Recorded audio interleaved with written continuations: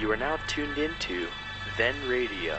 If you enjoy our videos, we ask that you consider joining our Patreon to support our channel. Don't forget to like and subscribe so that you never miss a new video. We hope you enjoyed today's episode, and as always, thank you for watching.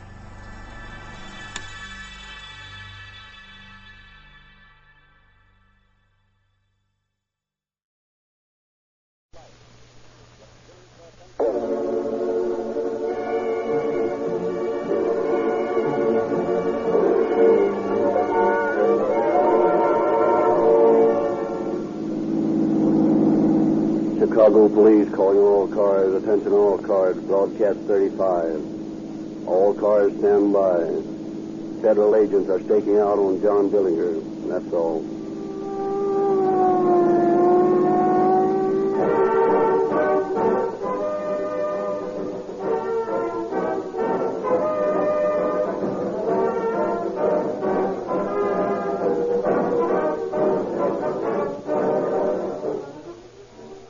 Here's a message for the motorist who does not feel that his car is performing as well as it should. It may sputter and jerk at starting. It may buck when you step down hard on the accelerator. It may be logy on the hill. Now it is possible that you may need the services of a mechanic. But before you consult him, make this test. Fill your tank with Rio Grande cracked with tetraethyl, the dependable performance of which is responsible for its demand by police and fire departments. Then put your car through its paces. You may be surprised to find out that the fault has been the gasoline you've been using and not the mechanical condition of your car. Rio Grande Cracked will bring out the best in your car. If it will not perform with Rio Grande Cracked, we suggest that you take it at once to a reputable mechanic. But make the above test first.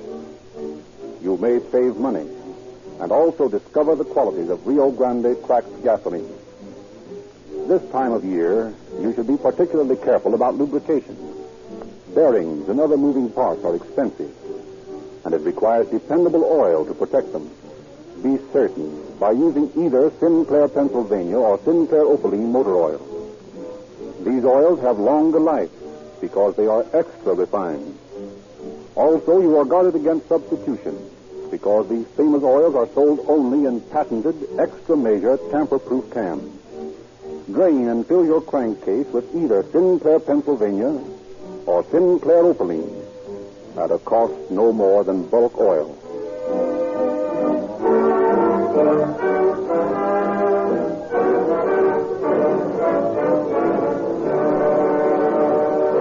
And now, Chief James E. Davis of the Los Angeles Police Department has a message for you. Good evening, Chief Davis. Good evening, friends. Just 4 months ago, it was my privilege to bring to you from Tucson, our sister city of the Southwest, a dramatization of the excellent police work of Chief Wallard and his men in capturing the Dillinger gang. On that occasion, I remarked that the next time Dillinger met an officer of the law, that officer might shoot first and talk afterwards. That is exactly what happened in Chicago just 72 hours ago at this time. Tonight, I wish to express not only for myself and my brother officers, but for the people of the Southwest, our admiration and gratitude to the police officers and federal investigators under Melvin Purvis, who Sunday night rid the nation of its public enemy number one.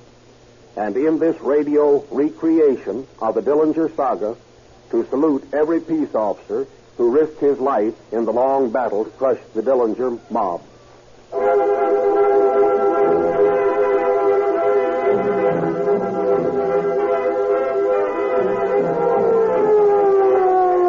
September 26, 1933.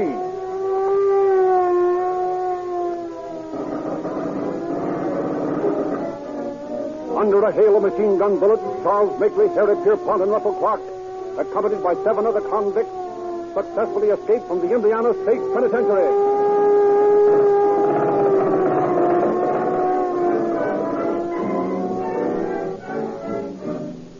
As the 10 desperate criminals disappear into the mists of early morning, all Indiana awakens to a reign of terror. A few days later in Lima, Ohio, you the sheriff? Yeah? You holding John Dillinger here? Yeah? We've come to get him. Who are you? Officers from Michigan City, Indiana.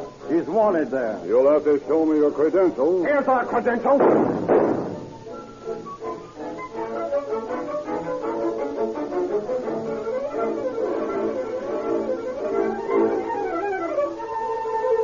Terror spreads throughout the Middle West. Hysterical fear mounts. Not since the days when Jesse James rode the prairies have respectable citizens lived in mortal dread of ruthless outlaws. Dillinger is loose. Indianapolis, $21,000 taken from the Massachusetts Avenue Bank. New Carlisle, Ohio. Bandits take $53,000 from New Carlisle Bank in daring daylight robbery. Harrow, Pennsylvania. Hold up a Harrow Bank. Lost $24,000. Daleville, Indiana. Hold up and lost $3,500. Mount Pelier, Indiana. $12,000 fall from the Mount Pelier Bank. Racine, Wisconsin. Hold up of the American Bank and Trust Company. Lost $27,000. Greencastle, Indiana. $74,000 bank robbery.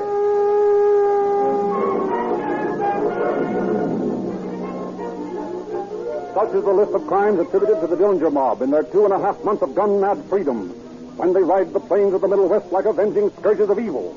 Careful traps set for them are laughed away in a hail of bullets from the gangsters' guns, which claimed the lives of Police Sergeant W.P. Shanley of Chicago and Indiana State Patrolman Eugene Teague. Outraged public opinion is demanding the lives of these mad messengers of doom, when, like a screaming flock of harpies, they descend on East Chicago, Indiana in early January. Each with the latest model submachine gun hooked under his arm, Dillinger, Makeley, Pierpont, and Clark burst into the First National Bank of East Chicago. Those men have got guns! This is a stick-up. Everybody stand still. Now look here, my good man. Stand still, I said. Clark. Yes, John. Keep these people covered. Right. Charlie and I'll go through the tills. I'll take everything in this place in less than 3 minutes. Come on, Charlie. Oh, look, there's a policeman. Where? Outside. He sees something wrong. He's coming in. Look out, son. Here comes the cop. Hey, what's going on in here? Oh! That's what's going on, copper. Why didn't you tell me there was a bull coming in, Harry? I didn't see him. Better keep your eyes open in the future. It's healthier. Got all the stuff, John? Yeah, everything that was loose. Let's get out of here. Okay. All right, you folks, just stay where you are. Unless you want to dose of lead poison like this copper's got.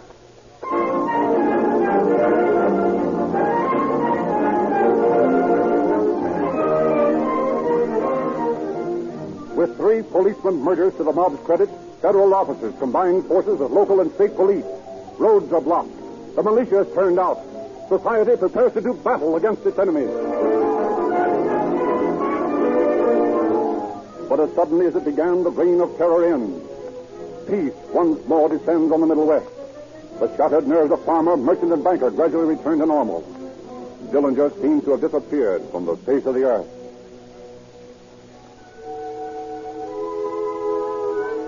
A pale desert moon casts its transparent coverlet over the jagged crest of Mount Lemmon. From a sandy wash, a coyote howls at the silent squall that broods above him, thrusting its spiny arms toward the star-speckled velvet dome overhead. Across this scene of beautiful desolation comes a discordant note, a tinny, popular song, played by a 3-piece orchestra in a desert roadhouse. The place is a few miles from Tucson, Arizona. It is the night of January 24th, 1934. A couple of traveling salesmen at the bar scrape up an acquaintance with a drunken gentleman from Chicago who claims he's a racketeer. The 2 salesmen, kidding him, claim that they are safecrackers. Taking them at face value, the gentleman from Chicago invites them to go to his house for a drink. Sure, things got a little hot back east, so I came out here with a couple of pals to let two off. You figuring any stick-ups around here? No, are you? You never can tell. You're a damn fool to try it. Why? Say, there are only 2 roads out of Arizona. And every Indian on the reservation knows the country better than you do. You could never make a getaway. Yeah. Maybe you're right. Hey, I got some new equipment here. Like to see it? Yeah, sure. Just a minute till I open up this door. Say, will you look at that? Yeah. It's the real thing, all right. It is the new super caliber machine gun. Takes a 35.1. Gee, that's quite a weapon, isn't it? Weapon? I'll say it is. This baby's dynamite. Rip a hole in you big enough to drive a truck through. Well, I think we better be getting to bed. It's pretty late. What's the hurry? Charlie will be in soon. Who's sorry? He's my partner. You ought to see him handle a sawed-off shotgun. No, I think we better go to bed. Glad to meet you, pal. Yeah, sure. Oh, so long. So long. Well, I'll be a lot of expensive. Listen, Harry, that guy's the real thing. You isn't kidding. You're selling me? Listen, I think we better report him to the police. Yeah, but that's taking a chance. If he isn't somebody they're looking for, he might put us on the spot. Yeah, if he is, and he wakes up tomorrow morning and remembers what he told us, he might put us on the spot anyway. Maybe you're right, Harry. Let's report him to the police right now.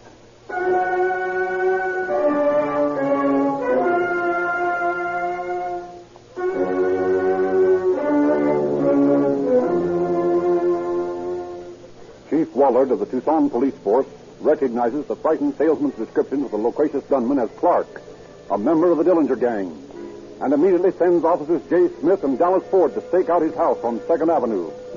After a little wait, a man leaves the house, is arrested, brought into the chief's office, and identified as Charlie Maitri.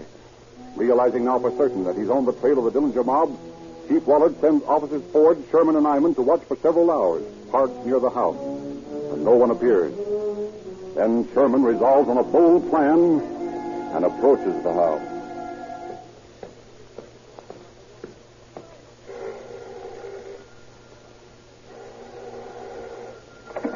What is it? Does Mr. Clark live here? Yes.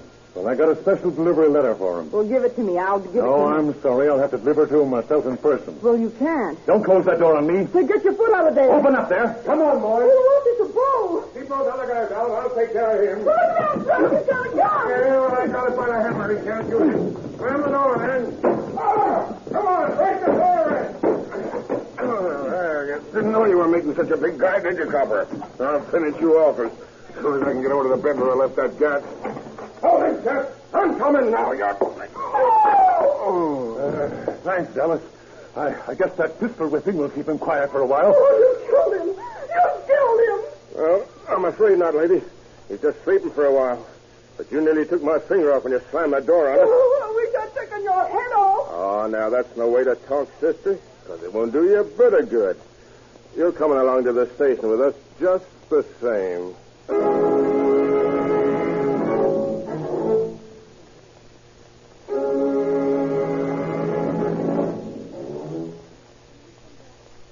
Clark, still unconscious, is taken to the police station, where his bruises are dressed, and he is identified by Mark Robbins, identification expert of the Tucson Police Department. Shortly afterward, motorcycle patrolman Earl Nolan picks up Pierpont as he's leaving a tourist camp. The stakeout is resumed on the 2nd Avenue house. In the early evening, just as the dusk is deepening into night, a car pulls up across the street from the house and a man gets out. Detective Heron is 5 steps behind Dillinger when the bandit stops in his tracks at the sight of blood, which had fallen on the porch steps when Clark was taken out. Heron steps up to him as Dillinger wheels around, hands in his coat pocket. Put up your hands, Dillinger. What is this? A stick-up? No, it's an arrest. Put him up. I'm pulling the trigger. Arrest? What for? What's the charge? Fugitive from justice will do for the time being. Walker, Mullaney, cover that dame in the car over there. No, you don't, Dillinger. Feel that in your ribs? Now, don't get fancy. I'll let you have it. Now, if you don't mind, I'll relieve you of your gun. Sure, man. One on either side. And now, if you'll lower your hand... All right. Come on. Cut out the politeness. Put the braces on and let's get down to your lousy jail. I won't be there long anyway. There ain't a jail in this country strong enough to hold me.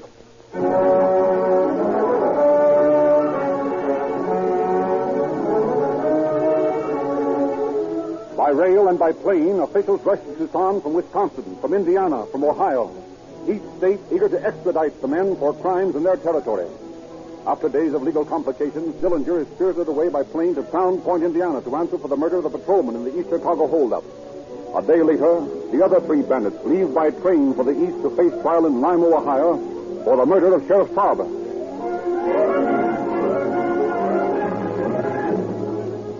Ohio Justice is swift. Harry Pierpont and Charles Makeley receive mandatory death sentences, and Clark is imprisoned for life for the murder of Sheriff Trouser in Lima.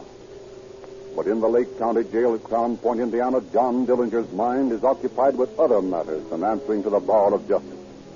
His strange activities arouse the curiosity of Herbert Youngblood, his Negro cellmate.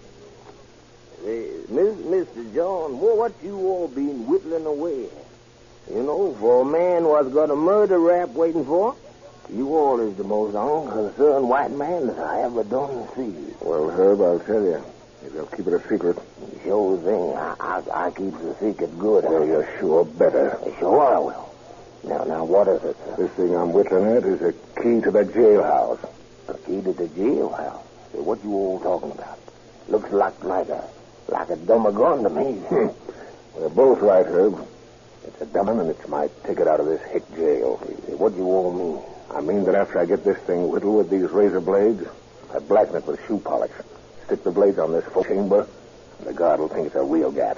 Yeah, but that's awful chance you to take, Mr. Young. Better than the chair, ain't it? Well, I suppose it is. I'll only need it until I get the guns in the sheriff's office. Say, Herb, I might want a partner. How about it? You all mean you won't take me with you? Sure, if you got the guts. Why, sure, I've got the guts, Mr. John. Okay, Herb, now here's the idea. We'll wait until the guard brings us our chow.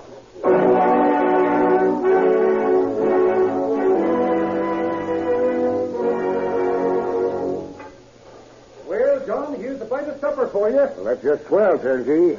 And now you can stick 'em up. Wait, what? Shut up. Don't shoot. Get in here, quick.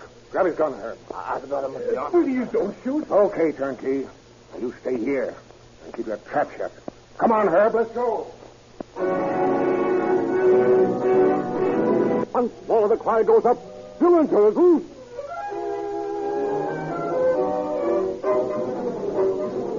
But Dillinger eludes the dragnet that extends across 4 states. Officials declare that Dillinger will be shot on sight if he sticks his head inside Chicago. And the next day, Sheriff Holly's abandoned car is found on the Chicago side street. In the Lima, Ohio jail, Clark, Makeley, and Pierpont sit up all night, awaiting their delivery at the hands of their pal John. Earl Sarber, the murdered sheriff's son, strips them to their underwear, throws floodlights on the jail, and dares Dillinger to come and get his friend.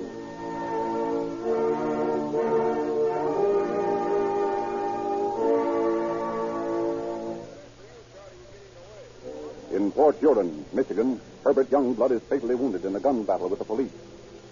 Before he dies, he admits that John has crossed the lake. The trail grows cold. And then in April, a tip comes that Dillinger is hiding out in the apartment of his sweetheart, half-Indian, Evelyn Frechette. Unaware that he's been spotted, Dillinger is enjoying a noontime breakfast with his girlfriend. Oh, John, it's swell to have you here. Yeah. Good to be here, Ev. I'm getting tired of jumping around like this all the time. Time to settle down. Draw breath without having to look around for bulls. I know, honey. It's tough. I don't think they recognize you now you've got your hair dyed red. You look so different. What do you mean, different? Don't you like me this way? Oh, I'd even like you bald, John. Yeah? Sure, anyway. That's swell. Come on, honey. Give me a kiss. Will I? Oh, babe, you got... Hey, what's that? What? The guys on the stairs. Wait until I look out the window. The bull. Hey, what is it? What do you mean, John? If I thought you'd spill anything... Oh, what do you take me for, John? A thing? Okay, but if I ever find out who tipped me off... honey, you ought to know better. Okay. Now listen. I gotta get out of here. You hold him off the front way. I'll take this gun and shoot my way out the back. Goodbye, honey. Oh, goodbye, John. Oh, be careful. Sure.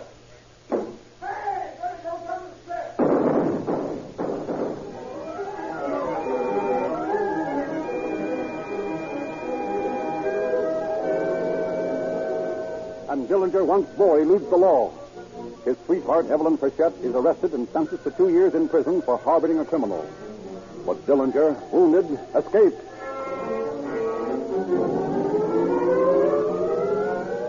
Joined by John Hamilton, Tom Carroll, and Homer Van Meter, the new Dillinger gang descends on the Warsaw, Indiana police station in a midnight raid that furnishes them with bulletproof vests, guns, and plenty of ammunition. And then they retire to a hideaway on Spider Lake in northern Wisconsin, which Hamilton had already prepared for them. Here they lay their future plans. Say, John, how about those two coppers in East Chicago? What two coppers? O'Brien and Mulvihill. The two that was to identify you for that bump off of O'Malley. Oh, yeah. Sort of bad having them run around alive. Yeah. Well, we have to see what we can do about that. I'm going to take care of those smugs if we can. That. Open that. Sounded like a jack. Put out all the lights in the joint. Grab your route and get out of quick.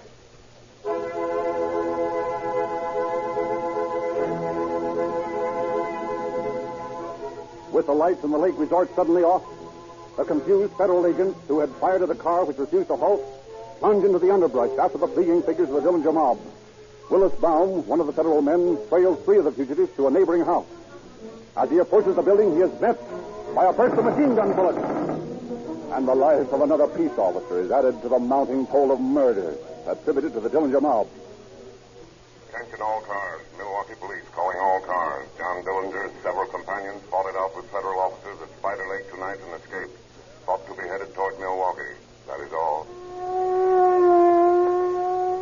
Calling all Cook County Sheriff's cars. Dillinger and several of his gang are reported traveling toward Chicago. Shoot to kill this time, boys. Detroit police calling all cars. Attention all cars. Be on the lookout for John Dillinger, reported bound for Detroit. Pick him up, boys.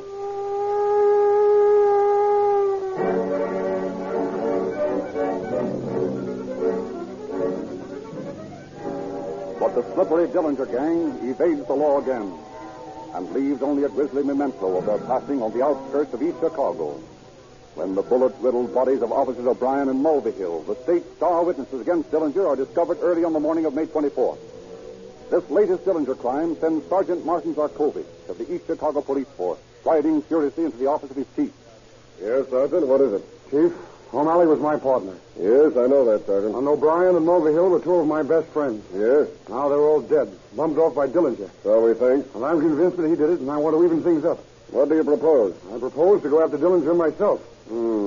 That's a pretty big job, Sergeant. I know it, Chief. But I want you to let me go about it my own way, and I know I can get that guy. All right, Martin. I believe in you. Go to it.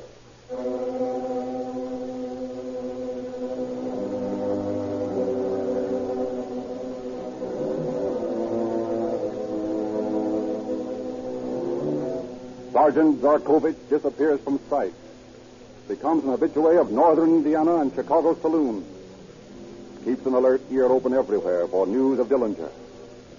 Through the boasting conversation of a drunk who talks too much, Zarkovich learns of a woman, who shall here be nameless, who has reason to hate Dillinger as much as he does. He manages to make her acquaintance, and finally to gain her confidence. Sure, I hate John. Why shouldn't I hate him? Why, if he hadn't talked Tony into joining up with him, Tony'd be alive and in my arms right now. Yeah, but I can't understand. You're seeing John all the time. Sure I am. I see him. I kid him alone. And all the time I'm wanting to cut his throat. Well, why don't you?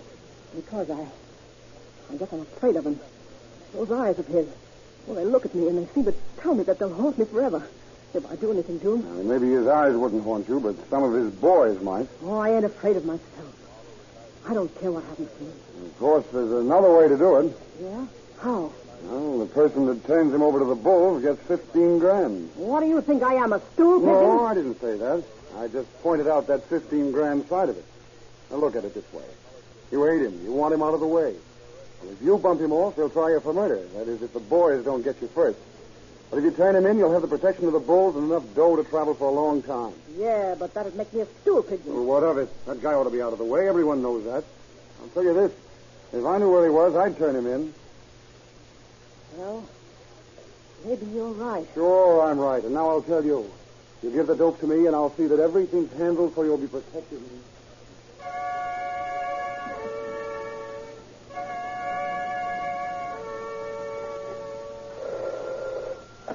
Department of Justice, Trouser speaking. Hello, Chief. Look, this is hot and it's straight. Dillinger is going to the Biograph Theater on the north side tonight to see Manhattan melodrama. You're sure of that? Absolutely. He goes there almost every night. Okay, and thanks.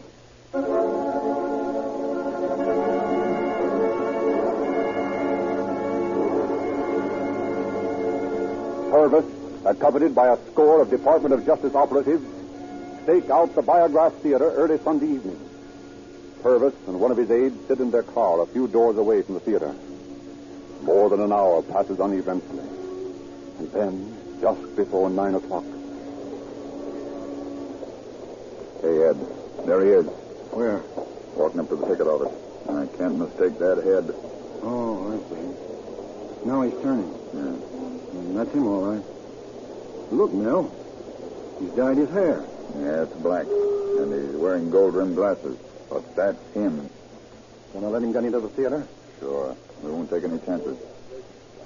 There, he's bought his ticket and he's going in. Keep your eye on the exit, Ed. I'm going to give the boys the final orders. Okay, Chief.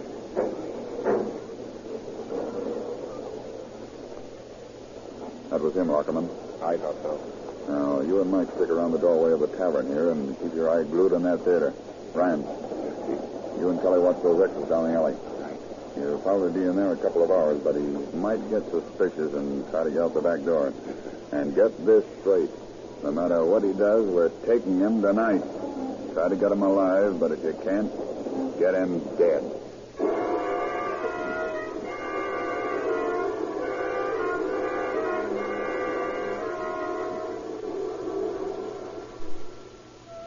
Two torturous hours are spent by the officers surrounding the theater. 2 hours and 4 minutes. And then the doors of the theater swing wide, and the shirt-sleeved audience throngs out into the sweltering summer night. Dillinger saunters onto the sidewalk, accompanied, so some reports say, by a young woman clad in red. Purvis closes in behind him. As Dillinger crosses an alley, Purvis waves his hand. 5 officers close in. Suspicious? Dillinger reaches for his pocket.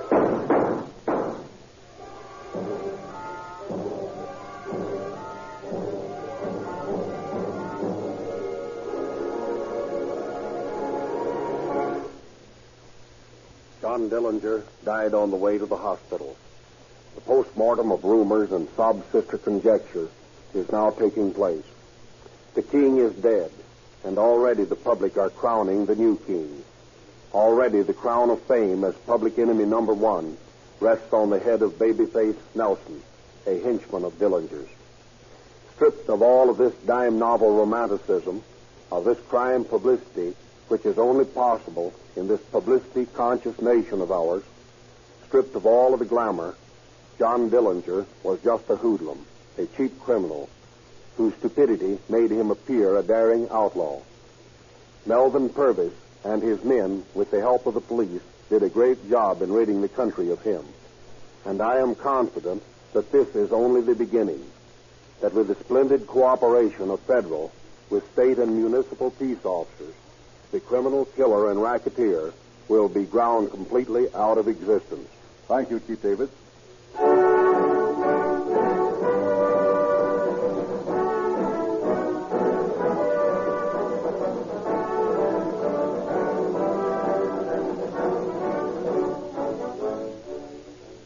When you see a fire engine roaring down the street, sirens shrieking, or a police car cruising grimly along the highway, doesn't it give you a thrill? And doesn't it give you a feeling of security to know that this vigilance is kept up 24 hours per day for no other reason than to protect your life and property and the lives and property of your fellow citizens? For jobs like these, the equipment must be kept in perfect mechanical condition, and no motor is dependable without positive lubrication. Sinclair Oils have a national reputation as a dependable lubricant. The Army, with all its trucks, tractors, and passenger cars, depend on Sinclair Oil. The Navy annually renew its contract with Sinclair for fine oils for its wide variety of equipment. 150 airlines, airports, and aircraft manufacturers make Sinclair Oils their standard. Now, ladies and gentlemen, you may have Sinclair Opaline, a premium motor oil in sealed cans at the low price of 25 cents per quart. The Army and the Navy depend on Sinclair lubrication. Is there a better guide for your judgment? By the way, Rio Grande has prepared for your information a complete list of forthcoming cases to be broadcast on Calling All Cars. Drive into your neighborhood Rio Grande service station tomorrow and ask for the Rio Grande radio log. It's free.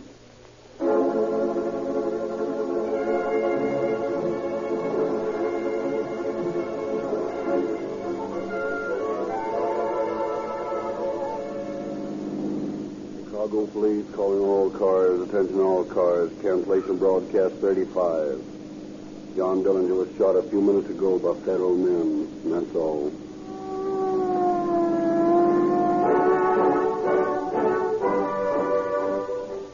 Tonight's special broadcast of Calling All Cars was written and produced by William N. Robeson. The orchestra was conducted by Frederick Stock, and the following cast appeared. Mary Tuthill as Evelyn Frechette, Clara Nita Burt as Opal Long, Martha Wentworth as the unnamed woman, Hanley Stafford as Dillinger, Richard LeGrand as Clark, Sam Pierce as Sergeant Krakovic, Lindsay McHarry as Purvis, Truman Ames as Pierpont and Chief of Police, Robert Frazier as Sherman, O'Malley, and the Turnkey, Stuart Wilson as Makeley and Heron, and Charlie Lung as Ford, Youngblood, and Van Meter. Sound effects conceived and executed by Lloyd Creekmore. This is Frederick Lindsley saying good night for the Rio Grande Oil Company.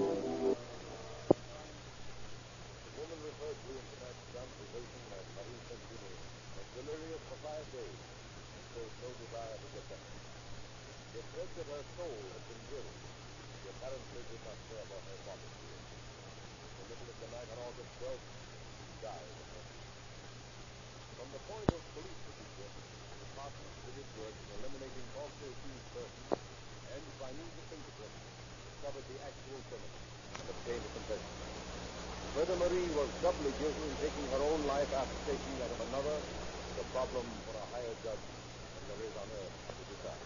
On earth to decide. On earth to decide. On earth to decide. On earth to decide. On earth to decide. On earth to decide.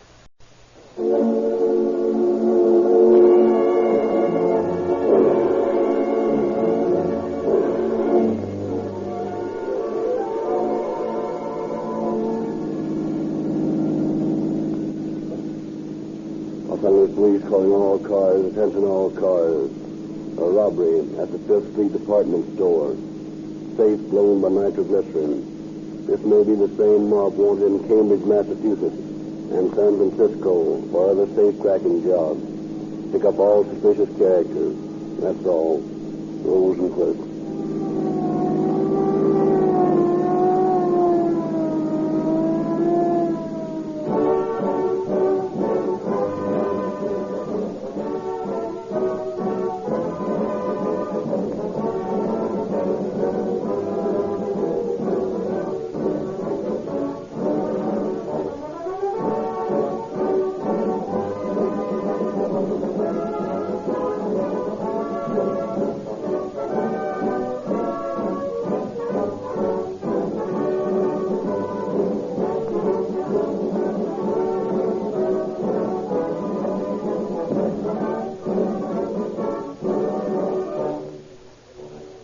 Ladies and gentlemen, Rio Grande has set a new standard by which to judge gasoline value.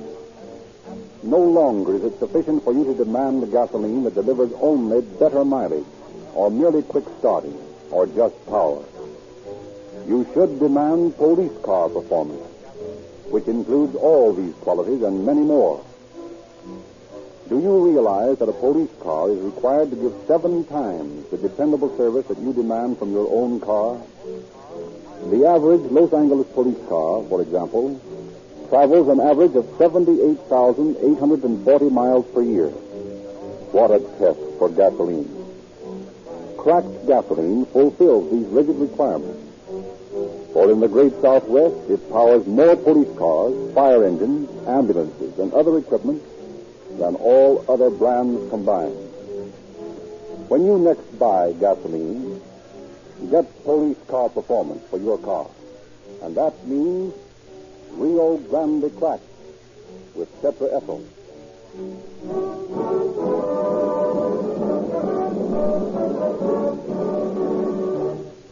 It is usual at this time to present Chief James E. Davis of the Los Angeles Police Department. But unfortunately, Chief Davis has not been able to appear for the opening of this program. But we shall hear from him at the close of the program. We present the Nitroglycerin Parson.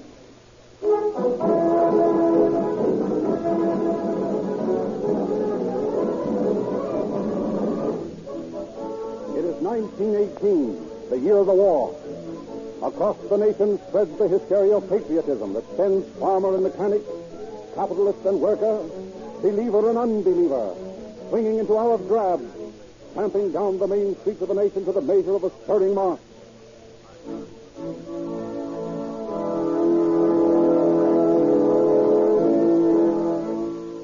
In a little white church in San Diego, the Reverend Herbert Wilson also hears the distant strains of patriotic music, feels the call to serve his fellow men at the front.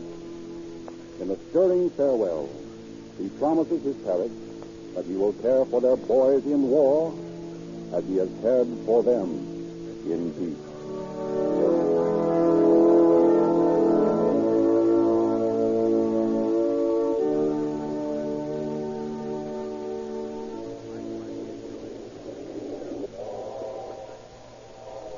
That night, accompanied by his brother Louis, the Reverend Wilson boards an eastbound limited.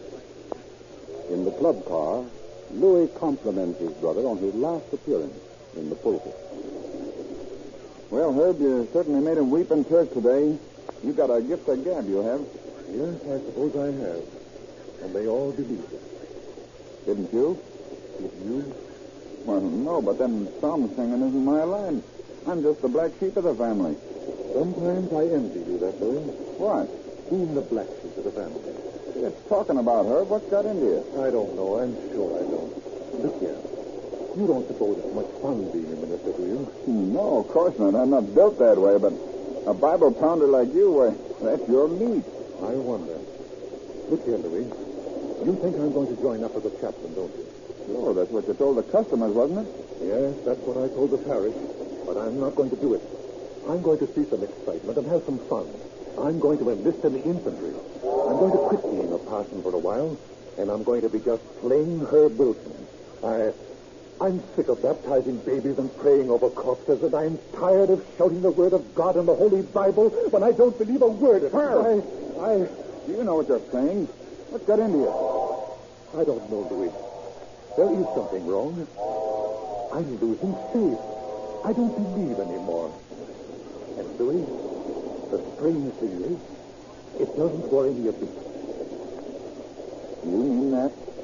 Yes, I'm sure I do. And you want excitement? Yes, Louis, yes. And you want to be a black sheep? Yes. How would you like to do all that and make some money at the same time?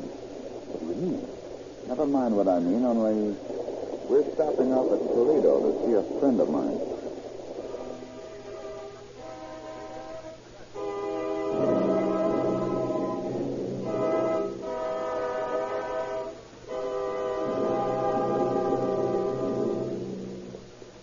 Harris, I want you to meet my brother Herb.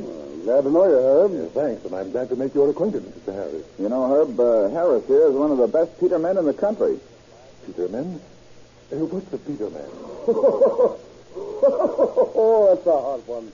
Louis Wilson's brother doesn't know what a Peter man is. Well, you see, Harris, Herb's a preacher. Oh, a preacher? Yeah, but he's sick of it. He told me he wants some excitement, and I figured that he'd get more of it traveling with us than he would going to war. Yeah, but, Louis, you haven't told me yet what a Peter man is. Well, Herb, a Peter man is a safecracker. A safecracker? Louis, you don't mean to tell me that... Well, Herb, you can't really clean up making an honest living these days. Yes, I know, but a common burglar. My own brother. Oh, don't take it so hard, Herb. It's more fun and pays better than peddling a gospel. Well, I don't know what to say. I'm shocked. Shocked beyond words. Well, you don't need to say anything. Just listen to me. In a couple more years, I'll have $1 million. I'll be able to retire from this business and settle down. Would you ever make $1 million in the religion business? $1 million? $1 million?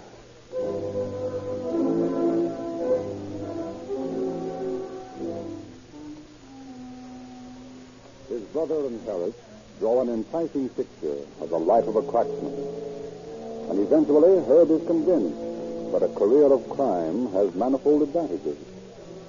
After much discussion, Herb is won over.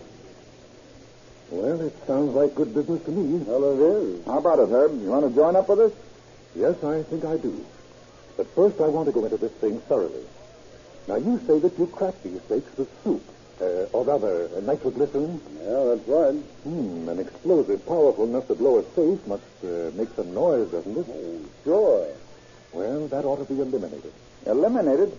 How the devil could you take the bang out of nitroglycerin? I don't know, but you boys should if you work with it. Hey, what are you getting at? We use the stuff the way it comes. Well, then you aren't doing a thorough job. Well, we ain't doing so bad. Maybe not. But I believe in knowing all about my tools before I use them. Now, take acetylene torches, for instance. What's the best type? No, I don't know anything about types. When I want to cut through a safe, I use a torch, that's all. Well, before I go into this business, I'm going to find out these things. Who's going to teach you? I don't know. But I'm going to find out.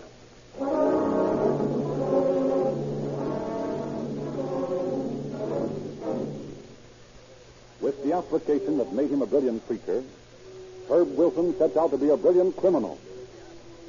He attends an industrial school in Detroit and takes a course in the operation of acetylene torches. He works in a safe factory in Ohio, acquainting himself with all the details of the construction of strong boxes. And then, to complete his education, he travels to Washington and spends days in the Bureau of Standards, studying the chemistry of high explosives and inspecting burglar alarms. His self-conferred degree in safe-cracking earned, he returns to Detroit and summons his brother, Harris, Joe Birchke, and Herbert Cox to his apartment. Boys, I told you I'd go and I'd find out all I could about this business of breaking boxes. Well, I have. I've studied every type of safe made in the United States. I know how to put any burglar alarm that buzzes out of commission. And I've worked out a formula for a new nitroglycerin that just pushes safe doors out without making any explosion at all. And I've got the finest acetylene torch there is, made especially for me. And now I'm ready to begin work. How about it? You boys want to work with me? Sure. Yeah, by golly, that sounds good to me. That's fine. But there's one condition, though. Huh? What's that, Rick? I'm the boss. You take your orders from me. Is that understood? Yeah, sure. Sure, that's okay. All right, then. I've got a swell mark picked out. We're going to break into the headquarters of Kroger Brothers, the big chain grocers. Kroger Brothers? Well, you must be crazy, Herb. Why, that safe is absolutely bulletproof. Yeah? Yeah, sure, Herb, but foolish to tackle such a big job at first. Well, I see you boys aren't interested. Oh, no, it's not. It's just a ticket to the pen. But you're picking too big a job. I said that I am giving the orders.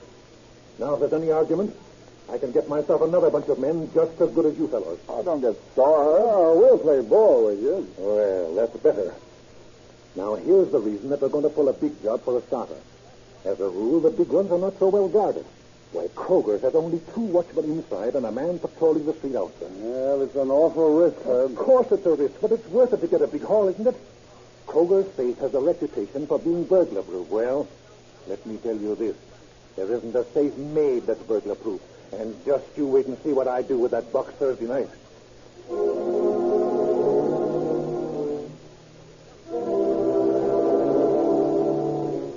On Thursday night, a big Packard sedan creeps through the shadows of the alley behind Kroger's store. It stops beside a manhole, and several men get out of it. Here. Hoist this manhole cover. This is our entrance to the place. Okay, give me that flashlight. I'll go in first. Hey, Herb, you sure you want me to lug this screen along? Yes, sir. We're going to need that. Come on, let's get in the place.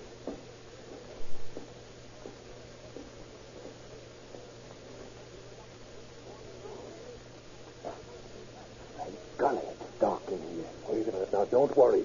You follow me and you won't trip over anything. Do you know where you're going, Herb? Do I know where I'm going? Of course I do. Well, where are we now? Well, we're in the basement of the building. Quiet now. One of the watchmen is due to come by here in a minute. Here he comes now. Pick him up and make it fast. Quiet. Quiet. Frisk him, Louis. Yeah. Here's his key. Flashlight. And here's his gas. They're good. Now, Louis, you keep your gun on him. And Cox, he looks about your size. You strip him and put on his uniform, and then you keep making his rounds and punching the clocks so they won't get wise that anything's wrong. Okay. Come on, Joe. We're going to get to that safe. You take that screen. Well, I'll meet you when I'm through here. The office is at the head of these stairs. Come up there. Okay.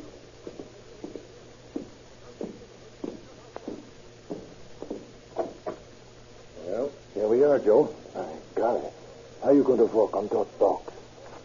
can see right in through the window, sir. Well, now, just you watch. Here, hand me that screen. First, we got to unroll it. That's good. There. Now, we fasten these supports at either end. Here we are. And then we set it up. There, how's that? A picture of a safe. That's right. Anyone looking into this dark room from the outside will think it's the real safe. And all the time, we'll be working behind it. Pretty smart, Herb. Well, I try to think of everything. Now, you get busy and short those burglar alarms while I'm laying out my stuff. This burglar proof of Crooks is going to be a cinch.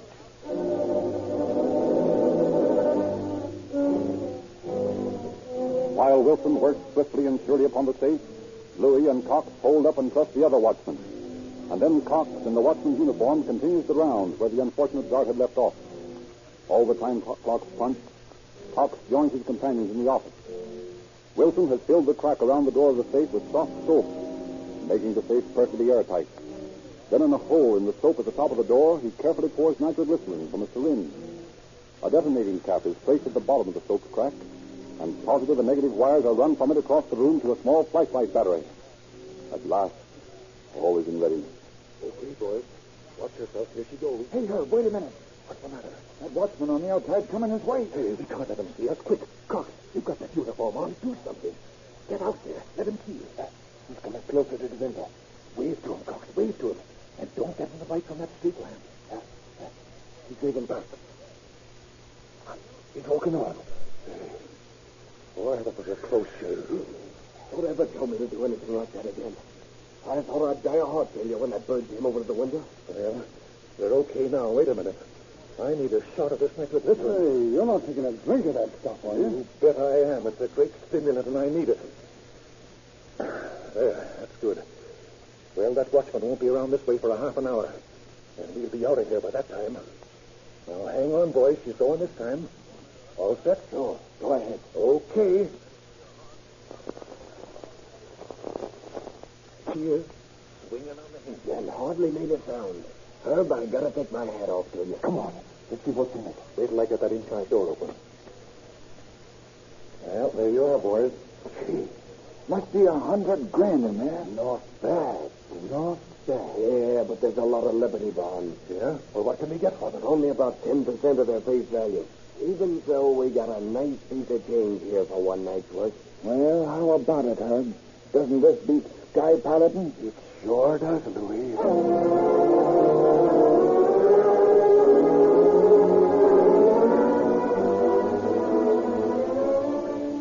His technique, a proved success after the Kroger job, Wilson goes on an orgy of safe cracking, culminating a week later when he and the mob break open 9 safes in one Detroit office building on the same night. The police are frantic, and while they fume, Wilson and his pals laugh in their apartment hideaway. Say, boys, this is the funniest thing in a month of Sundays. What's that, Herb? Why, this newspaper story. Listen, just get a load of this. The largest police dragnet in the history of the city of Detroit was ordered today by the chief of police following the crime wave in the Stratton building last night, when 9 safes were broken open and cash and securities valued at hundreds of thousands of dollars were stolen. The police are arresting all robbery suspects and rounding up all suspicious characters in an effort to apprehend the criminals. Lot of good that'll do them, rounding up suspects. Right, because we aren't suspects. I wouldn't have anyone working with me that has a police record. You sure take more care than any Peter man I ever saw. You're right, I do, and it pays, doesn't it? Why, the way we work without leaving the slightest clue, not even a fingerprint stay. We'll be on Easy Street and out of the business before anyone knows we're in it. Yeah, but we can't be retired this minute, and we're always taking a chance, you know. Yeah, that's right. But, boys, I've got a job planned that'll get us out of this business forever. Yeah? Yeah, what is it, Ed? Well, there's a fortune in the safe of the Maccabees' national headquarters in this town. The Maccabees? Oh, you're crazy, Herb. Nobody can take that ball. Yeah, that's what you think. Why, there isn't a Peterman in the country that would even try it. You're wrong there, Cox. Here's one. An awful chance. Not so awful as you think. I'm going to take plenty of time on the build-up, and when everything's set, we'll just walk in there and break that box. But, Herb, that says built like a battle. Yeah? And there isn't an armor plate made that my acetylene torch won't cut through. Oh, gonna use a torch on it. Yes, sir. We're going to do this right. It'll take time, but it's worth it. And it'll be our last job. Our last job? What do you mean, Herb? Well, we can all retire afterwards. Yeah? How come? How come? Because there's $13 million in that safe. Long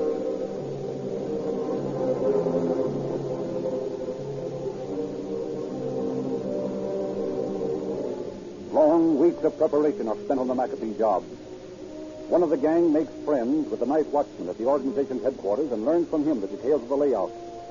Plans are made down to the last detail for the destruction of burglar alarms, and dollars are obtained on which to transport the acetylene tanks into the office. Finally, on a Saturday night, everything is in readiness. One by one, the guards are overpowered and locked up in closets. One by one, the 13 burglar alarm boxes are put out of commission. Then, all precautions taken, Wilson unwraps his equipment. The gas tank is wheeled in, and donning an asbestos apron of his own invention, the Nitroglycerin Parson lights his torch and sets to work on the master's face. Like a knife through teeth, the hissing blue flame of the torch cuts through the thick steel box. Deeper, deeper as the hours of the night wheel on. Closer, closer to a tremendous fortune. The members of the gang crouch around the leader, watching with eyes gleaming with avarice as the hooded figure of the monster cracks and bends over his work. Finally, toward dawn, Wilson raises his hooded head. Well, only another quarter of an inch to go, boys. Hurry up, Puff. It's getting late. Well, it's just a matter of a few seconds, and then $13 million. Yes, sir. Hey, what the... What's this loose? I don't know. What'll I get this knife for? Wait a minute. I want to take a look at that tank. Well, that's that, boys. We're out of gas. Out of gas? But a quarter of an inch away from $13 million. Quiet. Well, that's the way it stands. Yes? What are we going to do? Well, what can we do? We can't get gas any place at 3 a.m. on Sunday morning. You could use nitro on it. Yeah, if we had any. Oh, that's right. You didn't bring any with us. Well, it won't do any good crying about it. We've got to take it on the lam right now, boys. Come on.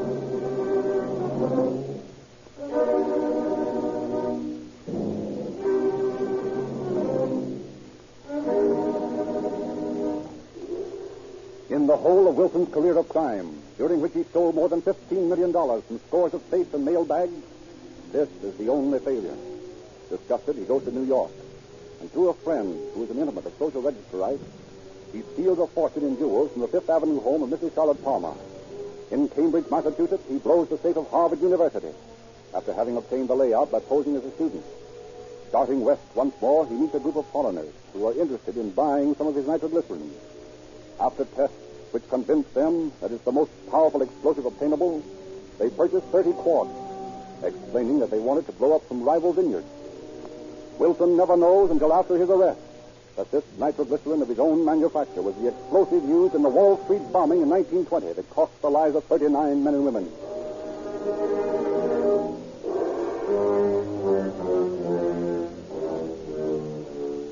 Wilson is spending a few days in Detroit in December 1920 when he receives a wire from his confederates that there is a soft mark in San Francisco.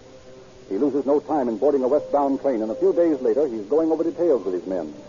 The mark is Hale Brothers Department Store. Already the gang has planted a girl confederate at the hosiery counter of the store. And already one of their number, posing as a census taker, has gained the confidence of the night watchman and learned the details of the burglar alarm system. On the night of December the 5th, Wilson and his gang force their way into the place, and quickly subduing the guards, they dash up to the cashier's office on the 4th floor.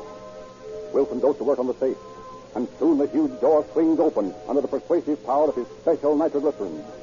There remains only a steel partition within the safe that must be drilled with Wilson's motor drill. Herb steps inside the safe to finish the job. Herb, look out. What's the matter? That wire mat in front of the door. Looks like an alarm to me. Yeah, that was a close one. Let me see. Yeah, I guess you're right, Cop. You better go ahead and short it out, and I'll collect up the motor while you're at it. Okay. There's a light socket up there over your head. Where? Oh, yes, I see.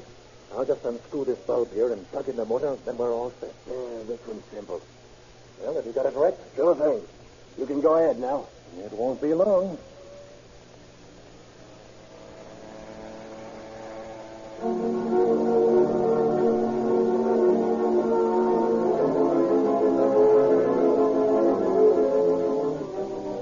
And it wasn't long.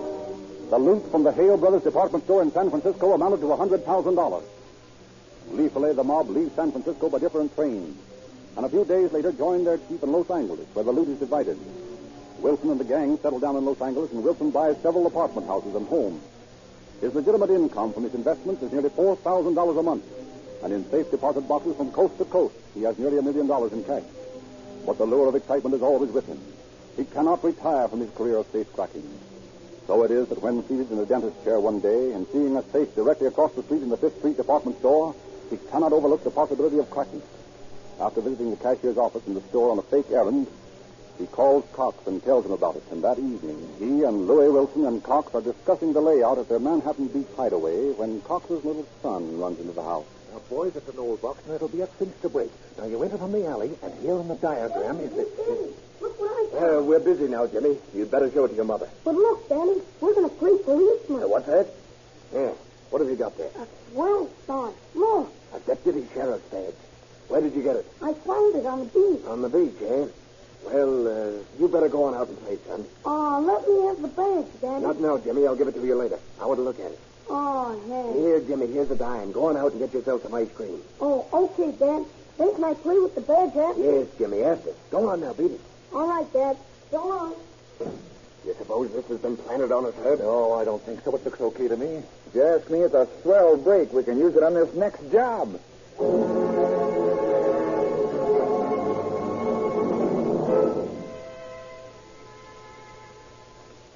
The deputy sheriff's badge does come in handy when the Wilson gang blows up the safe in the 5th Street department store. But the master criminal seems to be slipping. At least he's getting careless. For he drops the badge at the scene of the crime. Through this clue, a police investigation starts, which takes months, during which Wilson has taken to robbing the mail. But an investigation that through Cox's son, who had found the badge, leads to Cox himself, and from Cox's confession to Wilson. It is early morning, 2 days before Christmas in 1921. The peaceful sleep of Mrs. Wilson, faithful, innocent, unsuspecting wife of the arch criminal, is disturbed. She raises on her elbow, shakes her husband.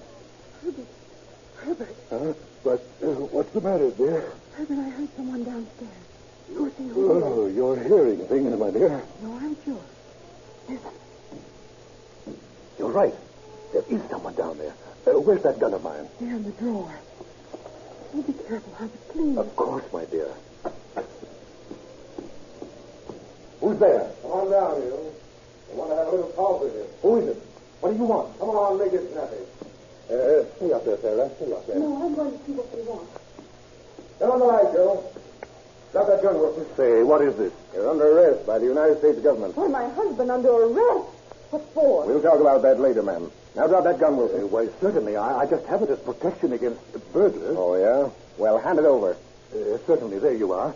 And now may I ask the purpose of this uninvited visit? This is not a social call. I've already told you you're under arrest. Well, there must be some mistake. My husband is a retired clergyman. Maybe that's what you think, ma'am. But that isn't all he is. We didn't come to arrest the Reverend Herbert Wilson, retired clergyman. We are here to get Herb Wilson, mail robber. Mail robber?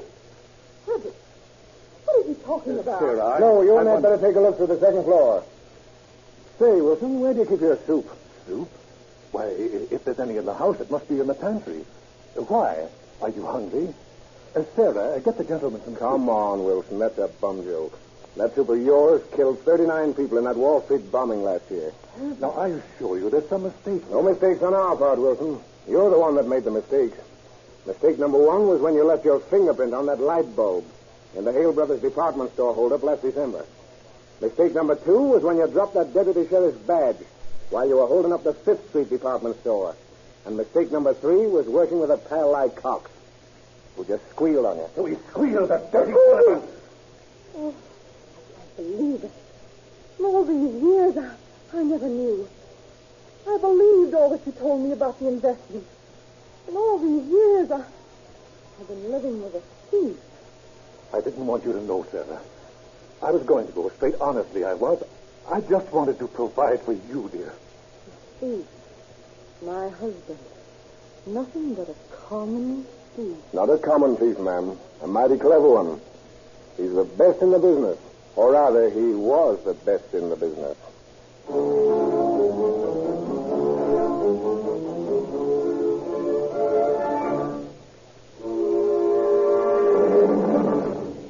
Wilson was a hard prisoner to handle. He plotted one jailbreak in which his partner Cox was killed. Then he planned another, which was successful. but which resulted in liberty for him only overnight. Finally, he was tried and sent to San Quentin for life. 6 times after his incarceration in the state penitentiary, he was taken out to testify for the state against one-time members of his gang, with the result that every one of his confederates are either now serving time or have met violent death.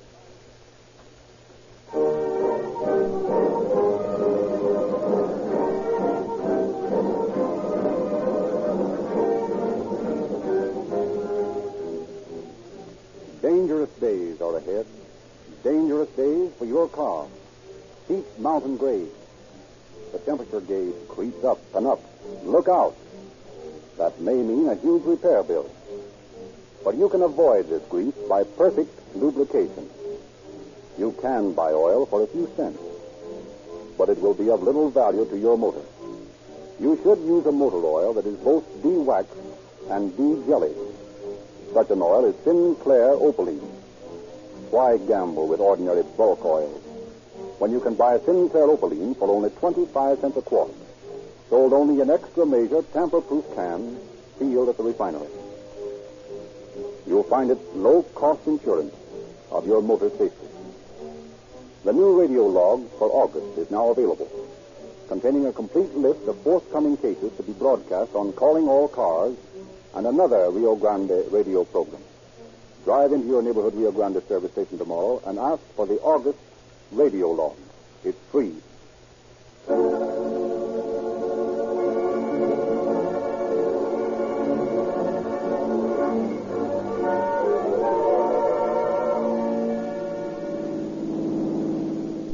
Police calling all cars, attention all cars. Cancellation broadcast 36 regarding a safe cracking. Suspects in this case now in custody.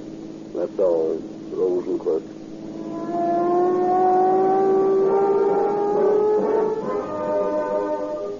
Ladies and gentlemen, we regret very much that Chief Davis was unable to appear tonight on this program. But he will be with us next week at this time. Calling All Cars is based on confidential police files and is written and produced by William N. Robeson. The orchestra is under the direction of Freddie Stark, and this is Frederick Lindsley saying good night for the Rio Grande Oil Company.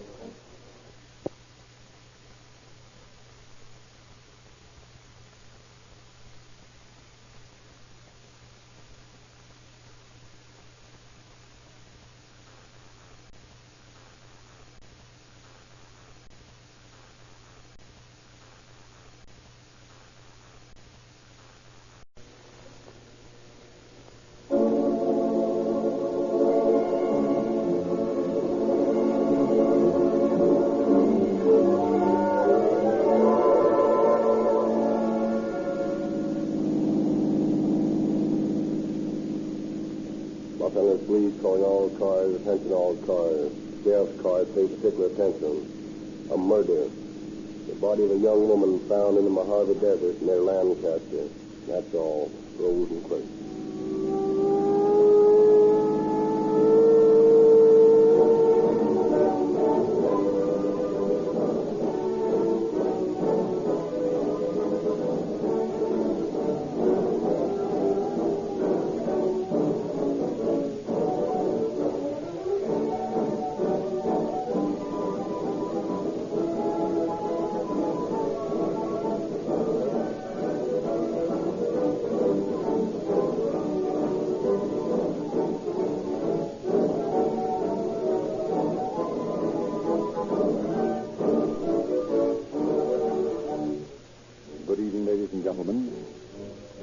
When you buy gasoline, do you give any thought to your purchase? Or do you buy just any gasoline?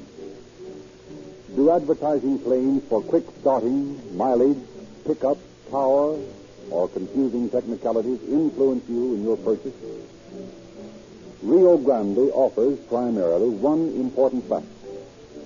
Rio Grande Crack gives you police car performance in your gasoline. That is why in the great Southwest, where Rio Grande products are sold, so many police cars, fire engines, ambulances, and other emergency equipment are powered by Rio Grande Crack. Police performance in the gasoline demands all the qualities you hear or see advertised. Quick starting, pickup, power, mileage, uniform quality. When you buy Rio Grande cracked, you know that all the best work and all the test work on gasoline has been done for you by those to whom gasoline quality means most. And the overwhelming approval of Rio Grande cracked by police and fire departments is your proof that you cannot buy a better gasoline for your car. Buy Rio Grande cracked for dependable, satisfying performance, and it will settle your gasoline problem for good. And now, Chief James E. Davis of the Los Angeles Police Department. Good evening, friends. At the annual convention of the International Association for Identification, just closed at Long Beach, the Los Angeles Police Department Bureau of Identification was voted the most efficient of its kind in the United States. This bureau was organized several years ago under the direction of Captain Howard L. Barlow, who shares with me his enthusiasm for an international fingerprint system which will place in the files of the federal government fingerprints of all criminal types, readily accessible to law enforcement agencies.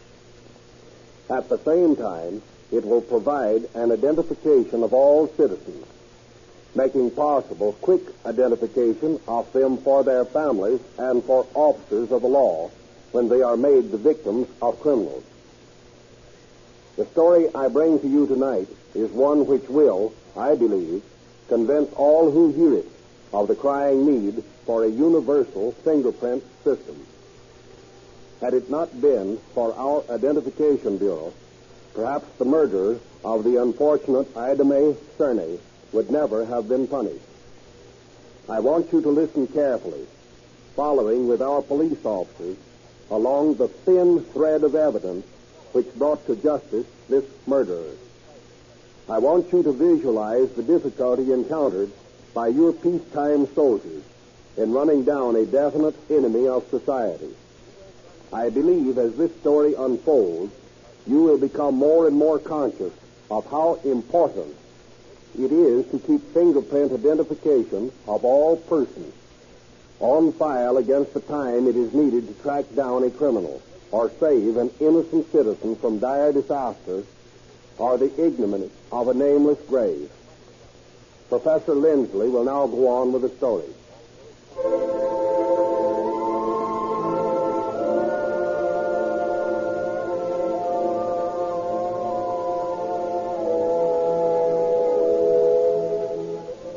It is the 22nd of October in 1932. In the Los Angeles County Sheriff's substation at Lancaster, in the Mojave Desert, a summer languor still lingers on the hot breezes coming across the sagebrush. Flies buzz against the screen, and nothing, it seems, ever happens in the sleepy little desert town. When suddenly the siesta silence is broken as a wild-eyed desert rat rushes into the office. There's the sheriff. I gotta see the sheriff right away. Are you the sheriff? No, I'm deputy in charge here. The sheriff's in Los Angeles. Yeah, what's the matter? I just found a dead woman off the road. Huh? A dead woman? Where? On the road, about 5 miles on the turnoff to my old ranch. Who are you? My name is Fred Shaw. I'm on my way to Little Lake. I got a job up there. And about a month ago, I tore down this shack I had down the road. It was a mining claim, and there was nothing on it. Well, how about the dead woman? I'm coming to that. So I forgot a nail bar at the shack, and I'm going to need it in my shop at Little Lake. So I dropped by the shack to get it. When I turned up the road, here was this dead woman with no clothes on. Are you sure she was dead? Oh, yeah, she was dead, all right. Where is this place? Well, it's about 5 miles north and a half a mile east off the main road. Show me on the map. Yeah, let's not say if it is, yes. Here, it is right here. Well, that's over in San Bernardino County. Now, I'll call Sheriff Sharp right away.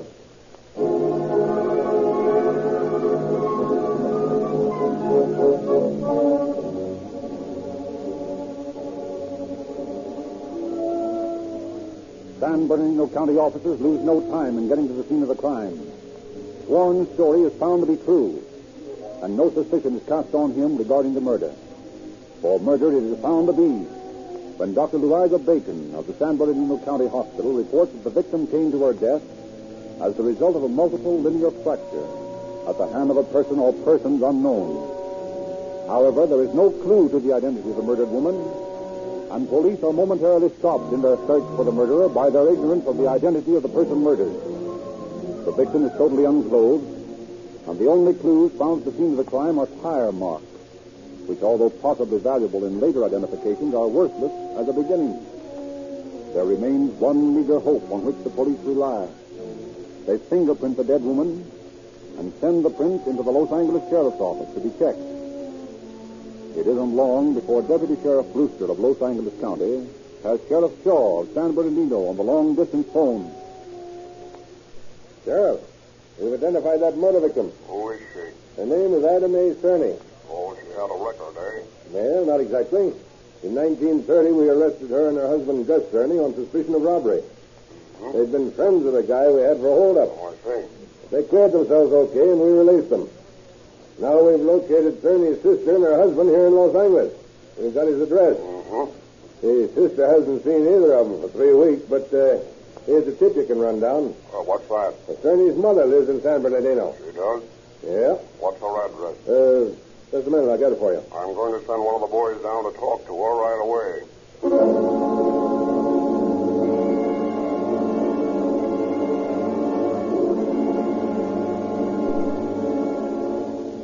Deputy Sheriffs Oxnard and Farley promptly visit Gus Cerny's mother.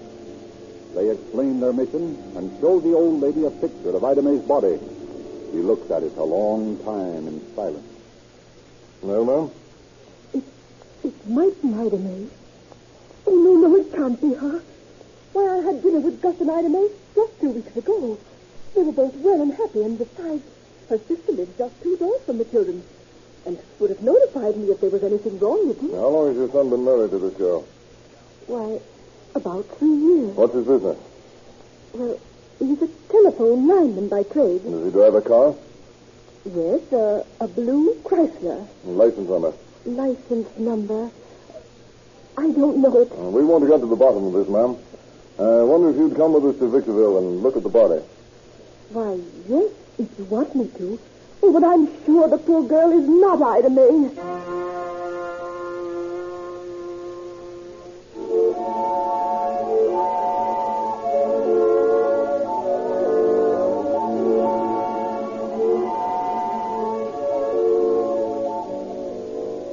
But the mother-in-law's conviction disappears in the mortuary in Victorville. And just before she faints, she positively identifies the murder victim as Ida Mae Cerny.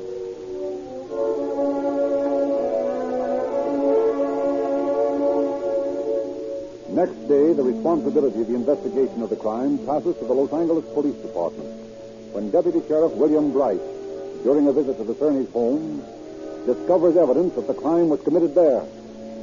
Within a half hour, Inspector Davidson and Lieutenant Philkes joined Bright at the little house on Laclede Avenue. Well, Captain, here we are. What's first? Your case, Inspector? Yeah. Well, not much sign of murder here in the living room. Perhaps not, but look into the bedroom here. Good Lord. Shambles. Come on, let's go over this room for fingerprints. Tinker, you want these blood-stained bed sheets for analysis? Yeah. I'd better cut away sections of this woodwork, too. Well, go ahead. Looks like whoever did it dumped out the contents of the suitcase from the way those clothes are strewn around the bed. Yeah, looks that way. Here's a cushion from a rumble seat. It's getting easier to reconstruct this crime every minute. As I read your thoughts, whoever did it killed her here and put the body into the rumble seat of the car and drove it out to the desert. That's about it. Well, I don't know whose car you'll be looking for, but here's a line on one car. What's this? A payment notice from the finance company for monthly installments on Cerny's car. You wouldn't be looking for that one, would you, Inspector? Well, you never can tell, Captain. Never can tell. Be a good thing to get the license number from the finance company anyway. I'd sort of like to talk to Cerny. Well, in any case, you'll want to talk to Ida Mae's cousin. Cousin? Yeah. Where she live? Just 2 doors down the street.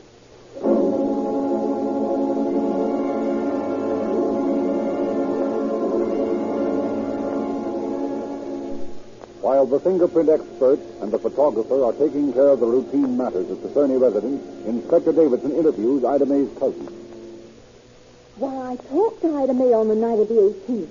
She and Gus were getting ready to go to Palm Springs to look for work, and she wanted to borrow a cord for her electric iron. So I lent it to her, and I told her to bring it right back, but she didn't, and I needed it to make coffee in the morning. Just a minute, ma'am. You didn't see her after the 18th? No.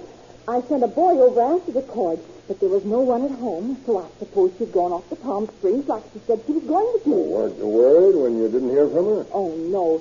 Gus and Ida Mae often went away and stayed a week without writing to anyone. Did they ever fight with each other? No. They always seemed very happy together. Oh, but I heard an argument once. Oh? Well, not really a fight, but Gus couldn't understand why Ida Mae didn't try to get some of the money that was coming to her from an estate or, I don't know, something. Oh, you'd inherited some money, huh? Well, yes, but, it was tied up in some way or another. And Gus thought she should try to get it right away because they were both broke. Well, of course, it's none of my business.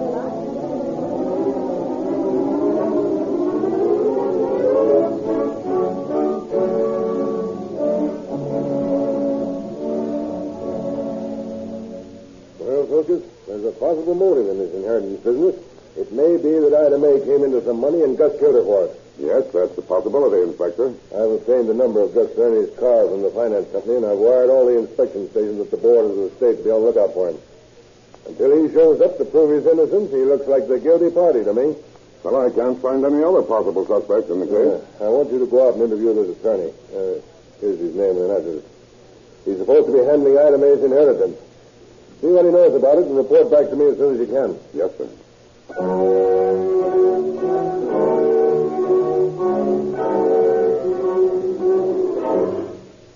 Why, yes, Lieutenant, I'm handling an inheritance for Mrs. Cerny. What does it consist of? Well, an aunt of hers died some time ago in Eaton, Ohio, and left her a tidy little sum, several $1,000s, which she was to get when she became 21. Yes? Well, Mrs. Cerny came to me recently and asked me to try to get her an advance of $800. $400 of this was to be put into the down payment of their car, and the remainder to be used for monthly payments. Was Mr. Cerny aware of this? Oh, yes. Matter of fact, he was quite agreeable to it. That is, to the down payment, but I believe they had some argument about the use of the other $400. Is that so? Yes. It seems Cerny wanted to use it for living expenses, and Ida Mae insisted that he should try harder to get some work. Well, was she in possession of any large sum of money at the time of her death? No, not to my knowledge. That is, certainly not from the estate. Thank you, Mr. Shoemaker. What you've told us clears up one angle of the investigation.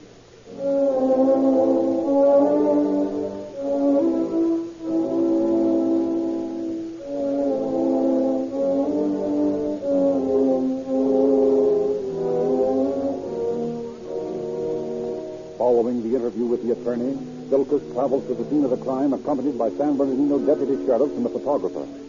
Minutely, they investigate the wheel tracks made by the murder car. There's a big difference in the tracks of these two rear tires. Notice, Sheriff, that although they're worn smooth in the center, you can see the bead at the side. See, the right rear has a sort of a knobby tread, and the left rear has a diamond-shaped mark. That's right, Lieutenant. We can only find a blue Chrysler Roadster. It'll be a cinch to spot it by the tires. But why he went to such an effort to cart the body all the way out here is beyond me. Well, Lieutenant, any desert rat could tell you that. Why, what's the answer? Simple. See these prints in the sand here around the spot where the body was found? Yes. Coyote tracks. They live north there on those low hills. The wind was fortunately coming from that direction up until the time we found the body. And then it shifted to the south, and the coyotes came. Now, if the wind had been right, the murderer of that woman would be beyond any possibility of capture. All that would have been left here would be a pile of bones.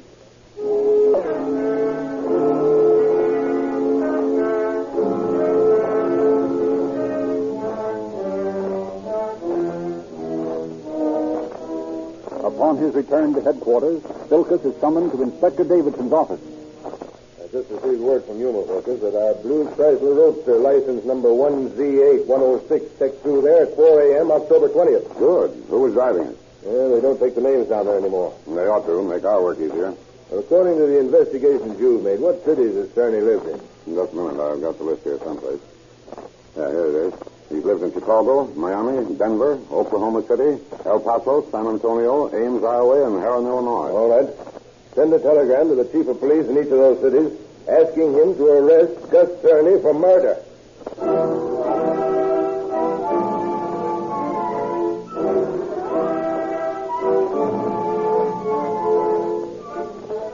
In an effort to discover more definitely what Cerny's destination might be, Bilkus once more interviews Gus's brother-in-law. Well, Mr. Harris, we've gotten word that Gus's car went through Yuma on the morning of the 20th. That looks bad, doesn't it? The newspaper we found in the house on McLeod Street was dated the 18th. That would seem to establish a murder around that date. 2 days later, he leaves the state. Anyway, we've asked the police in every town he's lived in to be on the lookout for him to arrest him for murder. Well, if he did this thing, I want to see him brought back and prosecuted to the fullest extent. Well, we police officers seldom meet an attitude like that, Mr. Harris. Well, what do you mean? Well, blood is thicker than water. Yes, I know. Of course, Gus is only my brother-in-law. But when I say I want to see him answer for this crime if he did it, I speak for my wife as well as Gus's other brothers. Well, that's fine, Mr. Harris, and it's going to make our job easier. Now, tell me, is there any more light you can throw on this case? Well, there's one thing that you might want to know. What's that? It's something the family had agreed to keep quiet about. Mm-hmm. Several years ago, Gus married a girl named Mary Young in Carbondale, Illinois. Later, he deserted her and her baby and came to California. He met Ida May and married her in Tijuana. About 3 months ago, Gus and Ida May went east for a visit. Now, I don't know whether Ida May found out about it then or not. But when Gus came back, he said he was afraid Mary's family would make trouble for him and Ida May. So, he's a bigamist in any case. Yes, I guess that's right. Well, thanks for that piece of dope, Mr. Harris. We'll wire Carbondale and find out if he's been there.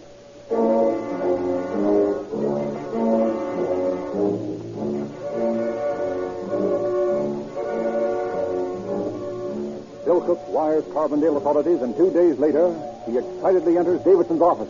Well, Inspector, the sale's getting hot. What do you got? Telegram from the chief at Carbondale. What does it say? Gus Cerny here, October 23rd. Left same night. Believed headed for Chicago. Good. Why the Chicago police? Now, wait a minute, Inspector. They're not sure he's headed for Chicago. And anyway, we've already asked Chicago as well as those other towns to look for him. Well? I found out today that Gus Cerny borrowed $10 from a gang foreman when he couldn't get his paycheck on the 19th. He's hard up. He's going to wire his family here for money as sure as I'm a day old. Fine. Then in that case, make arrangements with Western Union to send us any telegrams addressed to any members of the Cerny family. Well, but the family will cooperate. Mr. Harris said he'd let us know just as soon as they got word. Just the same, Filkis, we don't depend on that. Line up the Western Union and get any telegrams that are coming before they do.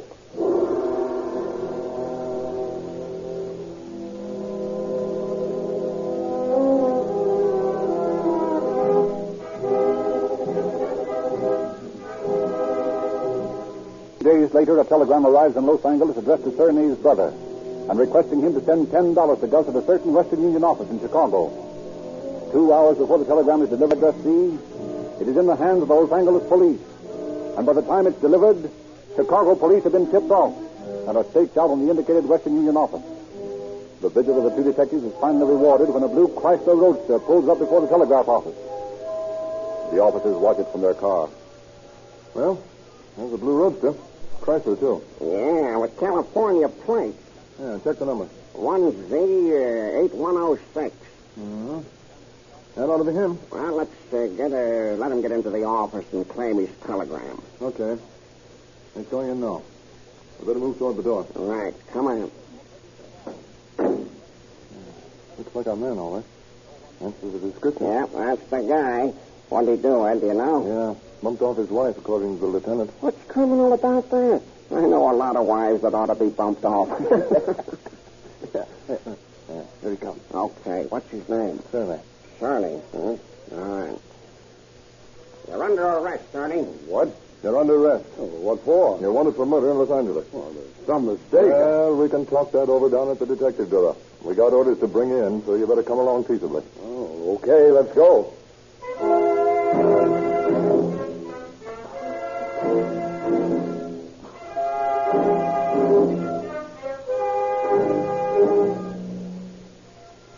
Gus Cerny maintains an uncommitting silence, he agrees to sign a waiver of extradition. Lieutenants Baggett and Silkus are appointed state agents by District Attorney Buren Pitt and sent to Chicago to bring Cerny back. Less than a week later, Silkus and Baggett face Cerny in the Cook County Jail. Well, I'm sort of glad to see you guys. The accommodations in this jail aren't exactly the same as the Palmer house. Yeah, I guess that's right, Tony. Have a good trip, Gus? Yeah, okay. I made pretty good time. Did your car hold up okay? Yeah, worked like a dream. Any tire trouble? Nope. Well, that is just one flat at Cobden, Illinois. And all the tires that were on your car when you left California are still on it, hmm? Yeah, that's right. But listen, fellows, what do you care about tires? You came after me, apparently. What do you want me for? Come on, let me in on it. Well, let's not go into that tonight, Gus. You're tired, and so are we. Go back to your cell. We'll talk to you tomorrow.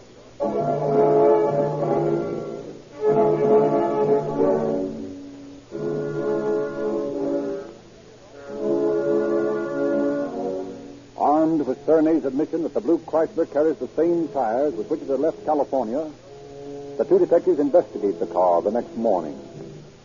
Now, let's see. The left rear was the diamond tread. It isn't on the car. Take a look at the spare. That might be the one he changed. Yeah, here it is, diamond tread. Same as the tracks in the desert. Now about the right rear. It's got notes on it. This is the car, all right. Okay, now let's get a look at that rumble seat. Cushion's gone. Check another time. Back it while I'm looking around this rumble seat. See if there's a toolkit in the car. Right. Yeah, here's one in the pocket. Fine, and look what I found. What? Under the mat in the rumble seat. Blood stain. Say, that guy must be nuts leaving all this evidence around. Let's see what's in that toolkit. Okay. Wrench, tire pump, screwdriver. Uh-oh. What's that? Looks like a lineman's tool. Cerny was a lineman, wasn't he? Yep. And look at it. Stained with blood. That's what he killed her with. Cerny is as good as swinging right now.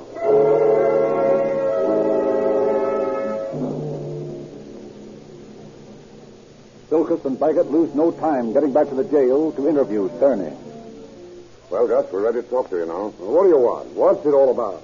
We're going to question you about the disappearance of your wife, Ida May, and your sudden departure from Los Angeles at the same time. Well, what do you want to know? Well, we already know that you killed your wife as she lay in bed in the house on Laclede Street.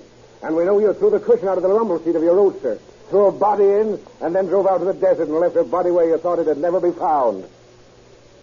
Now we want the whole story, Gus, if you choose to tell us. If you don't, we've got enough to hang you anyway. I guess you got me. I may as well tell you everything. You understand that whatever you say now will be used against you in court? I understand. Why did you kill her? I don't know. Did you kill her with this pair of pliers? I don't know. Maybe. I always kept a kit of tools in the kitchen. Maybe that's what I used. When did you do it? About 10 or 11 o'clock on the 18th, just after we went to bed. I was going to give myself up. I drove down to the city hall and sat outside for an hour or more, trying to get up enough guts to go in and do it. Was the body in the car then? Yeah. Why didn't you give yourself up? I don't know. What did you do after you left the city hall? Well, I drove out into the desert. I sat on the running board of the car out there for a long time trying to figure out what to do. And finally I took her out and left her there in the desert. Then what'd you do? I went back to San Fernando and tried to get my paycheck. And I couldn't. I borrowed $10 from the foreman, and then I went back to the house. So I packed my bag and I left for Yuma. I drove straight through and stopped in Carbondale to see Mary, my wife. When did you marry her? Who, Mary? Yeah. Oh, about 8 years ago. You ever been divorced from her? No, sir. Did you go through a marriage ceremony with Ida May in Tijuana? Yes. Knowing at the time you weren't divorced from Mary? Yes. Is it true that you feared revenge from Mary or her family because you were bigotiously married to Ida May? Where did you hear that? Never mind. Is it true? You've been talking to Harris. That's what I told him. Is it true? No, Mary wouldn't do anything to me. Why, she's the sweetest girl in the world. She's been willing to take me back. Why did you kill Ida May? I don't know. Was it because you wanted to return to Mary and your child? I don't know. I tell you, I don't know. I did it, and I've confessed. Now let me alone. But I don't know why I did it.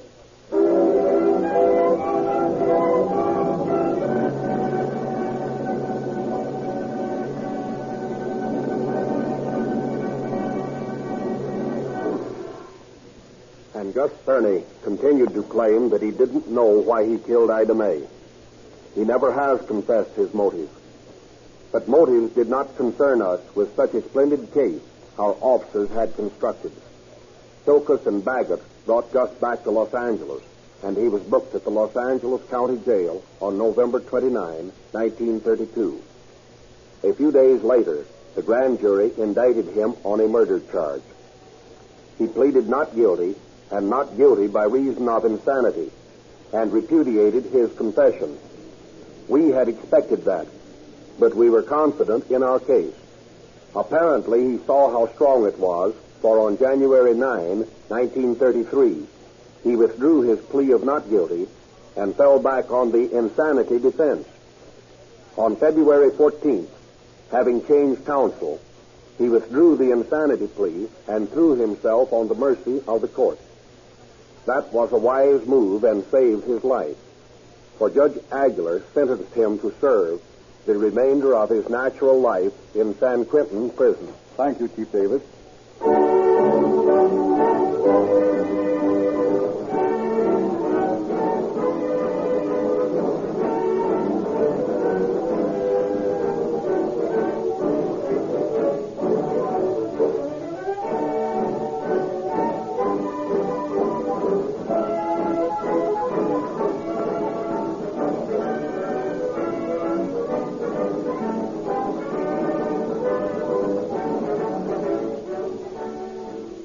Just as police, fire, and other emergency equipment in your cities and counties depend upon Rio Grande cracked gasoline, so the internationally known Sinclair oils are used and approved by public service companies and corporations whose judgment on lubricating oils you may well respect.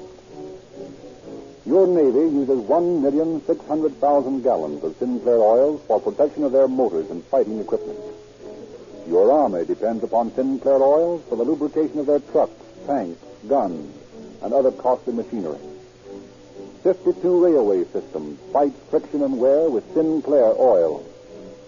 150 airlines, airplane manufacturers, and flying fields have tested, approved, and now use Sinclair oil.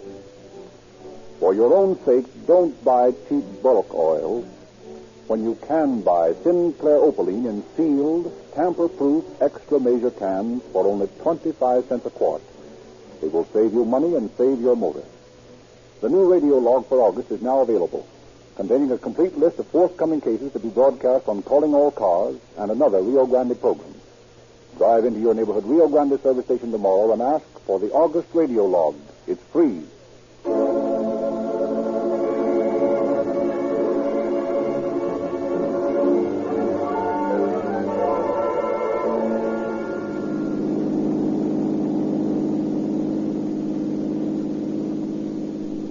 Los Angeles Police calling all cars, attention all cars. Cancellation broadcast 37 regarding a murder. Suspect in this case now in custody. That's all. Rolls and Cliff.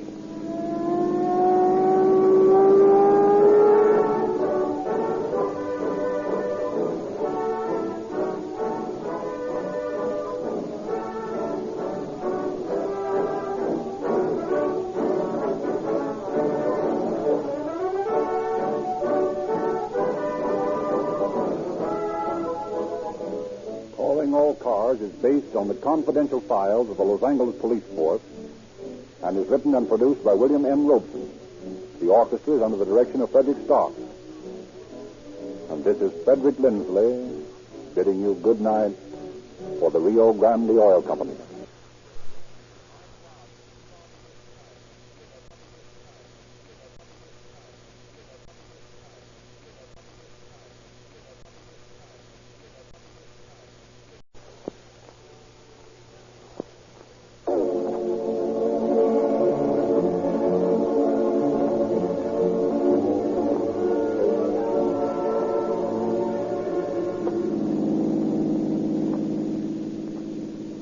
Police calling all cars, attention all cars.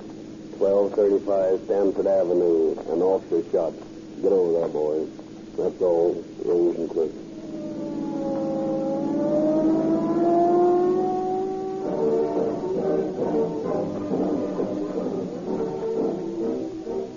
Ladies and gentlemen, why do we buy any certain branded product? Probably for one or two reasons. Because it is highly recommended by people who know more about it than we do, or because we have proved its value to ourselves. You cannot appreciate the value or satisfaction of Sinclair Opaline motor oil in your car until you have tried it for yourself. But we can give you recommendations of such value that you will want to have the protection for your motor that Sinclair Opaline can give you. Listen, please. Your Navy uses Sinclair oil. Your Army uses Sinclair oil. 52 railway systems, 150 airlines, airplane manufacturers, and airports depend upon Sinclair oil as protection to their costly motors and equipment. For your own sake, don't make the costly mistake of believing that most any oil is good enough for your car. Oil may be of as little lubrication value as melted butter.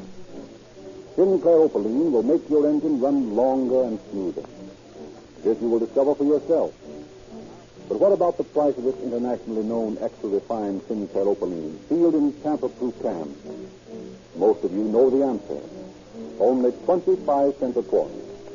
Therefore, insist on Sinclair Opaline, sold at all Rio Grande stations. And again, we are pleased to bring to you Chief James E. Davis of the Los Angeles Police Department, who has a personal message for you. Good evening, friends. In dealing with the public, the average policeman finds that every man has an inherent spark of honor which never dies, no matter how much he disagrees with society's concept of right or wrong. 22 years of police work has not blasted this conviction in my own heart, and I have found in this work innumerable situations justifying this belief in human beings.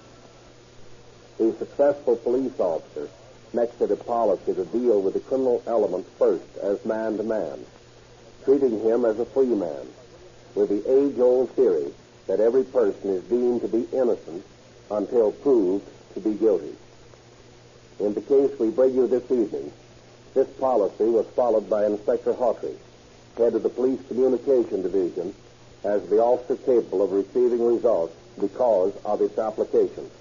Professor Lindsley will now go on with the story.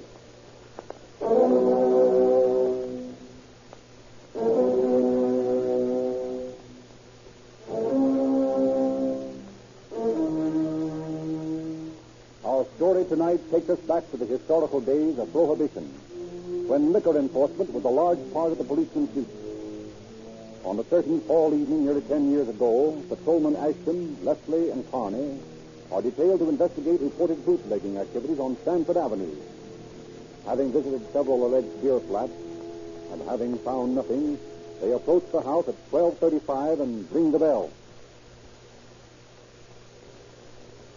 Well, this looks like a hot one. You can even smell the stuff out here. Yes, but smelling it and getting evidence are two different things. That's right. Here comes someone. What do you... Hey, Stumpet, Ma, it's the boat. Don't let him get away, Ashton. I couldn't help it. He dashed right by. Well, never mind. Let's get in this joint and see if we can get some evidence. Ashton, you and Leslie look around here. There's something doing upstairs. I'm going to see what it is. Right, but watch your steps. This fellow Watson that runs this dump is a hard dame. Don't worry, I'll take care of myself.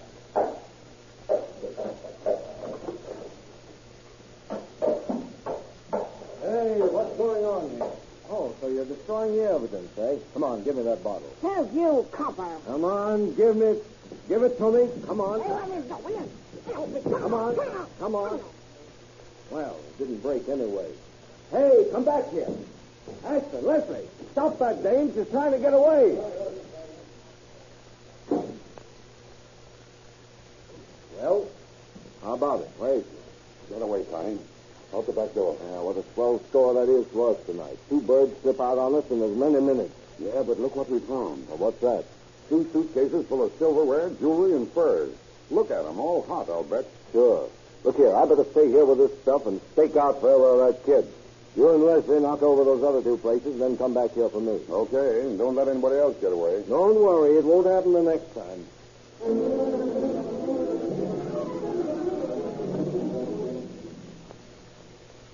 Well, hello. What's the big idea walking around the street with no coat on? You'll catch cold. Oh, gee, Curly, I'm glad I run into you. Why, what's the matter, Ella? Hey, it's the Bulls, boy.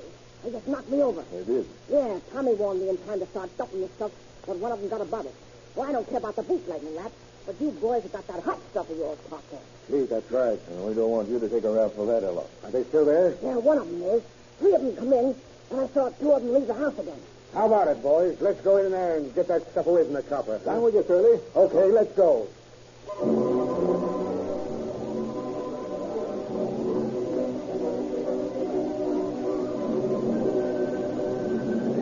Take him out, Copper. What do you want? I want you to reach for the clouds, Sally. Now get back to the house. Go on, get back. Oh, say, stop taunting me with that gun. Get your strap or I'll use it the way it should be used on coppers. Take his gat, Otis. Get his flashlight and cuffs, Mr. Fred. Okay. There you are. Okay, boys. Well, Copper, you made your last thing, that dirty... Come on, boys. Grab those bags and take it on the lamp. Quick.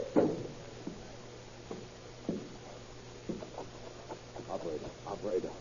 Police headquarters. Hurry. Hello? This is Carney.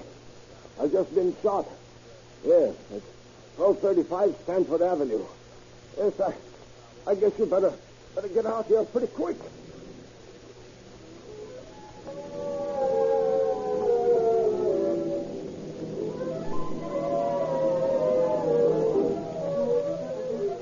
In record time, the famed Los Angeles Flying Squadron streamed through downtown streets to Stanford Avenue.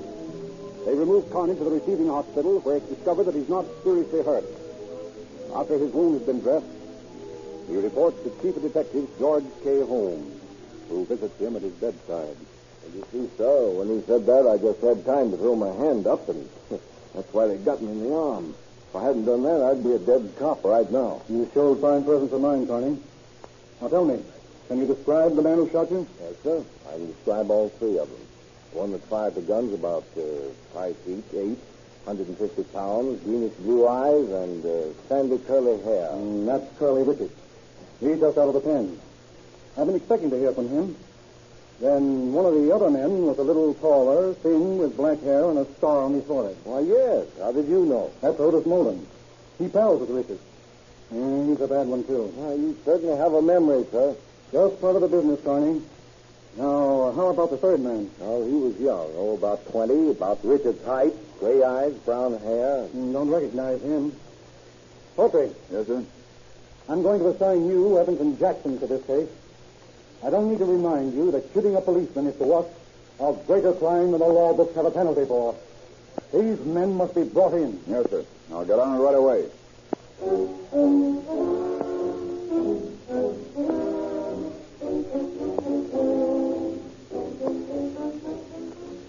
A check through the files of the Bureau of Criminal Identification proves Chief Holmes' memory to be correct. Both Richards and Mullen have but recently been released from the state penitentiary. Their descriptions are printed in the police bulletin, and copies are sent all over the country. And then Detectives Hawtrey and Evans interview Ella at her establishment on Stanford Avenue. Ellen, we want to ask you some questions about that shooting the other night. Well, I don't know nothing about it. I wasn't here. So we understand, but a couple of good friends of yours were. Oh, I don't know who you mean. Yeah, then we'll tell you. We mean Curly Richards and Otis Mullen. Oh, I don't know him. Oh, yes, you do. They seem to know their way around the place pretty well. I don't know anything about him. Come on, Ella, don't be that way. Where are Richards and Mullen? I don't know. Them boys never tell me when Oh, so you do know them. Well... You do know them, eh, Ellen? Oh, only as customers. They come in here now and then for a drink. I don't know nothing else about them. Do you know they just got out of the pen? I don't know nothing about them. Hey, no. Oh, it's a nice bar up here. Oh, pardon me. Just a minute, young fella. Who are you? My name's Ted Powers. I didn't know Ella was visiting. I'll be going along. Oh, no, you won't. Well, I got an important thing I gotta do. You're going to stay here until we ask you some questions. Yeah? Who are you? I think you've recognized us already. We're police officers. Well, so what? You come here often? Yeah, every now and then. What for? Oh, get the tea, Ella. And to get a bottle of beer, huh? What's it to you? Were you here last night? No, I was at home. I can prove I was. Oh, look here, son. Don't be so tough about it. You're not under suspicion. We're just trying to get a line on who shot that officer last night.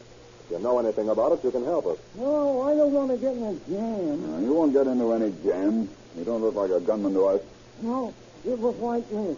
I was coming in through the back door when the shooting happened. Oh, you were, huh? Yeah, I dropped by for a drink.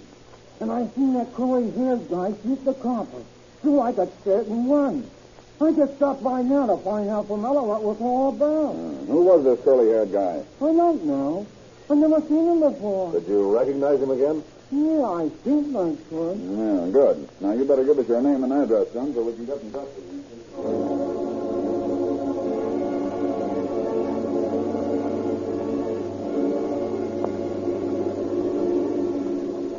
For the next 12 days, Lieutenant Hawtrey and his companions searched for clues of the missing criminal. But nothing developed until the morning of December 20th, when Hawtrey received a telephone call. Central Detective Hawtrey speaking. Hey, I got a suspicious car out here in my garage. What do you mean, suspicious? Well, it's a Dodge touring car, and it's all covered with mud, and there's 2 rifles and a lot of cartridges in it. Doesn't look right to me. What's the license number? It's 127348. Got the engine number? Yeah, 12D89076613. 12D89076613. That's right. Where's the garage located? 1320 Los Angeles Street. Okay, we'll check on it. And don't let that car out until you hear from us. Yes, sir.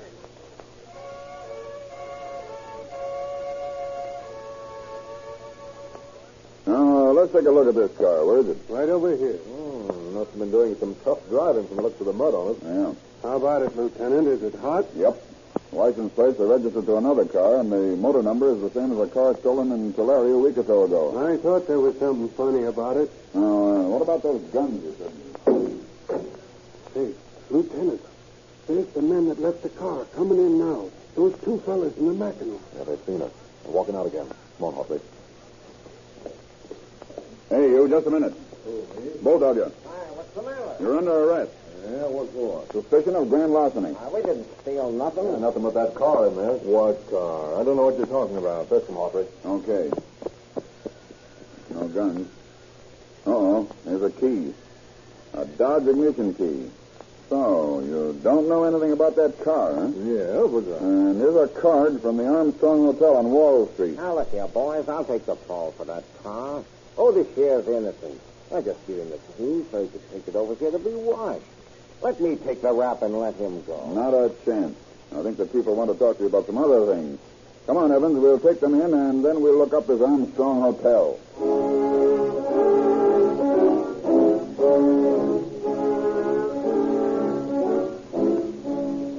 At headquarters, the 2 men are fingerprinted and quickly recognized as William F. Lehman and Otis Molan, both ex-convicts. Hawtrey and Evans' next move is to show their pictures to the landlady at the Armstrong Hotel. Why, yes, I recognize them, too. Why, they had a room here until about a week ago. Anybody else live here with them? No, but they have some friends here. Some fellas in 106 who still come to see sometimes. Well, what do these men in 106 look like? Well, now, one of them is sort of short, and he has curly sandy hair, and then the other has... Richards, all right. Are they in now? No, I don't see anyone in there. Okay, we'll just go in and wait for them.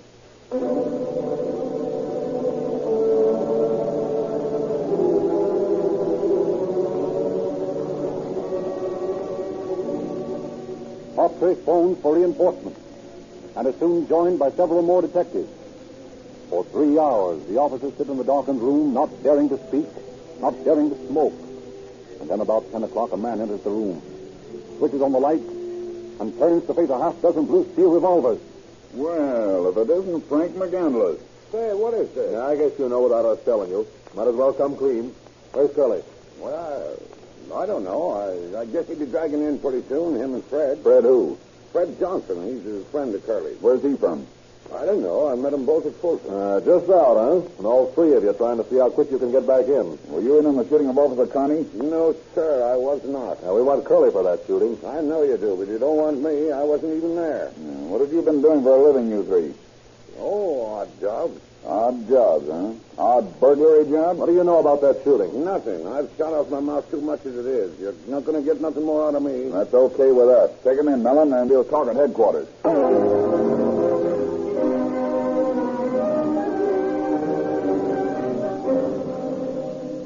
Once more, the silent stakeout is resumed. A half hour or more elapses, and then another man, carrying a suitcase, enters the room and switches on the light. Drop that suitcase and stick him up. Hey, what is this? You're under arrest. See what's in that suitcase, Evans. Okay. Hey, what's the charge? Well, here's a fur coat, 3 automatics, and Carter's gun, flashlight, and handcuffs. Well, we can make the charge carrying concealed weapons, suspicion of grand larceny, or assault with a deadly weapon. What would you like? Now, look here. Where did you get this suitcase? Well, a fellow gave it to me to keep for him. You're lying. Take him in.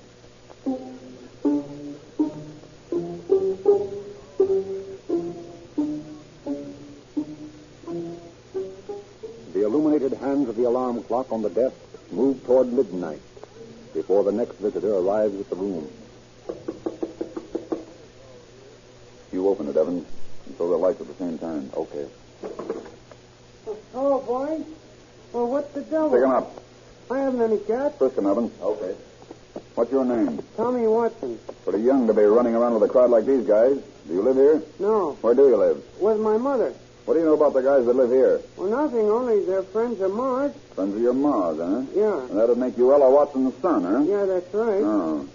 You better get over there in Stanford Avenue to Ella's, Bartley, and see if Curly's there. Oh, well, we don't live on Stanford Avenue anymore. Well, your ma's moved, huh? Yeah. Where do you live now? Over in Glendale. Where in Glendale? On Postal Avenue. What's the number? 635. Okay. Get over there, Bartley, and you'd better go with him, Jackson. We'll wait here for you in case Curly comes in.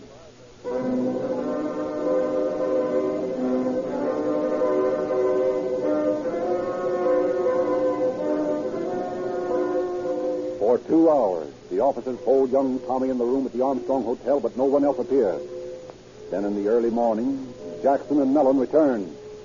Well, what did you find? Nothing. What do you mean? The kid led us on a wild goose chase. There's an old couple living at that address, and they never heard Ella. Look here, kid. What's the big idea? Well, I didn't want Listen, kid, you're laying yourself open to arrest for harboring a criminal. Yeah, but I ain't going to squeal on my ma and Curly. Oh, so Curly's with your ma now, huh? Yeah, they sent me over to find out where Mac and Johnson were. Well, kid, you're in a pretty tough jam, and the quickest way for you to get out is to take us to your ma's new joint right away. Well... You wouldn't want to spend a term at Ione Reformatory, would you? No, but... Okay, we'll forget all about it if you'll take us over there. Well, okay. But you better leave my ma alone. We don't want your ma. We want Curly.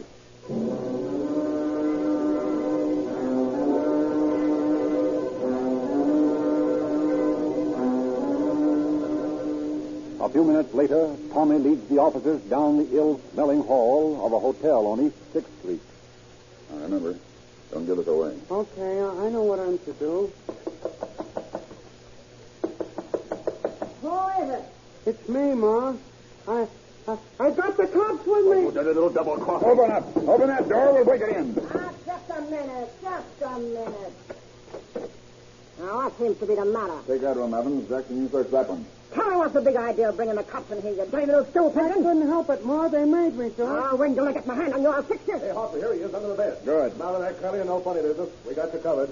What's this all about, boys? What are you looking for me for? I guess you know, Curly, or do you make a habit of sleeping under bed? You're under arrest, Curly, for robbery and assault with intent to commit murder.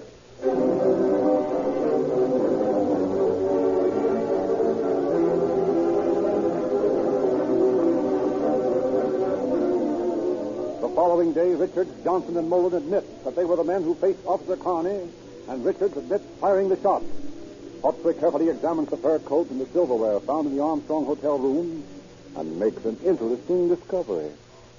Evans, I found that the number in this fur coat corresponds to the one stolen from the Regal Mansion in Spokane a few weeks ago. Oh, that's the job where they got away with $10,000 worth of stuff in broad daylight, isn't it? That's it. And this silverware seems to check with that. It all bears the initial R. I believe these boys that we've got upstairs pulled a lot of local jobs, too. How are we going to pin it on them? Well, I believe I can talk to them and make them come clean. Talk to them with what? A length of hose? No, I mean really talk to them. I believe you can reason with a crook just the same as anyone else. A copper can never reason with a crook. Well, we'll see. Suppose you bring Lehman down from his cell. Okay, but I think you're nuts. Well, my way is worth a try.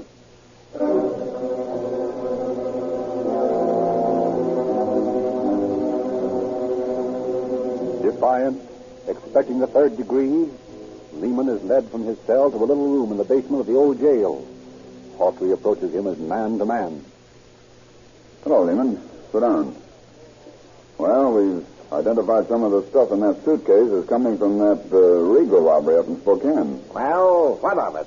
Well, it sort of looks as though we've got a closed case against all five of you on that job alone. But in addition, Richards, Mullen, and Johnson have admitted shooting Officer Carney.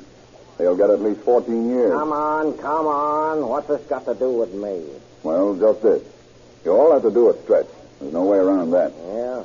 But I'm convinced that you men have pulled a lot of jobs around L.A., and, Lehman, I'd like to get your assistance in clearing them up and returning the stolen property to their owners as far as possible. Yeah, well, what do I get out of it? Nothing. We can't offer you immunity. You know that, Lehman.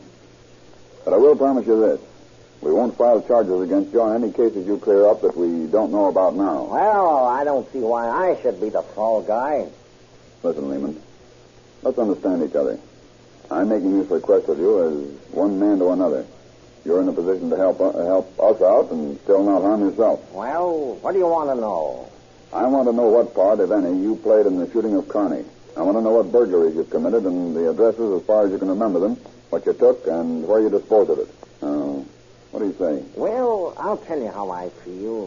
When you brought me down here, I thought I was going to get the 3rd degree. And I made up my mind I'd die before I'd tell you a thing. Gee, you're a white man, Lieutenant. I feel now as though I want to do the right thing. I'm willing to go halfway with you. That's fine, Lehman. If you'll give me a half hour with each of the boys in his own cell, I'll see if I can talk them into it. But there's one thing I want you to know right now. What's that? I'm not going to snitch on them. I'm no lousy stool pigeon like that McCandless. Well, what do you mean? He hasn't told me anything about you boys. Don't give me that. I know that it's squealed. Oh, you're wrong there, Lehman. Now, listen, Lieutenant, I figure that you and me is on the up and up with each other, see? Now, don't go spoiling it by lying to me. We all know you brought Mac down here as a blind and swung him after you got me. All right. Have it your own way.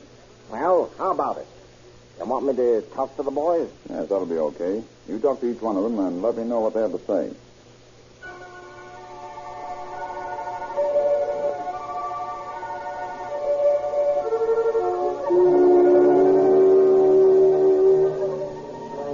Hawtrey gets an idea from Lehman's scathing denunciation of McCandless. And while the latter is consulting with his companions, Hawtrey pays McCandless a visit in his cell.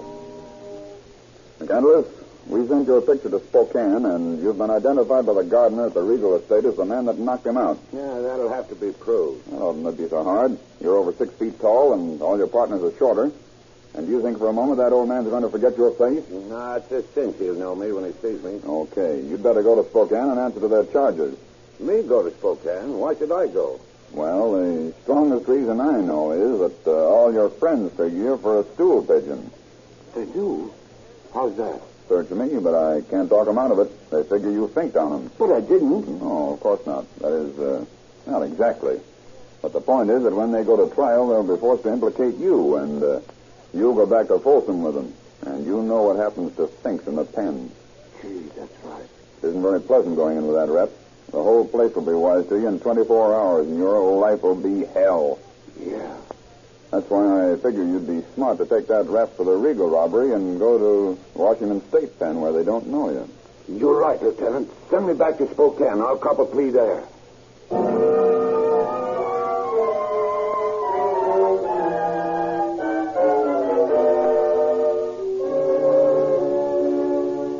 By this clever piece of strategy, Lieutenant Hawtrey disposes of one of the gang and returns to his office for the verdict from Lehman. After an hour or so, Lehman reports that Curley and Fred Johnson are willing to talk, but Otis Mullen is still reticent. However, Mullen joins the other three as they enter the basement room with Evans and Hawtrey. An embarrassed silence ensues as the four criminals eye each other. Then Lehman speaks. Well, I guess I might as well start the ball rolling. I'll tell you about the jobs I worked on, but I won't mention the names of the guys that worked with me, see? Each guy will speak for himself, and no one can accuse any of us of being a stoolie, you get me? Fair enough, Lehman. Go ahead. Get these notes, Sergeant. Well, when I got out of Folsom, I stayed on working on the road gang, and a friend of mine showed up and pulled me off the job. Copped a Dodge touring car in Tulare and burgled a hardware store in Pixley. Then we come to Lost and picked up 3 more men. Went to Spokane and cased Mr. Regal's joint. One of the men worked for him once. We took everything we could get there and then started south. In Ventura County, we pulled a few store burglaries. Then we come back to Lost, and this Carney shooting occurred. Well, I guess it's in order for me to say that I didn't figure personally in the shooting. I didn't know anything about it after it was all over. But I did go with the boys to Reno, where we hid out until we heard that Carney was going to get well. Then we come back to town, and, well, I guess you know the rest of it. Yeah. Who's next? Also, I was one of the men in the bunch with Lehman. Yeah, I was present when Carney was shot, and I figured in all the jobs Lehman told you about. Okay, Johnson. What have you got to say, Mullen? Same here. I was with Lehman in all the jobs, and I was present when Carney was shot. That leaves me. I was there on all the jobs, and I fired the shot at Carney. But it was an accident. I didn't intend to shoot the gun. I just wanted to scare him.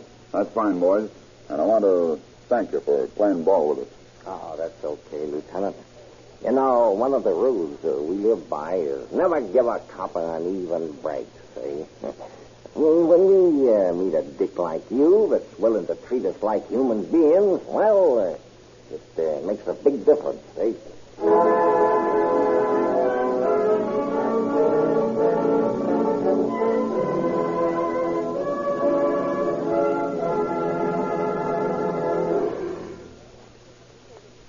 Through the cooperation of the 4 criminals, much of the stolen property was recovered.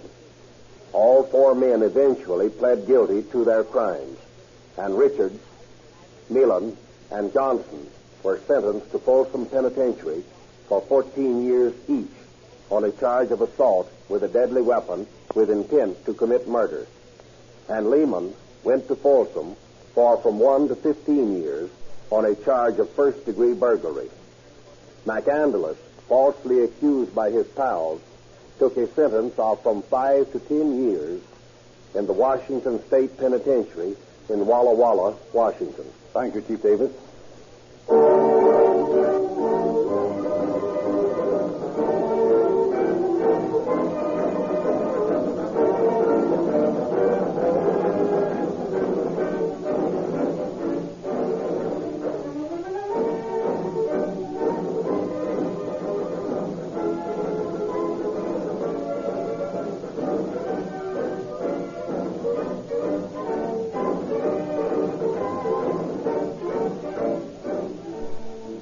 Ladies and gentlemen, if you are Mr. or Mrs. Average Motorist, you are not interested in technical statements about gasoline. But here's one that may interest you. When you hear advertising claims, not facts, about a gasoline being the highest octane leader, remember this scientific fact. Cracked gasoline averages 10 points higher in anti-knock rating than gasoline which is not cracked. Hot summer weather increases the knock in your motor, and summer driving is harder on your car. Rio Grande cracked with tetraethyl will see you through this summer with greater driving comfort. Use the same gasoline in your car that in the Southwest powers so many police cars, fire engines, ambulances, and other emergency equipment. Buy Rio Grande cracked and have the satisfaction of police car performance in your car. The new radio log for August is now available, containing a complete list of forthcoming cases to be broadcast on Calling All Cars and another Rio Grande radio program. Drive into your neighborhood Rio Grande service station tomorrow and ask for the August radio log. It's free.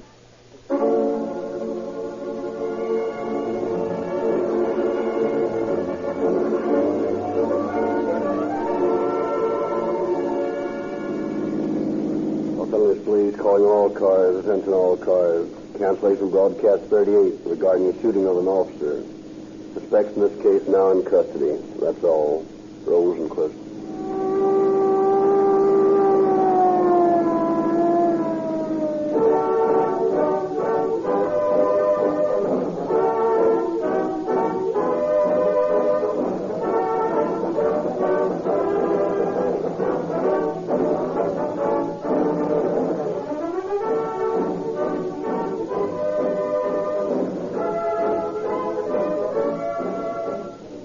This episode of Calling All Cars was obtained from the confidential files of the Los Angeles Police Department by Madeline Kelly and was adapted for radio by William N. Robeson.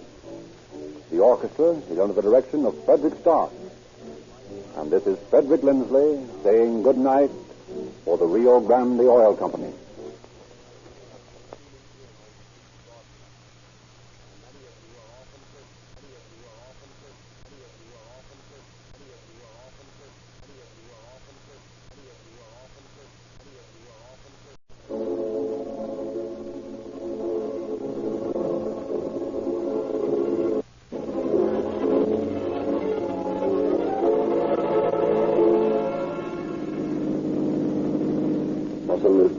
Calling all cars, attention all cars. A bank holdup at 7th and Hoover. Police officer shot and killed. And that's all. Rolls and Croaks.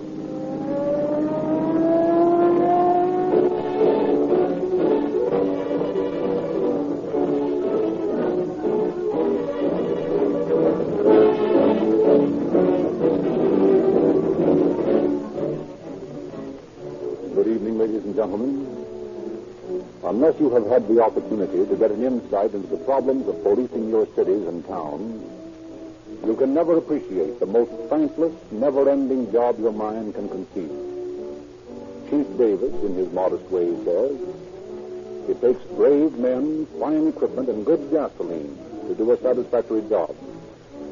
You have seen and heard police cars, fire engines, motorcycles, and ambulances screaming down the street to aid someone in distress. It takes good gasoline to give them the performance they demand. You have also seen patrol cars or motorcycles driving up one street and down another, hour upon hour. Rigid economy in this branch of city government stipulates economy of operation. When you hear advertising claims of quick starting, pickup, power, mileage, anti-knock, you hope you're getting it in the gasoline you buy. Well, the police car performance you get from Rio Grande Crack includes all these qualities. That is why in the great Southwest, so many police cars, fire engines, motorcycles, ambulances, and other emergency equipment are powered by Rio Grande Crack.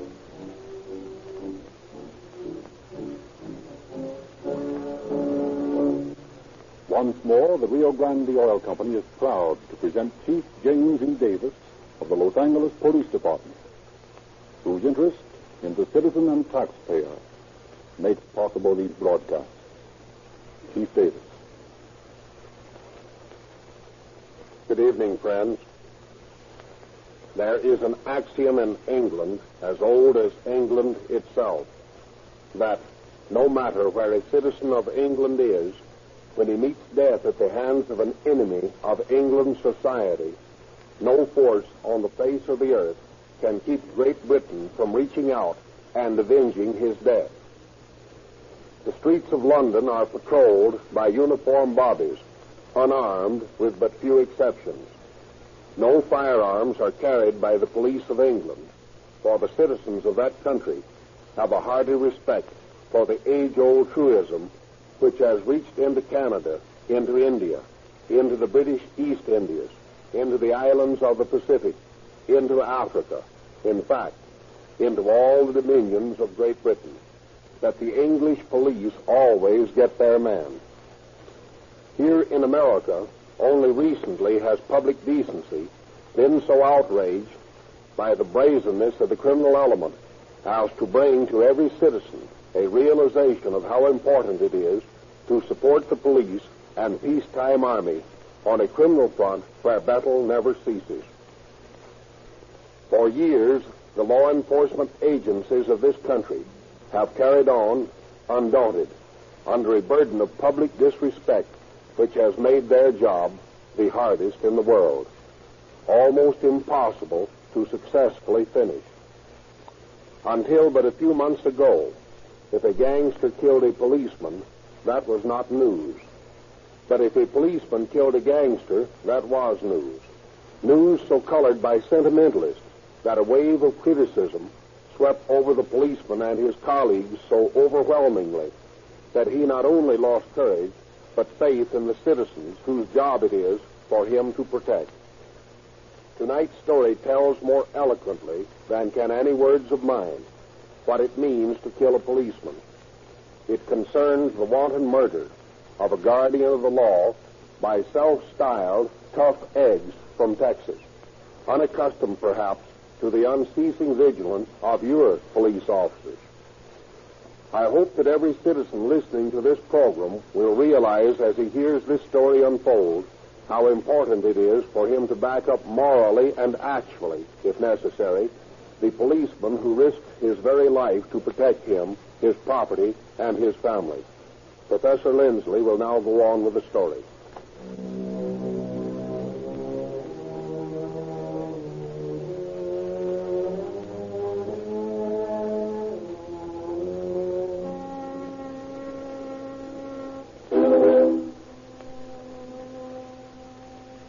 February 1924, the police department receives a tip that the Merchants National Bank at 7th and Hoover is spotted for a hold-up.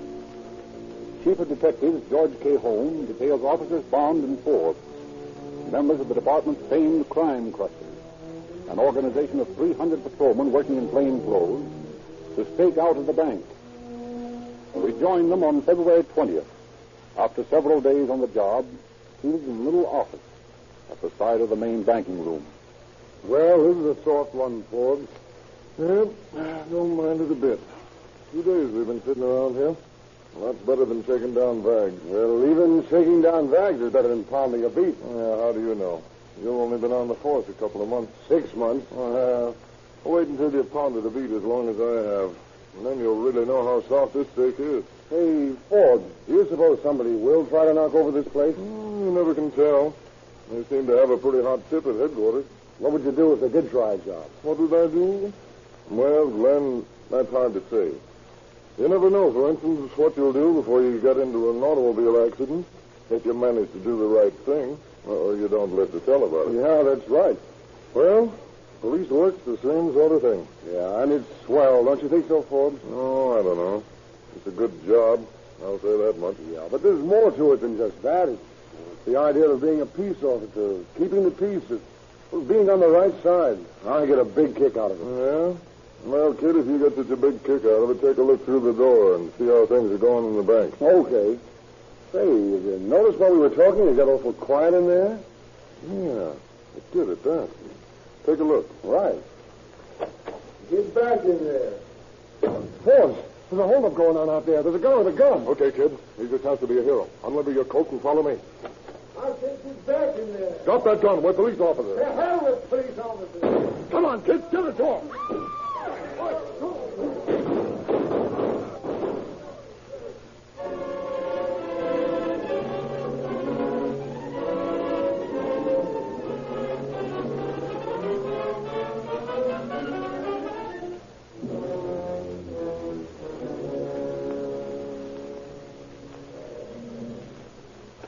Detective Bureau. Long you've been talking. What? Yeah. Okay, right away. Line Squadron. Frank, hold up at 7th and Hoover. Officer Truck, get out there, boys.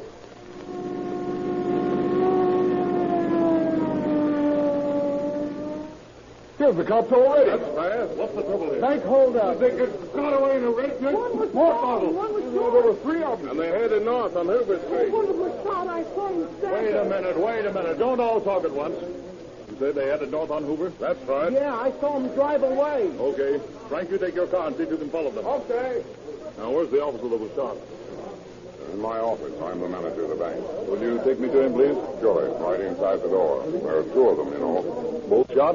Yes. I've already phoned for the ambulance. Here we are. Right in here. Forbes and Bond. Poor guys. Heard that, Forbes? No, I'm okay. Just grazed my head. I'll be all right in a minute. You look after the kid. He got hit bad. How about it, Bond?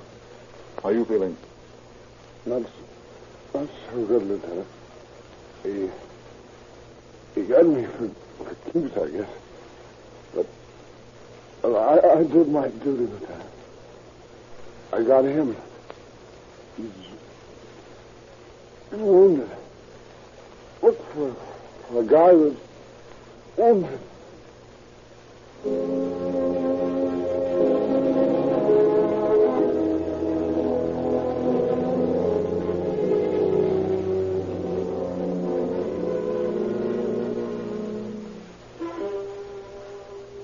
A couple of hours later, Glenn Bond, the police rookie, dies in the receiving hospital without ever regaining consciousness. And with the news of his death, the unwritten law of the police officer begins to work. There is not a man on the force but who pledges silently to himself to work unceasingly to avenge the death of his brother officer. In his office, Chief of Detectives Holmes issues orders to a group of officers. Now, from what Forbes has been able to tell us, we know that there were at least 3 and possibly 4 men in this gang. Numbers 1 and 2 entered the bank.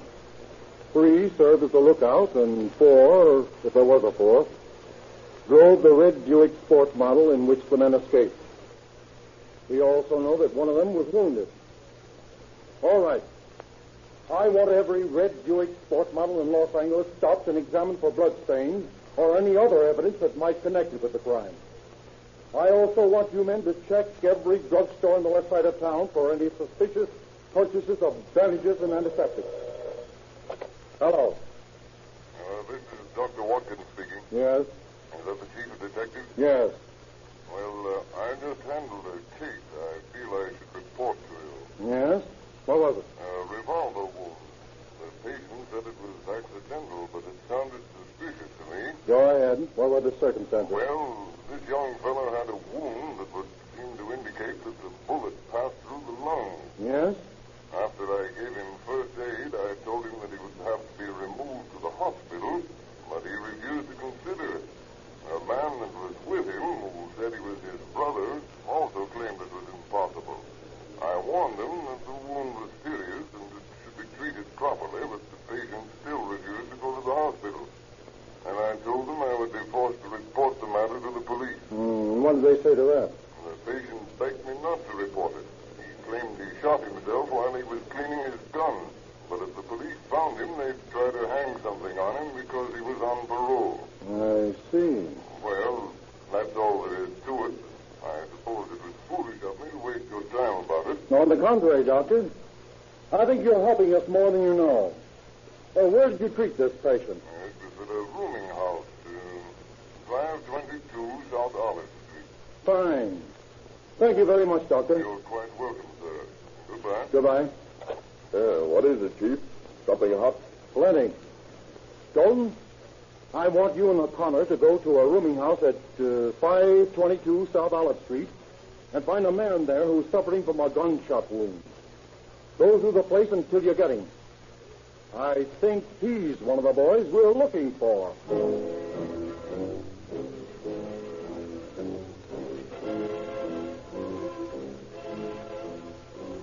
The officers conduct a systematic search of the Olive Street rooming house. Followed by a frightened landlady, they come upon a disheveled apartment on the second floor. I hope you gentlemen will forgive the appearance of this room.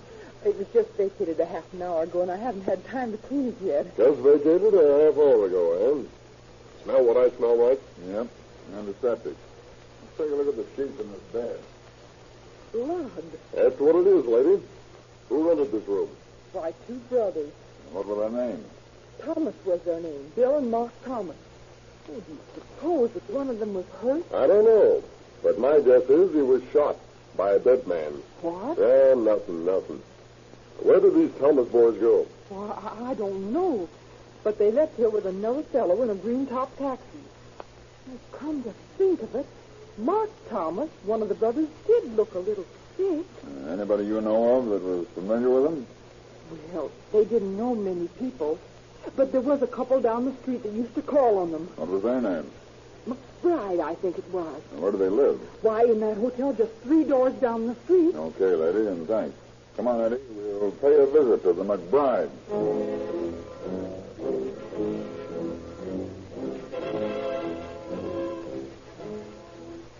Is Mr. McBride upstairs? No, he ain't.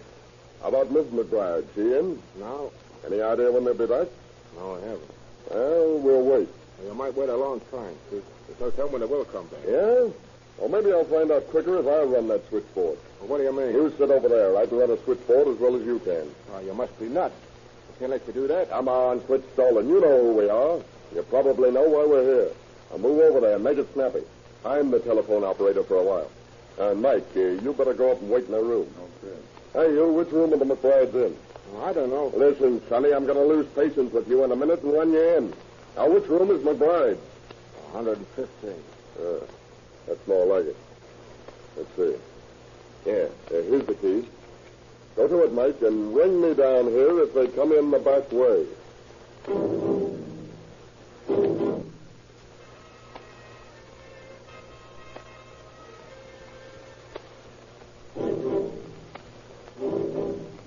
For several hours, Dalton fills the position of telephone operator, handling all the routine calls of the house, without hearing anything interesting. Then suddenly a call comes from McBride's apartment. Dalton allows a few seconds to pass and then returns to the phone himself. Hello. Is that you, Les? Yeah. Well, this is Tom. Say, Lou is in bad shape. We got to do something for him. Well, come on up to the room and we'll talk it over. No, that's too risky. I'm afraid of the bulls. Well, let's see then. I'll tell you. I'll meet you in front of the garage at 4th and Olive in 10 minutes. Okay, I'll be there. Hello, Mike. Yeah, what's doing? Plenty. Come on down. We're going places.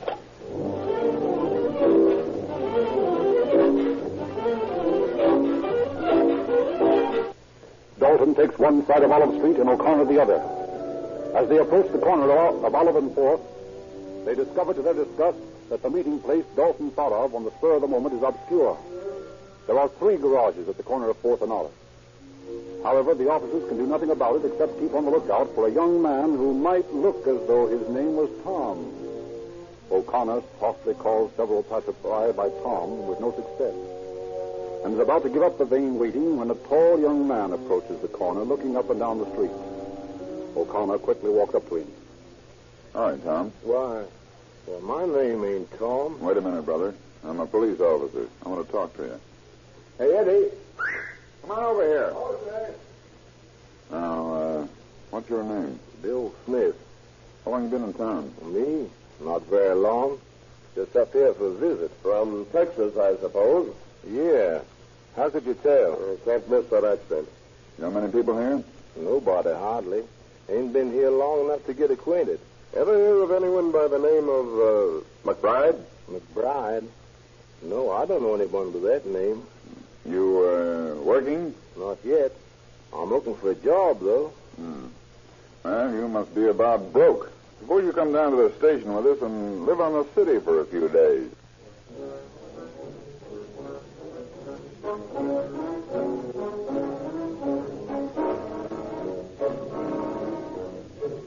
In spite of his protestations of innocence, the man who claims to be Bill Smith is taken in and booked on a vagrancy charge.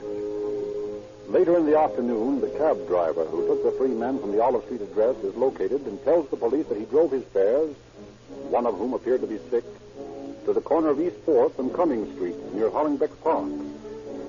Immediately, a force of 300 men under the command of Captains Bernard, Bean, and Wynn is thrown around the neighborhood of the park with instructions to search every apartment house and to inquire of every drugstore for purchases of bandages.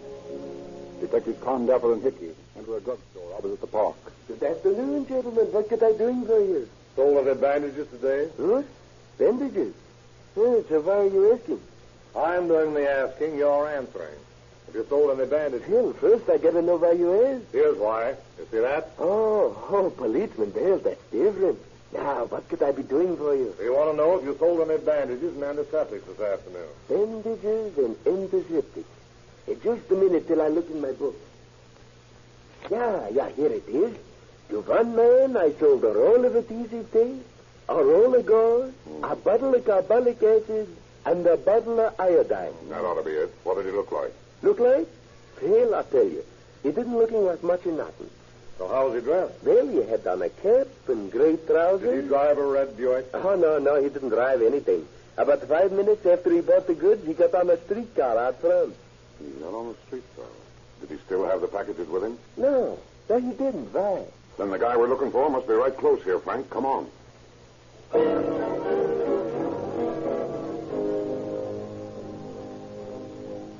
The search is centered on the neighborhood in the immediate vicinity of the drugstore. 2 apartment houses are entered without success, but the trail grows warm as Hickey and Condaffer interview the landlady of the third. Why, yes, there's a sick man here. I don't know what it is the matter with him. What apartment's he in? By number 6, just 2 doors down the hall. Who's it registered to? Mr. Brand and his wife. Okay. Come on, Jerry. Let's talk to him. Right.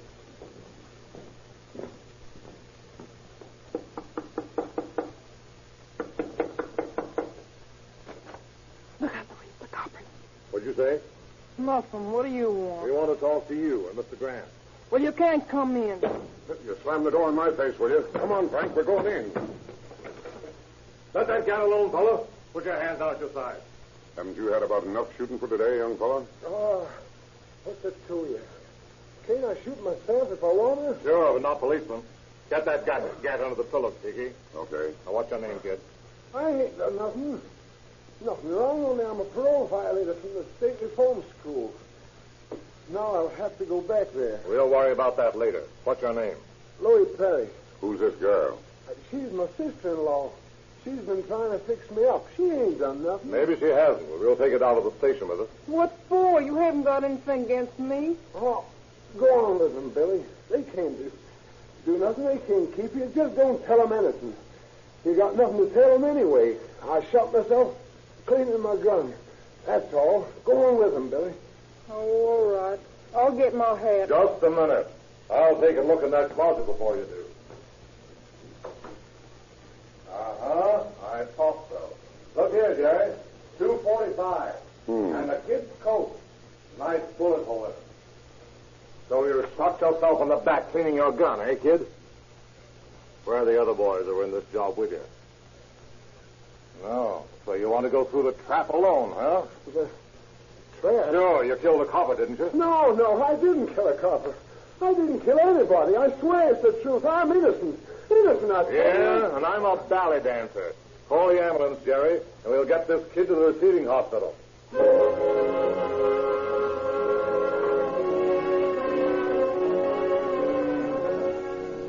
Louis Perry is taken to the receiving hospital, while Billy, the wife of his brother, is brought before Chief Holmes for questioning. She stoutly denies any knowledge of the bank robbery, claims an alibi for her husband, and states that Louis accidentally shot himself. The questioning goes on for hours. Now, Mrs. Perry, I'm informed that when you first saw the officers at the door of your apartment, you turned and warned somebody inside. Isn't it true that you were warning your husband to make a getaway? No, you're dead wrong. You know that a bank was held up today and that one of the hold-up men was shot. That man was Louis Perry, and we have reason to believe that your husband was in on the deal, too. What do you say to that? Nothing. You're doing the talking. All right. You're wearing 2 diamond rings on a wristwatch. Where did you get them? My husband gave me one of the rings and the watch. You must have a good job to be able to afford such things. Where does he work? He isn't working now. He had some money saved up before we were married, and he bought these things for me. Where did the other ring come from? That's one on you, copper. I bought it myself for $1.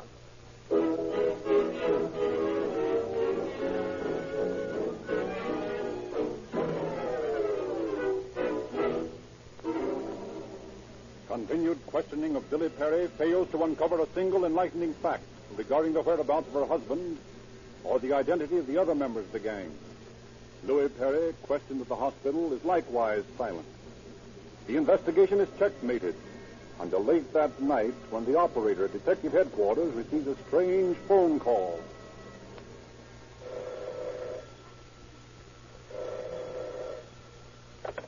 Is this the Dick's office?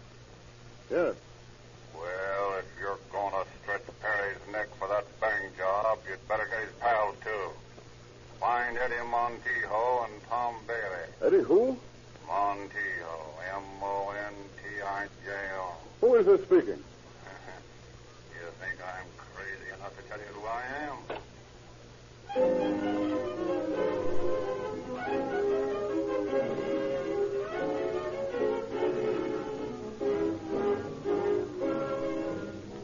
A hurried examination of the police record shows that Eddie Montijo had been arrested 5 times on charges of burglary and petty theft. On one of these jobs, Oscar Perry is also implicated. However, there is no record of Tom Bailey. Headquarters immediately teletypes a description of Montijo to all points in California, and 2 days later he's arrested in San Diego with a young man named Barkley. Brought back to Los Angeles and told that Perry was under arrest, and that he and Perry had been identified by the by the hold-up victims, Montijo confesses. Police cannot connect Barkley with the crime, and 3 days later, a detective is escorting the young man out of the jail to freedom when he suddenly stops. Hey, wait a minute, Captain. I think I see someone I know in this cell. Hi there, Tom. How's the boy? Hello, kid. What are you in here for, Tom? Hey. Well, I'll be seeing you soon then, huh? Yeah. Come on, boy, Clay. Okay. Who's your friend? Tom who? Well, it's Tom Bailey. Don't you know him? I thought at first he was in for the same thing Eddie got hooked for.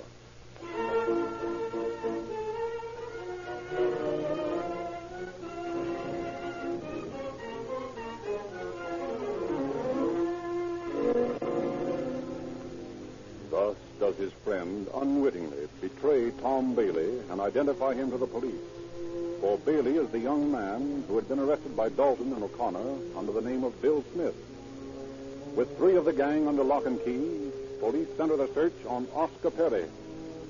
Failing to develop any case against Perry's wife, she is released, and detectives are assigned to shadow her constantly while the wires to her apartment on East 4th and also to her sister's home in Long Beach are tapped.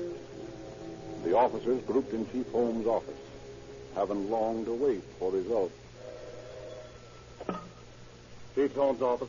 Special operator, Chief. A call has just been placed to that number in Long Beach. Good, let's hear it. I put you on the line. Something good, Chief? I don't know. We'll see. Oh, Billy, that you? Yes. Honey, how are you? Fine. Now listen, sugar. You all stick to what you say. Don't let anyone or anything change your mind. Don't pay no attention to the newspapers. Stick to your story. Want to see me, sugar? Do I? I just got to, honey. Sure like to hear you say that. You better hang up now, honey. Somebody might be listening in. Call me later, will you? You bet I will. You stick right to that phone. All right. Goodbye, honey. Goodbye, sugar. Operator. Operator. Yes, sir. Where was that call made from? Just a minute, sir. It comes from a pay station on Main Street. What address? I'm sorry, sir. I haven't that information. Why not? Listen here. You got that information, or it'll be too bad for you. I'm very sorry, sir. All I know is that the call comes from someplace between 7th and 12th on Main. Well, why didn't you say so in the first place? That damn clock. She must think I'm a mind reader. Boys, this Perry's playing hide and seek with us. I want to go down. I want you all to go down Main Street and cover every rooming house, restaurant, and cigar store between 7 and 12. Bring in Oscar Perry, and don't come back without him.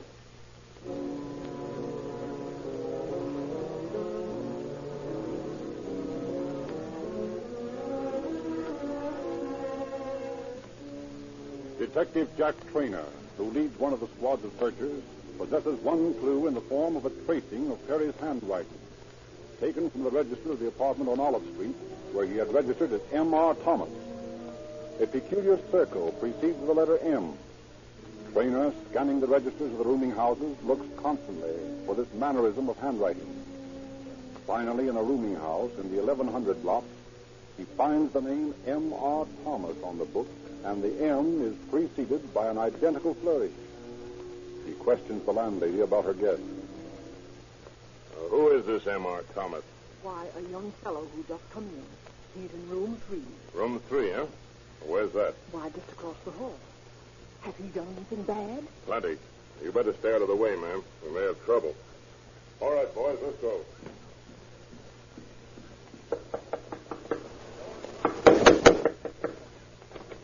Now, stick 'em up, Perry. What do you want? Frisk him, Eddie. What is this, a surprise party? Yeah, and we bought you a present.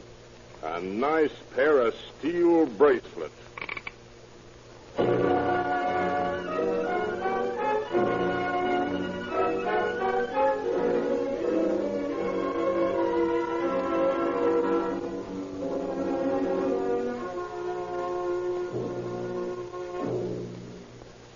No witness of a bank robbery had been close enough to Oscar Perry to positively identify him as a member of the gang. Still, at his show-up a few days later, he was identified as the hold-up man who had robbed the Barbara Cafe of $700 2 days after the bank job. Louis Perry, Edward Montijo, and Tom Bailey, positively identified as the bandits, were speedily brought to trial and found guilty of first-degree murder with no recommendations. On July 10, 1925, They were executed at San Quentin Penitentiary. Oscar Perry was found guilty of first-degree robbery and given a sentence of from 5 years to life. Thank you, Chief Davis.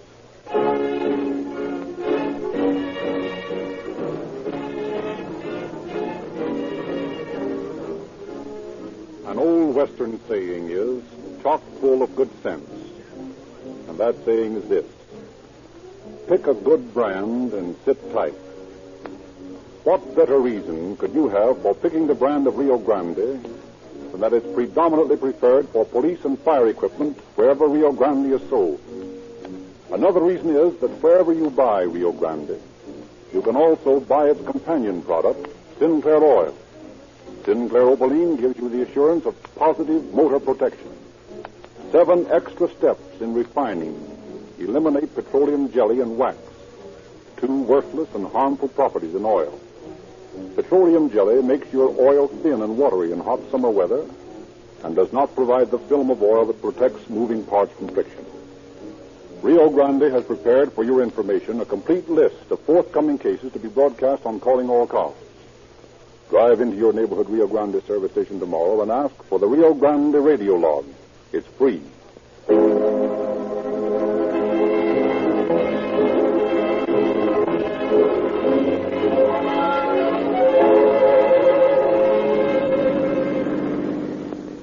Los Angeles Police calling all cars. Attention all cars. Cancellation broadcast 39 regarding an attempt bank robbery. Suspects in this case now in custody. That's all. Rolls and quotes.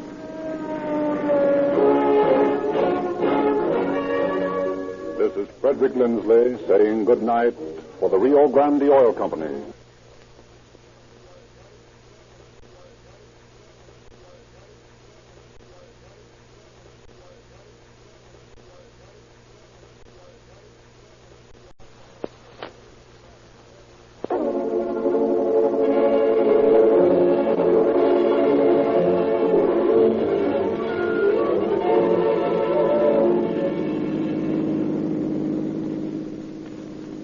Police calling all cars. Attention all cars.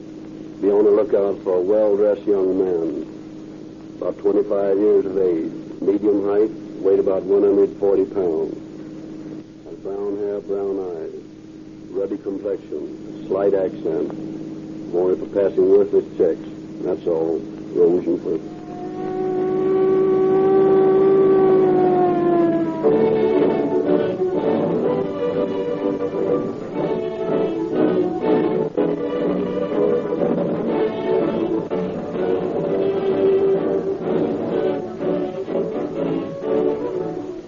Good evening, ladies and gentlemen.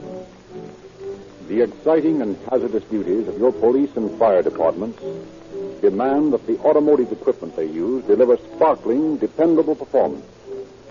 When life or death may be a matter of seconds, their gasoline must be good. Instant starting, unlimited power, quick getaway night and day. That's why so many police cars, fire engines, ambulances, and other emergency equipment are powered by Rio Grande cracked gasoline. Remember, this gasoline is exactly the same as that which you can buy at any Rio Grande service station. Also, cracked gasoline has 10 points average higher anti-knock rating than gasolines which are not cracked. If you are now a user of Rio Grande cracked with tetraethyl, then you know what police performance in the gasoline really means. If you are not, then try a tankful tomorrow and enjoy the performance required by police and fire departments.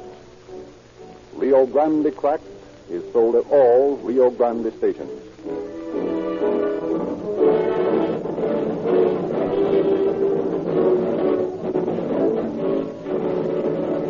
Tonight, Chief James E. Davis of the Los Angeles Police Department has sent as his personal representative Captain Bert Wallace, head of the homicide squad, who has a personal message for you. Captain Wallace. Good evening, friends. It is the desire of Chief of Police James E. Davis to give the citizens enjoying these true police dramas diversified programs. Therefore, tonight, you will hear no machine guns or revolvers. You will, instead, hear of a different type of criminal from the more spectacular enemies of society who break the law with guns, knives, and nitroglycerin.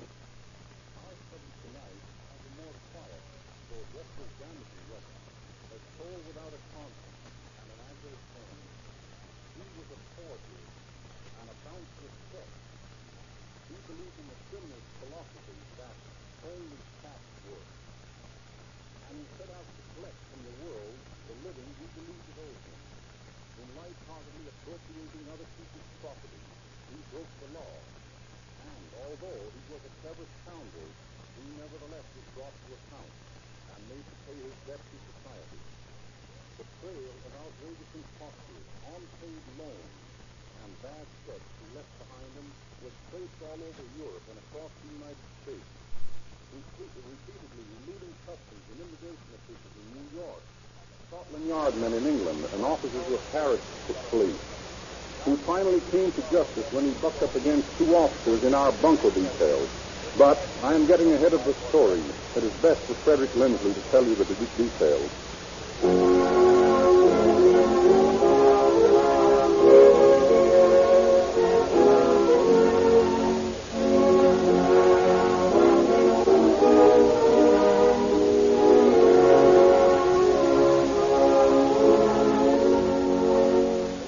It is midwinter 1927. Across the chill Princeton campus, the lights of the windows throw swaths of gold on the sparkling white carpet of newly fallen snow. Music is in the air, and the clear laughter of young women tinkles across the quadrangle. It is prom time. From Vassar, from Smith, from Wellesley, and from Park Avenue have come the most beautiful girls in the East.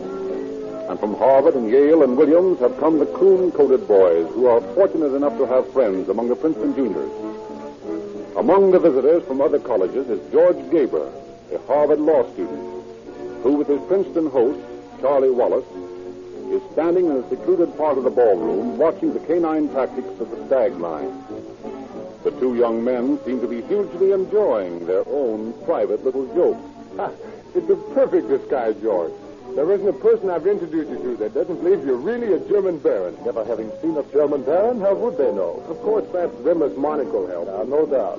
You'd go a long way to Germany before you'd find a real baron that wore one. Yes, I suppose so. But for Princeton purposes, your monocle, your accent, and your big title of Baron Alfred von Krupp passes perfectly. You know, as a matter of fact, Charlie, there aren't any von Krupp. Really? Sure.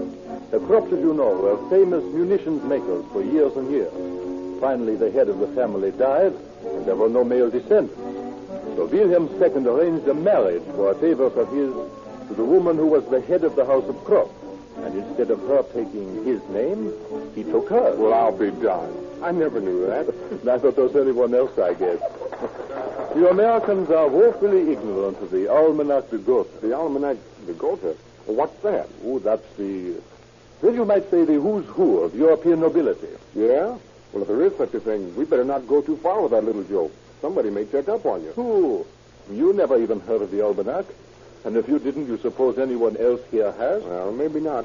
Surely, I'll wager you I can pass as the Baron Alfred von Krupp any place in this country and get away with it. Oh, no, you couldn't. Sure I could. I can pull this guy to New York and Newport and Miami, any place, and get away with it. I'll bet you couldn't. I know I can. Somebody would be sure to check upon you. Charlie, as I said before, if you'll pardon me, you Americans are dumb. Yeah, but just the same... If I can successfully pass as the Baron von Krupp for 6 months, I tell you what I'll do. I'll be your valet for the next 6 months. Oh, that's too easy, George. I know you can. But if I get by with it, you'll be my valet for 6 months. Okay, George. It's a bet.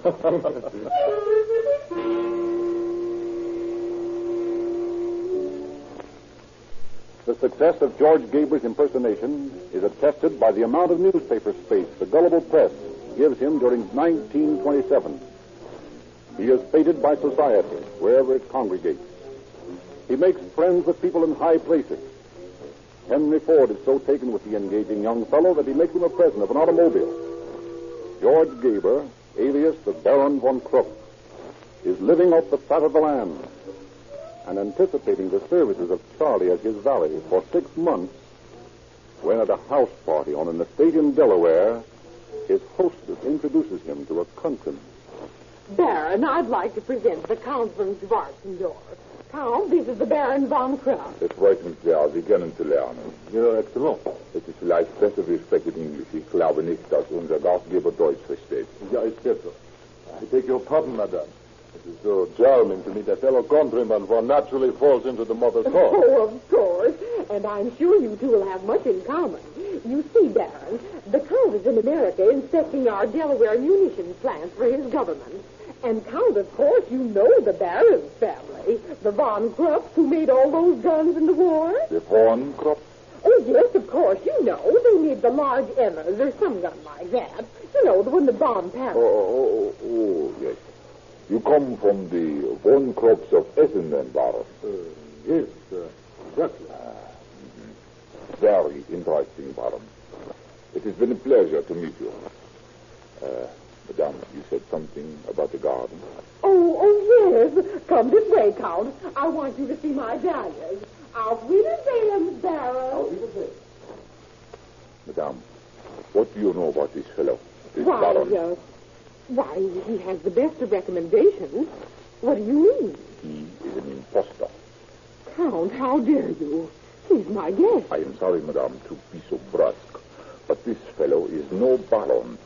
He cannot be. Why not? Because in all the nobility of Europe, there is no Von Crooks.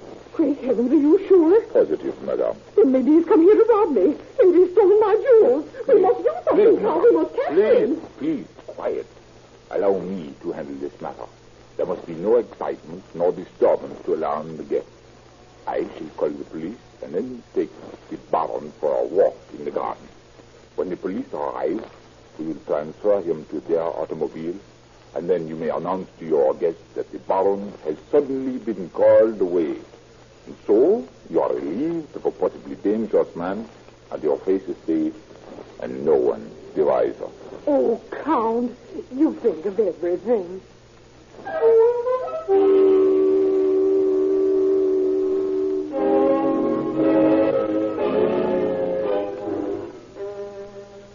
Thus, ignominiously, George Gaber's first impersonation ends in the Newcastle County Workhouse, where he is sentenced to serve 9 months.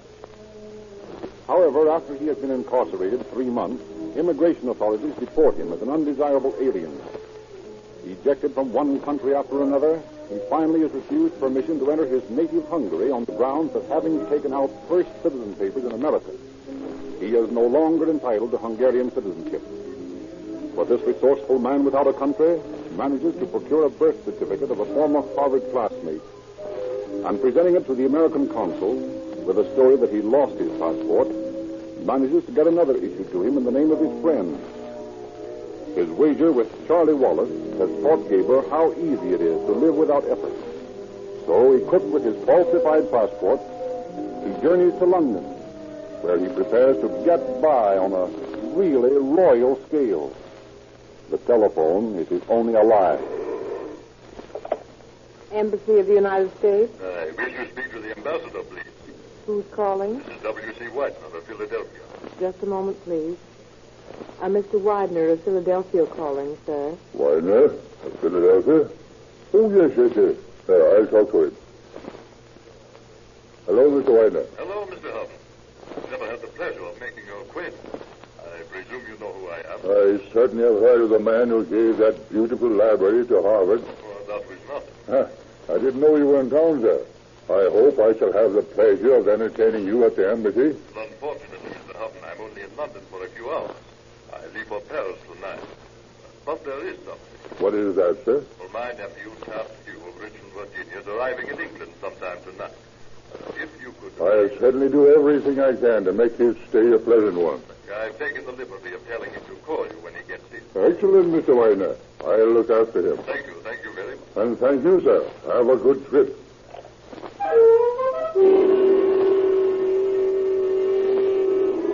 That evening, George Gaber registers at the Grosvenor Hotel as Taft Hugh and calls the ambassador once more. This is Mr. Houghton speaking. Oh, good evening, sir. This is Taft Hugh. Oh, yes, Mr. Hugh. Your uncle told me you'd be arriving. When did you get in? About an hour ago. Have a good trip. Excellent. Where are you now? I'm staying at the Grosvenor. Mr. Grosvenor, you must be my guest at the embassy. Oh, I couldn't think of it, Mr. Hunt. But I insist. I promised your uncle I would look after you. No objections, young man. I'll call for you in half hour at your hotel. Very well, sir. I'll be expecting you.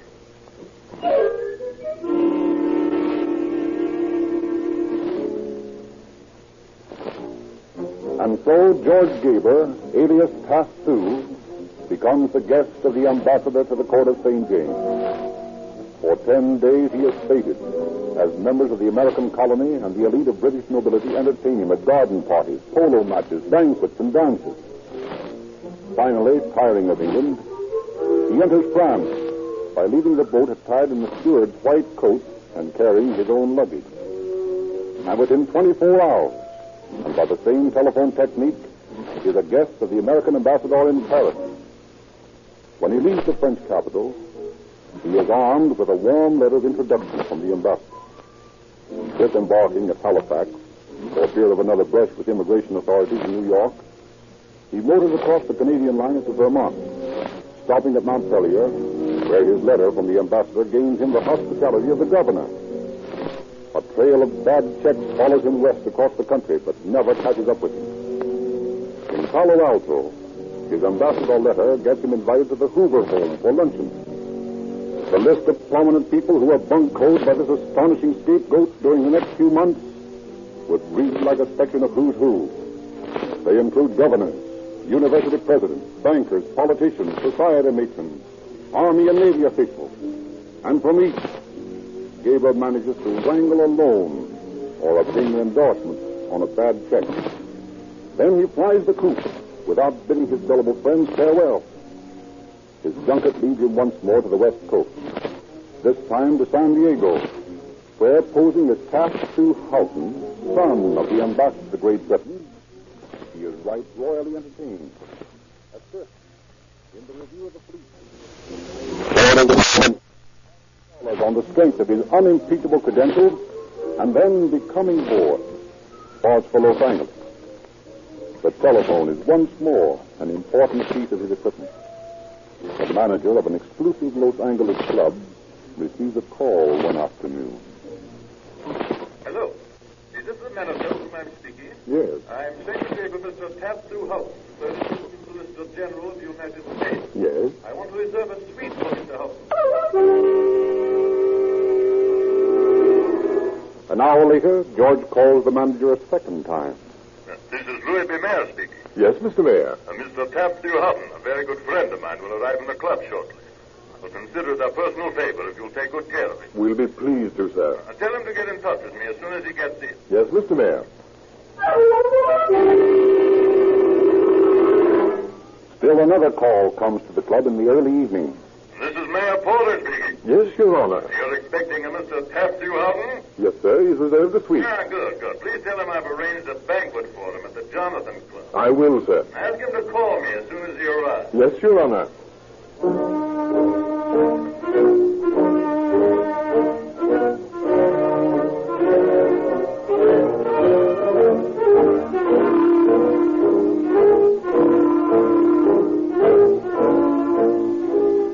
And a half hour later, George Gaber, alias Tattoo Houghton, arrives, receives the messages which he has telephoned himself, and is escorted to a luxurious suite by the bowing and scraping manager.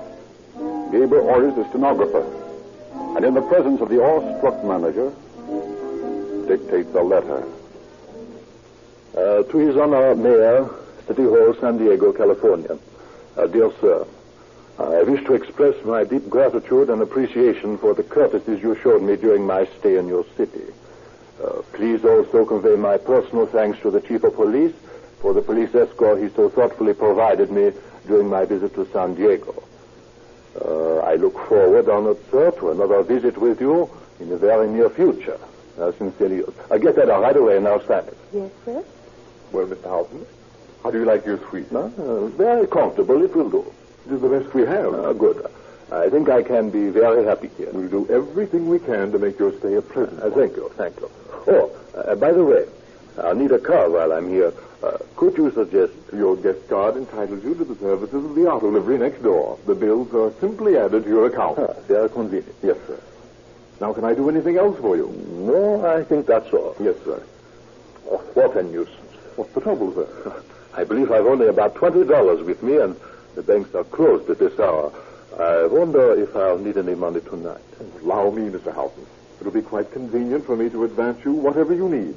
About how much shall we say? Oh, $100 or so, I suppose. If you'll pardon me, I'll go down to the office and get it right away. Very well. Now I suppose I'll have to get ready for that silly banquet the mayor's giving for me.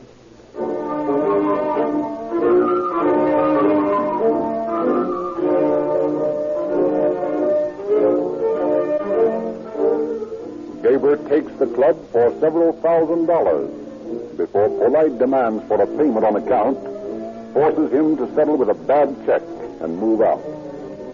Now compelled to promote the hospitality of newfound friends in Los Angeles, he wrangles himself an invitation as a house guest of Mr. and Mrs. Ronald Baldwin.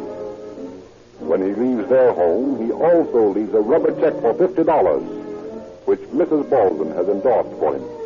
Mr. Baldwin, furious, reports the matter to the police, and Officers Mouth and Williams of the Bunco detail interview Mr. Baldwin at his home.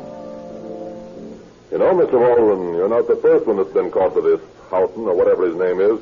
He's a pretty slippery customer. No doubt. But I'm here to tell you I'll stop at nothing to see that fellow behind prison bars. It just burns me up to think how we fell for that story of his, that he was trying to escape being served with divorce papers. Then after he eats our food and sleeps in our bed, he takes us for $50. I want him put in jail. And so do a lot of other people. Well, have you any idea who else he knew in town? No, I haven't, but he spent a lot of his time at the phone. Always spoke of his deals with his broker and the president of one bank or the vice president of another, or... Spent a lot of time at the phone, eh? Yep. Where is the phone? Over there in that alcove. Mind if I take a look at it? No, go ahead. Whose number is Gladstone 1551, Mr. Baldwin?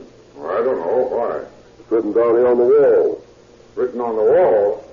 Well, if it's written on the wall, that pig did it. Mrs. Baldwin or I wouldn't think of writing on the wall. Well, let's play a little game and find out whose number this is. What are you going to do? Get some information from someone, I hope. Listen. Hello? Gladstone, 1551? Yes. Let me speak to Mr. Harmon, please. Mr. Harmon? You must have the wrong number. Is this Gladstone 1551? Yes, but there's no... Well, Mr. Harmon must be there. He gave me that number. There must be some mistake. This is Warren's residence. What is your address, please? Possibly I am mistaken. This is 5755 Tuxedo Drive, but there's no Mr. Harmon here. Oh, I'm sorry. I must have the wrong number. Get anything? Yeah, it was a cinch. The kid that answered the phone told me all I wanted to know. Warren's residence. At 5755 Tuxedo Drive. All right, let's get out there right away.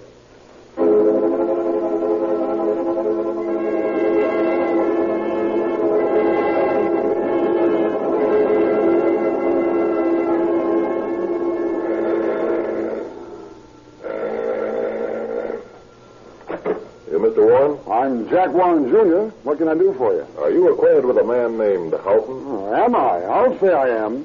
Why? Are you a policeman? That's right, buddy. Well, I was wondering when you'd catch up with him. What do you mean? Well, come on in and sit down. I suppose you want to ask me questions about him. Yeah, we do. All right, come on in.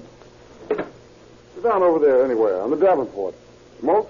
Yeah, thanks. Well, what do you want to know? How long have you known Houghton? Just a couple of weeks. And that's 2 weeks too long. You know what he did? No, but we want to. Well, he got me to go to my dad's bank and endorse a $100 traveler's check for him.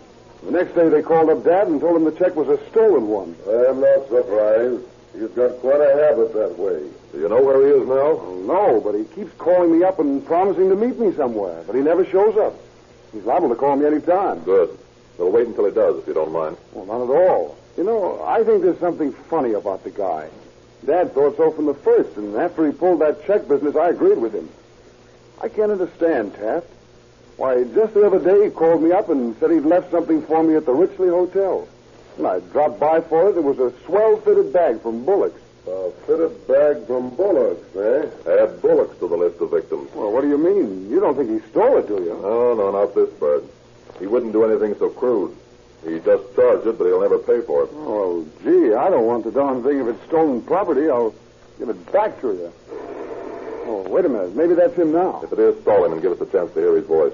Okay. Hello? Hello, Jack. This is Taft. Hello, Taft. Where have you been? Oh, I'm so sorry, Jack. I've been very busy. Tied up with the president of the bank all morning. Well, where are you now? I'm at the hotel, but I'm leaving right away. I'm due down at Santa Monica for the polo game this very minute. Going to stop by. Well, look, Taft, why don't you stop by on your way out to the beach? I got something I want to ask your advice about. Well, I'll try to. But don't wait too long for me. I've got to go now. So long. Goodbye, Taft. Hey, give me that phone. Operator, place that call. This is Police Officer Williams, badge 238, speaking from Gladstone 1551. Just one moment, please. I will try to trace it for you. Now, look here, partner. You stay here with Jack in case this break comes by, although I doubt if he will. And I'll get over to the place he's calling from just as soon as... Hello? Yes? The call came from the Richley Hotel. Oh, thank you. It's Clear Hotel, eh? I'm going right over there. In the meantime, partner, you call them and tell them to detain... Mr. Houghton until I get there.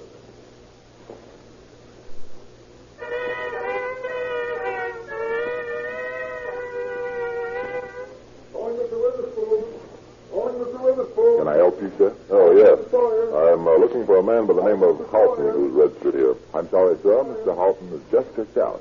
Here's my card. I'm a police officer. You know where he went? Hey, what's the meaning of all this? A little while ago, a man called and said he was a police officer and ordered me to detain Mr. Houghton. And now you come here demanding to see him. Fortunately, Mr. Houghton had already checked out when the first call came. I'll have you know, my good man, that we do not like to have our guests annoyed in this manner. Mr. Houghton is a very fine gentleman. And furthermore... Wait a minute, brother. How did Houghton pay his bill? By check? Of course. Here's his check right here. On the Crocker National Bank of San Francisco. I thought so. Well, maybe you think Mr. Houghton's a fine gentleman now, but when that check comes back, you may think different. Right.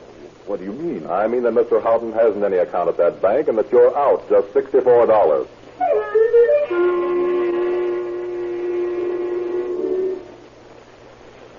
The stack of Houghton's bad checks grows higher on Captain Thomason's desk in the Bunko detail office. The Hotel Men's Association and the Merchants Protective Association are warned to look out for the man. Maug and Williams develop another angle of the case when they discover that Houghton has been trading on the air-mindedness of young boys, posing as an aeronautical inspector for the Department of Commerce and promising to make them licensed pilots, but in the meantime using their identification to cash worthless checks. It is this strange desire to impress boys of high school age that proves his undoing. For he is attempting to interest a couple of students at aeronautical school on Slauson Boulevard when his erstwhile host, Mr. Baldwin, drops in to pass the time of day with the head of the school, who's an old friend. Well, Ernie, how's the aviation school business? Yeah, fine and dandy, Bob. How's things with you? Well, I can't complain. Life's a little brighter since we got rid of that fake Virginia gentleman who was living off of it. That was a funny case. If any, I've laughed over it many times. Well, I'll tell you this much. It was almost worth the $50 he swindled us out of to be rid of him. Yeah, I'll bet it was. Never in my life have I seen a man with more brass nerve than that fellow had. Ernie. What? There he is. Oh, where? Houghton. There he is, out there in the shop, talking to those two students. Are you sure? Absolutely. Come on, he's not going to get away from me this time.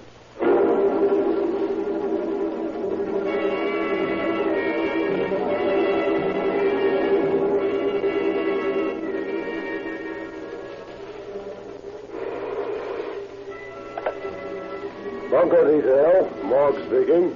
Lieutenant, this is Baldwin speaking. You remember me, the man who entertained Houghton? Yes, of course I do. We've got our man. You have? Where? Out at the Pacific College of Aviation on Slauson. Hurry up out here. You bet I will.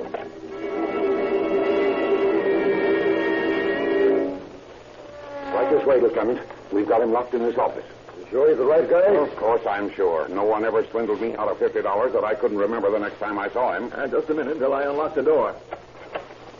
There we are. Well, Mr. Houghton, or whatever your name is, you're under arrest. Huh? Oh. All right. I suppose we dispense with the formalities and get down to brass tacks, or rather in this case, handcuffs. Never on, Lieutenant. So, the game is up, gentlemen? And it's been worth it. I've certainly had one hell of a good time at your expense.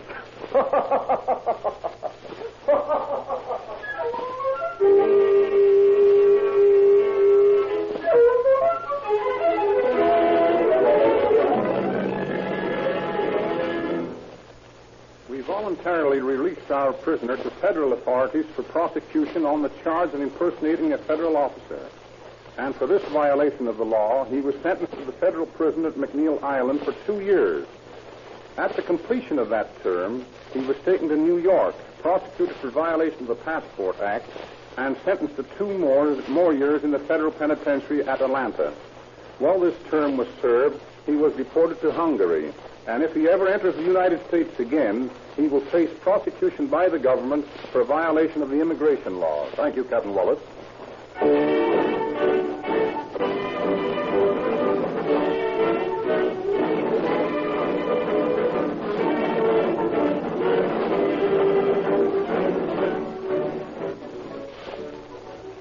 When you buy Rio Grande cracked gasoline, remember, although good gasoline is essential to the proper performance of your car, the life of your motor depends upon the oil that you use.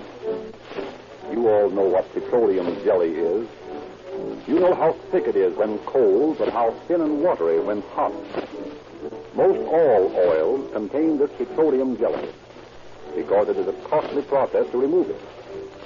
It necessitates chilling the oil down to 60 degrees below zero. Sinclair oils are also de-waxed, removing the gummy properties in crude oil that clog the spaces between the pistons and cylinder walls. Now, you may buy either Sinclair Pennsylvania, made from Pennsylvania's highest price crude oil at 30 cents a quart, or Sinclair Opaline, made from Mid-Continent's oldest crude oil at only 25 cents per quart.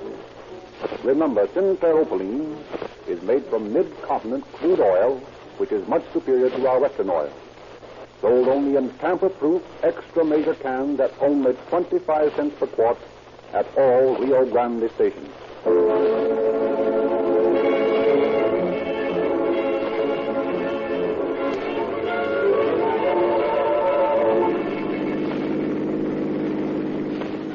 Police calling all cars, attention all cars, cancellation dash 40 regarding a bunco artist.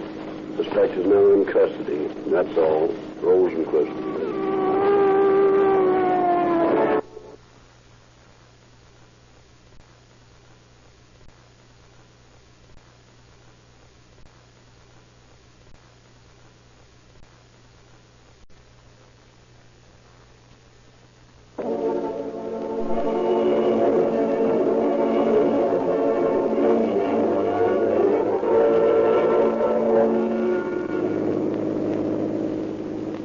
Police calling all cars, attention all cars, broadcast 41, maybe in your district, regarding a holdup and shooting on West 50th Street. There's one bandit described as American, 28 years of age, about 5 feet 7 inches, weighs about 135 pounds, was masked with a dark top coat, escaped in a Ford Roadster, license number unknown, and that's all. Rosenquist.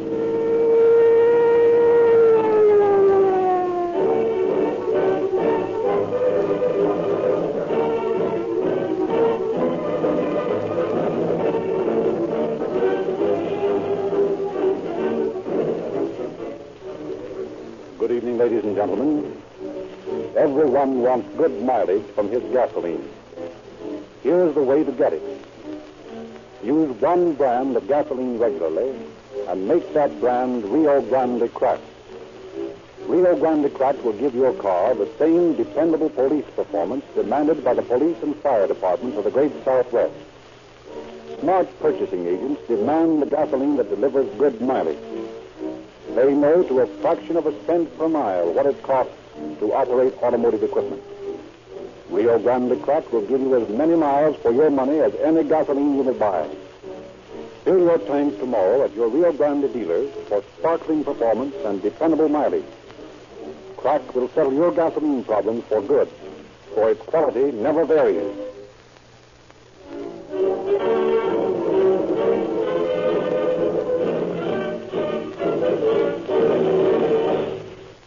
And now, again, it's our privilege to introduce Captain Bert Wallace, head of the homicide squad of the Los Angeles Police Department, who has a personal message for you. Good evening, Captain Wallace. Good evening, friends. Tonight, Chief Davis has selected a story which is somewhat the reverse of our usual procedure. Tonight, we will tell you how hard a police officer works to get a man out of prison. It sometimes happens in the work of keeping the peace when cold scientific police procedure meets with heated human emotions that mistakes are made. No police officer, no matter how hard he has worked on a case, wants to see a man who has not committed a crime prosecuted for it. When such a situation occurs, every police facility is utilized to build a case which will convince the parole board that the mistake must be rectified. To build such a case was the Herculean task that faced Captain Barlow, our fingerprint expert. Frederick Lindsay will now tell you how well he succeeded. Thank you, Captain Wallace.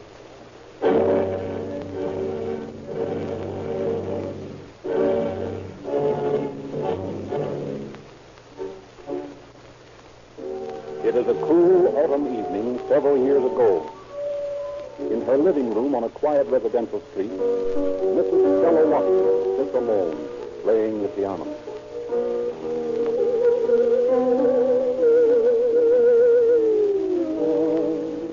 Stick him up.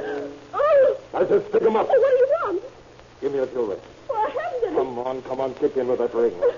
Come on, hurry up, will you? Here you are. All right. And the others? What others? You know what others. The diamonds in your jewel case. Where are they? I don't remember where I put them. Come on, quit stalling. I'm liable to get impatient and pull this trigger. Please put the gun down. I'll try to find them. Make it snappy and be quiet. One peep out of you and it'll be your last. Oh, give me time to think. Let's see. I remember seeing them last in the red. Come on, hurry up. I haven't got all night. Well, I'm trying to remember where they are. Just a minute. Lady, I'll give you just 3 counts to get those stones. Oh, please. 1, 2. Hey, come back here.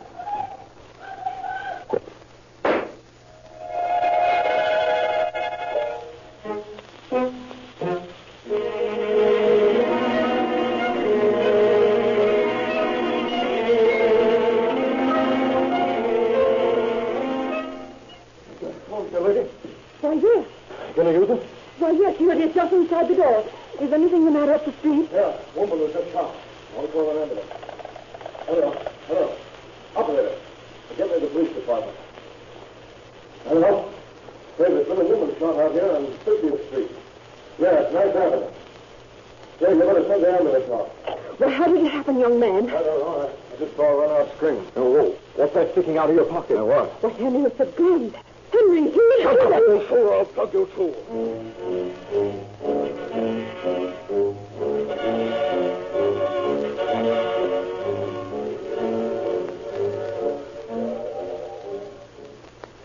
She's still breathing. Oh, somebody bring some water. I'll go get some minutes. Oh, has anyone a handkerchief or a rag? We've got to stop the blood. Get some ambulance. Oh, thank God. This way, Doctor. Stand back there. Stand back. That'll have some air. Samuel. Yes, sir. Keep these people back. Yes, sir. Now you'll have to get back, folks. Come on, move right down. I did what I could for her, Doctor. Oh, poor Mrs. Watson. Yes, thank you. Let's see now. Looks like the bullet pierced the lung. Very serious. Very serious. She was such a good neighbor. Evans, we better get her in the hospital in a hurry. Yes, sir. I'll stay here until the homicide men arrive, Doctor. Very well, Camel. Now, what do you people know about this? Here, wait a minute. Just a minute. One at a time. One at a time. Hey, you first, ma'am. Well, it was about 7:30, and I... Just a minute. What's your name? Why, Mrs. Reynolds. Mrs. Edward Reynolds. Mrs. Edward Reynolds. Where do you live? Why, next door to Mrs. Watson. Mrs. Watson. That was the victim's name, eh? Yes. Widow, or is her husband living? Oh, he's living. Where is he? I don't know. I think this is Lord's night. I see. Well, what do you know about this? Well, just as I was saying, I was putting Junior to bed about 7:30 and listening to Mrs. Watson playing the piano. She plays so beautifully. And since that tube went by that on our radio, why, it's the only music I get. And, I do love music. Yes. So do I. But what happened? Yes. Well, I was listening to Mrs. Watson playing Liebestraum when all of a sudden she stopped. And she never stopped in the middle of a piece. Why, I remember the day Heinemann's butcher shop caught fire, and she went right on playing. Let's stick to the story, lady. What did you hear after she stopped? Oh, yes. Well, then I heard a man's voice speaking in a low tone, and, well, naturally I tried to listen, for it wasn't Mr. Watson's voice. So I put Junior down and went right over to the window, but there was no light in the dining room, and I couldn't see very much. Well, what did you hear? Well, I couldn't make out anything until I heard Mrs. Watson getting excited. And then she screamed for help, and there was a shot, and someone ran out of the house. What did he look like? Well, I didn't get a good look at him. Is that all you know? Yes, I guess that's about all. Well, I know a lot more about this than Mrs. Reynolds, and I didn't have to peep into anyone's dining room to find out. Now, look here, Mrs. Stanley, what are you making any remarks? Ladies, we're trying to settle some trouble, not start any. Your name, Mrs. Stanley? Yes, Mrs. Letitia Stanley, and this is my husband. Pleased to make your acquaintance, officer. Huh? Oh, yeah. What do you know about this thing, Mrs. Stanley? Well, just after I heard the shot, I called Mr. Stanley out on the porch. Of course, he said it was a backfire, but I've learned not to depend upon what he says. What was it? Well, it was a shot, all right. And just a moment later, a man ran up on the porch and told us a woman had been shot and asked to use the phone.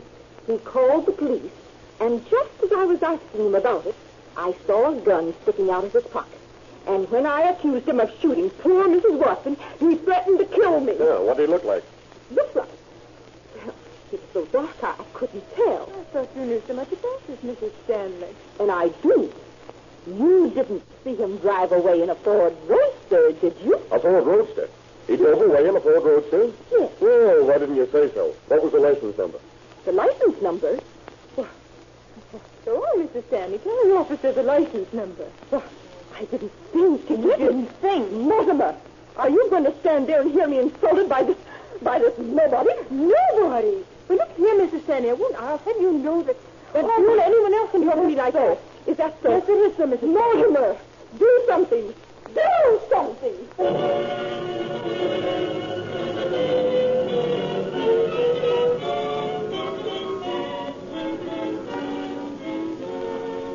Peace finally restored, and meager information gleaned from such witnesses as there are, the investigation is turned over to Howard Barlow, who closely examines Mrs. Watson's house for fingerprints. Well, apparently he entered the house through this window here. Yeah, the screen's been taken out. By the look of this deep shoe print under the window, he left the house the same way. Now, let's take a look at this screen. Not bad. I think we can get a couple of fair prints off this thing. Might as well take it into Central and photograph it there, Eddie. Okay, Howard.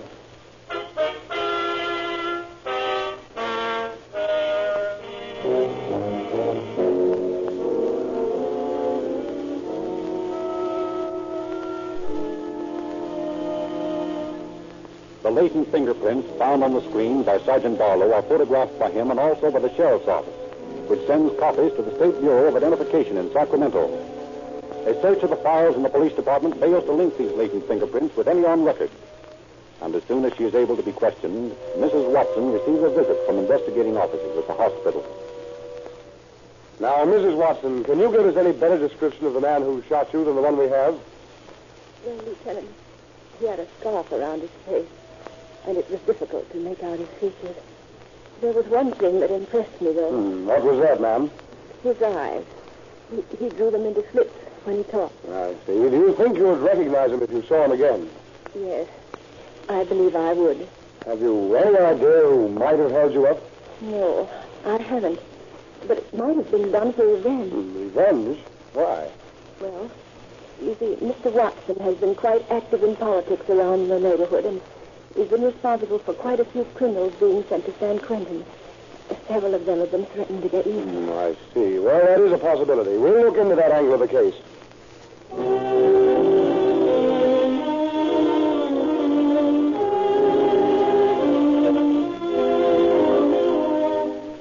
Several days go by, and police are unable to connect the crime with any of Mr. Watson's potential enemies or with any of the records on file. Then in a rooming house on South Hope Street occurs an incident which is destined to have great bearing on the case.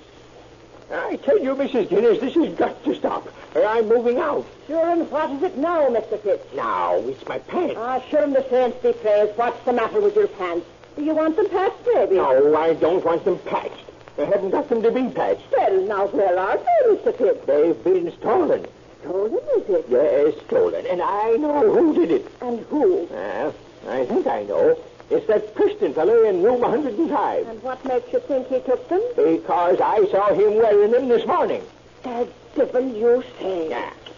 Well, I won't have goings on like that in my house. Now, you come along with me, and we'll see about it. What's you going to do? Well, we're going to talk to Mr. Preston about your time. Come along now. Why, I never had anything like it in my house. I'm not going to have a place like this. Are you Mr. Preston? Yeah, who is it? It's Mrs. Guinness. Oh, come in. Oh, good afternoon, Miss Guinness. Mr. Preston, whose pants is them? Why, they're mine. No, they're not, young man. They belong to me. You stole them. I did not steal them. I bought them from Jimmy Black. Well, they're my pants. Oh, I didn't know they was hot, or I wouldn't have bought them. Mrs. Guinness, I don't believe this young man's story. Yeah, well, it doesn't sound straight to me either. And I'm going to get to the bottom of it. What do you mean? Young man, I run a decent house here, and I don't want the likes of you into it. Okay, I'll move. Not with my pants I on. know you'll move. And if you'll be in the police patrol, you'll be moving. Huh, I've been missing things around my place, too. And I'm going to find out who's been taking them or know the reason why.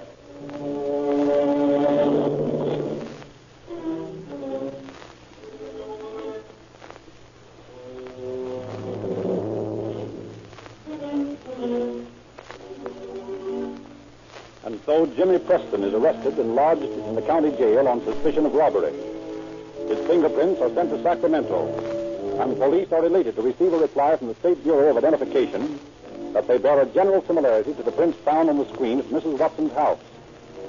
Sergeant Barlow immediately checks the prints and discusses his findings with a brother officer. Why, it's ridiculous. There's no point of identity between the latents we found and this man's prints. Yeah, but he might be the same man, mightn't he? Not a chance. Well, just the same, I'm going to take him over to the hospital and see if Mrs. Watson can identify him. And you're just wasting your time. Yeah, maybe, but it's worth a try.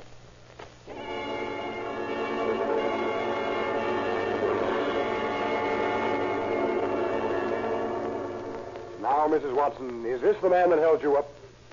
It's so hard to be sure. But then, you've always found his fingerprints are the same, haven't you? Well, Sacramento reports a similarity. Listen, lady, I don't know what this is all about, but I know this much. I never saw you before in my life. Yes, Lieutenant. I'm sure now that this is the man. Notice the way his eyes draw down to slits? He's the one, all right. Say, lady, you don't know what you're saying. You're railroading me. You sent an innocent guy to the pen. I never done nothing to you. Well, the night that guy plugged you, I was in jail in San Diego. I should think, young man, when you're thinking up what do you call it? Oh, yes, alibi, that you have enough pride not to lie about being in jail elsewhere. What difference does it make where I was? I didn't do nothing to you. This is the man, Lieutenant. There's no doubt about it. And men of his type should be in prison. I'll do everything I can to cooperate with you.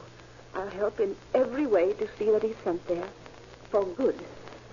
And I hope it will be a lesson to you, young man.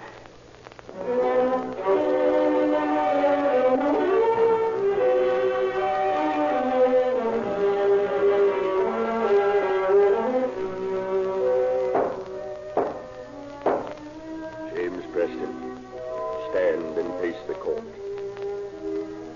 You have been found guilty of burglary, of robbery, and of assault with a deadly weapon with intent to kill. Therefore, James Preston, I hereby sentence you to serve from 11 years to life in San Quentin Prison.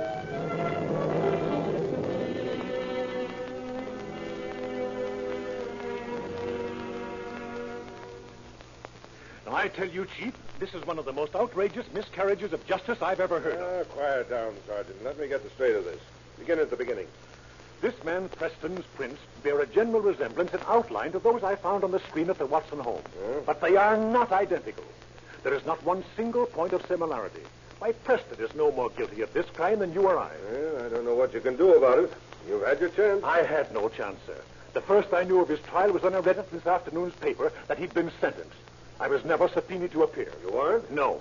They convicted that man on Mrs. Watson's general identification and the general similarity of prints. Why, it's ridiculous. Oh, wait a minute, young fella. Don't go off the deep end. Well, it makes me burn. We've got to do something about it, Chief. We can't let an innocent man go to prison. There isn't much we can do about it. Judgment has been passed. Well, it isn't fair. Well, there's only one thing for you to do now, then. What's that, sir? Find the man who left his fingerprint on Mrs. Watson's screen. If you can find the real criminal and convict him on your fingerprint evidence, then you can free Preston. And in the meantime, Preston has to go to San Quentin for a crime of which he is innocent. I'm afraid so, Sergeant. Very well, then. I'm going to find the real criminal if I have to go over every single one of the 300,000 prints in our files.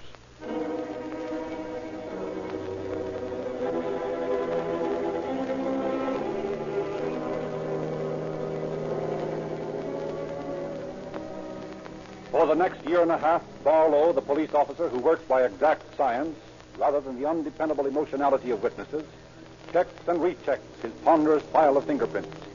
Every burglar suspect brought in for questioning is fingerprinted, and his prints are compared with the marks left on Mrs. Watson's screen. Still, nothing comes of the patient search. Only the thought of justice that he alone can bring to an innocent man immured in San Quentin spurs Barlow to his Herculean task.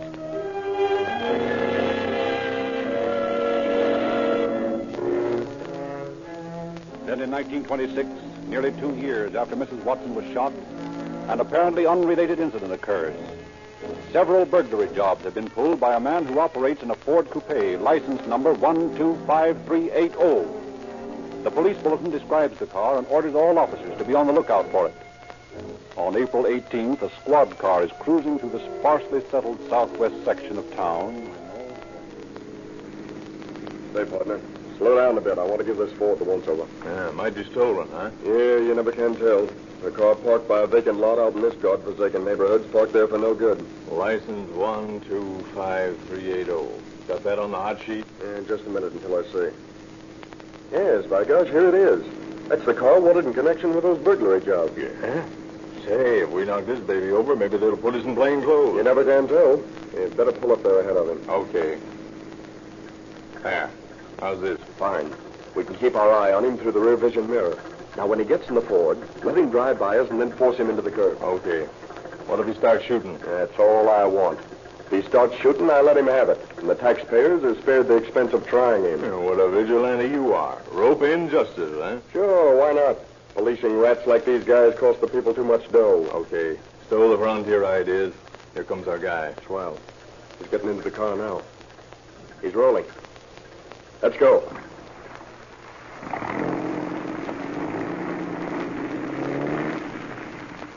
All right, get over there. Over the curb. What's the big idea? Up with your hands. Reach and keep them there. Say, what is this? Get up. Get out of the car.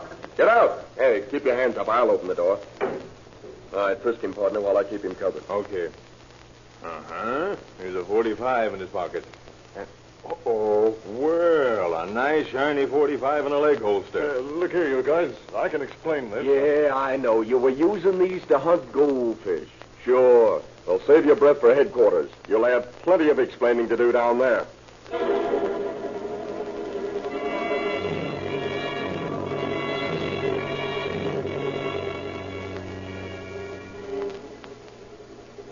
The suspect who says his name is Carroll is brought in, fingerprinted, and booked on suspicion of robbery.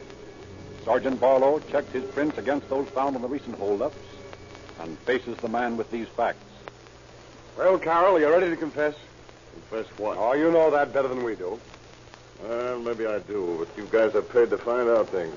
Suppose you find out something about me. Very well. We'll show you how far we've gotten. Barlow, suppose you tell Carroll what we know about him. Well, Carroll, on December 29th, you burglarized the home of Charles McInnes on Glendale Boulevard. On July 4th, you broke into W. Barker's house on Western Avenue. And on January 2nd, you committed a burglary at 5012 Beverly Boulevard. Shall I go on, or are you convinced? How do you know all that? Fingerprints. You left a nice set of prints on every one of those jobs. Fingerprints don't prove anything. No? Well, we think they do. Yeah? Well, a lot you know about them. If I told you what I know about fingerprints, an innocent guy would be sprung from San Quentin. What do you mean? Nothing. What innocent man are you talking about? Some guy that got mixed up in a robbery and shooting a couple of years ago. Who do you mean? Preston? I've said all I'm going to say. Well, maybe that was too much, Carol. Maybe you're the man I've been looking for a year and a half.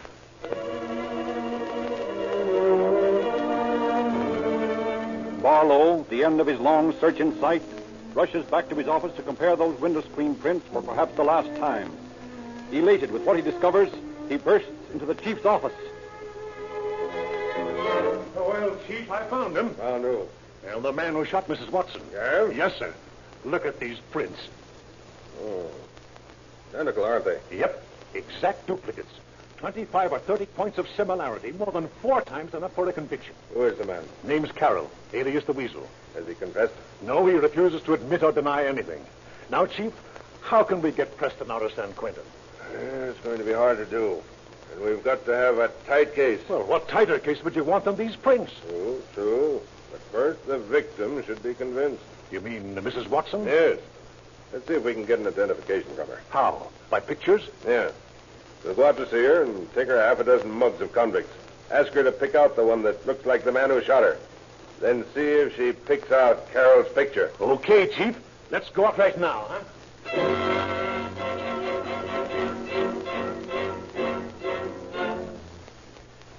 Mrs. Watson, I never bothered you about it before, but I've always felt that an innocent man was sent to prison in that shooting case of yours last year. An innocent man? Yes. I was never satisfied that Preston's fingerprints were the same as the ones on your screen. Oh, but Mr. Barlow, that couldn't be. Why, I read in the paper that his fingerprints were the same. And naturally, when I saw him, Oh, well, maybe I was influenced by the story in the paper. Well, the story in the paper was incorrect. Now, we think that we have the criminal in custody, and we want you to help us. Why, of course, I'd be glad to help you in any way I can. Very well. Now, here are 10 pictures of criminals from our mug books. Do any of these men look like the fellow who held you up and shot you? Well, now, wait until I put my glasses on. There. That's better. Now, let's see. No, that's nothing like him. Oh, no, not that one. No, that's not him. Oh, wait a minute. Here he is. Yes, I'm sure that's him. See how the eyes squint? That's just the way he looked at me. You see that, Chief? She picked out the picture of Carol. Mrs. Watson, you're right this time. This man's fingerprints match exactly the prints left on your screen. And you mean that the man in San Quentin is innocent? Yes, Mrs. Watson, he is. Oh, how terrible. Believe me, Sergeant, you can count on me to do anything I can to make up this terrible injustice to the poor man.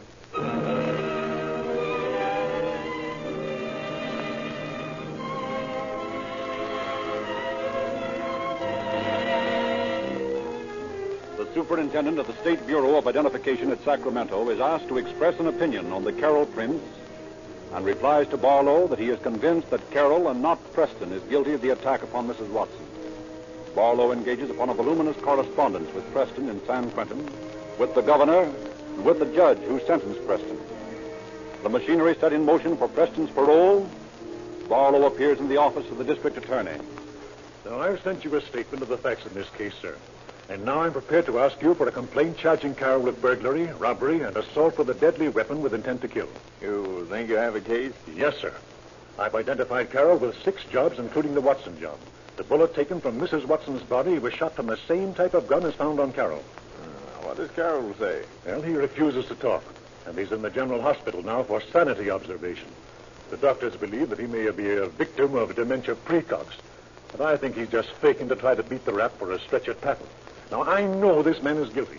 I have all the proof necessary to convict him, and I want you to prosecute him.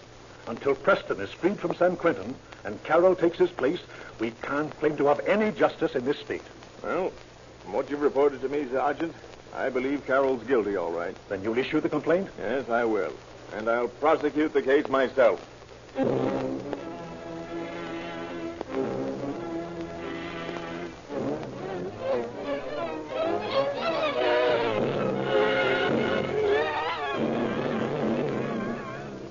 A year and a half after he had entered the state penitentiary, the great gates of San Quentin open on James Preston, and he emerges a free man.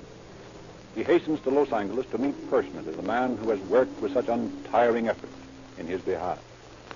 Gee, Sergeant, I don't know how to thank you. It ain't many bulls that would do what you done for me. Oh, that's all right, Jimmy. I was convinced from the first that you were innocent, and I wasn't going to let you stay up there without fighting about it. Maybe you don't know how it feels to be in my spot, to be free, out in the open again, to get a break. I don't know what to say. Well, don't try to say it, Jimmy. I think I know what you mean. A great injustice has been done to you, and I don't know how I'm ever going to make it up to you. But the boys in the department have made up a little purse. Now, it isn't much, but maybe it'll help you get started. We want you to just accept it as our way of saying we're sorry you had to go up there. Gee. The chief has arranged a job for you at the Ford plant. You can start to work next week. Gee. And I used to think that coppers was rats.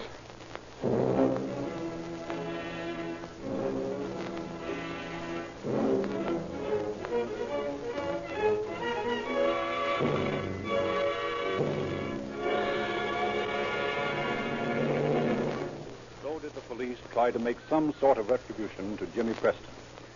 As to Carroll, he was found to be suffering from catatonic dementia precox and was sent to Patton. Later, he was brought back and tried on charges of burglary, robbery, and assault with a deadly weapon with intent to commit murder. He pleaded not guilty by reason of insanity.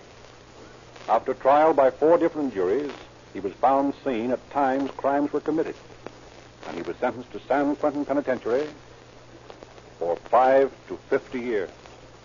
Calling All Cars is a presentation of the Rio Grande Oil Company. Rio Grande cracked gasoline is the police preferred gasoline wherever it's sold. You can get police car performance from your car by patronizing your independent Rio Grande dealer. Sinclair Motor Oils are companion products of Rio Grande gasoline. The American Automobile Association states that poor oil costs $40 million per year in damages and attendant repairs to American automobile motors and machinery. Why should motorists buy cheap bulk oil at 15 cents to 25 cents per quart, not knowing how long it has been stored in dirty tanks? Sinclair Opaline is subjected to 7 extra refining processes. It is made from Mid-Continent's oldest crude oil and costs only 25 cents per quart. Sold only in extra-measured, tamper-proof cans.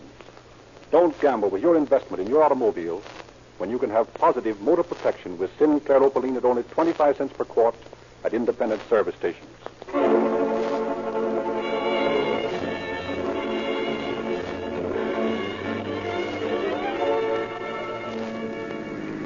Los Angeles Police calling all cars, attention all cars, cancellation broadcast 41 regarding a holdup. And that's all. Rosenquist.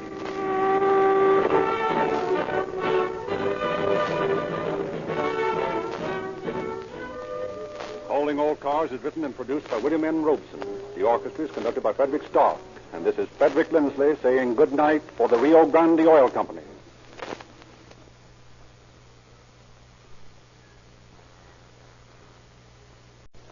Calling All Cars, a presentation of the Rio Grande Oil Company.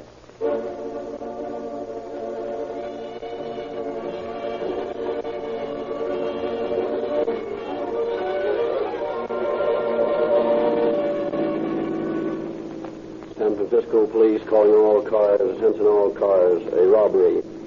3 men entered a house on Filbert Street, bound the occupants and got away with $25,000 worth of currency and jewelry. Go get them, that's all.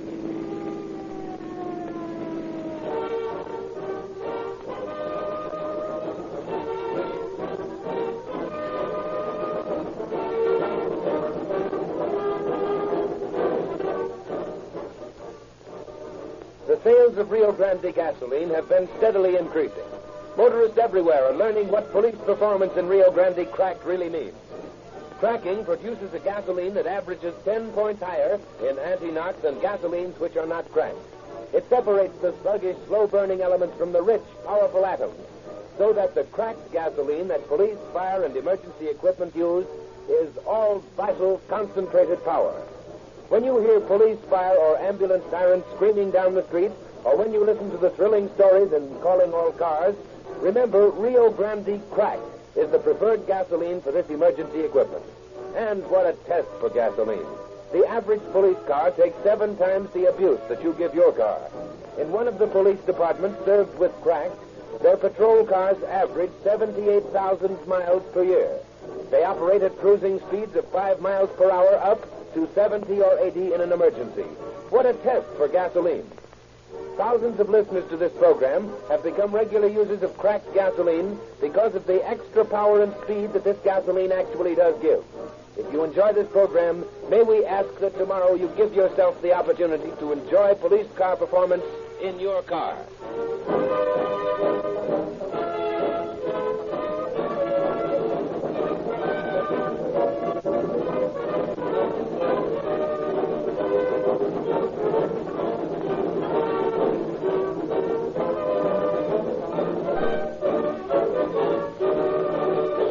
Ladies and gentlemen, tonight we are honored to have as our guest speaker Mayor Angelo J. Rossi of San Francisco. We shall now transfer control to the St. Francis Hotel in San Francisco, where Mayor Rossi will speak from a dinner of police chiefs of the Bay Area. Mayor Rossi.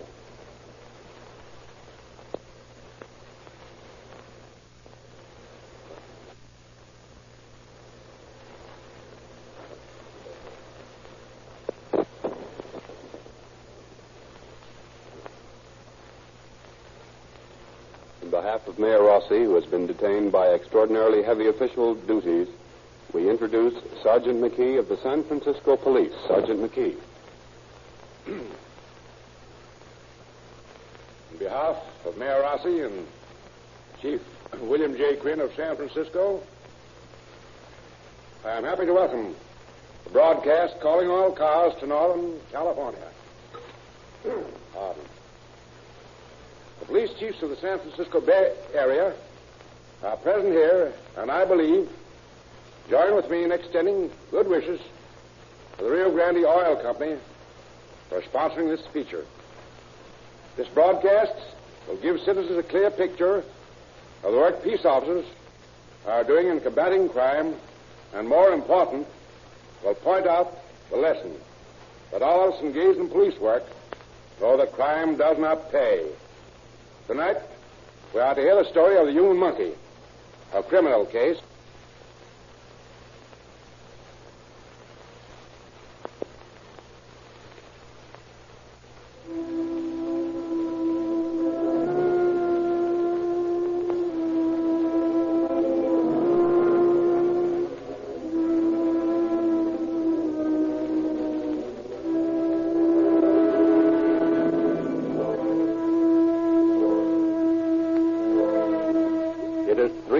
In the morning, caught in the fog's wet claws, San Francisco sleeps. Only the distant clank of a cable car ruffles the tomb-like silence of the city. But in a lovely mansion on Filbert Street, the master of the house tosses in his sleep. Half awake, he senses the presence of someone in the room. He reaches for the light. Who's there? Be quiet. Who is it? What do you want? Quiet, I said. Everett, what's the matter? Quiet, lady. Throw on those lights there. Where's right? Burglar! Yank that sheet off the bed. Why, how dare you? Don't you? Come on, don't be all night. Get going. That's swell. Okay, tie him up. Look here, man. My wife isn't well. She'll catch cold. Shut up. Tie him up, Barton. Yes, sir, right away. I'll tie him up good. I got the dame trust on. Good. Better go through the pockets of his clothes. Okay. All right, pal. Let's get at that safe. Come on, Mr. Stewart. You're going to open the safe for us. But look here. There's nothing in the safe, I assure you. Shut up. We know what we're doing. Now get in there. Switch on that light, pal. Now open her up. Come on, quit stalling. Well, you frightened me so I can't get it to work right. And you so what, man? You open that thing up, or I'll beat your brains out of this, you blackjack. Come on, pal. Cut the rough stuff. Now, look here, Stewart. You know what I got in this can? No. What is it? Nitroglycerin. Oh. And here's the putty and the cap. Oh. Now, you open that safe or I'll blow the door off, and you with it. Well, I'll try. Let me see. 3/9, then to... yes, that's it. Well, that's more like it. Here, boss, look over here. There ought to be something in silver drawn here, sure enough. Don't touch that. There's a burglar alarm attached to it. Oh. Take him back in the bedroom while I empty this safe. Yes, sir. Okay, come on, you. Tie him up good. Don't you worry, I will. Sarah, what's the matter? Oh, I'm all right, Everett. What's she doing on the floor, young man? She fell off the bed. Oh, but how could you leave her there like that? Aren't you ashamed? Oh, quit your bellyache. You're lucky we didn't bump her. Come Come on, on, man. man. Quit just squawking. I'll put you to sleep for good. Well, I'm tied up. Yes, sir. Okay, I got everything that was in the case. Well, let's go then. Now get this straight, you two. Don't move and don't make no noise. If you do, we'll come back and blow you to bits.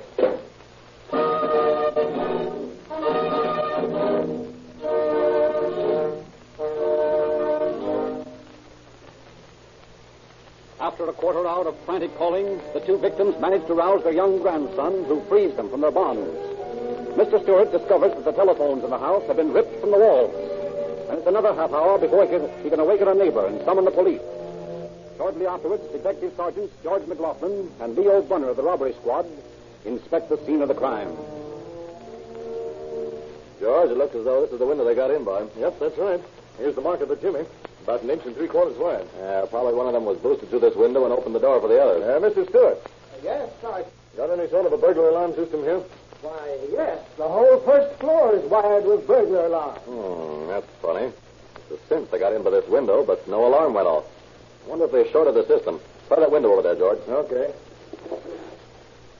No short. Let's get a look at this thing. Just as I thought. Look here, George. Now, what do you find? See this? When I raise the window, this alarm doesn't click. The window shrunk a bit, see? Sure. But the alarm works on the other windows. I'll say it does. Just listen to it. Looks like an inside job to me. Mr. Stewart. Yes. Let me get the straight of this again. You say that one of the men went directly to the pocket on the inside of your vest for your bankroll, huh? Yes, that's right. Well, do many people know that you carry your money there? Why, no, naturally not. And they knew where the safe was and about the burglar alarm in the silver drawer. Yes. It's all very strange. Not so strange, Mr. Stewart. This job was pulled off by someone on the inside. What do you mean? How many servants do you have? 2, a Chinese cook and a houseman. Either of them could have been in on this. Oh, I'm sure Li Fu wouldn't. Why, he's been with me for nearly 4 years. Yeah, how about the houseman? No, I can't be so sure. There. I've had, let me see, 3 different housemen in the past few months. You'd better give us a description of them. Well, first there was Percy Randolph. Percy Randolph? Yes. Negro, about 6 feet tall, slow-spoken, scar on the left temple? Why, yes, that's the man. But I'm sure he had nothing to do with this thing. He had impeccable references. Worked for a Dr. Wilson in Stockton before he came here. Well, why did you discharge him? I didn't. He quit for a better job in a garage just down the street here. But I'm sure he's on it. Well, I wouldn't be too sure, Mr. Stewart. Because Percy Randolph is an ex-convict who hasn't been out of San Quentin much more than a year. Good heavens. Come on, Leo. Let's go around to this garage and get a line on Percy.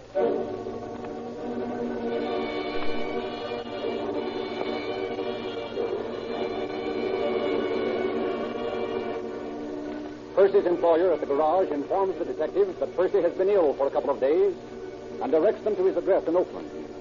Early the next afternoon, the 2 detectives take the ferry across the bay. McLaughlin, wise to the ways of the man they are seeking, suggests to his partner that they first look into a few of the restaurants in the Black Belt. In the second place visited, the officers find a party of several Negroes and their ladies. Percy is among those present. That's him. The tall, bullet-headed one. Come on, let's talk to him. Hello, Percy. Oh, hello. We want to see you outside for a minute. Yes, sure no. Who you want to talk to my boy, man? Just got a few questions to ask him. You can't take my boy from me. Hey, hush your mouth, Rosebud. These jumbos know what they're doing. Now, just a minute, I get my hand. Oh, you won't need your hat. You only want to talk to me for a couple of minutes. Yeah, but I guess I better take it, boss. I don't figure I'll be back for a long, long time. Hey, what's this all about, honey? Hey, don't mind yourself what's about Rosemary. You're coming back sometime, isn't you, big boy? I don't know, honey. You all see me when you all sees me. These 2 jumbos didn't come all this way over the bay here for nothing.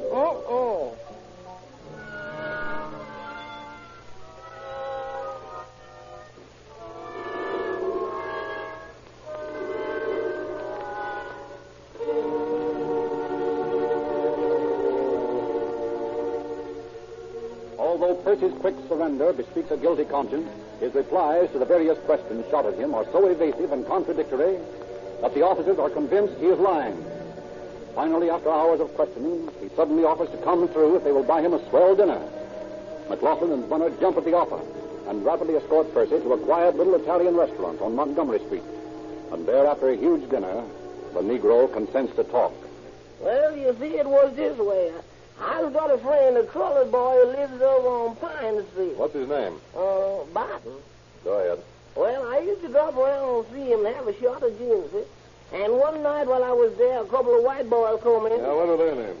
I don't know. I never done heard them say. Sure about that? Yes, I was positive. Okay, go ahead. Well, so these boys was pretty broke, and they was figuring on how to make some dough quick and easy.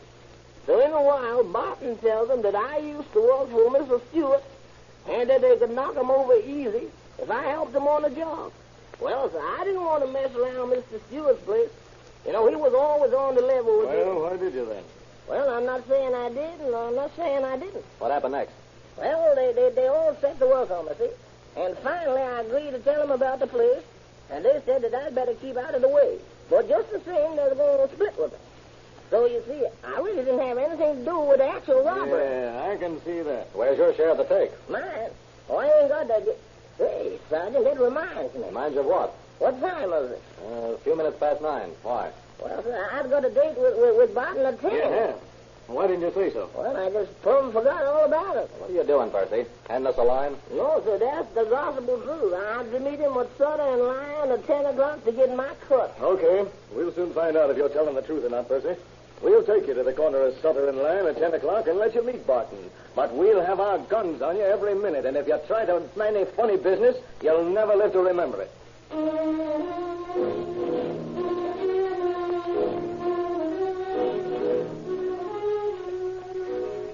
Percy is instructed by the officers to meet Barton and walk east on Sutter Street.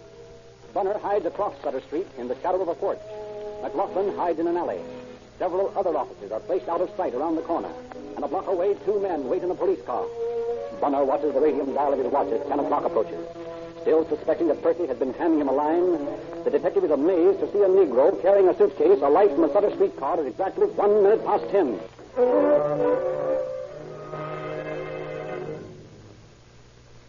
Barton starts walking west, and Bunner is about to pull his gun when Percy hails his friend, and Barton comes toward him. For a few minutes, the 2 men talk, and then Barton gives Percy the suitcase and places something in his hand. Just at that moment, a police car drives by, and Barton, frightened, hastily leaves Percy. Bunner, unlimbering his gun, rides along in the shadows on the other side of the street, keeping parallel with Barton. When the Negro is under a street light, Bunner runs across the street, keeping the bandit covered. Stick up your hands and stay right where you are. What do you want, want? You're under arrest. What for? I ain't done nothing. If you know what's good for you, you'll keep quiet, boy. Got him covered, Leo? Sure. Slap the bracelets on him. Take him down. Hey, Tim, bring Percy down here. Okay, sir. Find anything? Yeah, a couple of $100 in $10 and $20 gold pieces. Gold pieces, huh? That's probably part of the Stewart loot. Here's Percy, Sergeant. Fine. Where'd you get that suitcase, Percy? Yeah, did you? Fella, here, give it to me. This black bar's lying, Chief. I never saw him before. Shut up. Open the suitcase, Percy. Oh. Yeah, there you are, sir. Suit of clothes and 2 towels with Stewart's name on them. Where'd you get these, Barton? I ain't nothing. Well, maybe you'll change your tune when we get you to headquarters.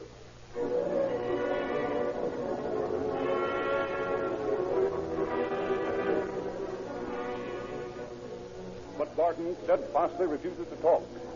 And when arraigned before the judge next day, proclaims his innocence and demands an immediate trial. Officers Bunner and McLaughlin ask for more time to enable them to round up 2 more suspects. And the judge continues the case for a week, placing Barton under a $100,000 bond. Then McLaughlin and Bunner are led by Percy to Barton's room on Pine Street. While McLaughlin and the Negro hide in Barton's room, Bunner interviews the Japanese landlady. Yes, please. I'm a police officer. Oh, police officer. Oh, I nothing do bad. I good woman. What for the honorable police officer come to my house? Now, don't worry, ma'am. I didn't come here to arrest you. Oh, very nice. Thank you very much. I want to ask you some questions. Oh, yes. Questions. I do. I want to know something about that colored fellow who lives upstairs. Color fellow. He not nice, I think. Any white men go up there? White men? Oh, I think maybe yes. What do you know about them? Me? Not knowing anything. Well, how many men were there? Oh, maybe so, too. Sometime other color fellow he come, I think. What do they do up there? I not knowing. Now, listen, ma'am, I'm not going to arrest you. I want to find out about these guys. Now, what do they do up there? Oh, please, they talk. Maybe they drink. What do they talk about? I know nothing. I hear voices. Oh, maybe so. There comes one of them through door. Where? Come in from street, maybe. Get back in the room. Close that door part way. I don't want him to see me.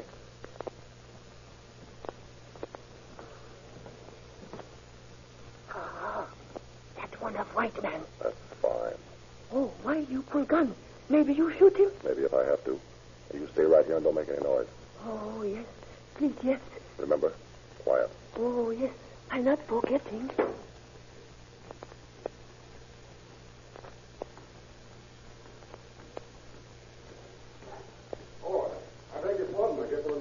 That's the right room, all right. Get back in there. I was looking for my girl. There's a couple of men in there. Don't argue with me. Get back in there.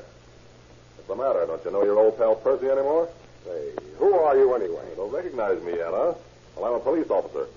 Come on out here, George, and frisk this guy. Say, what's this all about? That's what we're finding out. Know this guy, Percy? Sure, boss. He was on the steward job. His name is Elmer Sandberg. Your memory's getting better, Percy. You're crazy. My name's George Smith. Yeah, I know. We got a lot of your relatives on our books. And here you are, Leo. $10 gold piece is all I can find. No gun? Nope. Well, the gold piece links him up with the steward job. Yeah, but he was there, boss. Shut up, you dirty stool pigeon. All right, Sandberg, you shut up. That sort of thing isn't going to help you any. Now, look here. I'm on the level, I tell you. I don't know what this is all about. Oh, well, then I'll tell you. Night before last, $25,000 in bonds, jewelry, and cash were stolen from Everett Stewart's house on Filbert Street. We want to know what you know about it. Well, I don't know nothing about it. Then why were you so eager to call Percy a stool pigeon? Oh, I know these kind of guys. He'd frame anybody for $2. Oh, come on, Sandberg. Let's save some time. What have you got to tell us about this pickup? I got nothing to tell. Listen, why don't you take him into the room alone, Leo? We're just wasting time this way. Okay, I'll try it. Come on in here, Elmer. I want to talk to you alone. I suppose you're locking that door so you can give me the works, huh? Not at all. I just want you to tell me the truth. Well, I am telling you the truth. I don't know what you're talking about. Oh, yes, you do. I suppose it's natural that you'd lie, but it'll save us all a lot of time if you'll come clean and tell me all you know about that store. I tell you, I don't know anything. Well, how about that gold piece we found in your pocket? There's a lot of gold in that store. Well, it's a birthday present for my girl. Oh, come on, Sandberg. That's weak as the devil. We'll have to think of a better story than that. Look here, Sergeant. I'm awfully thirsty. How about a drink of water? Well, there isn't any in here in this room. Well, there's a tap at the end of the hall, will you talk if I get you some water? Yeah, sure. Okay. I'll ask George to get you some. Just wait till I unlock this door. As Sergeant Bunner turns his back to unlock the door, he hears a scuffle of feet and whirls around to find that his prisoner has dived headfirst through the window. Rushing to the window, Bunner faces Sandman for a brief instant across the fire escape. And then the daredevil bandit hurls himself into space. Horror-stricken, Bunner watches Sandman's body turn over and over as he falls 3 stories onto a vacant lot beside the rooming house. Sounding the alarm to McLaughlin, Bunner runs down the fire escape. When he reaches the second-floor landing, to his amazement, he sees Sandman jump to his feet and run toward Pine Street. Bunner jumps from the second-floor landing. His ankle crumples under him as he hits the ground. McLaughlin, rounding the side of the building, cannot shoot at Sandman because his brother officer is in the line of fire. This momentary break enables Sandman to escape from the crowds on Pine Street. And discouraged, the 2 officers, Bunner limping badly, climb the stairs to the room where the frightened Percy waits for them. They begin a careful search of the room as they discuss their hard luck. Leg hurt much, Leo? Yeah, pretty bad. I broke something when I lit. Yeah, but that's nothing. But what I can't understand is how that guy can move after he jumped those 3 stories. Yeah, beats me. Well, we just got a tough break, that's all. Yeah, that's right. Hey, George, here's something. What do you got? An address. Here, what do you make of it? 116 E-U-R-L-E Street. Oh, what a lousy penman this guy is. Earl Street. There's no street like that in San Francisco. Wait a minute. This may not be an E, and this L-E might be a K. Which might make it Turk Street. That's right. And 116 is just around the corner. Let's give 116 Turk Street a try.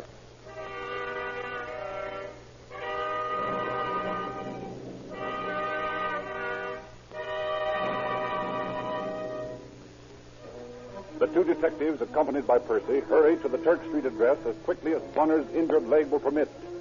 As they enter the place, they overhear the tail end of an argument. I tell you, this ain't no receiving hospital. I won't have you letting up the place.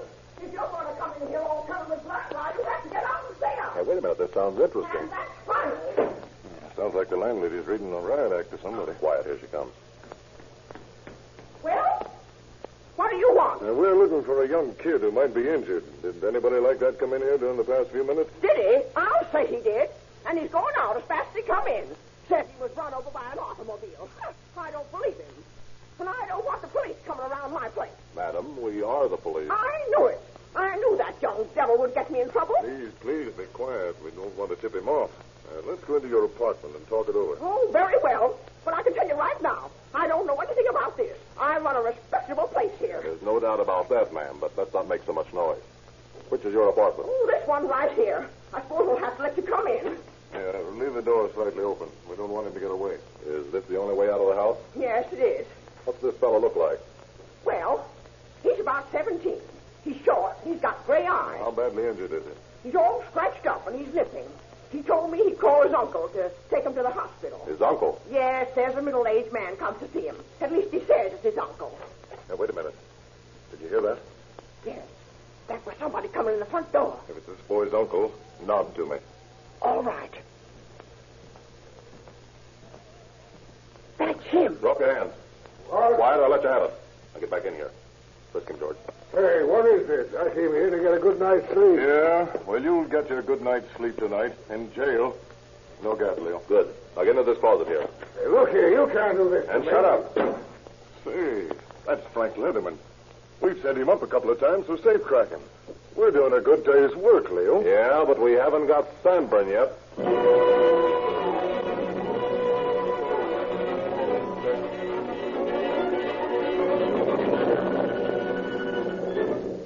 Letterman and Percy are sent back to headquarters with the traffic officer, while Bunner and McLaughlin call for reinforcements to surround the block. The posse arrives, and McLaughlin secretes himself in a closet, which has a window that gives out into an areaway and commands a view of the window to Sanborn's room. All precautions taken, Bunner approaches the door of the room and is surprised to see it open and Sanborn appear. The game's up, Elmer. Better give yourself up. We don't want to harm you. For answer, Sanborn slams the door in the detective's face. And McLaughlin, from his point of vantage, sees the human monkey crawl out of the window and begin climbing hand over hand up a drain pipe toward the roof. McLaughlin leans out the window. Come down here, Sanborn. We've got you covered. Nuts to you and your police force. In an attempt to frighten Sanborn, McLaughlin pulls out his automatic. But Sanborn continues climbing. Just as he nears the roof, the detective fires again. This time, neatly drilling each of the fugitive's legs. But this does not stop Sanborn. And with a tremendous heave, he disappears over the ledge onto the roof. A moment later, Detective Nielsen runs in and reports that Sanborn, attempting to climb higher to the roof of the adjoining building, had gained the eaves and, losing his grip, had fallen 3 stories. Sure that he was dead, Nielsen had descended to the spot in time to see this amazing young fellow crawl through the window into a hotel. The detectives now concentrate their search in the hotel and methodically go through every floor, room by room. As they reach the 2nd floor, the manager rushes up to them. Officer, officer, come quickly. Come quickly. He's in my kitchen. Hurry. Which way? Right down the hall here in 205. There, in there. Drop that gun, Sanborn, and we'll let you have it. Okay. You got me all right. Oh, he fainted. Come on, boys. Let's carry him out to the car. Yeah, yeah. Get hold of that seat there, McLaughlin. Get in. Take it easy. All right. Yeah, all right, this way. Move that door open, Charlie. Well, look at the way that poor kid's been beaten up by those big brutes. Get that, George? Yeah, I got it. The policeman's always in the wrong with some people. Yeah, I wonder if that dame would like to have this poor kid bump her on the floor some night the way he did Mrs. Stewart.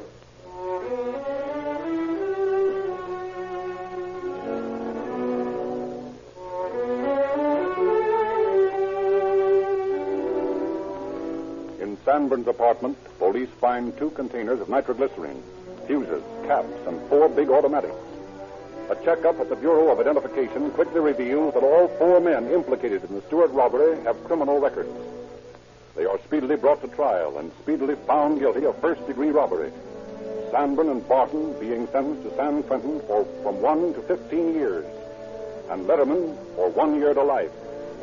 When Judge Ward is considering Percy Randolph's sentence, McLaughlin and Bunner visit him in his chambers.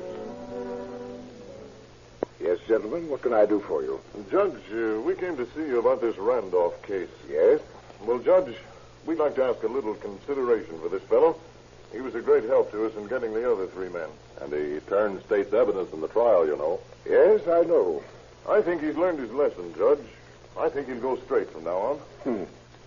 You have more confidence in human nature than I have. What do you want me to do about him? Well, if I were you, I'd release him on probation. I don't like to do that. Well, George and I will find him a job. I'm sure he's on the level now. Well, boys, I think you're wrong. But since you ask it, if you can find him a job, I'll release him on probation. Gee, that's swell, Judge. But there's just one thing. What's that, sir? I'll bet you Percy Randolph will be back before the court in 6 months' time.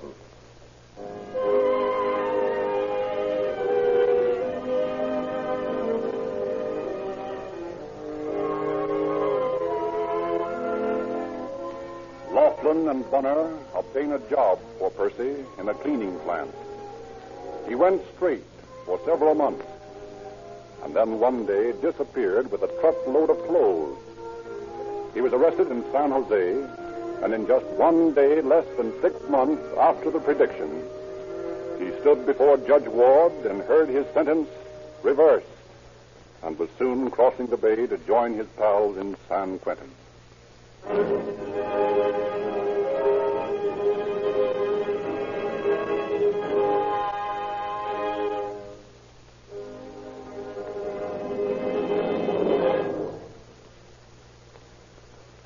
When you hear police sirens screaming, remember that Rio Grande cracked gasoline is saving precious seconds in police car emergencies.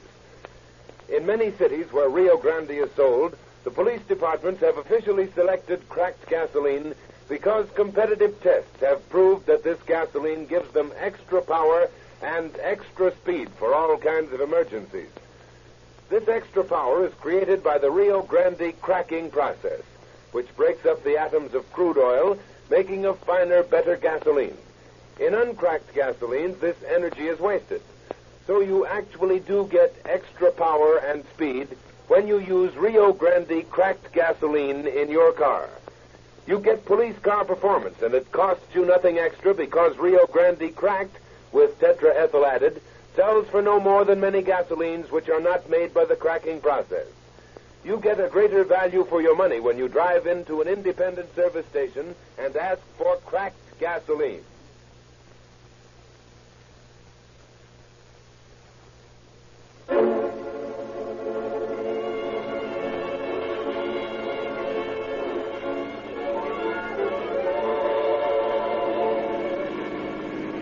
San Francisco Police calling all cars, attention all cars, cancellation broadcast 42 regarding a holdup.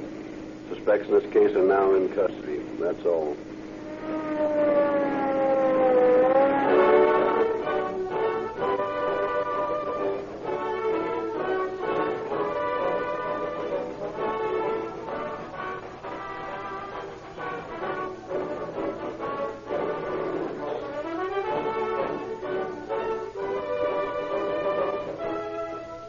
Calling All Cars is based on authentic police files and is written and produced by William N. Robeson. The orchestra is conducted by Frederick Stark. Your narrator is Frederick Lindsley, saying good night for the Rio Grande Oil Company.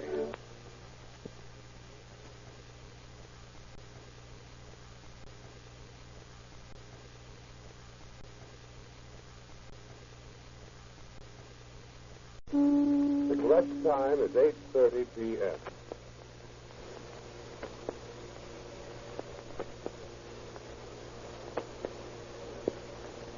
Calling All Cars, a presentation of the Rio Grande Oil Company.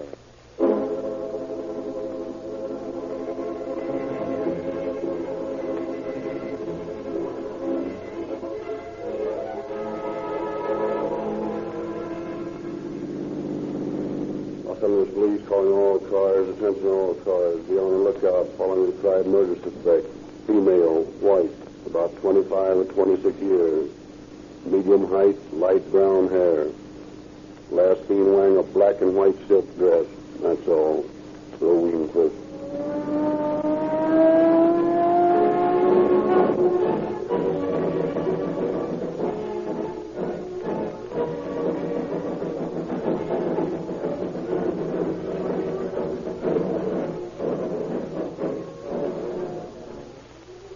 When you hear sirens screaming down the street, remember that police and fire equipment must be powered with the finest gasoline obtainable. And remember that wherever Rio Grande cracked gasoline has been sold, it has been the police preferred gasoline. Why should you be satisfied with any other? The cracking process, my friends, has revolutionized the manufacture of gasoline. It gives you the extra power which is lost by old-time refining methods. You get a gasoline which actually responds instantly to your throttle, which actually gives more power per drop, more miles per gallon. The spectacular rise in Rio Grande sales proves the truth of these statements. And thousands of new Rio Grande gasoline users in the Southwest know what police car performance really means. And now, here is good news for the motorists of Northern and Central California.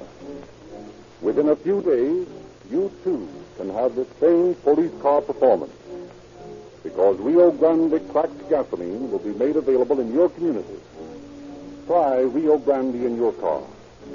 Give it a fair trial. You will not be satisfied with any other.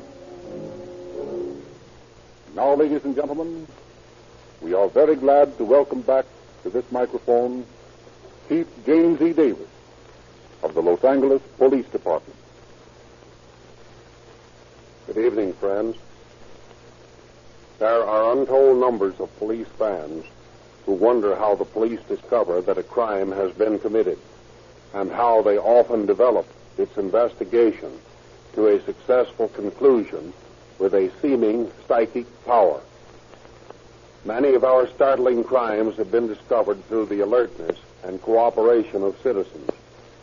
A noteworthy example was the Ruth Judd case of Phoenix, in which, had not an employee of the Southern Pacific Station been on the job, it might never have been solved, and mad Ruth Judd would today be a free woman.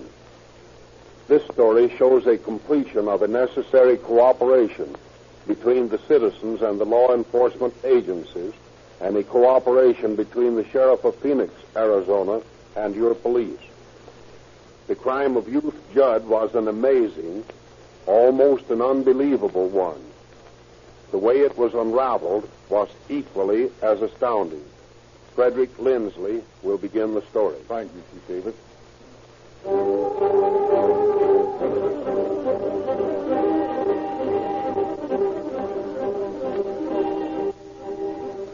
At 7:45 on the morning of October 19th, 1931, train number 3 rose into the Southern Pacific Station from Phoenix, Arizona.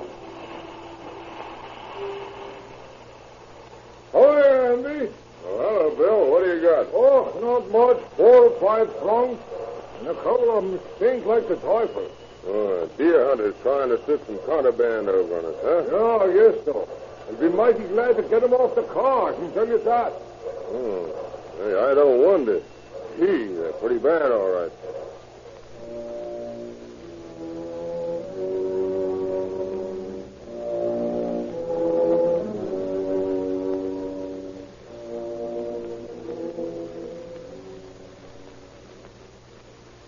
Can I help you, ma'am?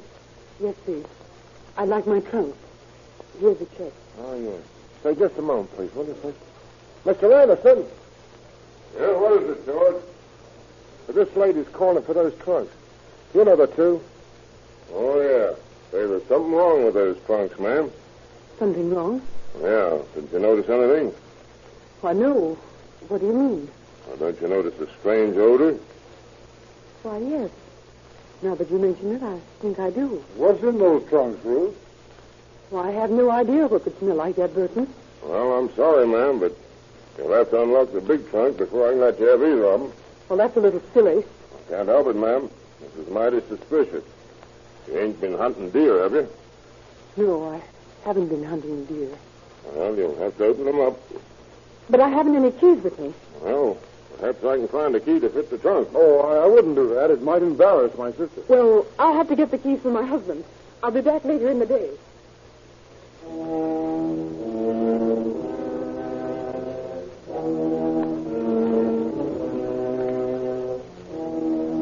When 4 o'clock arrives and the claimant does not reappear for the trunk, Van de Mark, special investigator for the Southern Pacific, telephones the Detective Bureau. And Detective Ryan is dispatched to the station where he hears the story from Anderson and Van de Mark.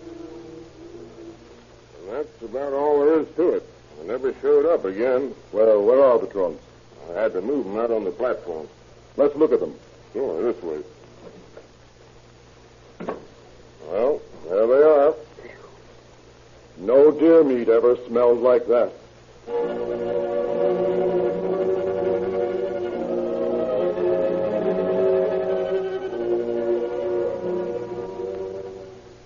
Detective Ryan searches through hundreds of keys at the baggage office until he finds one that will open the locks of the 2 trunks.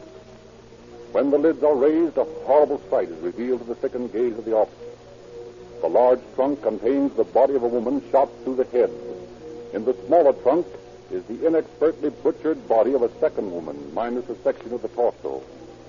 Also found in the trunk are letters, postcards, and snapshots, from which officers are able to identify the victims as Agnes Ann Leroy and Hedwig Sanderson of 152 North 2nd Street, Phoenix. Ryan immediately phones Phoenix police, giving them a description of the man and woman who called for the trunk, and the name and addresses found with the body. An hour later, Ryan receives a call. Homicide detail. Ryan speaking. Just a moment, Lieutenant. Phoenix is on the wire. Go ahead, Phoenix. Hello, Ryan? Yes? This is Captain Bauer, Phoenix. Oh, yes, Captain. What'd you find out? Well, that house at 152 North 2nd Street has been vacant for several days. Neither Mrs. Leroy nor Miss Samuelson has been seen by the neighbors since last Friday night. I guess they're the victims, all right. Seems to click. Yeah. Well, we've got an almost positive identification of the Samuelson woman from the snapshots. But we can't be so sure about Leroy. She's pretty badly messed up. Find out anything else? Yeah. From the description you gave me of the woman who called for the trunks, I think she's Mrs. Ruth Judd. Judd. She's about 25 or 27, blonde and pretty. That checks. Her husband is Dr. William C. Judd, and he's in Los Angeles or Santa Monica. Oh, he is? Yes. She communicates with him at 654 13th Street, Santa Monica. Oh, wait till I get that. 654 13th Street, Santa Monica. Right. I don't think there's any doubt that she's the woman we want, because she left here Sunday evening on train number 3, and her landlord tells me he hauled 2 trunks, a large one and a small one, to the depot for her. Say, that's great, Captain. I think we're getting somewhere now. Well, you can count on me for any assistance I can give you. Okay, and thank you very much. What's the dope, Ron? Plenty, Inspector. They tell me that our description matches that of Mrs. Ruth Judd, who left Phoenix by number 3 Sunday night. Well, that's verified by this wire I got from the SC while you were talking. They say that those trunks were checked by a woman who gave her name as Mrs. McKennell. But the same woman bought her ticket under the name of Mrs. Judd. I'll get it. Homicide detail, Inspector Davidson speaking. Torrey speaking, Inspector. I've been tracing down the license number of the Ford that woman came for those trunks in. Yeah? What'd you find out? Well, the woman it's registered to said she sold it for junk to a young fellow on New Hampshire Street. We talked to him, and he said he sold it to Burton McKinnell. McKinnell? Why, that's the name those trunks were checked in. Ah, well, this McKinnell lives in Beverly Glen. We're out at his house now. Anyone home? No, but there's some sandwiches in a sack on the table and half a lemon pie. Might have been bought for this Judd woman. Stay out there and pick up anyone who returns to the place. Yes, sir.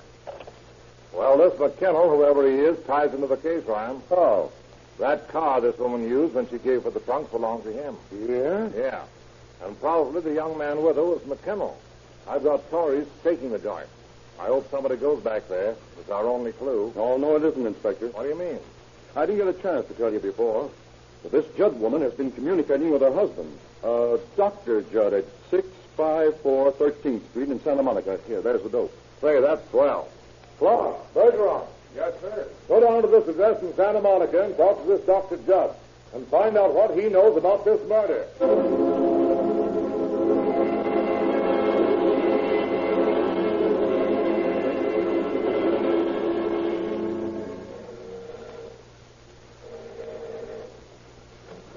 What is it?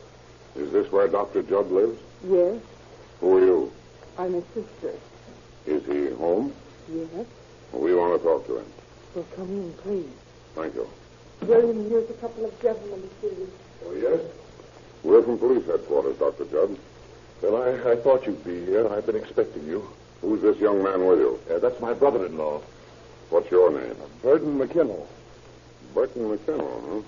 You're Ruth Judd's brother? Yes. Were you with her when she went to the Southern Pacific Station to claim some trunks this morning? Yes. You know what has happened, Dr. Judd? Only what Burton has told me. Has your wife been in touch with you? No, I haven't heard from her. What do you know about this thing, young man? Very little. Where's your sister now? I don't know. Frankly, if I did, I wouldn't tell you. You can't blame me for that, can you? We want to know everything you know about this. Well, I don't know where Ruth is. Well, exactly what happened this morning? Well, when I came out of my 11 o'clock class at the university, Ruth was waiting there for me. Yes?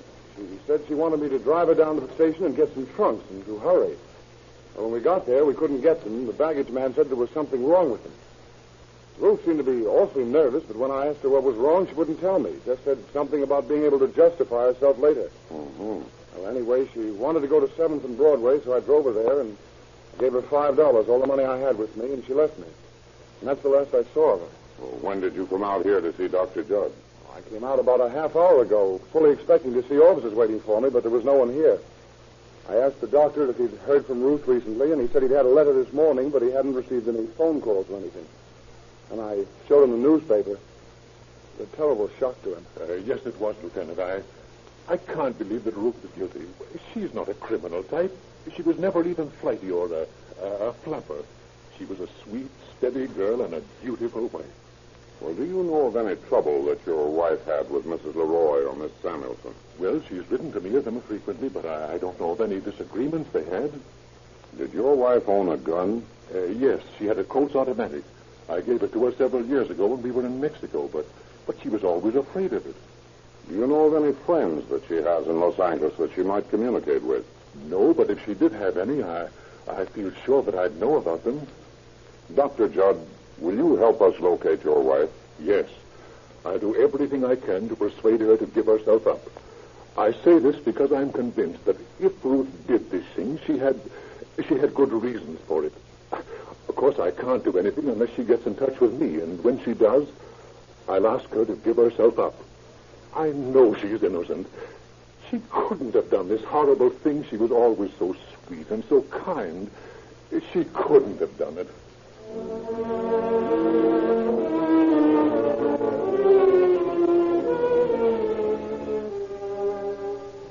Later that night, the missing section of Hedvig Samuelson's body is found, jammed into a suitcase, which had been left in charge of the matron in the ladies' restroom at the Southern Pacific Station.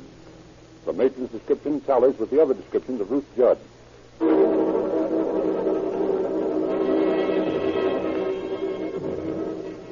The following morning, Chief of Detectives Joseph F. Taylor takes personal charge of the search for the accused murderess. He holds counsel of war in his office. Looks to me as though she couldn't get far if she's only got the $5 her brother gave her. My hunch is she's somewhere in this town right now. Nevertheless, I want men to watch every railroad station, steamship dock, airport, and bus line in case she tries to duck out. Take care of that, Inspector. Yes, sir. And Inspector. Yes, sir. Ask the immigration officials to watch for her at the border. She speaks Spanish fluently, and she might try to get over the line to Mexico. Yes, sir. Autry. Yes, Chief. Put her description on the state teletype to all points and broadcast it to all radio cars. Yes, sir. Also broadcast direct to citizens, asking them to report all women hitchhikers. I'll do that, sir, and I'll get the local radio stations to cooperate. That's fine. Now, boys, you realize we're going to get a lot of crank tips on this case. We always do. But I want you to run down every one of them, no matter how vague it is. I'm not going to give any of you any rest until Ruth Judd sits across this desk from me.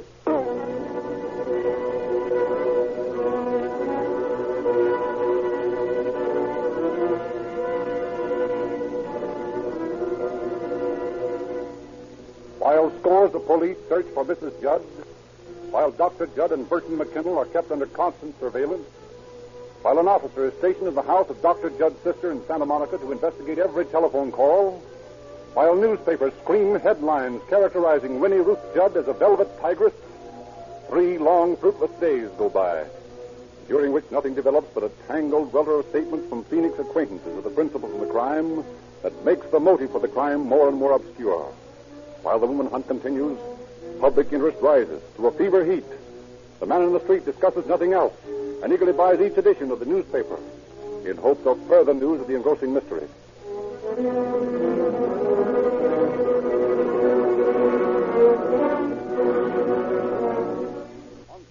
The Los Angeles Examiner offers a $1,000 reward for information leading to the apprehension of Ruth Judd.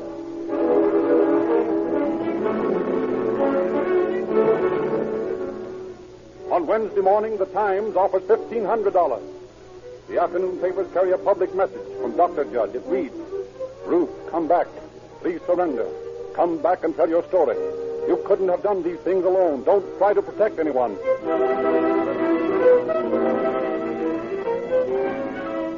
On Thursday, Dr. Judd states that if he could have but 5 minutes alone with his wife, he could persuade her to give herself up, whether she is right or wrong. Friday, the tension grows as men stop to discuss the case on the streets, as housewives chat with neighbors about this amazing member of their sex. Across the entire city sweeps the feeling that something has to happen. Then, shortly after noon, in the office of the attorney retained by Dr. Judd, the phone rings. Hello? Dr. Judd. Why, no, not right now. Who is it? This is Ruth Judd. Oh, yes. I must speak to the doctor.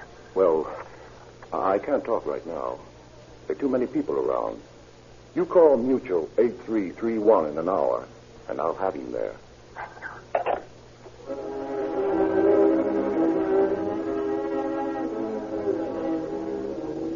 The attorney rushes to the Hall of Justice, where Dr. Judd is attending an inquest on the bodies of the 2 victims. Together, they return to the office to wait for the call. 1 o'clock. 1:30 comes and goes. The hands of the clock slowly approach 2. Dr. Judd feverishly faces the silent telephone, and then... Hello? Hello? Oh, Doctor, darling. Oh, Ruth, where are you? I'm afraid to tell you, Doctor. Police will get me. I'm afraid. But, Ruth, honey, if you tell me, Mr. Russell and I will come and get you, and we won't bring the police. Promise, Doctor? Of course. Look, Ruth, are you downtown? Yes. All right. You know where the Biltmore garage is? Yes. Well, you go there, and we'll meet you there in just a few minutes, dear.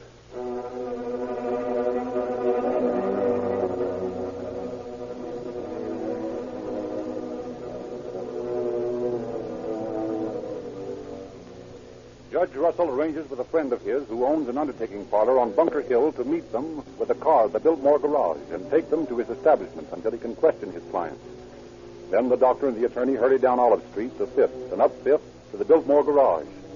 Dr. Judd recognizes his frightened wife and gestures to her to enter the garage. Then he goes in by another entrance and motions her to get into the funeral director's car. He follows her a moment later. Oh, Doctor, darling. Don't let the police get me. Don't let them get me. Don't you worry, darling. You better crouch down on the floor, Mrs. Judd. All right. Okay, Dave, let's go.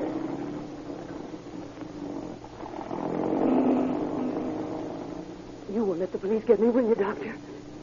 You won't let them, Mr. Russell, will you? We'll have to talk that over, Mrs. Judd. But first, let's get you out of sight.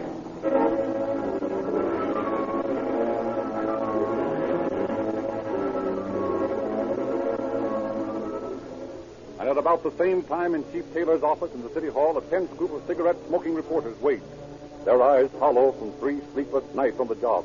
Well, if you ask me, she'll come drifting in on the beach one of these days. She was going to throw those trunks in the ocean. She's probably done the same thing with herself by this time. No, I think you're all wrong there. Now, my theory is that she... Hey, pipe down. Madeline's got a call. Chief Taylor's office.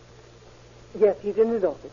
Just a minute, please. Sounds hot. Who was that, Madeline? Just a personal call. Oh, come on, Madeline. Don't hold out. Yeah, on will you us. break down? Well, if you must know, that was the chief's wife wanting to know if he'd be home to dinner. Well, whose call is he waiting for, I Madeline? told you, boys, I don't know. And we thought you were our pal. Sure I am, but I don't know any more about this than you do. Wait a minute. Maybe this is it. Chief Taylor's office. Just a moment. For you, Al. Well, thanks. Hello? Oh, yeah? Oh, yeah. Yeah. Okay. Well, what was it? Oh, nothing. The desk just phoned to be sure that I was here. That's all. They got your number all right. Checking up on you, huh? Yeah, well, I guess I'll be running along. Running along? Where? Well, where do you suppose? Do I have to raise my hand?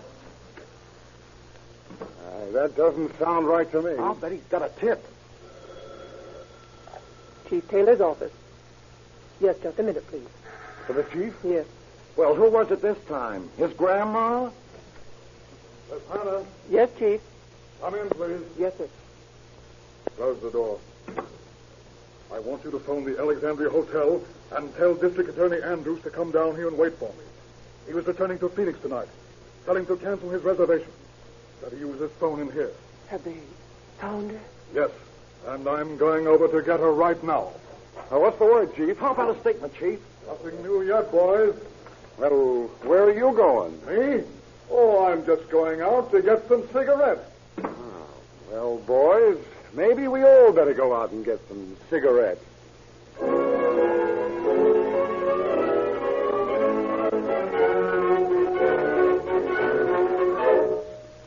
While Chief Taylor rushes to the undertaking establishment where Ruth Judd has been taken by her husband and his attorney, the hunted woman is being treated for a wound in her hand by Dr. Judd. Oh, Doctor, darling. That hurts. Now, please be patient, Ruth. I've got to get the bandage off. It's all stuck. Oh. That's the only reason I gave myself up. I was afraid of lockjaw. Now, dear, this is going to hurt. Now, there. Oh. There, now. Well, that is a very nasty wound. Uh-huh. Hedwig did it. Hedwig shot me in the hand. I shot in self-defense, Doctor dear. Mr. Russell, I shot in self-defense. Yes, Mrs. Judd. But now you must be quiet. You didn't have to call the police, Mr. Russell. I don't see why you did that. I'm innocent. There's nothing else I could do, Mrs. Judd. If I hadn't informed the police, we'd all be open to prosecution for harboring a criminal. Harboring a criminal, huh? So I'm a criminal. You're afraid for yourselves, is that it? Now, please, Ruth, please, you must be quiet. Nobody has called you a criminal. We all believe that if you did this thing, you were justified. Of course I was justified. I shot in self-defense. Oh, Doctor, darling. That hurt. Oh, there, now, I won't hurt you anymore. Now, this bandage will do until we get you to the hospital. Come in. This is Mrs. Judd? Yes? I'm a police officer, Mrs. Judd. I have here a warrant for your arrest on a charge of murder. Yes. Will you come with me, please? Yes. Oh, you've been injured. I've been shot through the hand. Well, then I'll send for an ambulance. Oh, no. Please. I can go to the hospital in a car. Oh, very well. You'll come with me, please. The car is waiting downstairs.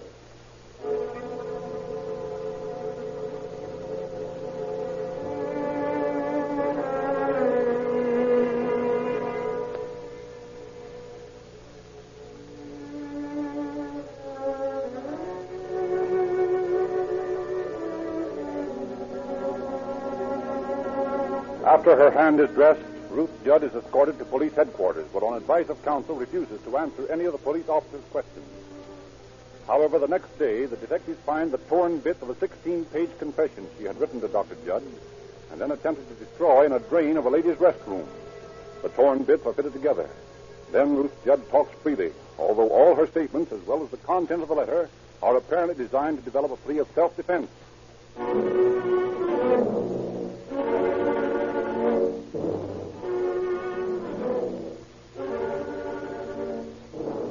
On October 29th, Ruth Judd is removed to Phoenix. And on January 19th, 1932, she goes on trial for her life.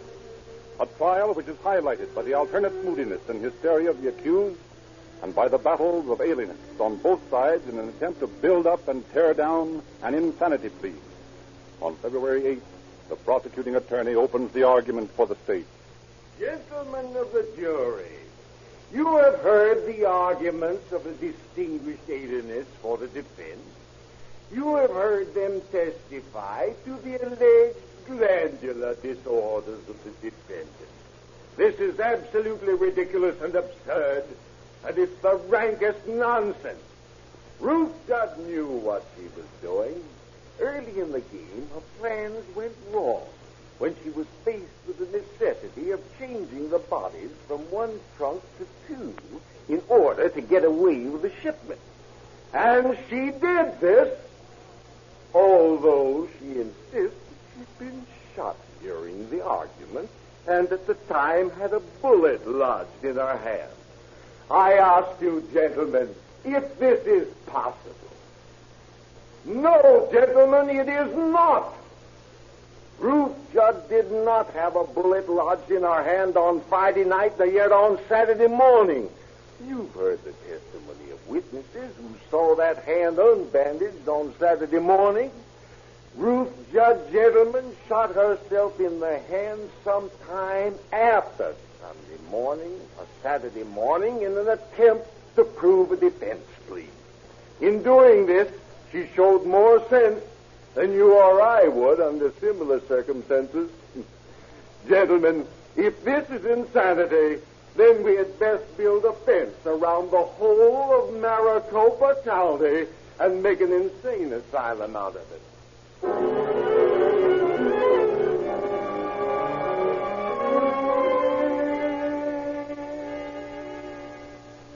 This trial has been a ridiculous farce, a weak attempt on the part of my honored colleagues, the prosecution. For, gentlemen of the jury, the state has not even proved that Mrs. Judd has committed this crime. The state has failed to show that Mrs. Judd was even at the murder apartment. You have heard the testimony regarding the pitiful delusions of motherhood suffered by the accused. You've heard of her unbalanced nature. Poor creature, a victim of a hereditary strain of insanity, she is not at all times responsible for her acts. I ask you, gentlemen of the jury, deal with her as you might with an erring sister. Understand her as you might a sick child.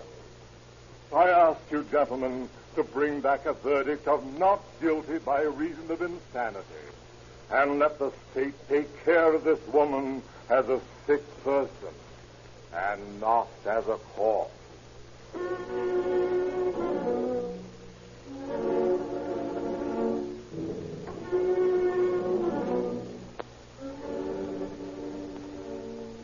The state did prove that Ruth Judd was near the murder apartment on October the 16th. You've heard the testimony of P.W. Jergamy, the streetcar conductor, who stated that he had seen Ruth Judd alight from his car near the bungalow where the crime occurred at 10 o'clock on either Friday or Saturday night. Well, gentlemen, it had to be Friday night because we have conclusive proof that at that hour on Saturday night, Mrs. Judd was in the company of Mr. Schwartz, the transfer man who had been called to move the trunk containing the body. This woman, Ruth Judd, is a cold-blooded murderer to attain her ends. Now, when we qualified you as jurors in this case, you told us you believed in the assessment of the death penalty in the proper case, that you thought the death penalty law, as written on the statute books of the state of Arizona, was a good law. If this is not a proper case for the assessment of the death penalty, then I know of no such case.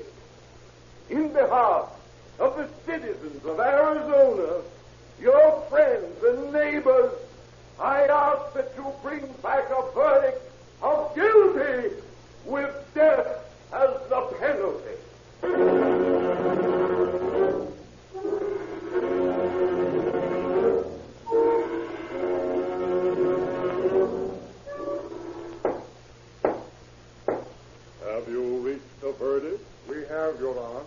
Let the clerk read it. We, the jury, find the defendant guilty of first-degree murder as charged and fix the penalty at death.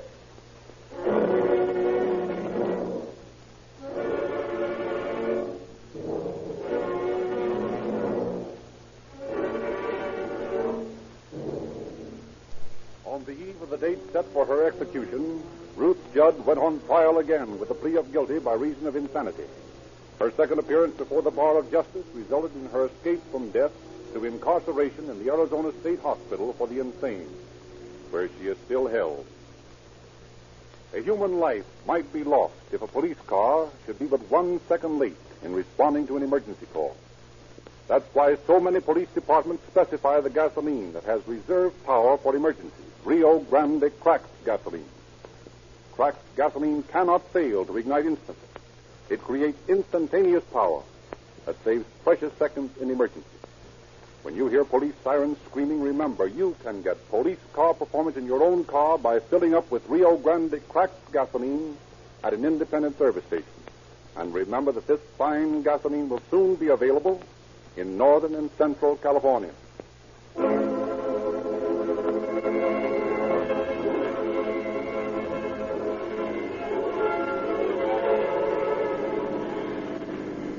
Los Angeles Police calling all cars, attention all cars, cancellation broadcast 43 regarding a trunk murder. Suspect in this case now in custody. That's all. Rosencliff. This is Frederick Lindsley saying good night for the Rio Grande Oil Company.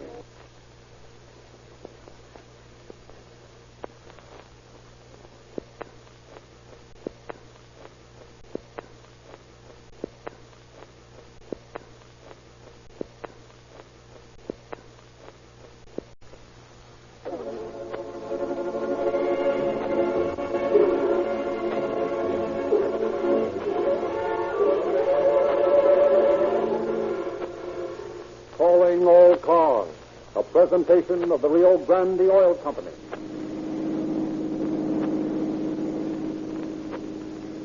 Long Beach Police calling all cars, attention all cars, broadcast 44 regarding a hit and run. A Ford sedan paid 146. 2Y Young 3146. 2 Young 3146. Suspect driving this car struck and injured a young boy at the corner of Pacific and 8th Street. Then drove on, failing to render aid. Bring him in. That's all.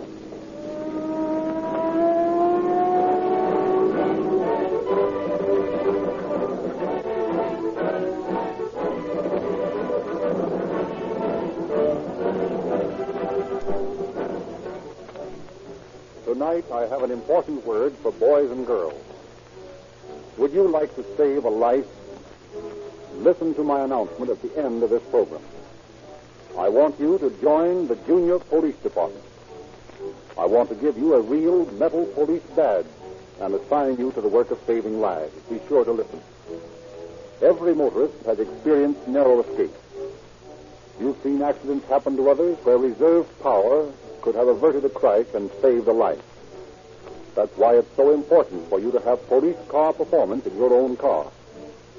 With Rio Grande cracked gasoline in your tank, you can save seconds in emergency. You have power to spare, acceleration that snaps you out of danger. Police cars use Rio Grande cracked gasoline to save precious seconds.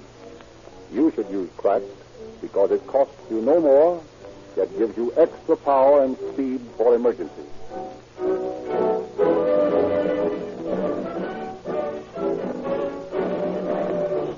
It is now our pleasure to introduce Captain C.B. Horrell of the Traffic Patrol Division of the Los Angeles Police Department, who has a message for you. Good evening, friends.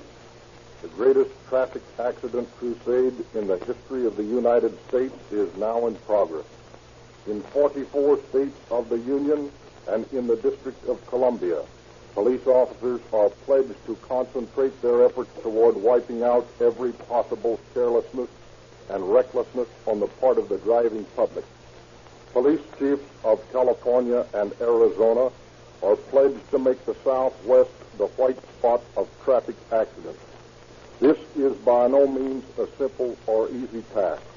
Every one of you within the sound of my voice must help. The statistics of traffic fatalities in the past year make dour and foolish reading. Consider just one of them. In 1933, the horribly bloody total of 17,200 men, women, and children met their death through the carelessness of drivers who failed to observe the elementary rules which every candidate for a driver's license is required to know. But statistics of thousands of deaths may still fail to impress. So tonight we ask you to listen to the story of just one, the true tale of one member of that foolish company of innocent victims of the automobilist's selfish carelessness. Thank you, Captain Hall.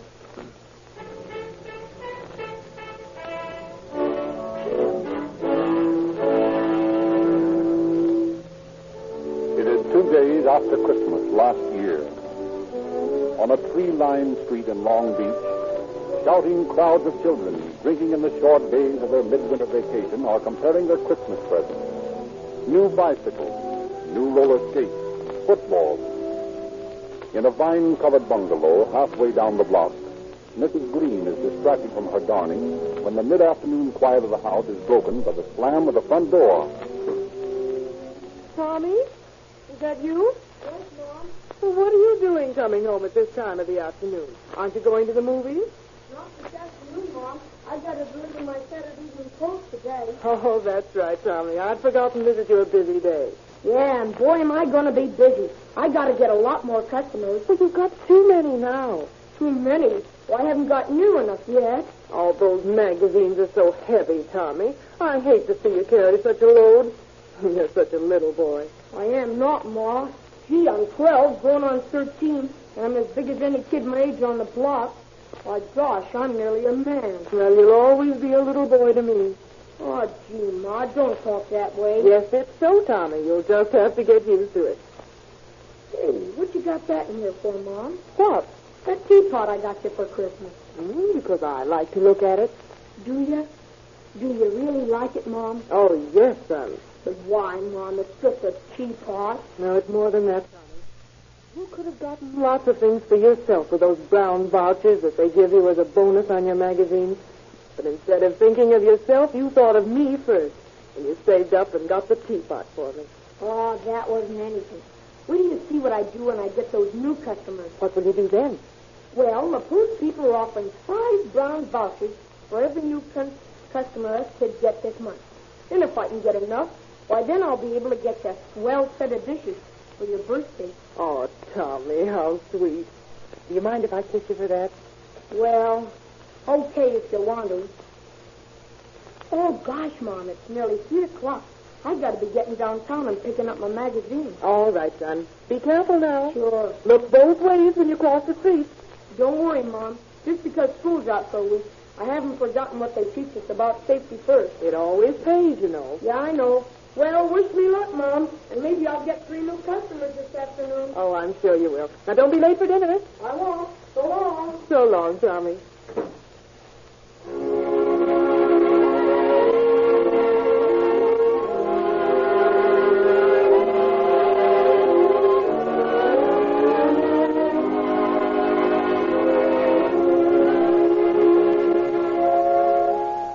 Tommy delivers his magazines that sunny afternoon and is quite successful in getting new customers. His pockets jingling with coins and his thoughts on the brown vouchers he will get toward his mother's set of dishes, he starts for home. At the corner of 8th Street and Pacific Avenue, he carefully looks both ways, and sure that the street is clear, he starts across.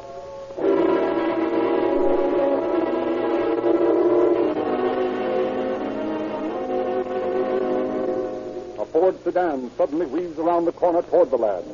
He looks up, horror wrenching his face. He attempts to spring from the automobile's path. It swerves toward him. There is a sickening thud, and Tommy's inert form falls on the concrete as the careening Ford weaves on down Pacific Avenue.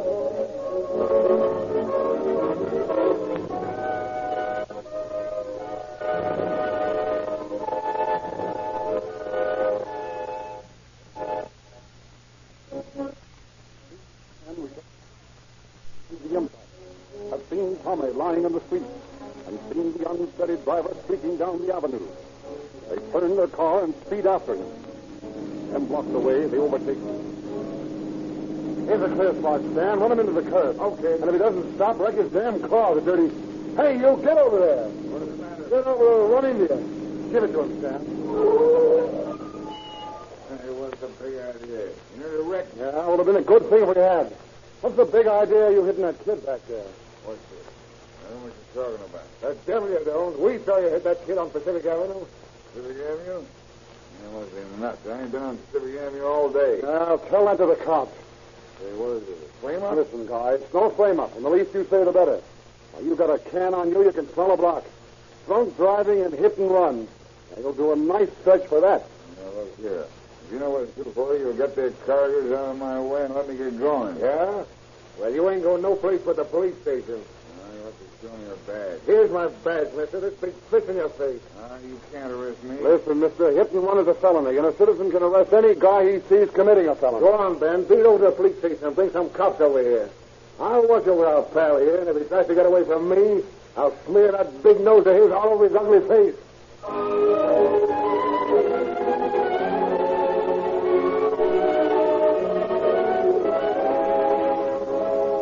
While police are taking the hit-and-run driver into custody, a passing motorist has carried Thomas from the street to a nearby lawn and called the ambulance.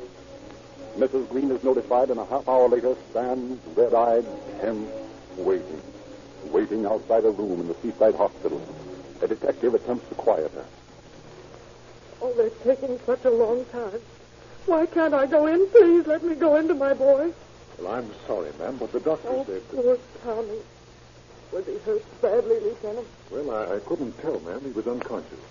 Was he bleeding? Oh, no, ma'am. He was just scratched a bit from what I could tell. tell. Why doesn't someone come out of that room? I can't stand it. I can't. Quiet, ma'am. Quiet. Wait a minute. Here comes someone now. Oh, Doctor. Is he all right? Doctor! I'm sorry, Mrs. Green. Oh. Here, Lieutenant. Help me get into this chair. Nurse, bring me some spirits of ammonia. So now it's murder. Fractured skull. Poor kid. Here's ammonia, sir. Thank you. Well, I'll have to take his clothes into headquarters, Doctor. May prove valuable evidence. Clothes? Yes, sir. Now, she's coming around. Breathe deeply, Mrs. Green. Oh, I must have fainted. It's silly. That's all right, Mrs. Green. Now, just sit here quietly. May I see him, Doctor? Yes, in a few moments. Did he suffer, Doctor? No. He never regained consciousness. Oh, that's nice. I'm glad he didn't suffer. Here are his things, Lieutenant. Thank you. Why, those are Tommy's clothes. What are you going to do with them, Lieutenant? Well, I'll have to take them to headquarters, ma'am. No. That's his new sweater. I gave it to him for Christmas. You can't take it. Give it to me. Now, please, ma'am. You mustn't excite yourself. He loves it so, Doctor. And he looks so nice in it. Now, please, Mrs. Green. There's a hole in it, Doctor. Where it was stuck. Well, that's why I must take it in. Why? Well, that may give us a clue to the person who killed him. What good will that do? If you do find the driver of that car, if you find him and hang him from the highest tree, it won't bring Tommy back.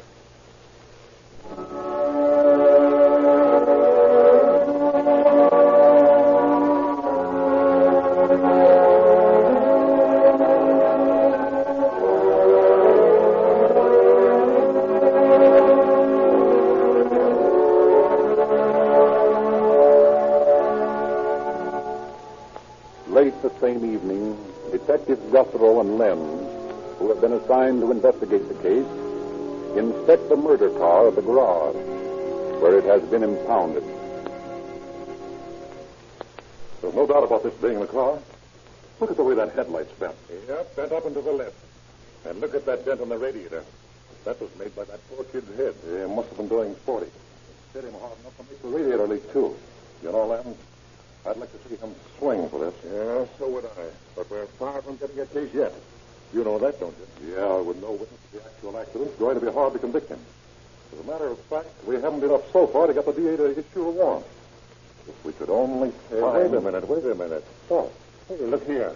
what is it? See where these radiator pins are bent? Yeah. Well, look closely. Here, wait till I throw my flashlight on it. There. See? Several green fibers.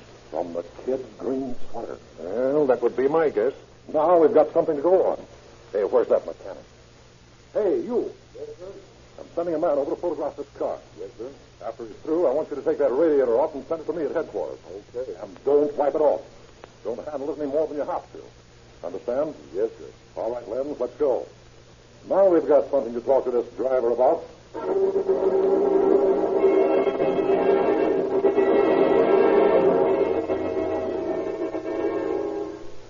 What's your full name? Thomas Harris Mark. How old are you? I'm born in 1902. Do you own the car you were driving tonight? Well, it's my wife's and my name together. What kind of a car is it? Ford sedan, 1929. You know the license number?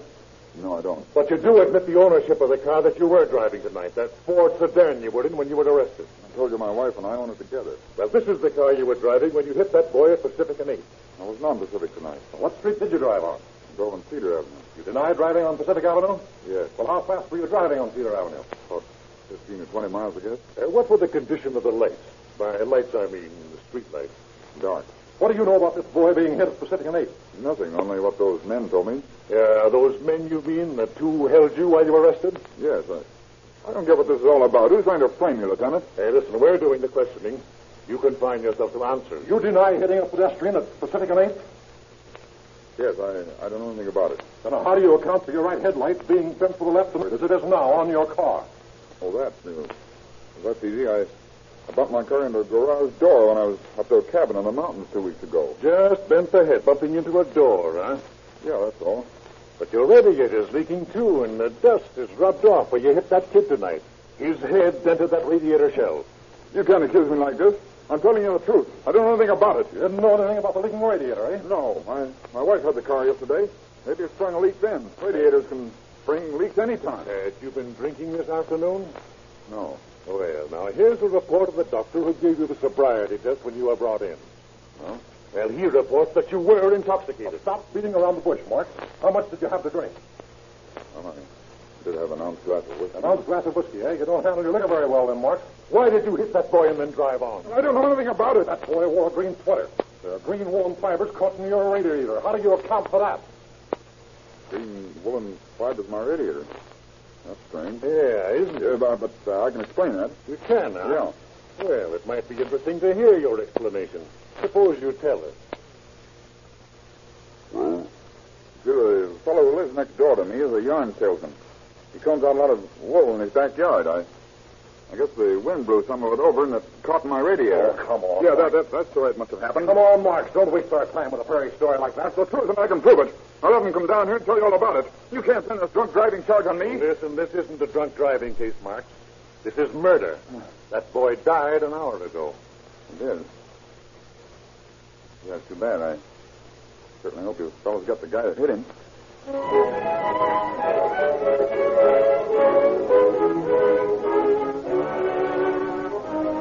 The case of the police against Marks is far from complete.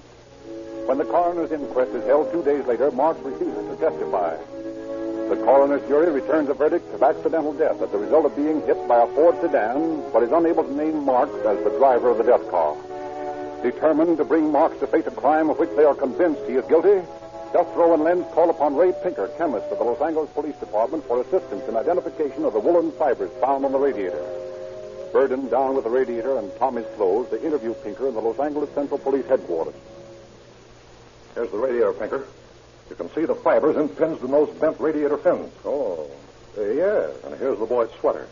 This tear was made by impact with the car. There's no doubt about this bird being guilty, but he's trying to alibi those fibers by claiming that they blew over from a neighbor's yard and caught in the radiator. These fibers didn't catch in the radiator.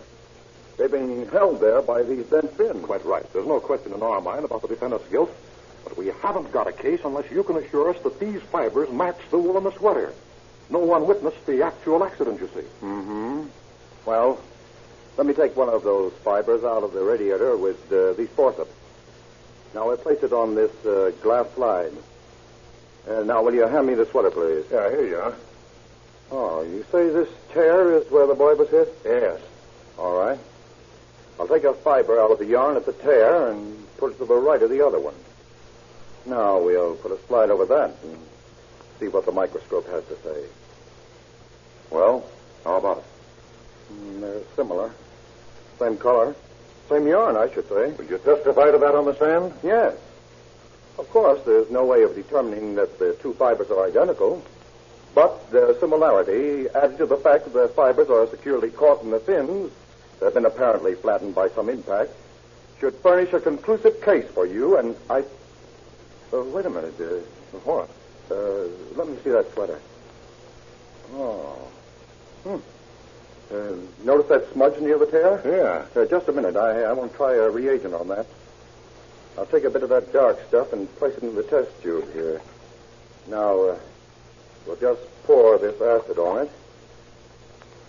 There we are. Now, let me scrape some of that paint off the radiator fin. And we'll do the same thing with that. There. Now, notice. Why, both the test tubes have turned cloudy. That's right. That smudge on the sweater is made from bituminous paint. That's what causes the cloudy appearance of the test tube. Bituminous paint is used for painting the radiators. Then the smudge on the sweater comes from the paint on that radiator. That's right. Then we've got this bird, too, eh? Well, it isn't as positive as an identification as the fibers. The boy might have gotten his sweater smudged from bituminous paint in any number of places. But there's no doubt it came from the radiator. He didn't have time to get the sweater dirty. It was a Christmas present. Still, he might have. It'd be hard to convince a jury on the paint evidence. However, I'll be prepared to give it if the district attorney feels he needs it. That's fine, Tinker. You've given us just what we need to send this guy up. Come on, Len. Let's go back to Long Beach and get the DA to swear out a complaint against Marks for murder.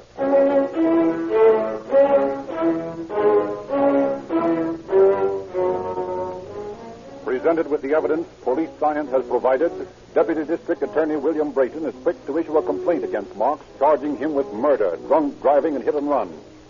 On January 4th, he is held to answer on all three charges, and his bail is set at $10,000. On February 26th, Marks goes on trial in Department A of the Superior Court. After several days of testimony, the defense introduces its star witness. You promise to tell the truth, the whole truth, and nothing but the truth, so help you God. I do. What is your name? Robert Harper. Where do you live? At 827 La Jolla Avenue, Long Beach. Are you acquainted with the defendant? I am. Do you know where he lives? At 829 La Jolla, next door to me. What is your business, Mr. Harper? I'm a yarn salesman. How long have you been in this business? 15 years. You are familiar with the various colors used in dyeing yarns and the various texture of various kinds of yarn? Naturally. I'll ask you to come over to this table and investigate the wool fibers under these microscopes. The one on the right has been admitted as evidence from the radiator of the defendant's car. The one on the left is from the sweater of the deceased. Will you look at them, please? Good.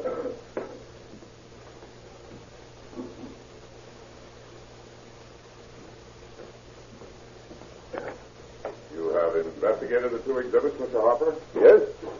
In your opinion, are they identical? No, they are not. Tell the jury why they are not. Well, they aren't the same color. They might be the same texture, but they've been dyed by different dyes. Thank you, Mr. Harper. Now, the court, please. I would like to introduce into evidence this skein of green yarn. Your Honor, I object. The counsel for the defense has not established any reason for this new evidence. Objection sustained. Mr. Harper, in your profession of yarn salesman, is it ever necessary for you to handle the yarn in any manner? Yes? Will you tell the jury how you handle it? Well, very often it's necessary for me to comb out the yarn and to rewind the skein. And where do you do this? Well, my wife makes me do it out in the backyard because it gets the house all dirtied up with lint and fibers. You know how women are. You can't do a thing with them when they... Order. Oh. Thank you, Mr. Harper. If the court, please, I will seek to establish the identity of the yarn found on my client's radiator. For that purpose, I would like to enter this skein of green yarn into evidence. I hope I've established my reasons sufficiently for the benefit of my worthy colleague of the prosecution. You may enter the evidence. I thank you, Your Honor. Now, Mr. Harper, do you recognize this skein of yarn? Yes, it's one of my stock. Have you ever had occasion to comb this yarn? Yes? When? The 26th of December. Was that the day of the accident concerned in this case? No, it was the day before. And was there a wind blowing that day? Yes, I believe there was. Mr. Harper, I'm going to take a fiber of this yarn and place it under this microscope. That is, I will substitute it for the fiber taken from the sweater of young Thomas Green. Now, Mr. Harper, will you kindly step this way and inspect these two microscopes?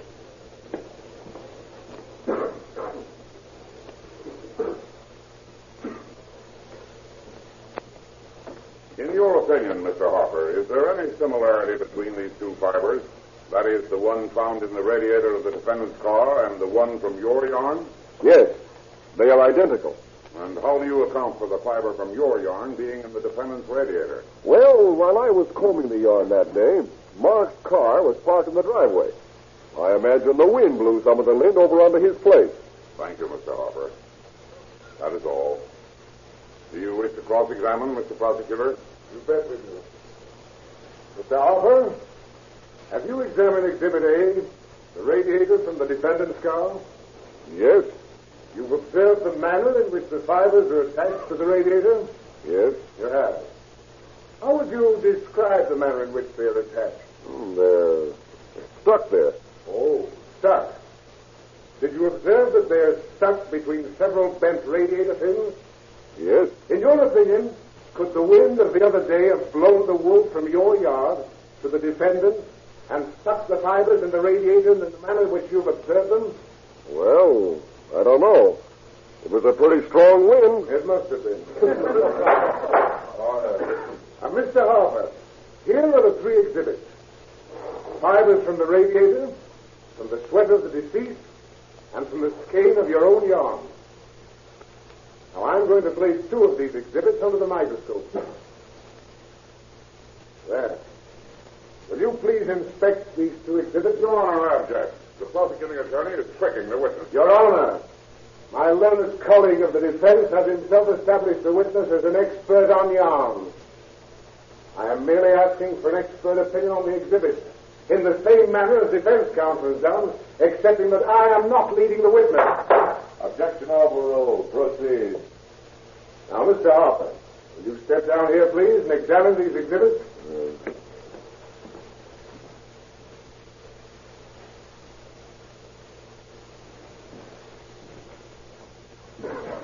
Mr. Harper, in your opinion, are the fibers you've just examined under the microscope similar or not?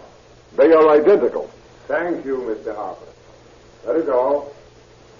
I will now pass around the exhibits. You'll observe, ladies and gentlemen of the jury, that they're exhibits C and D. The fibers from the radiator and from the sweater of the deceased. And when permitted to inspect them without being coached, Mr. Harper has found them to be identical.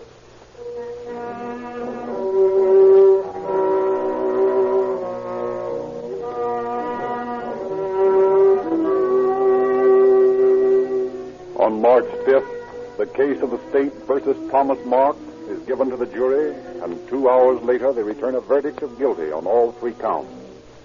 On March 7th, Mark faces the judge to hear sentence passed on him. Thomas Mark, stand and face the court.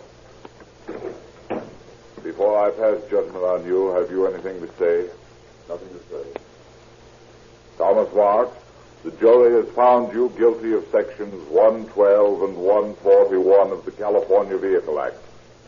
While in the act of committing one felony, that of drunk driving, you committed another, hit and run.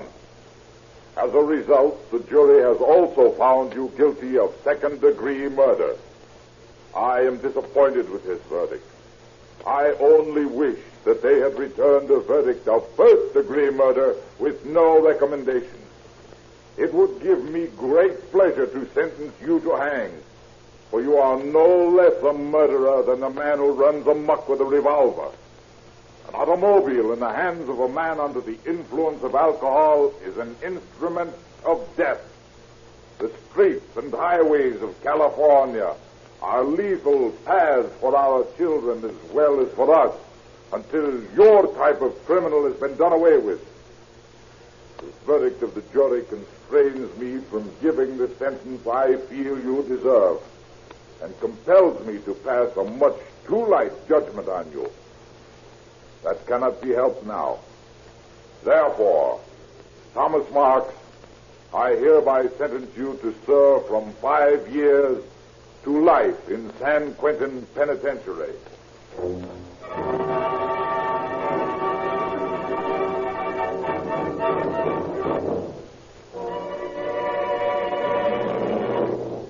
Now, boys and girls, here's the announcement I promised you. How would you like to be junior police officers? Your police department needs you to save lives. If you wear the official police badge of the junior police department, you can prevent traffic accidents. You can protect your schoolmates, even save a life. It costs you nothing to join the junior police department. You can get a genuine metal police badge free. Just go to the nearest independent service station selling Rio Grande cracked gasoline, ask for a junior police department enrollment card, sign and mail it, and you will get your free police badge and official orders by mail. Parents, urge your boys and girls to get a junior police department enrollment card from your Rio Grande cracked gasoline dealer. There is no charge.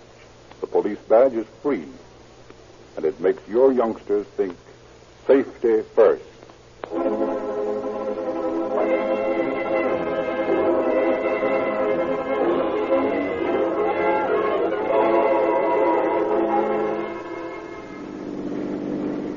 Long Beach Police calling all cars, attention all cars, cancellation broadcast 44 regarding a hit and run. Suspect in this case now in custody. That's all.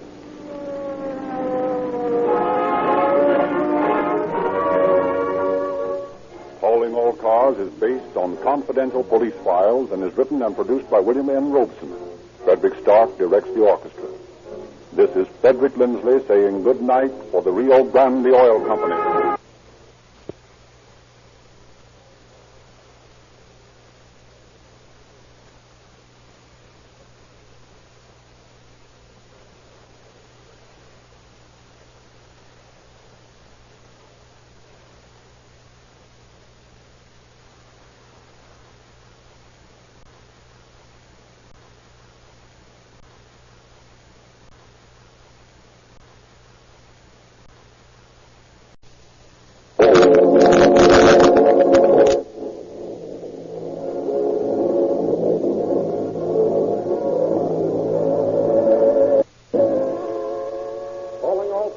Presentation of the Rio Grande Oil Company. Calling all cars. Calling all cars. San Francisco Police calling all cars.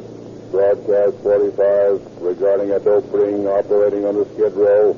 Lay off this angle, boys. State narcotic men are handling it. That is all.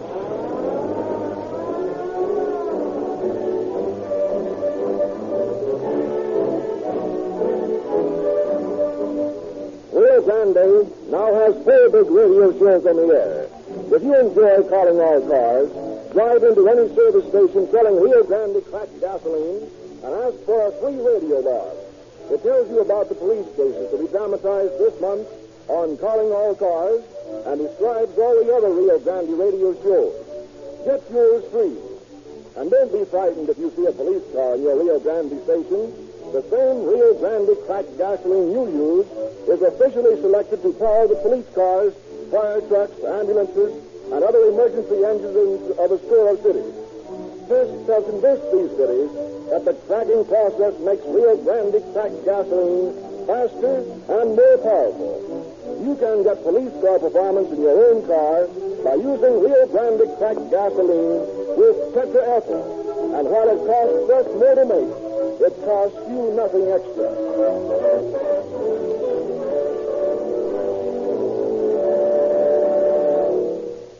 Tonight we are privileged to introduce Inspector F.J.A. O'Farrell, who is in charge of the Division of Narcotic Enforcement for the state of California.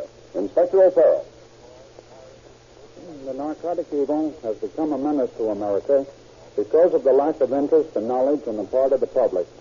This evil touches and concerns every American citizen, and it is only through the education of the individuals of this nation can the menace be curtailed. Information has reached the division of definite cases wherein former run-runners are turning to illicit narcotic smuggling and peddling as a source of revenue due to the 18th Amendment. It is also a known fact of the division that through its contacts with other law enforcement bodies, that Eastern gangs have attempted to muscle in on Western territories, a situation which keeps the police departments of the West on their toes to prevent such an invasion. For behind the gang situation stalks the narcotic evil. Although handicapped by curtailed personnel and inadequate funds, the State Narcotic Division, under the efficient leadership of my chief, William G. Walker, has been able to carry on the battle against narcotics just as vigorously and effectively as it has in the past when times were better. But we need the active, interested cooperation of every citizen. It is the hope of Chief Walker and myself that the story you are about to hear will bring home to you a little more vividly the constant menace which exists in the drug traffic and the absolute necessity of stamping it out of its distance. Thank you, Inspector O'Farrell.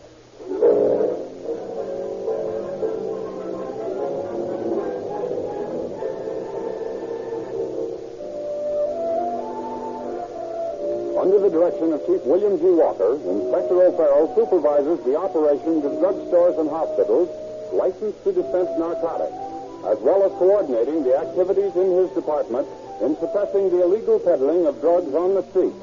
One day he is visited by a well-dressed young woman. Good afternoon, Inspector. How do you do? Won't you be seated? Thank you. I don't suppose you remember me. No, I'm sorry. I don't think I do. I didn't think you would. I've dyed my hair back to natural since you saw me last. So that accounts for it, eh? Well, let me in on the secret.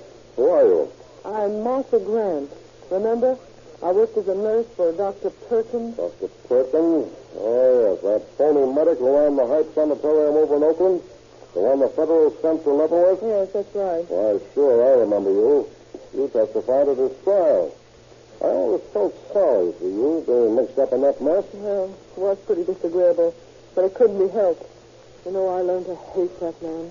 The way he takes those poor dope addicts, takes them as patients, promise to break their habit, and then all he do is to sell them dope. And he deserves to go to the penitentiary. Well, right enough there, Miss Grant. Well, after working with that would-be doctor, I couldn't stop. I couldn't get away from it. You don't mean he gave you a habit, Miss Grant? Oh, no. That's very funny. No. What I mean is that I couldn't stop thinking of those poor suffering people. I don't know. I suppose it gets in your blood. I wanted to do something for them, to help them. Well, that's a mighty fine ambition, Miss Grant. I don't know exactly what you could do to help them. About all we can do down here is to hinder them. That is, hinder them from getting their supplies. I know that. But I've done a lot of studying since that case, and I believe I know how to handle the problem. After all, I am a registered nurse, you know. Of course. Now, just what do you propose doing? Just this, Inspector. I'm going to open a sanitarium for the cure of narcotic victims. Oh, like the ex-doctors? Of course not. I mean to do good. Well, that's fine. I certainly hope you'll succeed. I know I shall. I just wanted to let you know, Inspector, what I'm doing. I just wanted you to know that I'm behind you in the great battle you're waging to stop the use of drugs. Well, that's fine, Miss Grant. I appreciate that. And I wish more citizens were as interested as you are.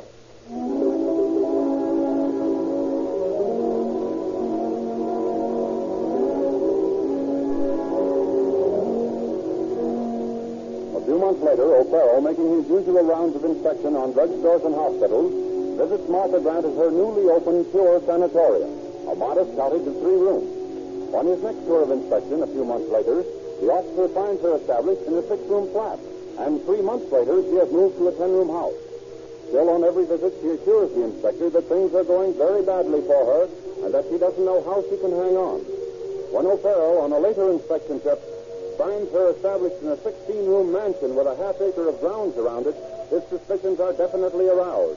He discusses the situation with his chief, Captain Seeger. I tell you, Chief, there's something phony about that dame. Maybe it's just one of my Irish hunters, but I don't think she's on the letter. Well, they didn't get anything on her in that Perkins case. I know they didn't. She had me sold all right when she came in here last year and told me she wanted to open an addict sanitarium. Went into a lot of stuff about her duty to mankind.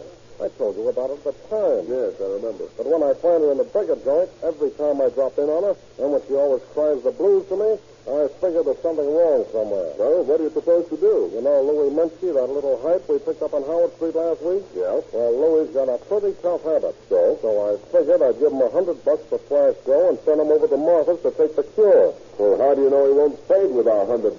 That's our chance. I won't guarantee that. But it's the only way we're going to find out what's going on over there. I think Louis is smart enough not to waltz off with the day. He knows we can send him to the pen if he tries any monkey business. Okay, then. Hop to it. Let me know how you make out.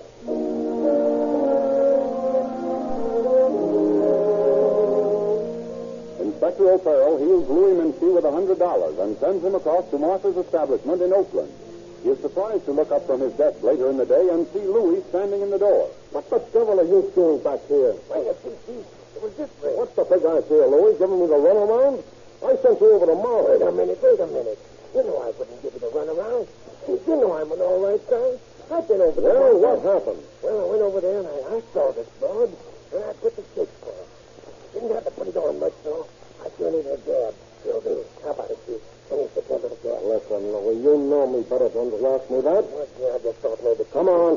Stop beating around the bush. What happened over there? I told this dame I wanted to take the cure, like you told me to. What did she say? Said you didn't care much about taking patients, so I pressed the roll like you told me to, and she just passed over that. Not interested in patients, huh? What else did she say? Well, as a matter of fact, I tried to buy a bundle of stuff. Well, don't do. Well, I needed it bad, Chief. Did she sell you any? No, she just saw. And said, how'd she know I wasn't a fink? And she threw me out. She's sure she did. She's not that dumb. Oh, I didn't get any snow after all. Well, ain't that too bad. Where's the $100? Right here. All of it. Count it. And now, Chief, can I have a little shot? No.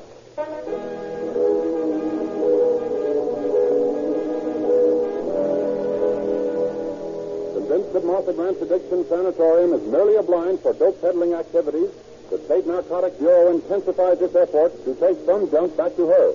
Every hype and peddler brought into headquarters is grilled regarding his source of supply. For weeks, the rounding up and questioning of addicts goes on without any success. Finally, from an unexpected direction comes an offer of assistance when Johnny Rabb, one of the hypes picked up in the dragnet, gets an audience with key success.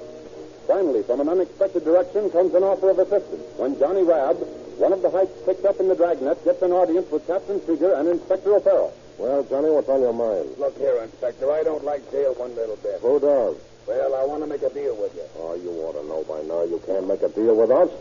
If that's what you came down here to talk about, you're wasting our time. Now, wait till you hear what I got to say. I'll turn informer for you. I want to get out. What have you got to inform? I ain't saying, but I can put you in touch with a good connection. Who?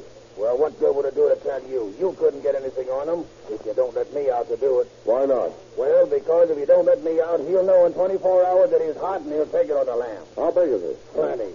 He's the boss of the peddlers on a skid row. Got 4 or 5 hypes dropping for him. You set me loose and I'll get the stuff on him. We'll let you know, Johnny. You wait outside while the chief and I talk it over. Okay. Well, how's that sound to you, Chief? Set a tooth to catastrophe, huh? That's about it. We'll have to give him some grease to buy the stuff, but it ought to be worth it. And it might lead to Martha Grant. He seems to be the ringleader of this outfit. Oh, I hate to put my trust in these hypes. I know, but it didn't hurt any to trust Louis Minsky. He came back with a dough. Yeah, but what do you know about this bird? Oh, nothing much. But I'll put a tail on him so he won't have much of a chance to double cross us. Okay. It's a cinch we're not getting anywhere until we knock over the plant of this outfit. These small fry peddlers don't mean a thing.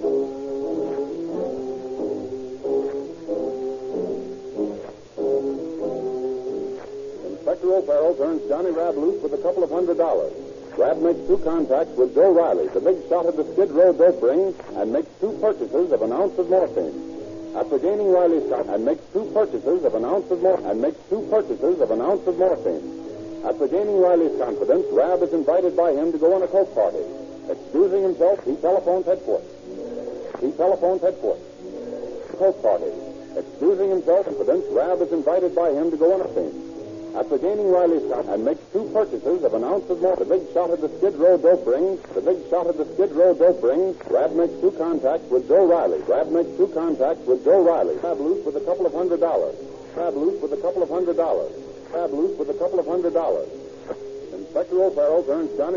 Inspector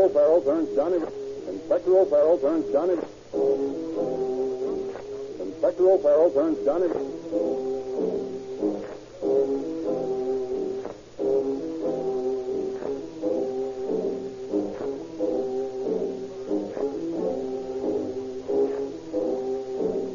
Don't mean a thing.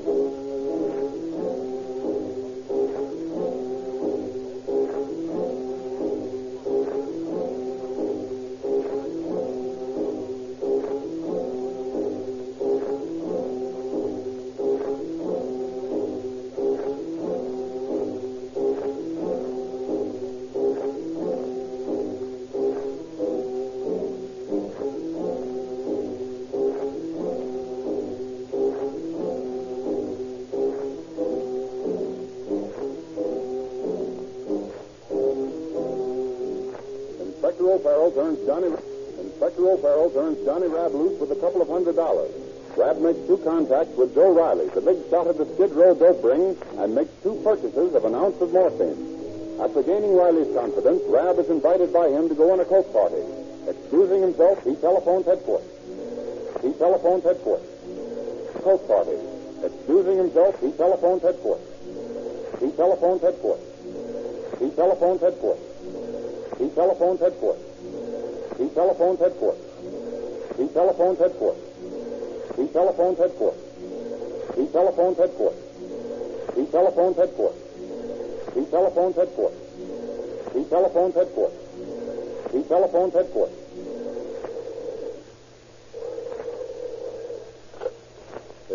Joe. O'Farrell speaking. This is Johnny Rab, Inspector. Yeah, I've been waiting to hear from you. Yeah, I got things fixed for tonight. Riley wants you to go on a coke party with him. Yeah? Yeah. He says we got to go to Oakland headquarters. Where are you now? I'm over the hotel. I'll be with Ron. I'm over the hotel. I'll be with Ron. I'm over the hotel. I'll be with Ron. I'm over the hotel. I'll be with Ron. I'm over the hotel. I'll be with Ron. I'm over the hotel. I'll be with Ron. I'm over the hotel. I'll be with Ron. I'm over the hotel. I'll be with Ron. I'm over the hotel. I'll be with Ron. I'm over the hotel. I'll be with Ron. I'm over the hotel. I'll be with Ron. I'm over the hotel. I'll be with Ron. I'm over the hotel. I'll be with Ron. I'm over the hotel. I'll be with Ron. I'm over the hotel. I'll be with Ron. I'm over the hotel. I'll be with Ron. I'm over the hotel. I'll be with Ron. I'm over the hotel. I'll be with Ron. You better pay the car to service. What kind of a car is it? It's Lincoln sedan. What's the license number?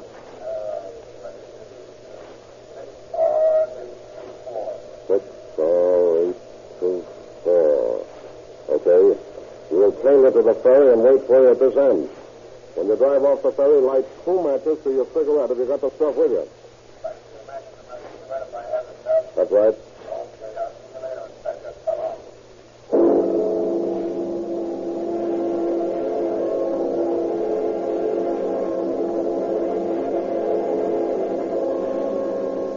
Inspector O'Farrell and Inspector Conley take out Riley's hotel and follow his car when he and Johnny Rab leave for the ferry.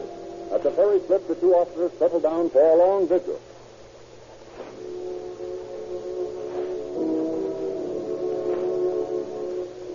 The pale spring moon rising out of the east bay is slowly extinguished in the smothering soft clouds of the fog that comes rolling in through the Golden Gate. The late evening quiet of the harbor suddenly finds voice as the whistle buoys take up their eerie warning. Ferry boats, which had gaily swished across the bay like young girls on their way to a dance, now slink into the docks, lights shrouded in mist. Hours pass, and the end of each ferry is the signal for Conley and O'Farrell to start the motor of their police car and crouch in the shadows of the ferry building, scanning each passing automobile as it rolls off the gangplank. Finally, toward midnight, another boat shoulders into the dock. Well, they certainly ought to be on this boat, unless he's given us a slip, which he may have done. No, I don't think so.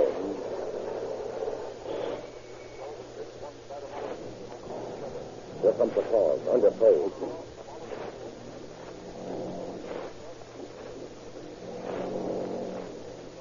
There's the Lincoln. Lab's in the front seat. He lit 2 matches to his cigarette. That means he's got the stuff. Come on, let's knock him over. They're going too fast. We'll have to tail him in our car. Let's go. Okay.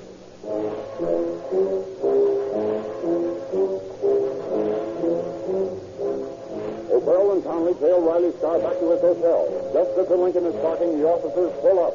Inspector Conley jumps on the running board of the driver's side as O'Farrell approaches the car from the passenger side. You're under arrest. What? Pick him up and keep him there. What's the charge? Just a minute and I'll let you know. Find it, O'Farrell? Yeah. Go outside if you on the floor of the car. That's fine. The charge, Mr. Riley, is possession of narcotics in violation of the State Narcotics Act.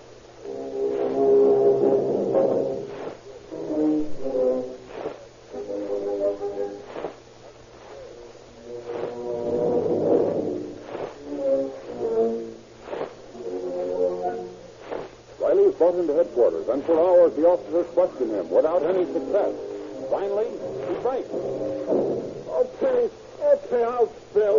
That's all like it. You got me for possession, and I'm a 2-time loser. You're going to send me up anyway, so I might as well talk. Now you're using your head. Well, what do you want to know? Where did this stuff come from? From Oakland. We know that. But where's the plant in Oakland? I don't know the address. I thought you were going to talk. I am, but I'm telling you the truth. I don't know the address. How much stuff is stashed there? Several ounces. Who runs the plant? I don't know. That's Riley. Quit giving us the runaround. Now, who runs that plant? I won't tell you. Oh, you won't tell me. You know better than to talk that way to me, Riley. Where does she live? If you know so much, why are you getting tough with me? So, it is a game. I ain't saying. If I point out her house, will you tell me the truth? Sure. Okay, we're riding to Oakland right now.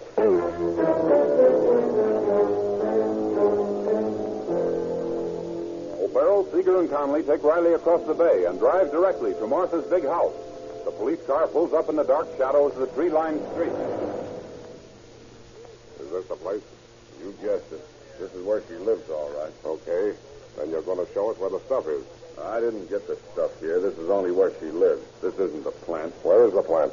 I told you I don't know the address, but I do know the place when I see it. I'll point it out to you. It's the bungalow court, and it's the last house in the rear to the left. Okay. Where do we go from here?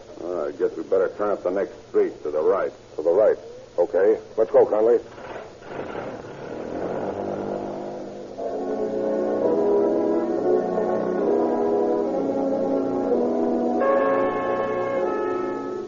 For hours, Riley, befuddled with narcotics, leads the police officers up one street and down another without showing them the plant.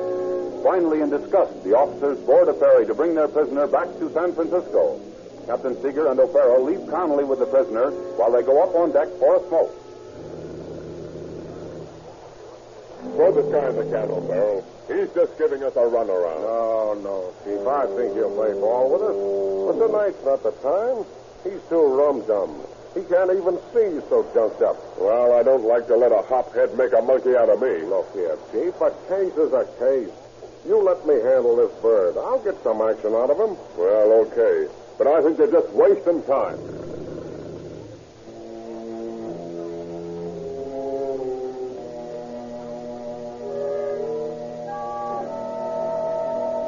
O'Farrell stays up all night, questioning and re-questioning Riley. Finally, he promises to cooperate with the officers. At 9 in the morning, he calls Martha, but she is out. Again at 12, he tries, but fails to communicate with her. In the late afternoon, Seeger and O'Farrell take Riley back to his room in the hotel. At 5 o'clock, Riley calls Martha once more. O'Farrell and Seeger listen in on the two extensions. Hello, Martha.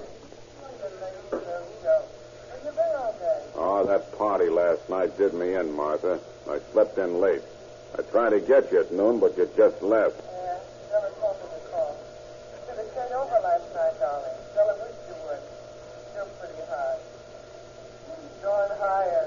Yeah, she sounded that way when I talked to her. Why don't you get rid of that broad? Oh, Stella's all right. I love her very dearly. And she's a good girl. Yeah, but she can't handle it. She's dynamite. Don't worry, I can handle it. What's on your mind, Joe? Oh, well, look, a friend of mine's going down to L.A. and needs some clothes. I wish you'd send over 3 suits. 3 suits? Yeah. Like the suit you got last night? Yeah. All right, Joe. Where are you? I'm at the hotel. Okay, Joe, dear. I'll meet you tonight. We'll go to the 9:20 show. That'll be swell. See you later. Okay, honey. 9:20 show. What's that mean? Means she's coming on a 9:20 ferry.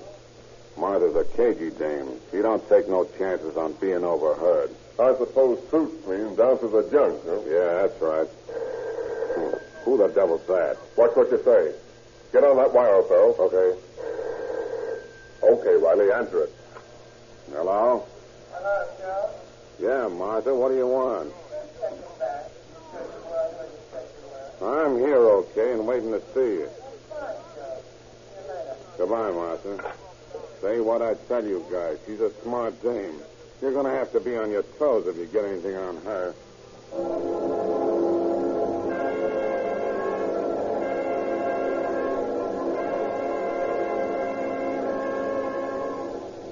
The officers stake out the hotel. O'Farrell and Seeger parked in an automobile commanding an unobstructed view of the entrance, and Conley and Dundas hiding in Riley's room.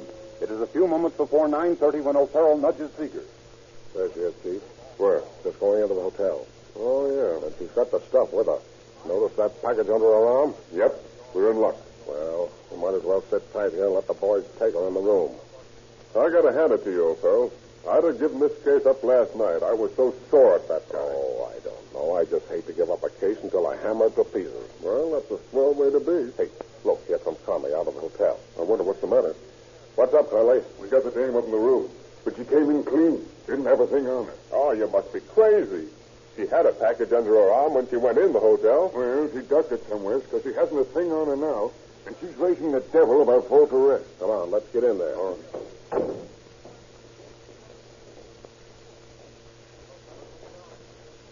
Where's that elevator boy?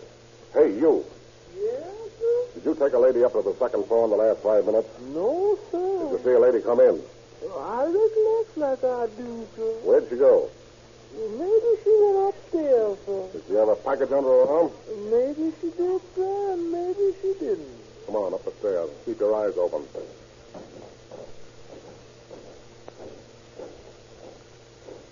O'Farrell. What? Look here. These heavy curtains hanging over the window. Let's see. Yep. Here's the package of junk. Nicely hidden behind the curtain. Come on, let's talk to Martha.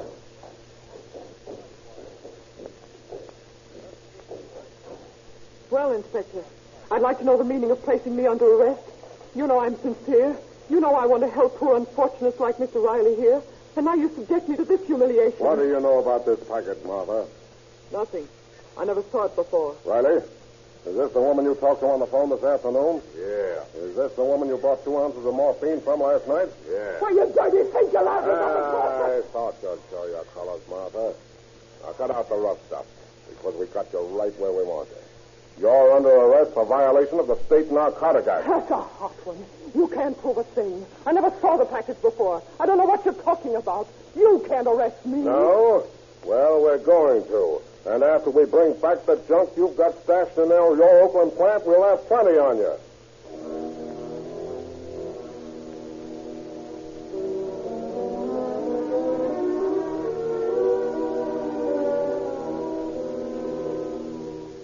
Riley and Martha are taken to headquarters and booked while Inspectors Conley and O'Farrell cross the bay to Oakland. They enlist the aid of Lieutenant Barbeau of the Oakland Police Department, who sends a squad of 2 plainclothesmen and 2 patrolmen, along with the narcotic agents, to raid Martha's. They are met at the door of Martha's house by a beautiful young woman attired in negligee, who appears to be under the influence of narcotics. Oh, hello, boys. Where's Martha? Martha's in jail. We're police officers. Oh, well, that's okay. We can all have a party just the same. Come on in, boys. Come on in. You bet we will. Who are you? I'm a hunch Stella. Oh, yes, I've heard of you. Boy, sure you have. Oh, everybody that knows Martha's heard of little Stella. Been hitting it up, haven't you, Stella? I don't know what you mean. Leave a man here with Stella, Lieutenant, and start from the attic and search this place. Yes, sir. Tear it apart. Don't overlook any possible place where the stuff could be hidden. Yes, Inspector. Are you going to sit down and talk to me, Inspector? I am not. I got work to do.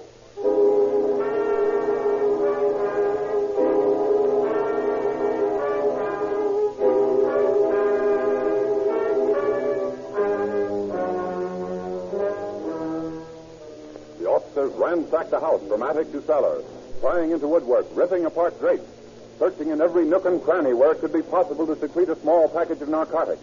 While the search is being conducted on the upper floors, Inspector O'Farrell looks through the kitchen. He is joined there by Lieutenant Barbo. I just got something, O'Farrell. What's that? These.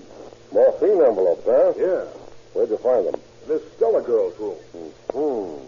Harrigan. Yes, sir. Bring that girl in here. Oh, hello, Inspector. Stella, what do you know about these two envelopes? Oh, those? Oh, they were awful nice. What was in them? Oh, something awful nice. Where's the rest of it? I don't know. I was waiting for Martha to bring me some more. What are you doing here, Stella? Oh, I came here as a patient. Martha was going to make me well. I thought so. She did a good job of it. Oh, indeed she did, Inspector. Oh, I feel better right now than I ever did. Yeah, I can imagine. Come on, Inspector. Let you and me go up somewhere where we can talk, huh? Look here, Stella, I mean business. Where's the rest of this stuff? Oh, that's all there is, Inspector, honey. I've just been waiting for Martha to bring me some more. Well, you're not going to get any more. Martha's never going to bring you any more.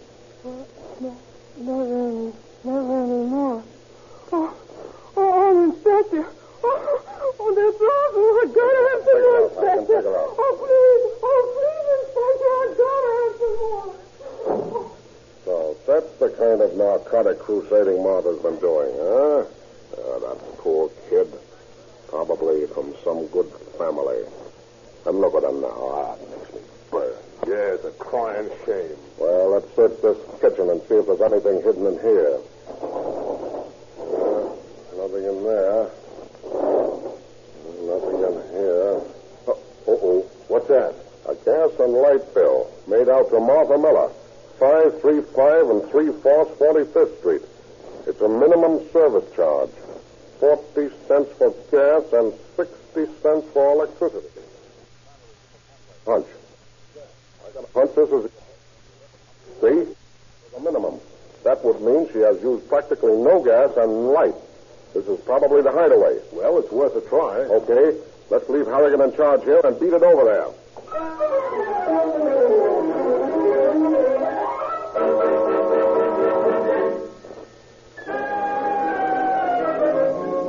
O'Farrell and Barbo speed to the 45th Street address and find that it is a bungalow court. 535 and 3/4 turns out to be the last house in the rear, further checking with Riley's description of the plant. The door is locked, and the officers let themselves in through the kitchen window. They switch on the light. Now, Riley. Riley said the stuff was in the cooler. Let's see. Strike a match, will you, Barbo? Yeah. That's better. Now, wait. Wait until I feel around it here. Uh-oh. Here's something. Yes, sir. Here's the stuff. 2 ounces. Well, that's the payoff. Now we got Martha Grant right where we want her. Yes, sir. Let's get back to the other joint now. Wait a minute. Here's something to make him in handy. What's that? The key to the place. Lying here on the table. Bring it along and we'll have a little talk with Martha.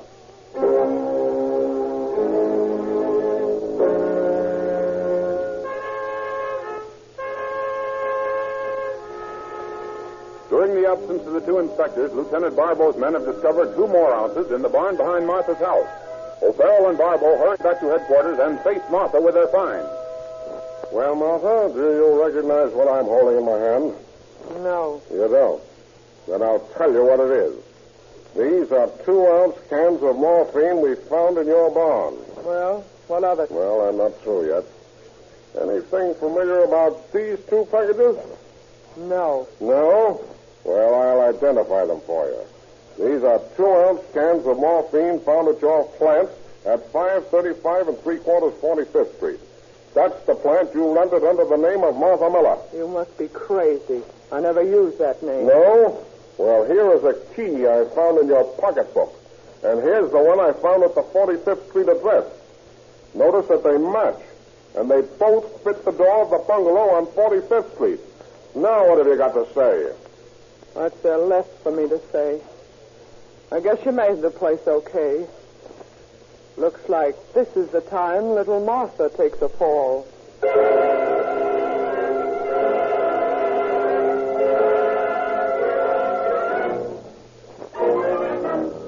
You know, there are three grades of gasoline on the market.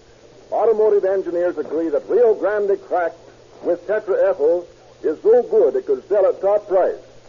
But we prefer to give our independent dealers a better quality gasoline, which they can sell to you at the same price as the uncracked gasolines of their competitors. Then when you feel the difference, when you experience the thrill of police car performance in your own car, you'll come back to the independent Rio Grande dealer who gives you a top quality gasoline at a lower price. This plan works. Rio Grande cracked is the fastest growing gasoline in this market. And this sales increase is due entirely to repeat sales to satisfied customers. Are you one? Go to a Rio Grande service station. Ask for a free radio log. Put cracked gasoline in your tank. Sinclair motor oil in the crankcase, and we guarantee you'll get police car performance. And boys and girls, your Rio Grande service station has a present for you. You are invited to join the Junior Police Department to help your own chief of police fight crime and save lives. You will get a genuine metal police badge to wear, absolutely free. Just get your father or mother to drive into any service station selling Rio Grande cracked gasoline and tell them to ask for a Junior Police Department enrollment card for you. No obligation to buy anything.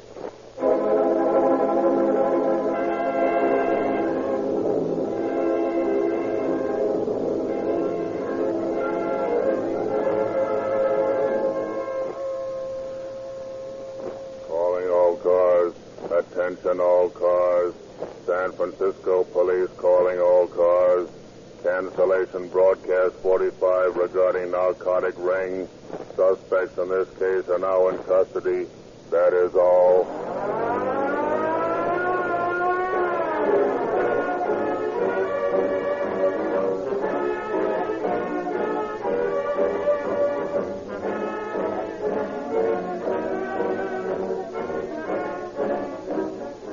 All Cars is written and produced by William N. Robson. The orchestra was under the direction of Claude Sweeten. This is Pat Weaver saying good night for the Rio Grande Oil Company.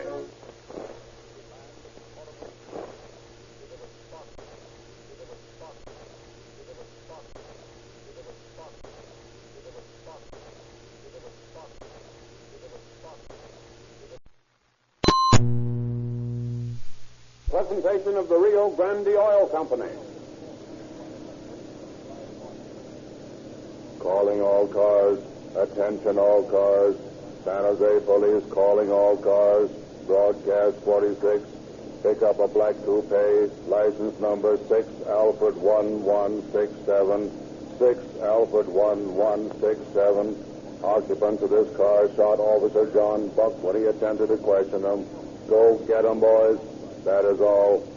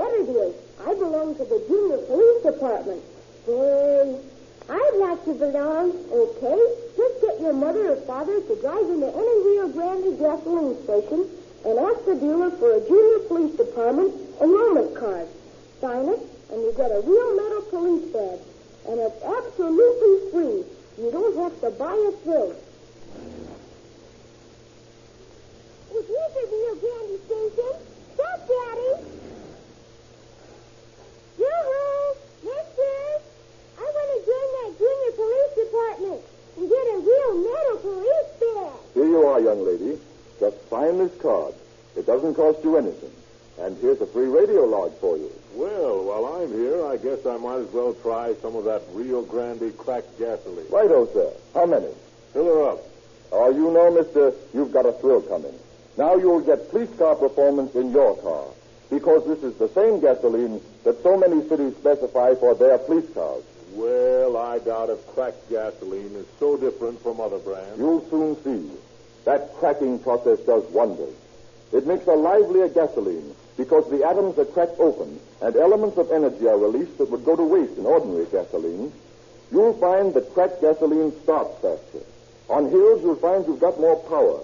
Your motor won't ping or overheat because cracking raises the anti-knock rating 10 points.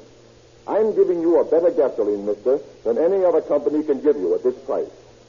And this gasoline has tetraethyl, too, but it doesn't cost you anything extra. That sounds good, but I'll see for myself. If it's half as good as you say, I'll be back. You'll be back, mister.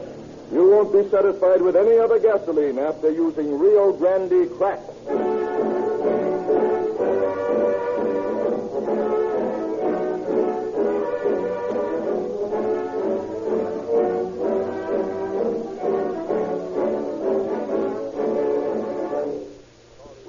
Tonight to have as our guest Chief of Police J.N. Black of San Jose, who has a message for you. Chief Black. Good evening. I feel highly honored to be invited to participate tonight in the broadcasting of Calling All Cars, which I am told is the West's greatest program.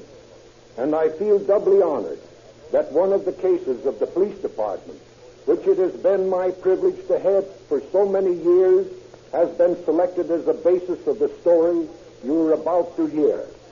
In the policeman's code of honor, there is an unwritten law which is invoked only when a criminal has shot a brother officer.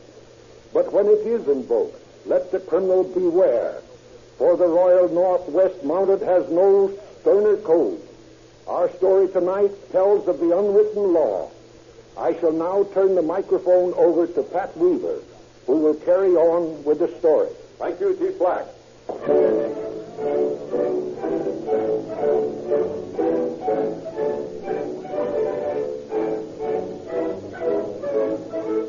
the latter part of February last year, Chief Black is addressing a meeting of citizens in San Jose. One of the greatest single factors which has acted as a deterrent to crime in our city is the installation of the police radio.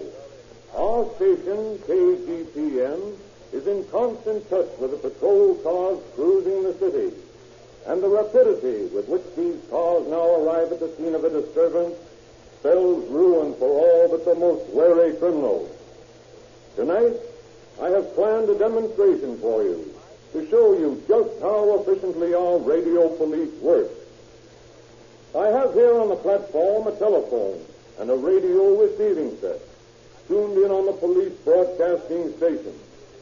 I will telephone for a police car, and any of you who wishes may check the time it takes the officers to respond. All ready? Now I will call for the car. Give me the police department, please. Hello? This is the chief, Sergeant. Send the car over to me right away. I'm at the auditorium. Now we'll turn on the radio. KGPM, calling car 5. Calling car number 5. Report to the chief at the auditorium. Car number 5, report to the chief at the auditorium. That is all.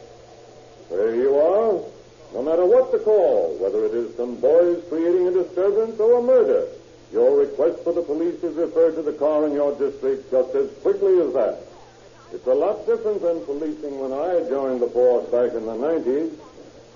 I remember one case where a fellow ran berserk and killed 6 people down at Campbell, 5 miles away. By the time word got to us and we got to the scene of the crime in a rig, the murderer had a half a day's start on us. Now, over the radio, we've got an invisible dragnet around the criminal before he gets a block away from the scene of the crime. Well, here come the boys now in just a few seconds, less than a minute. And here's Officer Buck coming up to report. Good evening, Buck. Good evening, sir. You called? Yes, Buck. I wanted to show these folks how quickly you could answer a call. Ladies and gentlemen, this is Radio Patrolman John Buck. Where Where were you when you received my call, Bud? My partner and I were patrolling our district looking for those fellows who have been holding up gas stations. We were about 10 blocks away. Well, that's making good time, Bud. Anything special you wanted, Chief? No, just wanted to demonstrate the efficiency of you boys to the audience. Thanks very much, and thank your partner for me. Yes, sir. Good night, sir.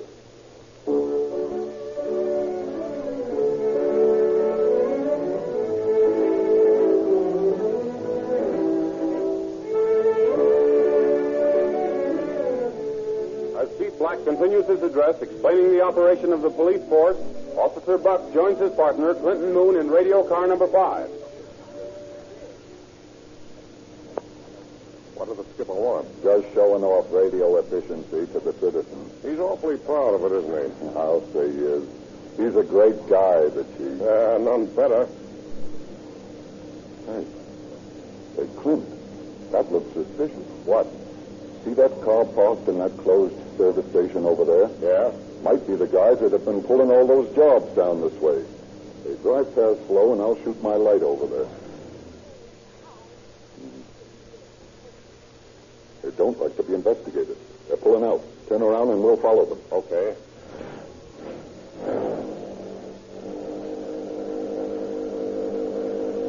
Got that license? 6A1167. See if it's on the hot sheet. 6A1167. No, I haven't got it on here. Might have just stolen it. They sure act suspicious to me. Here's a good place to pull them over. Not much traffic. Okay, I'll give them the works. Pull over, you. Just a minute, boys. What's your hurry? What's the big idea? Nothing. Just want to talk to you for a couple of minutes. Yeah, well, this is all I got to say. Says you. Don't pay your ass for it. Come on, Joe, get in there before he wipes you out. He wouldn't have a chance if this gun hadn't jammed. Come on, cut the gab. We'll scram him. Hey, stop! Come back here!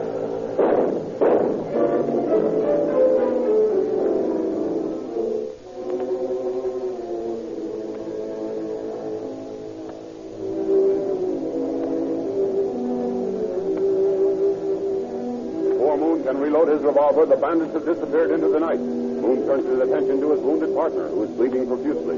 He rushes Buck to the hospital and then reports to headquarters. At the auditorium, Chief Black is still speaking. I cannot impress on you, citizens, too strongly the life of constant danger which your policemen lead. At any moment of the day or night, they may be called upon to give up their lives in defense of your property and of the peace of the community. I beg your pardon, Chief. Yes, what is it? An urgent call for you, sir, from headquarters. You can take it on this phone here. Very well. I hope you will pardon me, friends. Hello? Yes? What? Very well. I'll be right over. Ladies and gentlemen, I must ask to be excused. The officer who demonstrated our police radio to you a few moments ago has just been shot.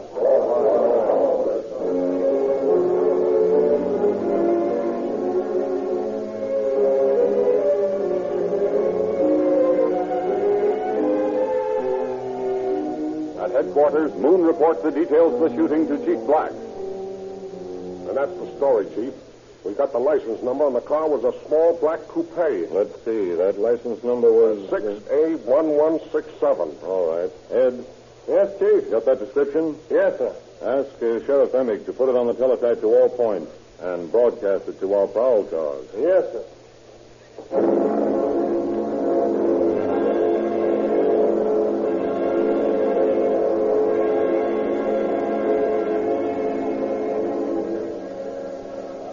Police calling all cars. Attention all cars. Look out for a black coupe, license number 6L11. Oakland Police calling all cars. Attention all cars. Pick up a black coupe, license calling all cars. San Francisco Police calling all cars. Attention all cars.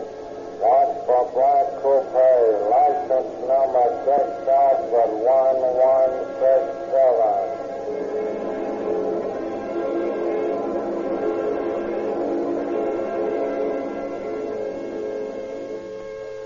Call up all men off duty and tell them to report to me down here at once. and send these orders to the radio cars. If these men are still in San Jose, we'll bottle them up. Yes, sir.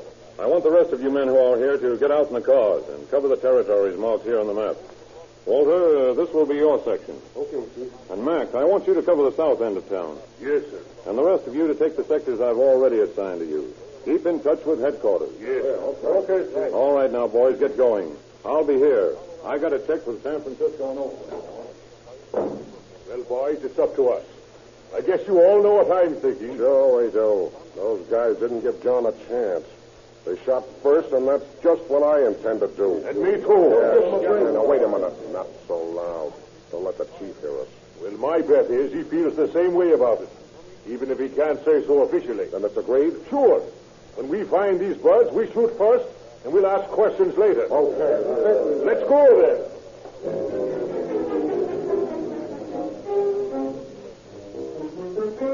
As the police pledge their vengeance on the man who brutally shot their brother officer, the wanted black coupe is pulling up before a tiny bungalow in an auto camp on the outskirts of San Jose. Well, here we are, Joe. You need some help? Yeah. Give me a hand. You hurt bad? I don't know yet. Quiet, you damn fool. You want the bulls down on us? Now help me into the cabin.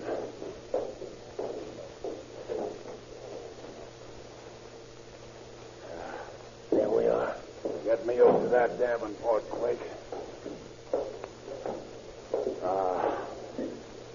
Now, where the devil's Bonnie? Bonnie! Hey, Bonnie! Yeah, honey? Come here. What is it, hon?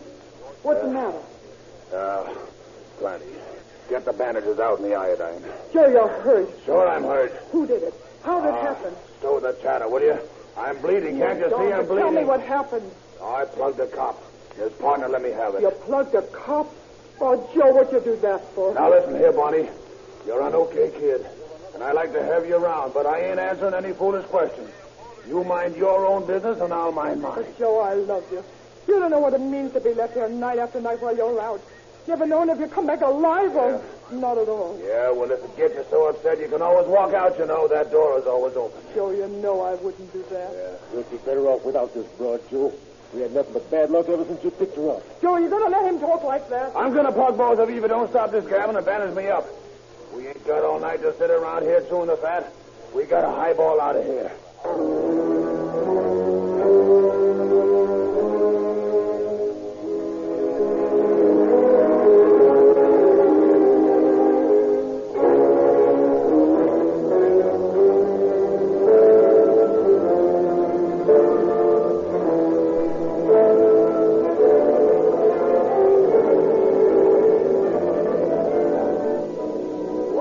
Bandages her wounded sweetheart, the law's invisible dragnet is stretched across the peninsula and the Bay Area. The police radio spins an escapeless web as it deploys officers to all strategic points leading out of San Jose and into San Francisco and Oakland.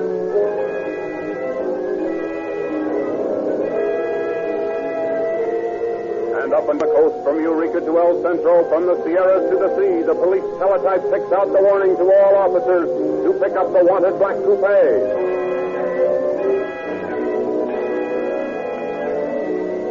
The Bayshore Highway is barricaded, and every passing car is stopped, and its occupants are scanned and questioned. The bay bridges and ferries are watched to prevent escapes to the north. Route 101 is blocked between Gilroy and San Jose. Officers are stationed outside Livermore on Route 99.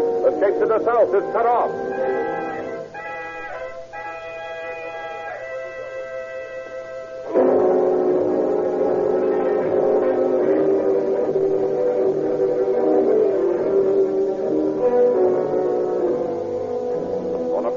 Along the main road from San Jose to Oakland is a parked police car. It's wiped out. Quietly, the two occupants watch the infrequent cars that pass the spot. Here comes the car. Turn over your motor.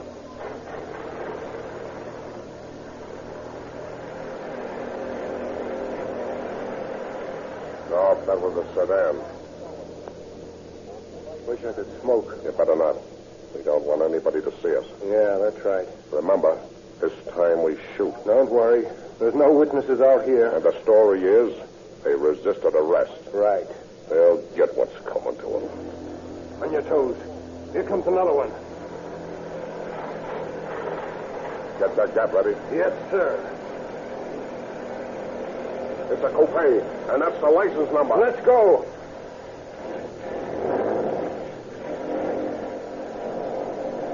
Force him over.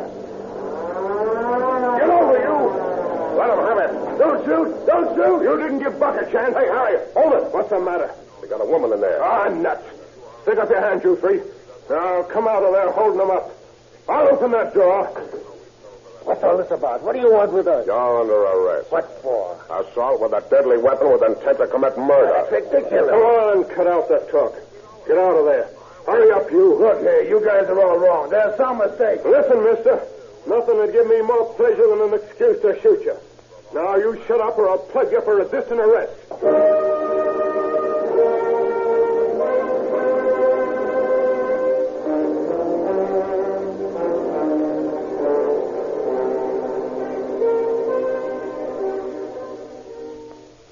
Back in police headquarters, Joe Matlock, his pal, Sam Thomas, and Bonnie face Chief Black. Look here, Chief. What's the big idea? My friend here is sick. He's got an appendicitis attack. I was just taking him over to the doctor in Oakland when these two men arrested us. Appendicitis attack, huh?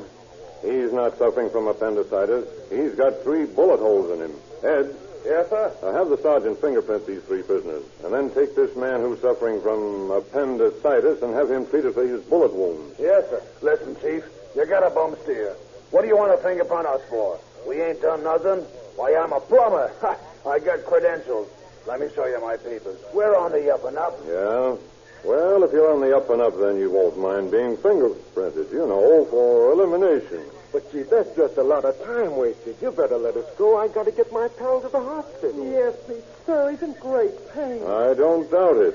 Those police revolvers leave ugly wounds. But, Chief, there's no reason Take him out. Ed, take him out.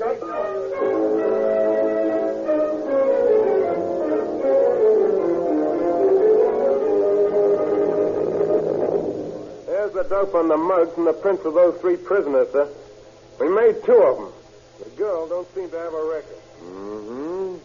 Sam Thomas. Served time in Ione Reformatory. And Joseph Matlock. What a nice long record he's got. 3-time loser to boot.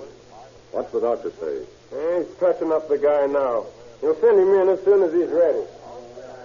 Hey, what's that noise? There's quite a crowd outside the jail, sir. They heard about Buck being shot, and they're collecting from all sides. I don't like that. How many men are in headquarters now? Half a dozen, I guess. All right. Don't let anyone go home. I may need all of them in a little while. Yes, sir.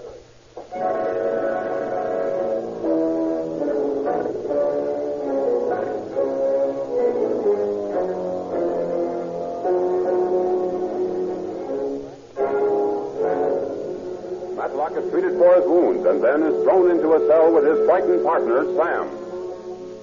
Hey, Joe, what are we going to do? Don't worry. We're okay, kid. What makes you so sure? Listen, I beat the rat before, and I can beat it again. Yeah, but, gee, you shouldn't have plugged that cop. Quiet. You didn't see me plug no cop, did you? What do you mean? Oh, I get it. No, of course not. I didn't see anything. That's right.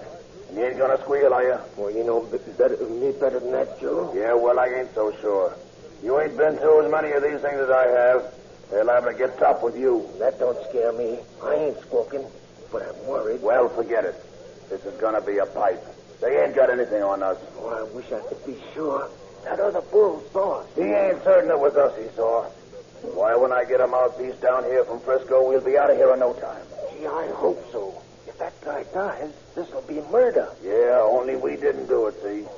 You don't know nothing about it.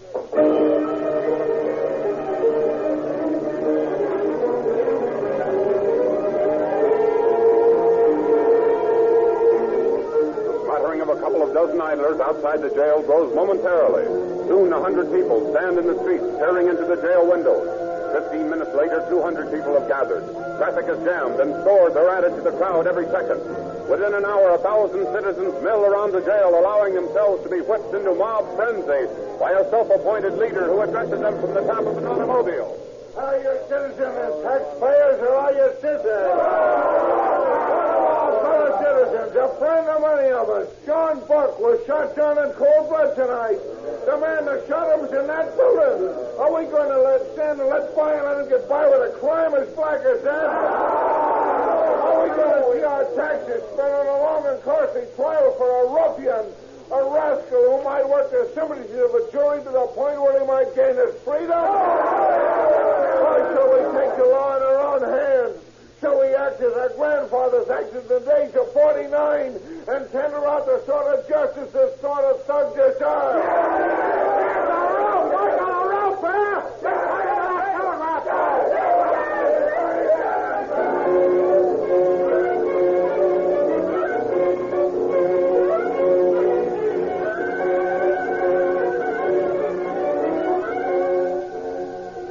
having made arrangements to protect the jail against attacks from the maddened crowd outside, summons Matlock to his office.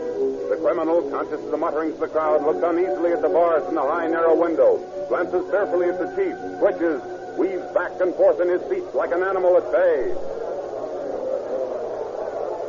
Matlock, I want you to tell me about that shooting tonight. What do you mean, Matlock? My name is Johnson. If it is, it's an alias. Your name is Matlock. Here's your record. You see, I know more about you than you know about yourself, perhaps. Now, you'd better tell me about that shooting. I don't know what you're talking about. No? Listen to that. What's all that shouting about? Oh, don't poker face me, Matlock. They want your hide out there. You shot a policeman. I didn't, I tell you. I can explain everything I done tonight. I can account for every place I've been. You're lying, Matlock. I know you shot that policeman. You can't prove it. Well, listen once more. Well, Matlock, so you can explain everything? Sure. What would you rather do, explain a lie to that bloodthirsty mob out there, or tell me the truth? Oh, gee, Chief, you wouldn't turn me over to them, would you? I don't know, Matlock. I might have to. No, you couldn't do that. No, you mustn't do that, Chief. Well, do you want to come clean? Okay. I'll come clean. Did you shoot Officer Buck tonight? I don't know what his name is. Well, did you shoot a police officer? Well, yeah. Why? Oh, I don't know. I'm a hard guy, Chief.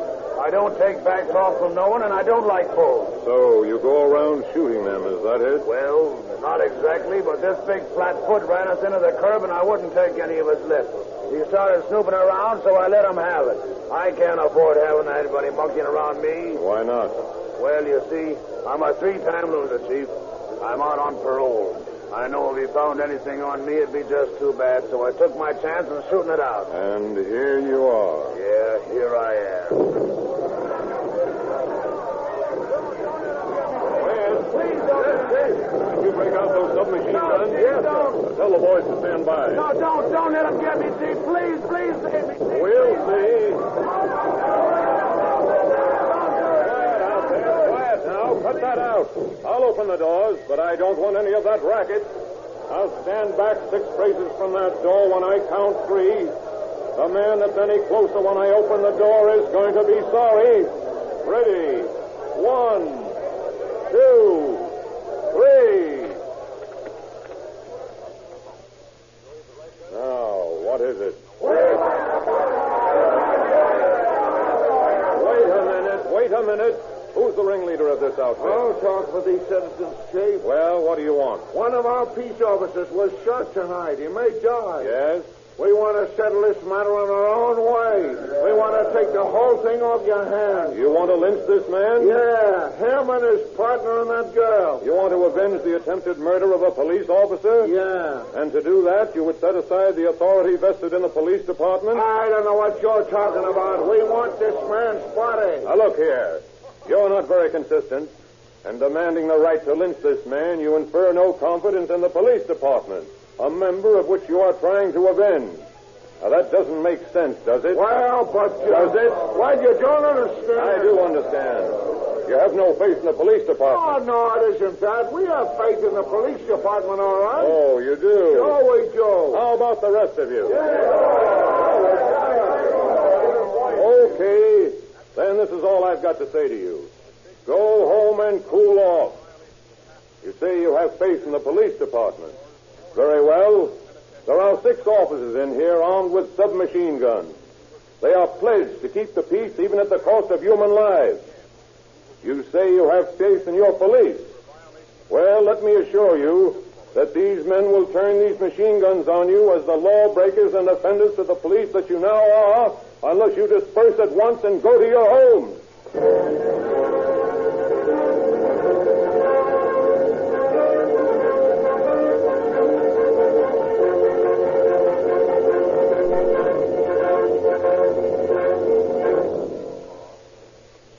The unflinching stand taken by the police that night averted a serious breach of the peace. The citizens went quietly to their homes, and Sam Thomas and Joe Matlock were held in the San Jose jail while their victim, John Buck's life, hung in the balance. Finally, on April 5th, John Buck died. Thomas and Matlock were formally charged with murder, and on June 19th went on trial for their lives. On July 2nd, the jury returned a verdict of guilty with recommendation of life imprisonment. And on July 5th, Thomas was sentenced to San Quentin Prison and Matlock to Folsom Prison for the rest of their natural lives.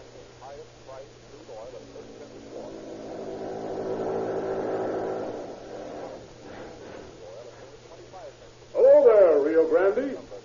Remember me? You got me started on that cracked gasoline the other day. Sure. I knew you'd be back.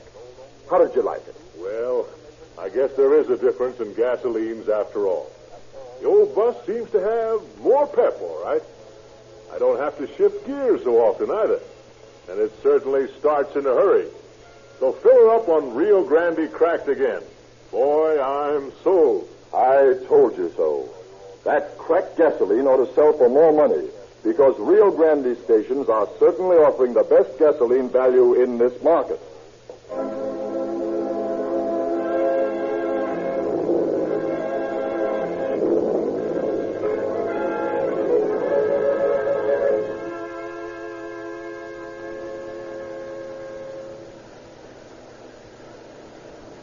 Calling all cars. Attention all cars. San Jose Police calling all cars. Cancellation broadcast 46 regarding a shooting. Suspects in this case are now in custody. That is all.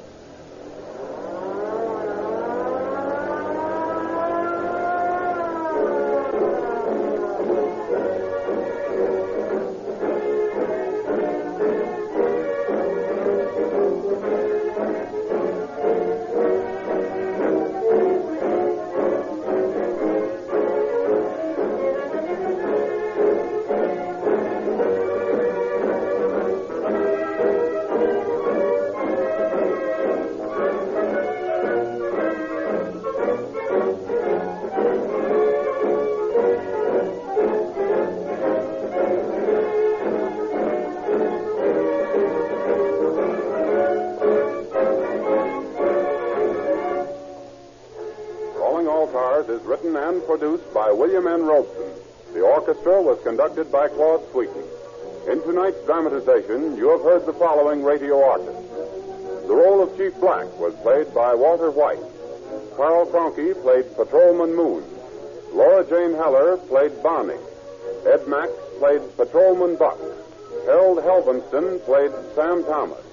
Arnold McGuire played Joe Matlock. Harold Perry played Mac. And George Levens played Ed.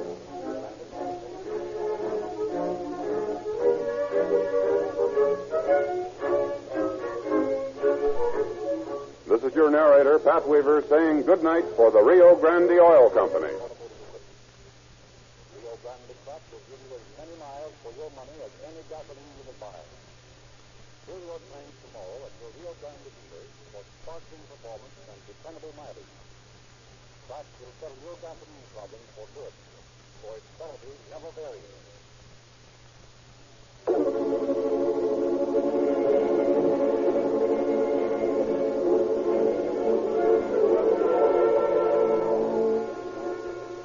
Calling all cars, the presentation of the Rio Grande Oil Company. Los Angeles Police calling all cars, attention all cars, broadcast 47. Regarding a murder. The body of an unidentified man found on the coast highway near Oxnard. That's all. Rose and Cook.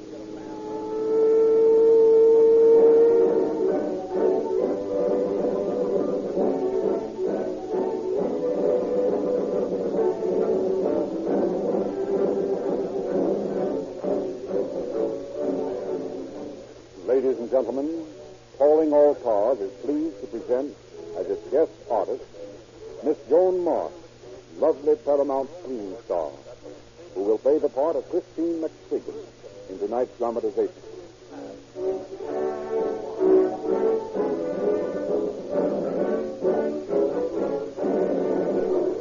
And we are also pleased to welcome back to Calling All Cars microphone Chief James E. Davis of the Los Angeles Police Department. Chief Davis. Good evening, friends. I am happy to be back home once more after my attendance at the police chief's convention in Washington, D.C. and in Pasadena. Tonight, I am bringing you the story of a type of crime which we peace officers hope is fast becoming never to be repeated history. I refer to the racket murders.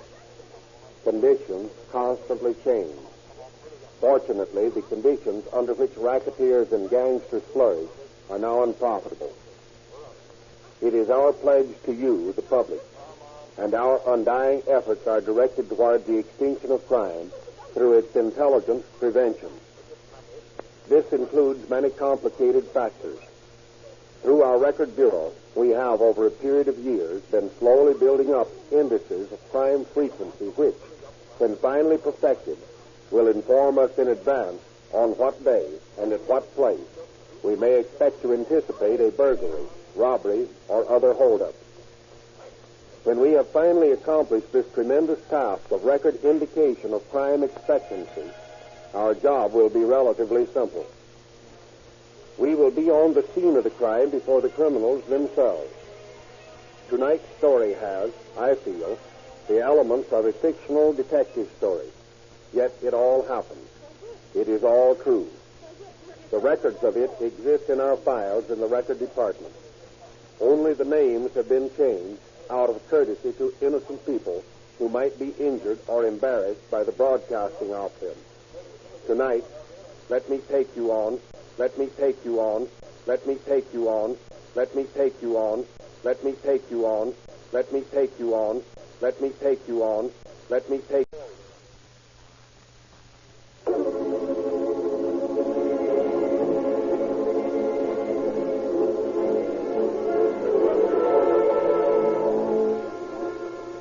Calling All Cars, the presentation of the Rio Grande Oil Company.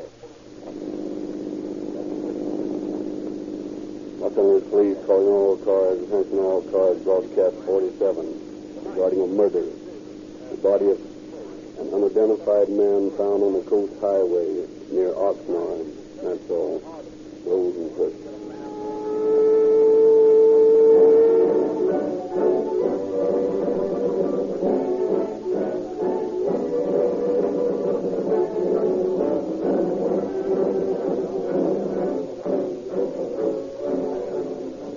Ladies and gentlemen, Calling All Cars is pleased to present as its guest artist Miss Joan Moss, lovely Paramount screen star, who will play the part of Christine McSwiggan in tonight's dramatization.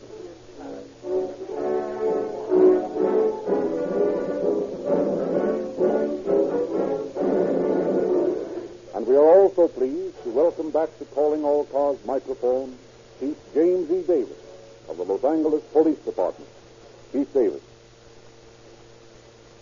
Good evening, friends. I am happy to be back home once more after my attendance at the police chief's convention in Washington, D.C. and in Pasadena.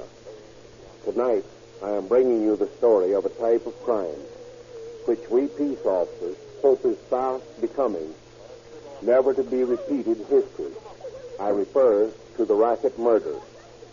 Conditions constantly change. Fortunately, the conditions under which racketeers and gangsters flourish are now unprofitable. It is our pledge to you, the public, and our undying efforts are directed toward the extinction of crime through its intelligent prevention. This includes many complicated factors. Through our record bureau, we have, over a period of years, been slowly building up indices of crime frequency which, when finally perfected, will inform us in advance on what day and at what place we may expect to anticipate a burglary, robbery, or other holdup. When we have finally accomplished this tremendous task of record indication of crime expectancy, our job will be relatively simple. We will be on the scene of the crime before the criminals themselves. Tonight's story has, I feel, the elements of a fictional detective story. Yet it all happened. It is all true. The records of it exist in our files in the record department. Only the names have been changed out of courtesy to innocent people who might be injured or embarrassed by the broadcasting of them. Tonight, let me take you on a one-way ride. On with the show.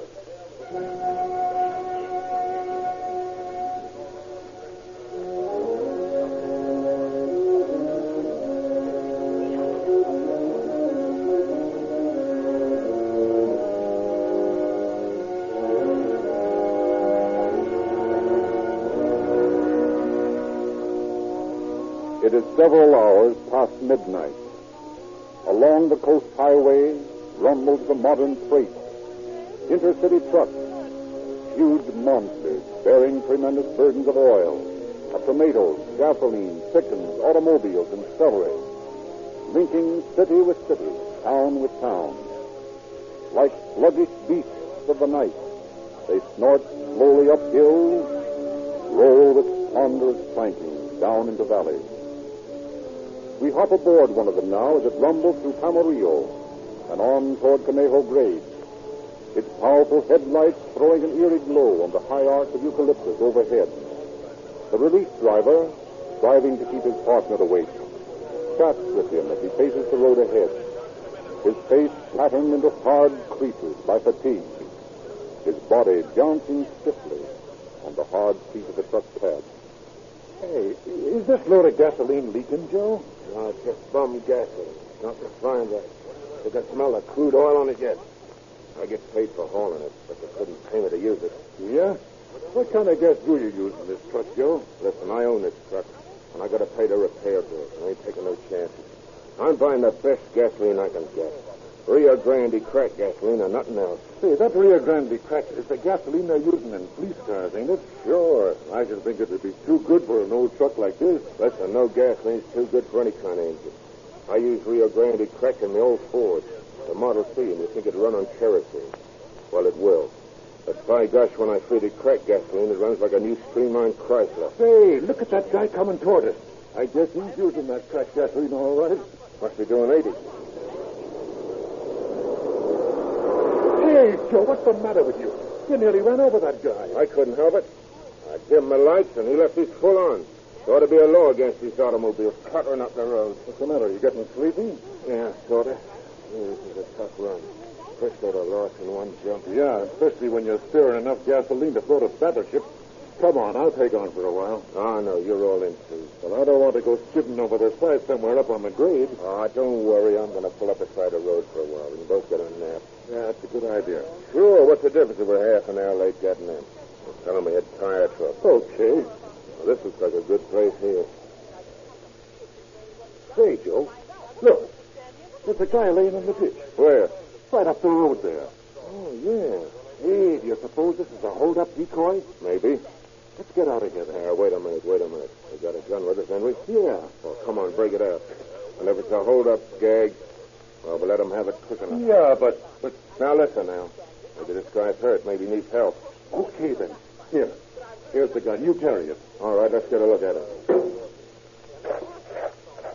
Hey, you need any help? He doesn't answer, Joe. I just suppose I know that. Hey, buddy. What's the matter? Hey, Joe, he's hurt. Look. Hurt? I'll say he's hurt. He's dead. He's been shot twice through the head. Yeah, and he's been jumped out of a car. Hey, I wonder if that car that ran past almost ran into us. Oh, come on. We're scram right now. This don't look very good to me. Let's go. Hey, we're scramming all right to the first police station.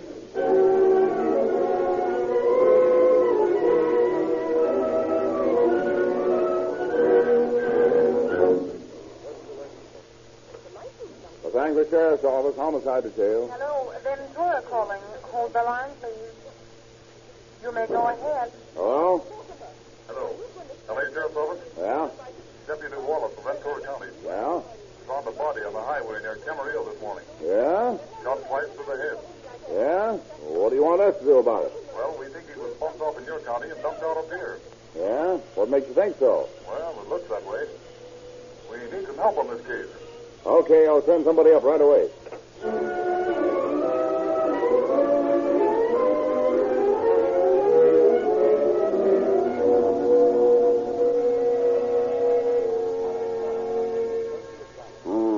Looks like an Italian. They sure got him right, didn't they? I'll say they didn't. About 30 years old, huh? Yeah, that'd be my guess. 6 feet about. Brown eyes. 3-inch scar on the forehead. Dave. Yes, sir? So 2 weeks closed? Yeah. What'd you find? Some money. Much? Yeah, about $20. No robbery, then. What else? A gold watch. That proves it. A pack of matches from a cafe in Venice and some Pall Mall cigarettes and this. What's that? It's me. Piece of paper. It says Mildred, and then there's some numbers. Might be a telephone number. Yeah, but they're no exchange letters. Yeah, but maybe those first 2 numbers, 4 5, stand for the exchange letters on the dial. Oh. Sure, look, the numbers are 451551. That might mean, let me see, 1, ABCD. Sure, that might be Gladstone 1551. Yeah, it might. Get to the office's phone and tell them to trace down those numbers right away. Yes, sir.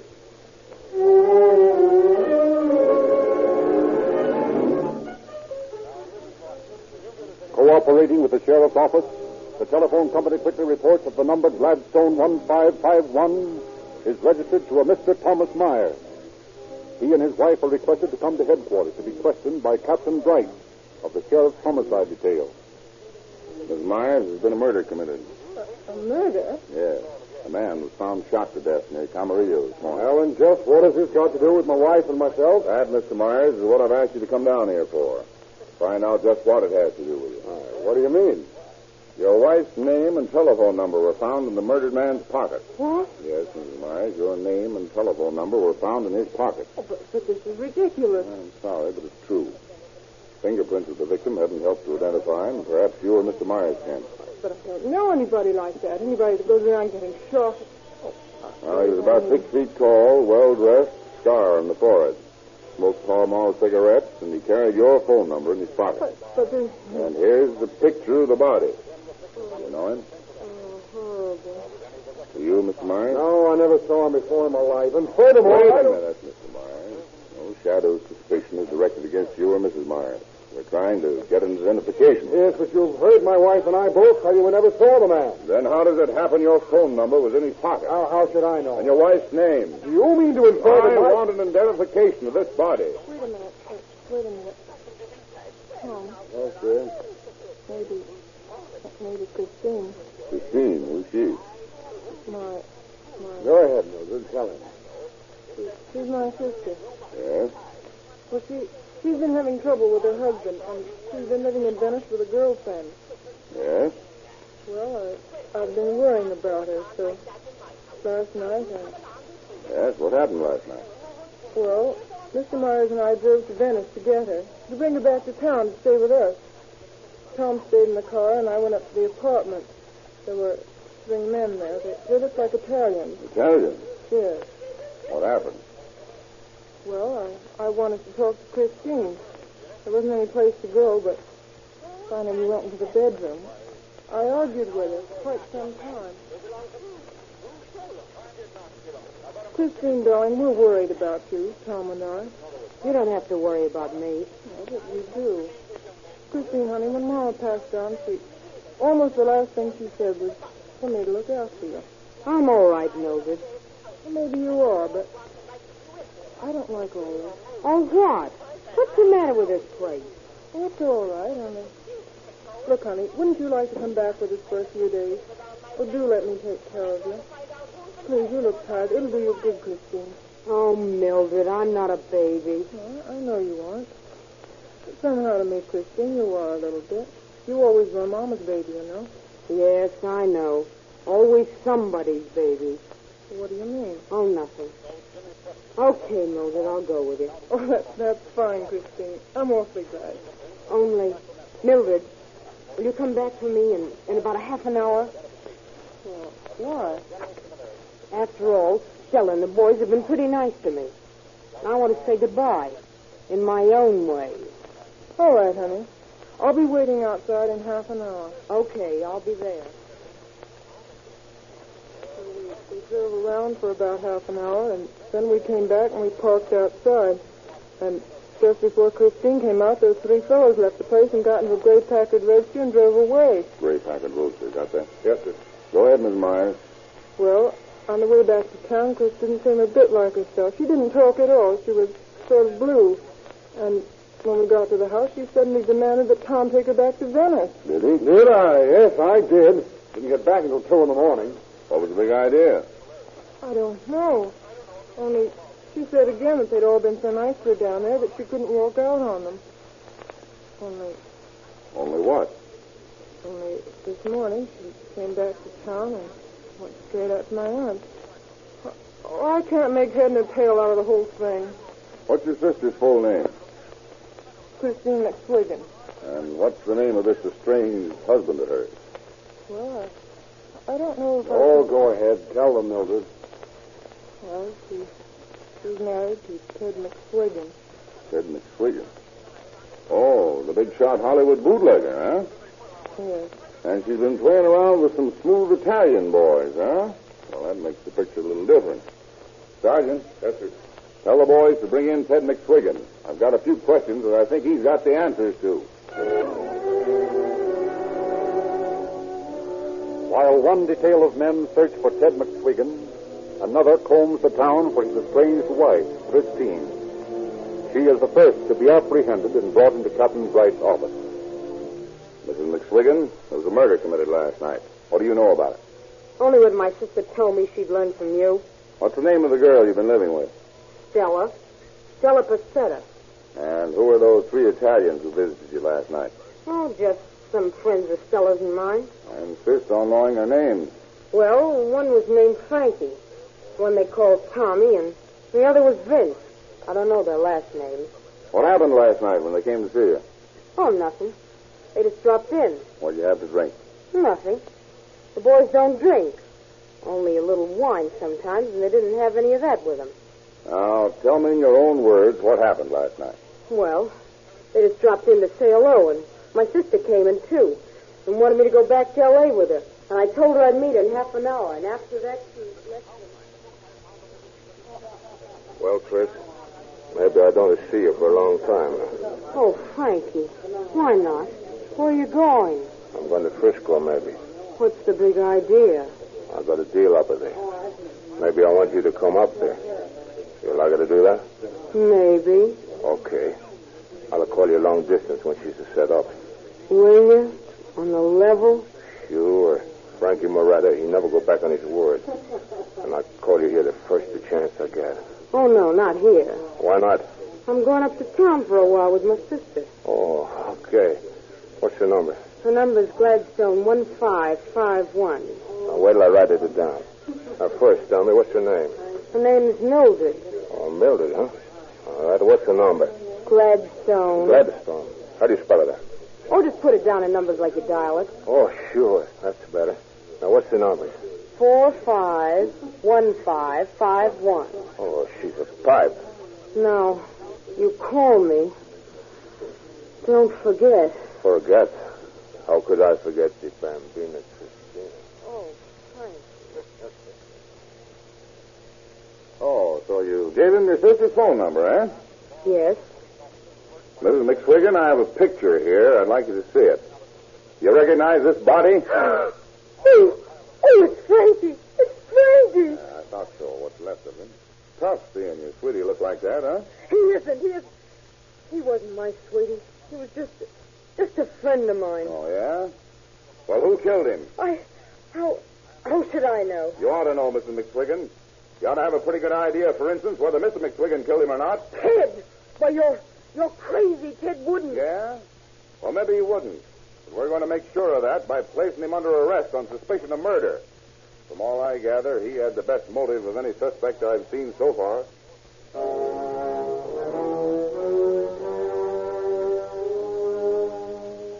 in the day, Officers Brewster and Corsini of the Los Angeles Police Department report the results of their investigation in Venice to Captain Bright. Well, Captain, here's the dope. On February 19th, two Italians who gave their names as Thomas Pasquale and Vincent Barco, rented apartment 403 at the St. Regis Apartments in Venice. Yeah? 2 days later, a girl who registered as Stella Pissetta took apartment 405 next door to the boys. Yeah? And a few days after that, a blonde girl moved in with her. And that'd be this McSwiggin dame. But here's the payoff. 4 o'clock yesterday morning, the landlady saw lights in both apartments. Yeah? And at 8 o'clock, the tenants of both apartments had moved out. Took it on the lam, huh? Looks that way. What did you find in the place? Some clothes, some laundry marks, the same as we found on the stiff, and some Pall Mall cigarettes. Beg pardon, Captain. What is it, Sergeant? Got a report from the cab driver that brought those dames in from Venice this morning. Yeah, what is it? Well, the blonde left the cab near 64th and Merrill Streets, and the brunette got out of the Great Western Hotel on 6th Street. That's swell. Cassini? Yes, sir. Go down there to the Great Western and bring back this Stella Pissetta. Okay.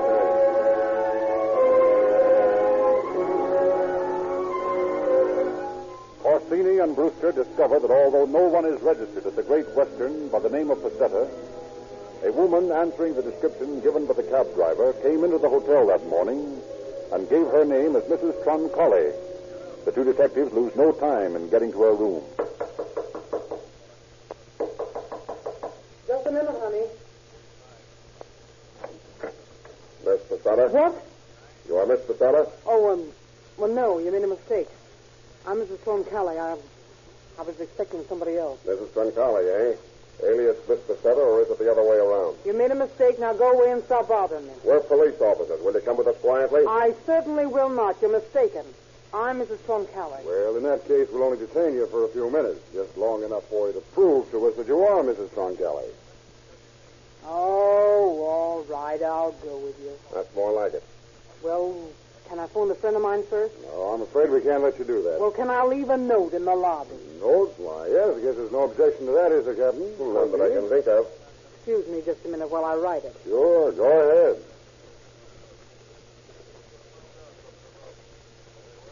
All right, there.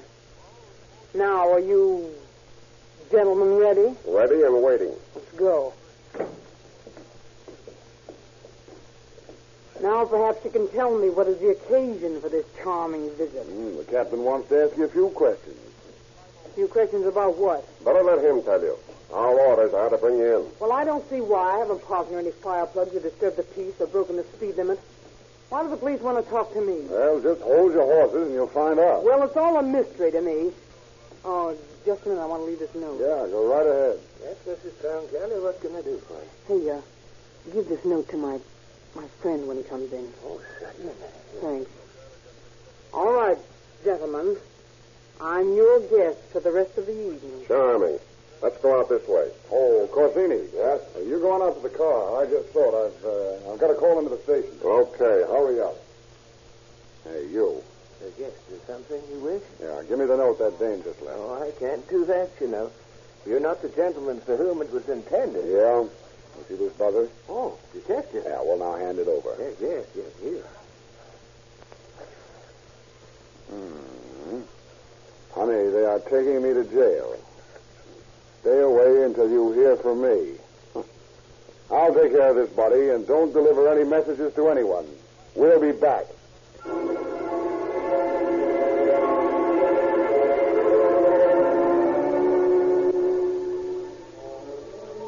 Brewster and Corsini take Stella into Captain Bright's office and then return to the Great Western Hotel to stake out for the person to whom her note had been addressed. Captain Bright questions Stella. You're Stella Pissetta? Yes. And you've been living in Venice with Christine McSwiggin, huh? I don't know Christine McSwiggin, and I never lived in Venice. Well, that's strange. Christine claims you're a very good friend of hers. I refuse to make any statements till I've seen an attorney. Oh, you don't care to help us find out who killed your friend Frankie, huh? I don't know anything about anybody being killed. Perhaps you'd recognize this picture. God, it's Frankie, all right. Pal of yours, huh? What's his full name? Frankie Moretti. Where's his friend Vincent Barco? Well, how should I know? Weren't you his girlfriend? Not exactly. Who was the third boy? His name was Tony Pasquale. Who killed Frankie? Well, how do I know? Did Ted McSwigan do it? Might have. Or did Tom and Vince take their pal Frankie for a one-way ride? They wouldn't do that. They were good friends. Well, then how do you account for them coming back to the apartment in the middle of the night without Frankie, packing up their things and leaving? Why did you girls follow right after them? Well, I'm not going to talk till I've seen an attorney. Why? Because you have a guilty knowledge of the murder? You can't make me talk, and I won't. Pardon me, Captain. We got Vince Barco out here. Good. Shall I bring him in? Oh, wait a minute. I'm going to detain you, Mr. Fetter. You know more about this thing than you're willing to tell. Take this woman out to the booking clerk, Cassini. Okay.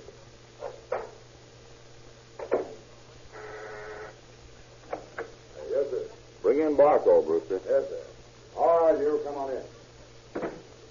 Well, here he is, Captain. We picked him up when we called for that note at the Great Western. Says he rooms with his pal Tom Pasquale at the Argonaut, so we sent Cruzhorn and Romero to bring him in. Hey, what's the big idea to make it the... You're not here to ask questions. You're here to answer them. What do you know about that murder last night? I don't know nothing. Recognize this picture? No. You know Stella Pacetta? No. You know Christine McSwigan? No. We found this on him, Captain. Very interesting. How about this, Barco? How come you have in your possession a receipted bill made out to Frank Moretti for an apartment in Venice? Oh, I find that in my apartment. This guy, he's come in and asked me to lend him $20. I don't know him so good, so I figure, what's the $20 to Vince Barco? So I let him have it. What are you lying for, Barco? Why don't you admit you killed him? Me, I don't kill nobody. Beg pardon, Captain. Khrushchev just came in with the other fellow, Pasquale. That's fine. Tell him to wait outside until I'm through this one. Yes, sir. Sergeant. Yes. What's the report on McSwigan? Nothing, sir. No one seems to be able to locate him. Seems to have dropped right out of sight. Well, you tell those guys to keep after him and don't come back without him.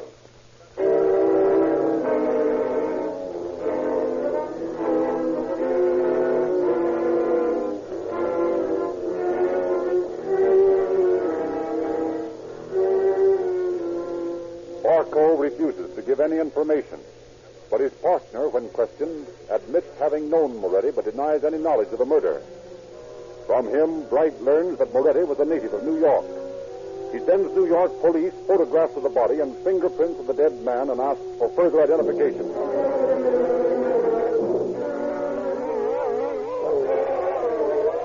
A few hours later, a blood-stained murder car is found abandoned in a garage on Echo Park Avenue.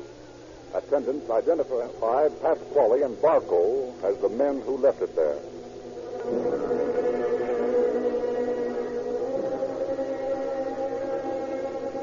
The search for McSwigan continues, but at noon the next day, he has not been apprehended. Captain Bright is furious.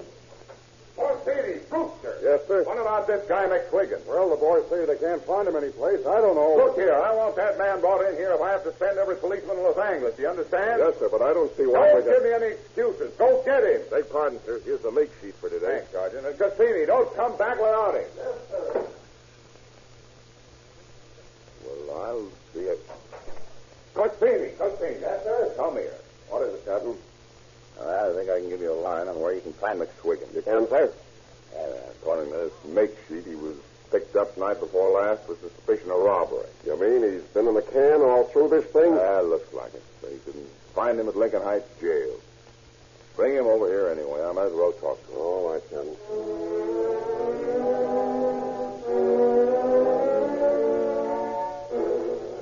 The annoyed and surprised McSwigan is brought before Captain Bright and informed of the situation. So you thought I bumped off the guy, huh? Well, I got the best alibi in the world.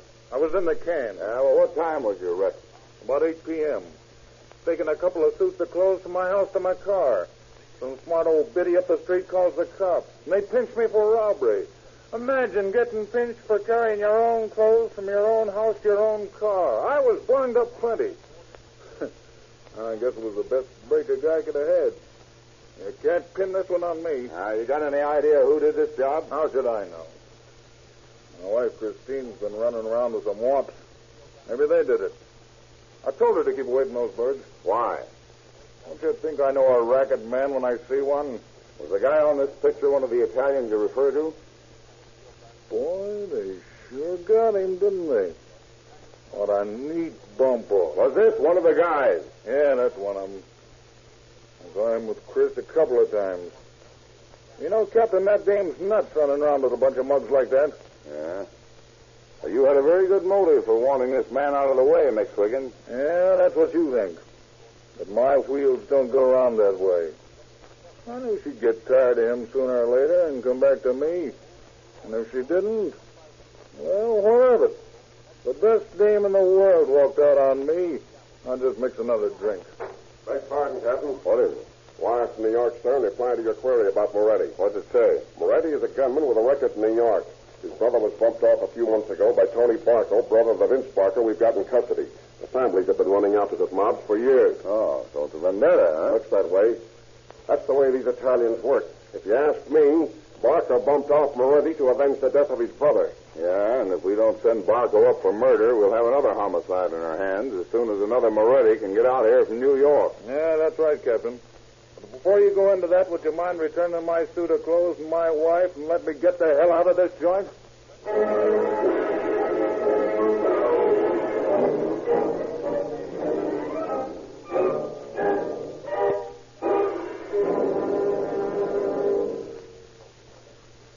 On March 26, 1929, Pasquale and Barco went on trial in Ventura County for first-degree murder.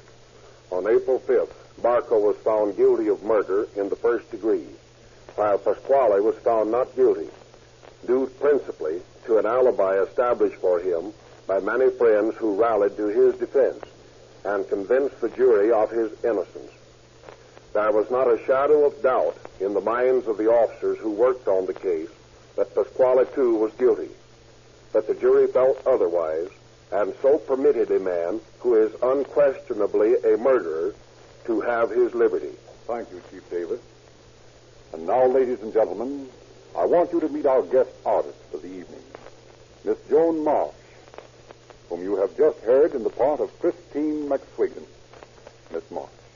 Thank you. I'm glad to get out of character and to meet you, Mr. and Mrs. Audience. But I'm also anxious for you to meet the sponsor of this program, Rio Grande Cracked Gasoline. If I can bring you together, I know I'm doing a good turn for both of you. If you enjoy hearing Calling All Cars as much as I enjoy acting in it, we both owe the Rio Grande Oil Company a vote of thanks. And the best way to thank them is for you to drive into a Rio Grande service station tonight or tomorrow and say, I've heard Calling All Cars and I want to try some of that cracked gasoline. And while you're at it, get a can of Sinclair oil, too. You'll be doing yourself a favor. I know, because I use Rio Grande cracked gasoline myself. And I get better performance out of my old bus now than I ever did before. Thank you, Joan Marsh. We've enjoyed your performance tonight, and we'll look forward to having you back on Calling All Cars soon again. And now, boys and girls, over 50,000 of you have joined the Junior Police Department. We want 100,000 members. We want you. You get absolutely free a genuine metal police badge like policemen wear. The rules and regulations of the Junior Police Department tell you how to save lives, how to prevent traffic accidents. It costs you absolutely nothing to join the Junior Police Department.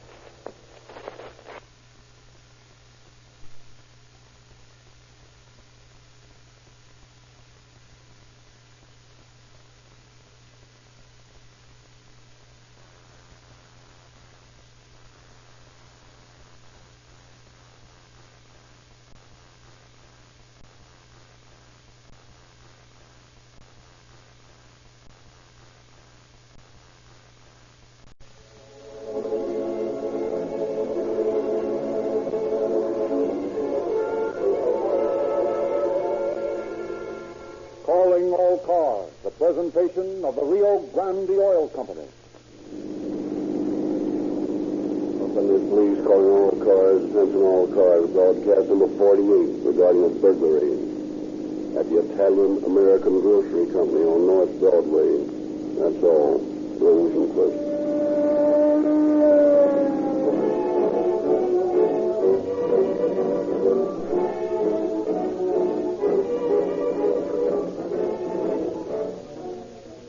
Tonight, Calling All Cars is privileged to present as its guest artist an actor who is known all over the world for his portrayal of racketeer roles in motion pictures. As well as being a famed actor, Al Hill is an authority on the New York underworld.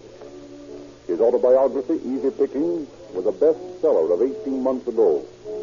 In tonight's dramatization, you will hear Al Hill in the part of Ed Curry. Tonight's program takes us into a police chemist's laboratory. Before the show starts, let's take a look behind the scenes and have a business talk with the chemist. There he is now, fooling with a lot of test tubes. What are you testing now, Mr. Chemist? Some evidence in a criminal case? Well, you might call it criminal. I'm testing some gasolines, and some of them would certainly murder any motor. They're not good enough to use in garbage trucks, let alone in police cars, ambulances, and fire engines. What do the tests say about Rio Grande cracked gasoline? Rio Grande cracked gasoline always tests high in all essential qualities. That's why many cities specify it year after year and use it in all their police cars, ambulances, and fire engines. What makes it so good? Well, it's that cracking process. It certainly gives Rio Grande a big advantage over uncracked gasolines. There's no sense in anyone buying uncracked gasoline when they can get Rio Grande cracked at the same price.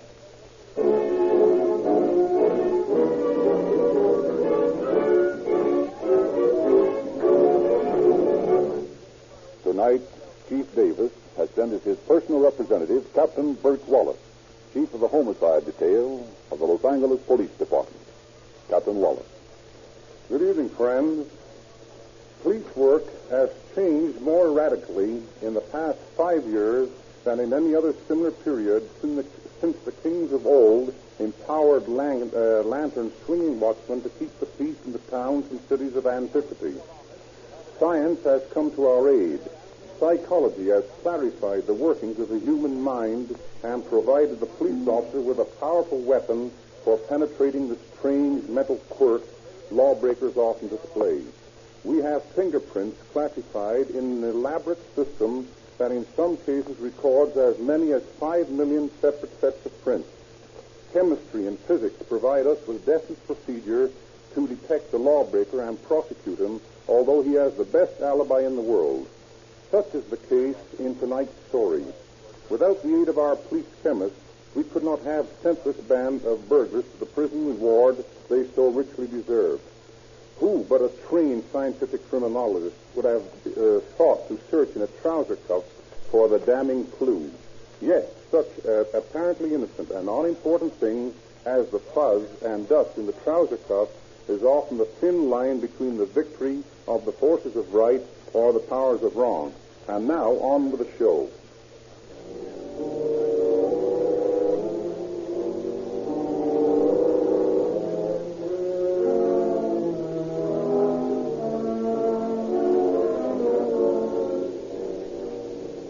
For several weeks last year, mysterious safe burglaries had occurred in rapid succession. No clues were left for the midnight cracksmen. Yet in every job, the modus operandi was the same. A hole had been drilled in the upper left-hand corner of the safe, and the door ripped off with a crowbar. Police intensified their search for the criminals. But still, the safe continued to be cracked. One night it's a restaurant, the next a market, the next a store. Then, one sunny December afternoon, a customer enters a small machine shop on Pico Boulevard. Good afternoon. What can I do for you? I want you to make a gag for me. A gag? A gadget, a tool. Oh, yes, of course. Well, what was it you wanted? Well, here's a rough drawing. It wants to be a plate about 3/8-inch steel, shaped like this, with a slot in it, see? Oh, yes, yes. And then at the corners, I want a hole drilled and threaded and set screws put in so they can be turned by hand. Get me? Yes, sir. Make it plenty strong. Oh, you can be assured our work here is of the very best. Sure, I know. When can I get it? Oh, you better give me a couple of days. Say next Thursday? That's okay. Excuse me, but don't think I ever seen a tool just like this. Would you mind telling me what you're going to use it for? Sure, I'd mind telling you. What's it to you? You got the order, haven't you? Oh, yes, of course. Excuse me. That's okay, Pop. Matter of fact, there's no secret about it. You see, I'm working on an invention, and I got to have this gag for it. Oh, an invention. Sure. I can't tell you any more about it just now. You know how it is. Oh, yes, of course. Okay, then. You got it straight? Yes, sir. How much will it be? Oh, say $3. All right. Well, I'll be back about Thursday. Go on. 3/8-inch plate, 4 set screws. In all my born days, I never heard of such a thing in my life.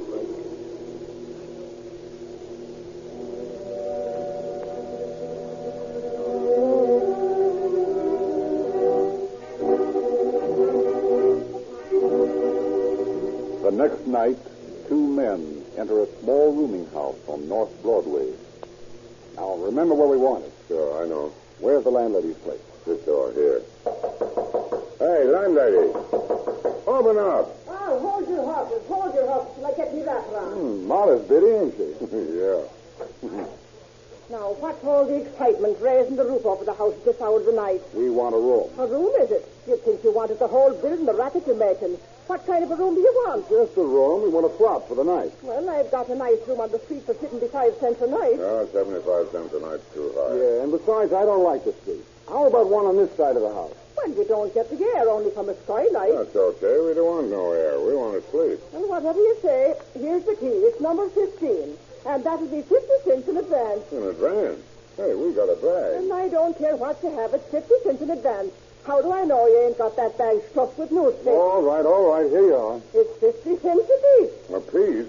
Say, what do you think this is? A Biltmore? Well, take it or leave it. Okay, but it's robbery. 50 cents a piece, can you imagine?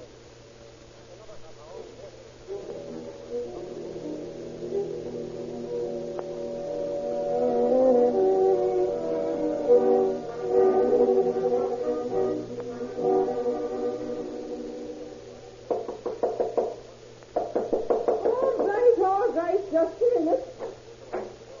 Oh, now what is it you're wanting? Did a couple of guys just come in here? Sure they did. And they walked me out of a sound sleep, and me just falling back to sleep when you come along. Well, that's tough. I'm with them, you see. What room are they in? Well, what do you want to know for? Well, I want to join them. What for? I'm going to spend the night with them. No, you ain't. Not in that room. Why not? Well, because there's only room in the bed for 2. Well, that's okay with me. Well, it ain't okay with me. I can give you a room across the hall from them. Oh, all right. That'll do. Very well. Just find the register under the name. Where, right here? That's right. And no monkey business now, young man. This is a quiet place I run here. Sure, I know. And that'll be 50 cents. 50 cents?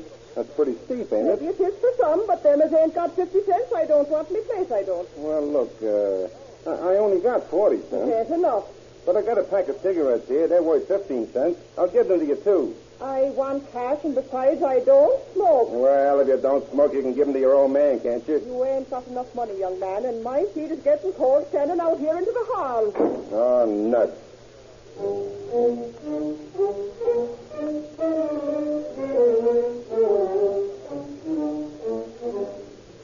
A few moments later, the resourceful applicant for a room is back with the required 50 cents, obtained by some high-pressure panhandling, and receives the key to the room across the hall from his friend. A moment later, the occupants of room 15 are attracted by a tapping on the door.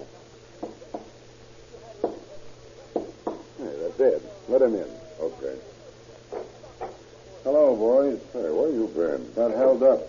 I was talking to a mug down on Spring Street about a journey's casing. Yeah, who was it this time, Curry? That blonde hair slinger over the Denver dining room? Yeah, was it that fat fan dancer at Tony's? No, on the level, fellas. I was getting a lowdown on a slow job. Low down or lay down? All right. Well, let's cut out the beefing and get at that wall. Okay, we've been waiting for you, Curry. Where do we start? Well, as near as I can figure it, right here at the corner of the room. Let's see now. We're in the third room back from the street, aren't we? Right. Well, then we'll start right here in the corner. Okay, let's get at it. Hand me that stick. Curry, you better stuff something in the cracks of the door to deaden the sound.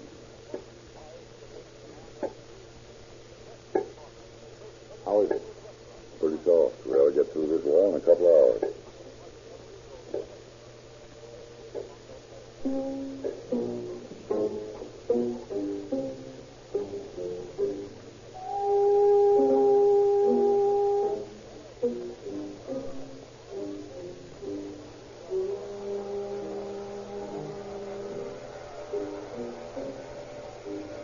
How you doing, Curry? It's a cakewalk. I'll have this hole drilled all the way through this box in another minute. Good. We haven't got all night. Listen, when I get that gag I'm having made, we'll break boxes like that. All we'll have to do then is just find the set screws, and the combination will kiss the floor in no time. There we are. Sign off the juice. Now hand me that crowbar.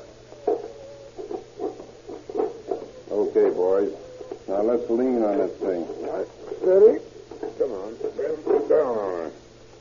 All right, now. Give us a little arm. One more heave. There we are. I wonder where that greaseball keeps his sugar. Open that big one. Here it is. Look at that. Over $1,000 easy. Not bad, huh?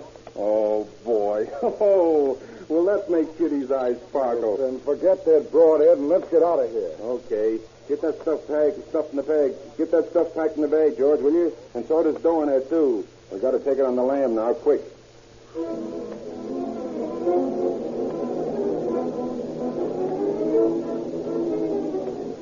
The next morning, while the officers at Lincoln Heights Police Station wearily take down the details of another clueless safe burglary, the proprietor of the machine shop on Pico Street, unable to allay suspicion, brings the gadget he has been ordered to make to Captain Bert Mims of the burglary squad.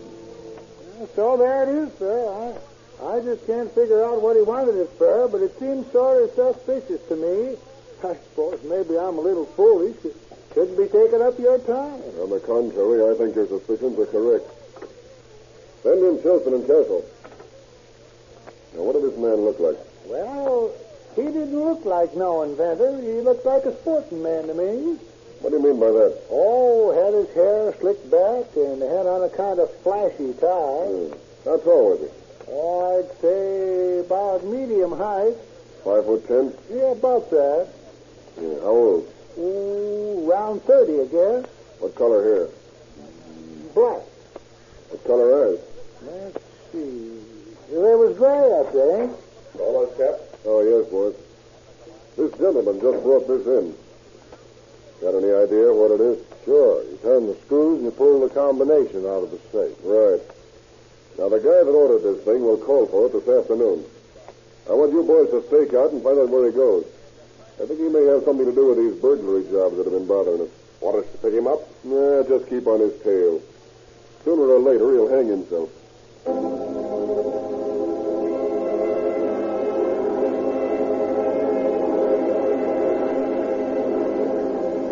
Detectives Chilson and Castle stake out the machine shop, and that afternoon, when the safecracker calls for his tool, the two officers follow him to an apartment house on Hollywood Boulevard. That night, officers Leo Meisner and W.J. Grant from the Wilshire Division tail the suspect to the east side, where they see him deliver a package to two men, and then on out Valley Boulevard to Rosemead and back to Hollywood. The next day, Chilson and Castle stake out the apartment and arrest the man on suspicion of burglary as he's about to enter his car. At headquarters, they question him. What's your name? Edward Curry. Where do you live? At the apartment house where you picked me up. How old are you? 32. Well, what do you know about these safes that have been knocked off the last month? Nothing. What'd you order that tool for? What tool? That tool you ordered from that machine shop on Pico. I don't know what you're talking about. Isn't it true that you ordered that tool to pull combinations out of safes? Say, what is this all about anyway? You guys are screwy. You got me wrong. Yeah, maybe we have. And maybe we haven't. Now, look here, Curry. You'll do yourself a big favor if you come clean with us. You ain't got a thing on me. I ain't got a record. You can't make me even if you have mugged and printed me. Maybe so. But we do know everything you've been doing for the past 4 days. You ain't been taken, Lieutenant. All right, Corey, cut out the comedy. On Monday, you ordered an interesting little tool from a machine shop on Pico. Yesterday afternoon, you called at the machine shop accompanied by a blonde girl. What's her name? Well, she's my wife. Yeah? She's also Kitty LaFleur. She's done time at Lincoln Heights for indecent exposure. You see, Curry, I used to work the vice squad. Now, isn't that lovely? You picked up your little toy at the machine shop and returned to your apartment. Later that evening, about 10 o'clock, you left the apartment and went to the Omaha Hotel on the east side. You talked to two men outside and handed them the package. Who were they? Well, if you know so much, why don't you tell me? Maybe I will. After you left them, you drove over to Valley Boulevard and out to Rosemead, where you went into a house. You stayed there until 1 a.m. Then you returned to your apartment in Hollywood. Well, now, isn't that dandy? I bet you boys had a swell time playing detective and chasing me all over Los Angeles County. That sort of talk isn't going to get you any place. Why did you have that tool made? Well, an invention I'm working on. That tool was made to pull combinations out of safes. Maybe you'd know. I wouldn't. Who were those two men you talked to in front of the Omaha Hotel? I haven't any idea. What did you do in that house in Rosemead? Well, I thought you knew all about me. Listen, Curly, why don't you admit your part in those burglaries and save us all a lot of time? Listen, boys, you ain't got a thing on me. Why should I admit anything that isn't so? You're barking up the wrong tree, and just to prove it to you, I'll take you to the room in the Omaha Hotel and let you ransack it as much as you like. I'm clean, I tell you. I ain't got nothing to hide. And when you get through snooping around, you're going to have to let me go. And then I'm going to force you to apologize for arresting me.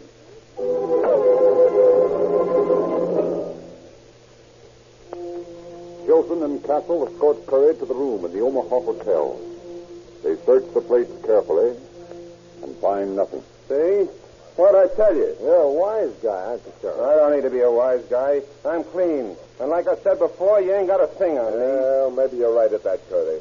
Maybe we've made a mistake. Sure you have. Well, I'll tell you what I'll do. I'm going to send you back to your apartment in Hollywood with the driver. When you get out of the police car, you're free. Well, now you're talking. Hey, Eddie. Yes, Lieutenant. Take this man back to his apartment on Hollywood Boulevard. Ain't you coming along with us? No, Castle and I can walk back to headquarters. We can drop you off. Well, we got to see a man down the street anyway. Well, look, Lieutenant, you don't have to bother sending me all the way to Hollywood. I'll get home in a streetcar. We only want to be fair, Curry. We arrested you at your apartment, so we're compelled to return you back there. But, Lieutenant, I insist. You see that this man's taken to his apartment, Eddie. Okay, Lieutenant. Well, I guess that ends our little friendship, Curry. So long. But just a minute, Gilson. There's something else I got to ask you. What's that? How about that apology? Oh, of course. I'd forgotten. I apologize, Curry. I'm awfully sorry we've inconvenienced you. Well, that's more like it. But so long, boys. And good luck with your sleuthing. Well, of all the big chumps, what's the idea of letting him go? It's simple. He's dead right. We haven't got a thing on him excepting suspicion. We can't prove a thing. But this way, we'll never see him again, and he'll... Oh, no, he won't. He's more value to us free than in custody. He'll lead us right to the mob he's operating with, if he hasn't already. Say, what are you driving at? Guess this. This room is the headquarters for the outfit. His pals are going to come back here sooner or later. I told Eddie to take him to Hollywood so we'd have time to get some men on him. Now, while I stake out this place for the other two members of Curry's outfit, you hightail to a phone and have the captain detail a couple of men to Curry's apartment house with instructions to shadow him 24 hours a day. That way, we work both ends against the middle. Get it?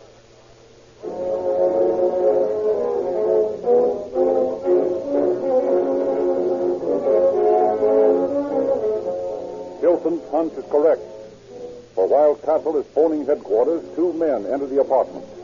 He arrests them on charges of suspicion of burglary. While these two suspects, who give their names as Sidney Getzoff and George Stone, are being booked, the full report of the Italian-American grocery store burglary arrives on Captain Lynn's desk. Having turned over the rooming house register to Adolph Carstensen for handwriting comparison, Captain Lynn interviews Getzoff in his office. Getzoff, there was a burglary committed in the Italian-American grocery on North Broadway the other night. What do you know about it? Hey, what's the big idea? Putting it be on me and my friends like that, huh? What's the big idea? I asked you a question. What do you know about the Italian-American grocery store robbery? Nothing. I should know when a big old grocery loses a couple of yards of spaghetti. $1,600 to be exact. Well, you didn't find none of it on me, did you? No, we didn't. But your associations look suspicious. I want to get at the bottom of this matter. You better look someplace else. Come in. Do you want to report on this handwriting, Captain? Oh, yes, Carstensen. Come in. You're card. Now, notice the similarity of the loops on the G's on this signature and the way the T's are crossed on this one. Well, I'll take your word for that, Adolph. What I want to know is, are they similar? They're identical. The man who signed his name as Gethoff on the Batillion card signed the register at the rooming house as Robert Thompson. The man who signed his name as Stone on our books signed his name as Walter Miller on the register. Thanks, Adolph. Anything else? If there is, I'll let you know. Yes, sir. Well, Gethoff, did you hear that? Yeah, I heard it. Were you in that rooming house on North Broadway the other night? No, Come on, Gethoff. We'll pass by that question. I know you were there, and so do you. All right, okay, I was there. So what? I went there with Stone for a little party, that was all. What kind of a party? What do you think? I think you're lying. You were in room 15, weren't you? I don't remember the number. Well, I can assure you it was 15. And a hole was dug in the wall of room 15, through which you entered the grocery store. You and your pals broke open the safe, took $1,600, and made your getaway back through the hole in the wall and out through the rooming house. Hey, is that what they did? That's what you did. Captain. You got the wrong guy. Me and my pal didn't have anything to do with it. You were in the room? Yeah, but we only went there for a little while. About 2 a.m., George and I and the girls left and went home. Somebody else must have come in the room after we left. There wasn't any hole in the wall when we was there. Come on, Gethoff. You don't expect me to believe that. It's true. I don't know nothing about it. And you can't rubber hose me out of it either. Nobody's going to rubber hose anything out of you, Gethoff. But we will send you up for burglary, whether you want to confess or not. Take this man back to his cell. All right, come on. Hey, I want a mouthpiece. I want a mouthpiece, I tell you. You can't railroad an innocent man. We're not going to. We're sending a guilty man to the penitentiary. Hey, listen, I'll show you. You can't do this to me. I've got friends. I know people in this town. Take him out. Come on. Right, listen, lay off. Come in. Yeah, the landlady of that rooming house is out here. Bring her in. Can you get in there? That's him. That's him, Captain. Sure, I know the ugly face of him anywhere in the world. That's who? Who are you talking about? That man that just walked out of here. He's one of them dirty devils that dug out my wall. Huh? Sure about that? Sure, I'm sure about it. I never forget anyone that comes into my place. Fine. You remember what the other ones look like? Well, the other one that was in room 15 was a young fellow with just a stitch of a lad with yellow curly hair.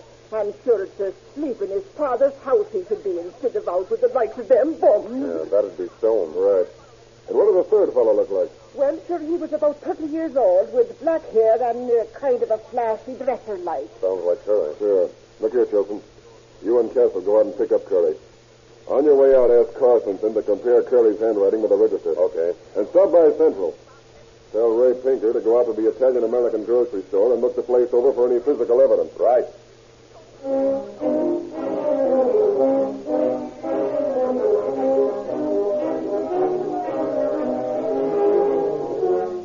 While Ray Pinker, the police department chemist, investigates the torn wall and the burst safe, Tilson and Castle pick up Curry as he emerges from a beer parlor on Melrose Avenue, a girl on each arm. The detectives hustle him back to Captain Lynn's office. Hello, Curry. Hey, look here, Captain. What's the big idea? You and your bloodhounds are beginning to be a nuisance. Where were you last Monday night, Curry? Monday night? How should I know? I'd go lots of places. Well, I'll tell you where you were. You were in the rooming house next to the Italian-American grocery store. Oh, was I? Yes, you were.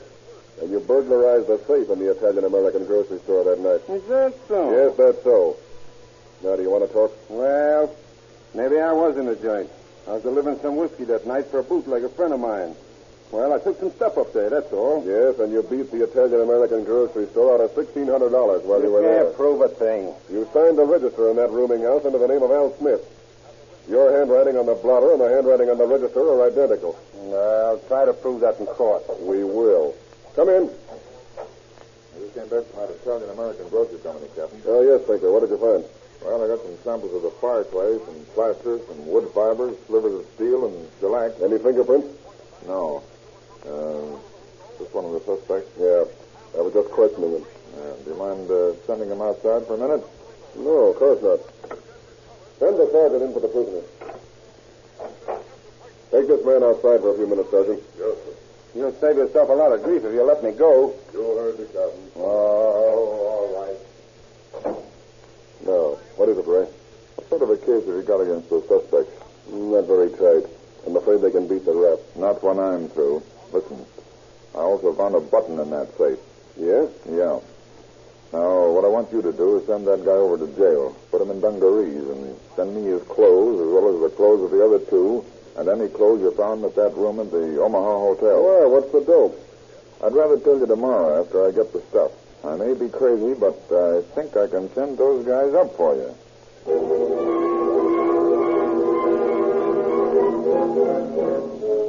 Captain Lynn does as Tinker requests, and the police chemist remains up all night, poring over test tubes, adjusting retorts, peering into microscopes, working at his Bunsen burner.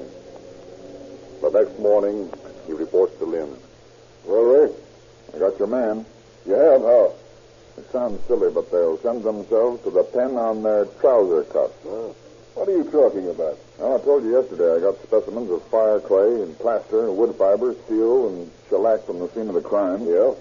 The fire clay and plaster were obtained from the broken wall. The wood fiber came from some 2x4 studs that were cut through. The steel came from the safe, and the shellac from the wall shelves in the store. So I investigated the trouser cuffs of the three suspects. I found in them samples of fire clay, wood fiber, steel, plaster, and shellac. You did? Yes, sir. Yeah, but anybody might pick up stuff like that in their trouser cuff. A carpenter or a machinist, for example. Can you prove it in front of a jury? Sure. I found all of those specimens in the trouser cuffs, and chemical analysis shows them to be the same as the specimens I procured at the scene of the crime.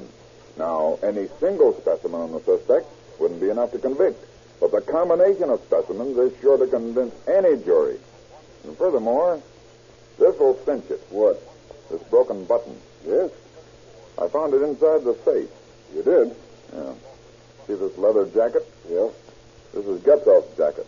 Now look at the concentric lines on this broken button from the safe, and notice that the third button on this jacket is broken. Now watch. They fit? Yeah. And the concentric lines match? Right. And any jury that doesn't send those boys to the pen is asleep on its feet.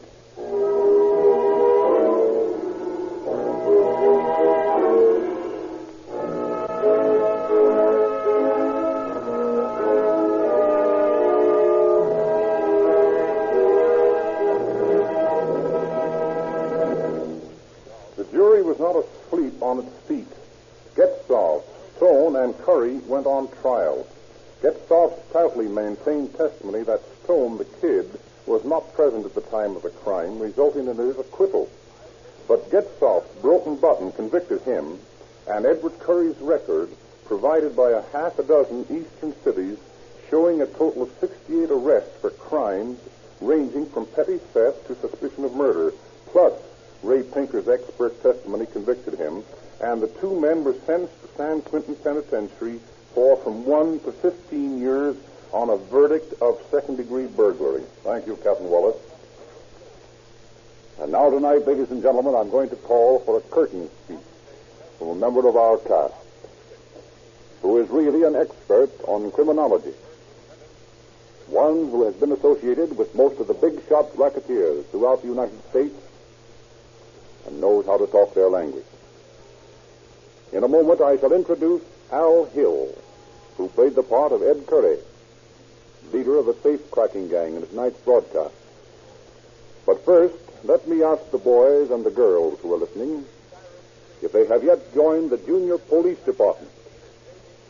The police want your help to fight crime, to prevent accidents.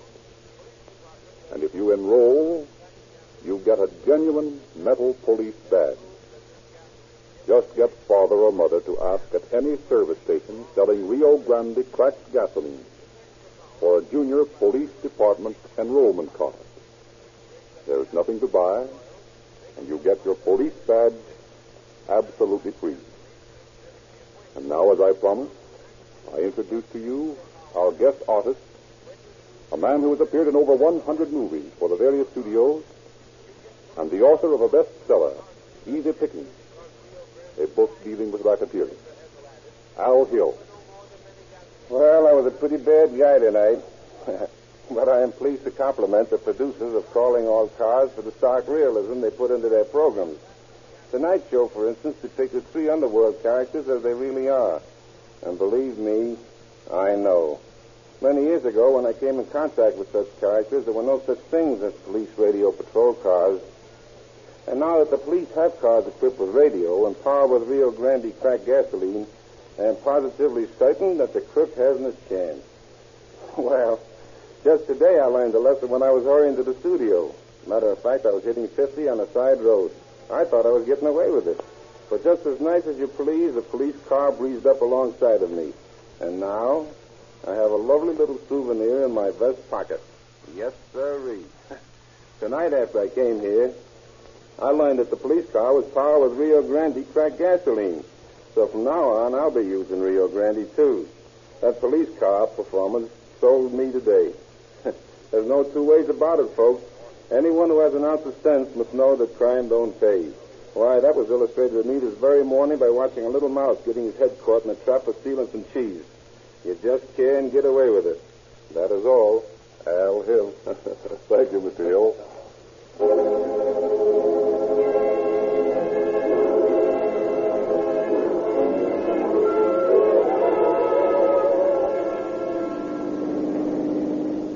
Los Angeles Police calling all cars, attention all cars. Cancellation broadcast 48 regarding a burglary. Suspects in this case now in custody. That's all. Rose and Crooks.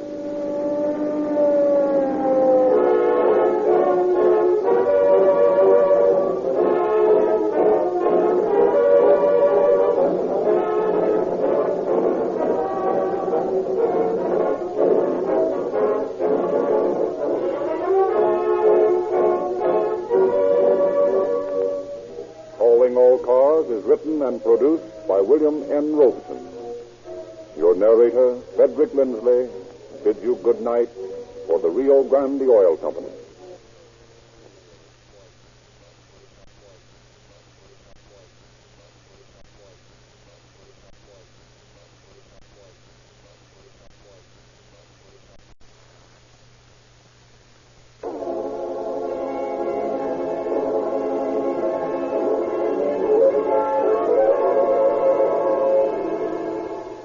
Grande presents Calling All Cars with Noah Beery as Dr. Heinrich Mueller. Calling all cars, attention all cars. Calling all Contra Costa County Sheriff's cars. Broadcast 49, a murder in Walnut Canyon. Stand by for description of suspect.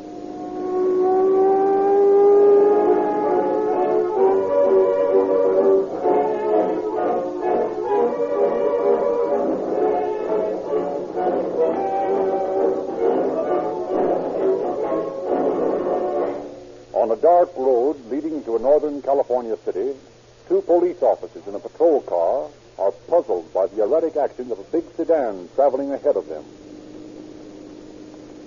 That big car up ahead's acting mighty suspicious. Slowing down at a couple of gas stations like he was going in. Yeah, that is funny. He always turns back on the road real quick and then speeds away. You suppose it could be that gang who's been holding up gas stations? Well, it sure looks queer to me. Hey, there he goes. Into a station. Come on. If the mug tries to stick up, we'll catch him red-handed. Get your gun out.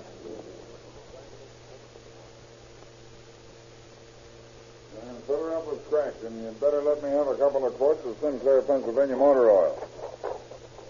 Hey, don't shoot. What's the matter? What have I done?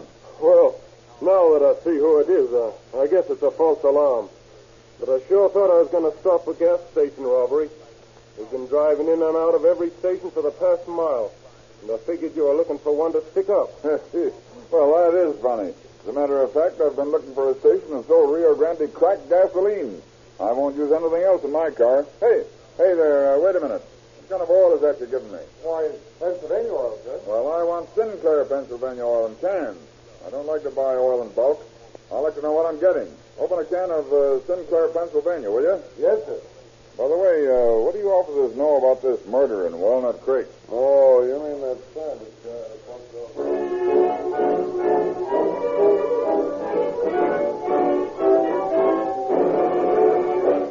Tonight, Calling All Cars is honored to have as its guest the oldest sheriff in point of service in the United States. Sheriff R.R. Veal of Contra Costa County, California, has worn his badge of office for 40 consecutive years. It is with great pleasure that we introduce Sheriff Beale from San Francisco. In a few seconds, you will hear the Dean of American Peace Officers, Sheriff Beale.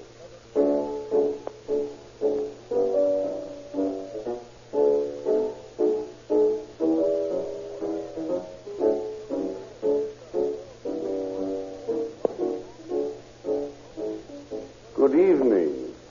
I feel honored to be the guest of the Rio Grande Oil Company on tonight's broadcast of Calling All Cars. You're about to hear one of the most interesting cases on which I have had to work in all the 40 years I have served as sheriff of Contra Costa County, California. The average criminal is, in the final analysis, a pretty stupid fellow. If he had normal good sense, he would not attempt to break the laws of society in the first place. But when you are called upon to deal with a man of education and breeding who sets out to commit crime, then you are presented with a different problem. Our story tonight could well be called The Perfect Crime. At least that is what it was planned to be for the criminal whose career we will dramatize tonight. Carefully built the foundation of his crime for 2 years. He anticipated, as he thought, every possible clue to the police could find. But he was not careful enough. He was pitted against his mind, against the scientific mind of not one individual, but a legion of peace officers. He lost. He was doomed to lose before he started. You cannot beat the game. Before I say good night, I would like to congratulate the Rio Grande Oil Company on the great work their radio broadcast, Calling All Cars, is doing to educate citizens and taxpayers to an understanding of your peace officers' problems. We whose lives are devoted to keeping the peace are very grateful. And now, on with the show.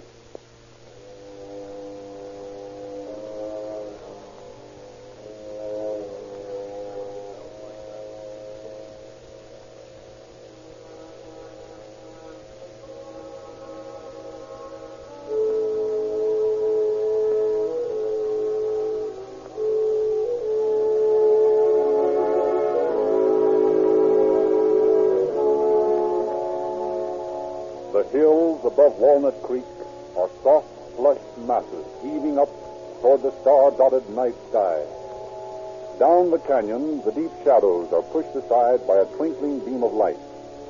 In his isolated laboratory, Dr. Heinrich Mueller is working late.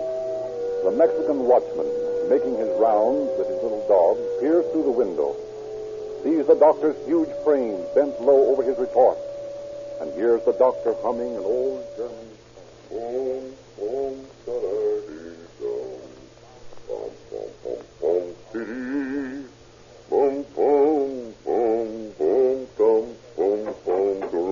Who is that? Oh, it's you, Pedro.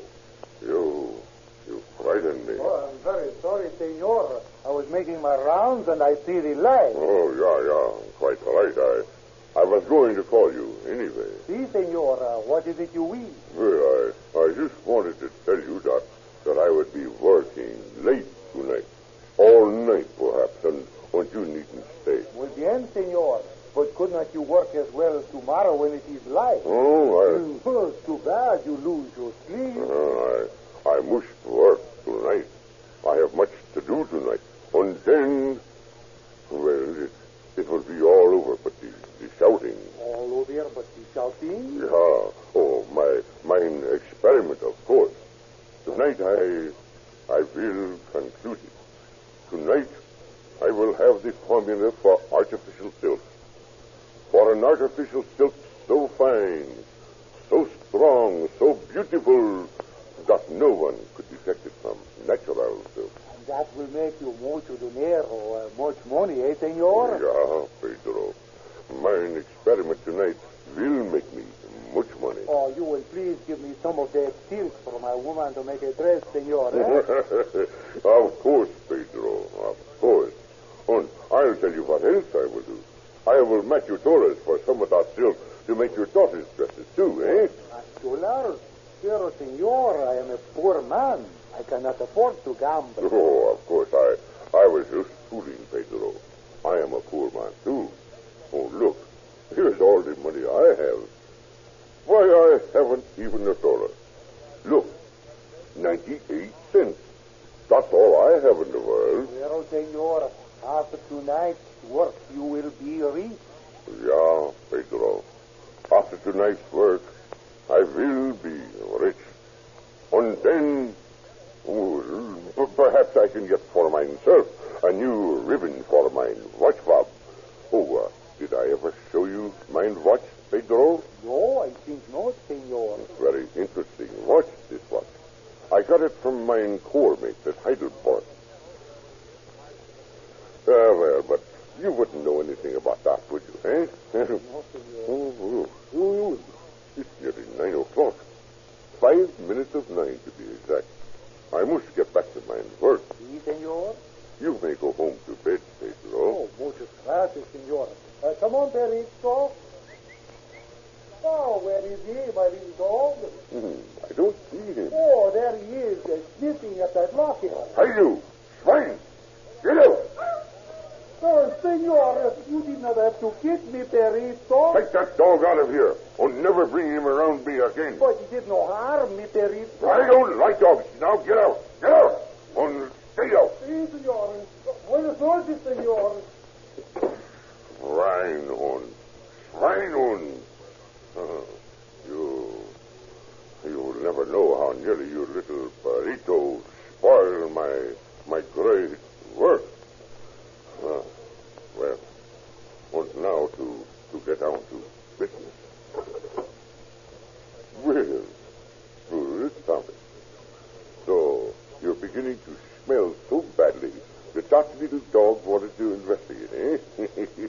Yet you've only been dead for 48 hours. Well, perhaps you didn't live right. And then those religious tracts. And those mouthings of the second coming, they couldn't buy you a ticket to heaven. Eh, Brother Thomas? Perhaps you were a sinner. And what the little dog smelled was your flesh roasting in hell. Eh, Brother Thomas? Yeah. Well, no matter. You are dead. No one will ever miss you. You did no good in the world anyway. While I, Dr. Heinrich Muller, I must go on to Reisover. But our next work isn't over yet, Mr. Thomas. Now, you must come along with me. That's it. Just a little way. Little farther. Now, just across the room. That's me. There. Now, this will be fine. And now you see, when they find the blackened cinder, you soon will be. They will think that I, the poor doctor, have been burned, bending over my test tube while I was concluding my great experiment. You see, Brother Thomas, I have told everyone what dangerous explosives I use in my work.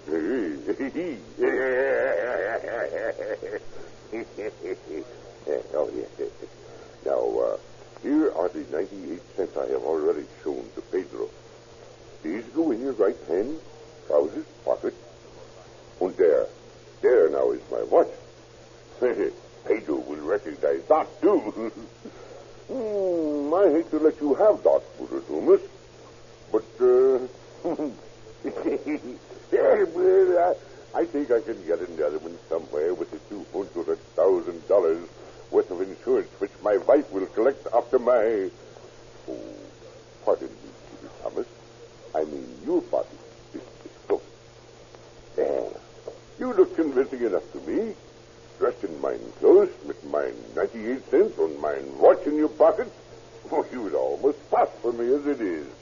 Ah, but after you have been cremated, Then, my little friend, you will be perfect. Just done your turn.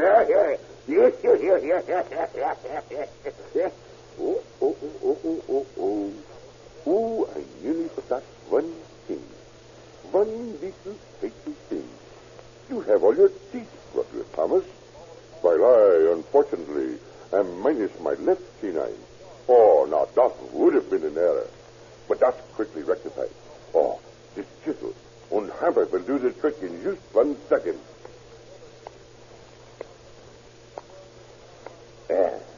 Yeah. Now, that's perfect. Now, with your left canine molar missing, there can be no doubt that you are the unfortunate late Dr. Heinrich Muller.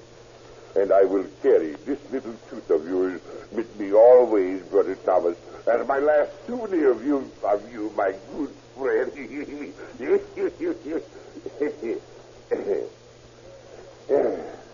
Well, the job is all done. Your identity is established as myself. My escape is provided for.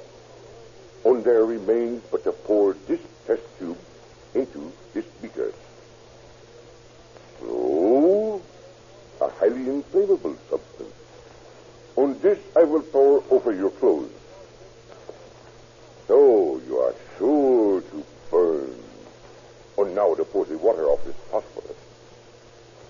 That's bound to burn when the air hits, you know. And now to light the fuse. And it will soon be all over. Would not, Brother Thomas, and many thanks for the good friend what you have been.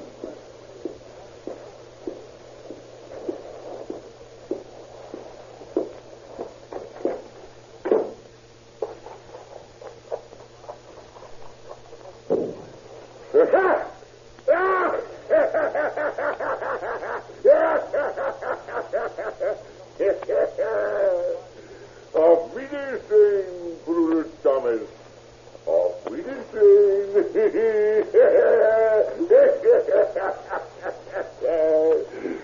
$200,000.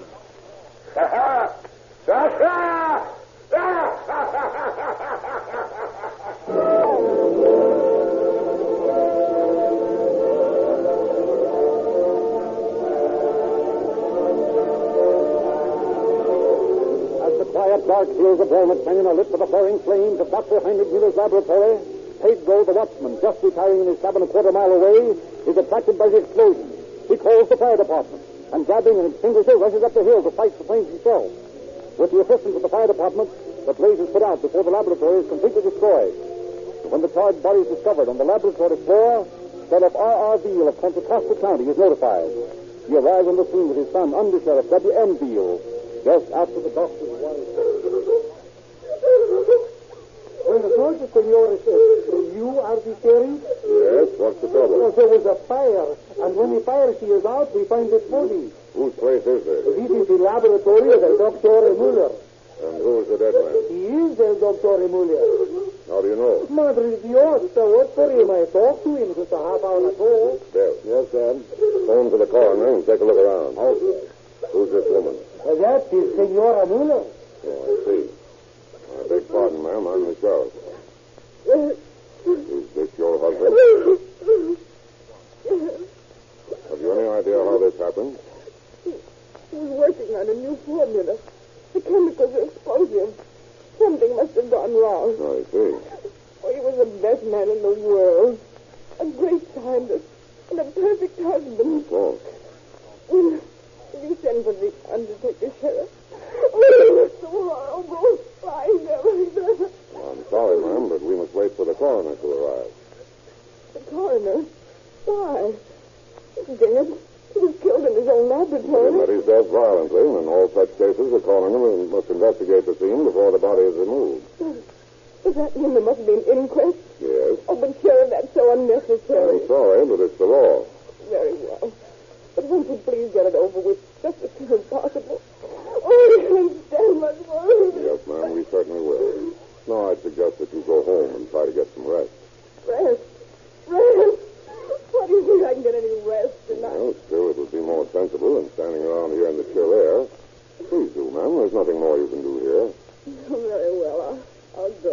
right. We'll let you know when the inquest is to be. All right, sure. Good night. Good night.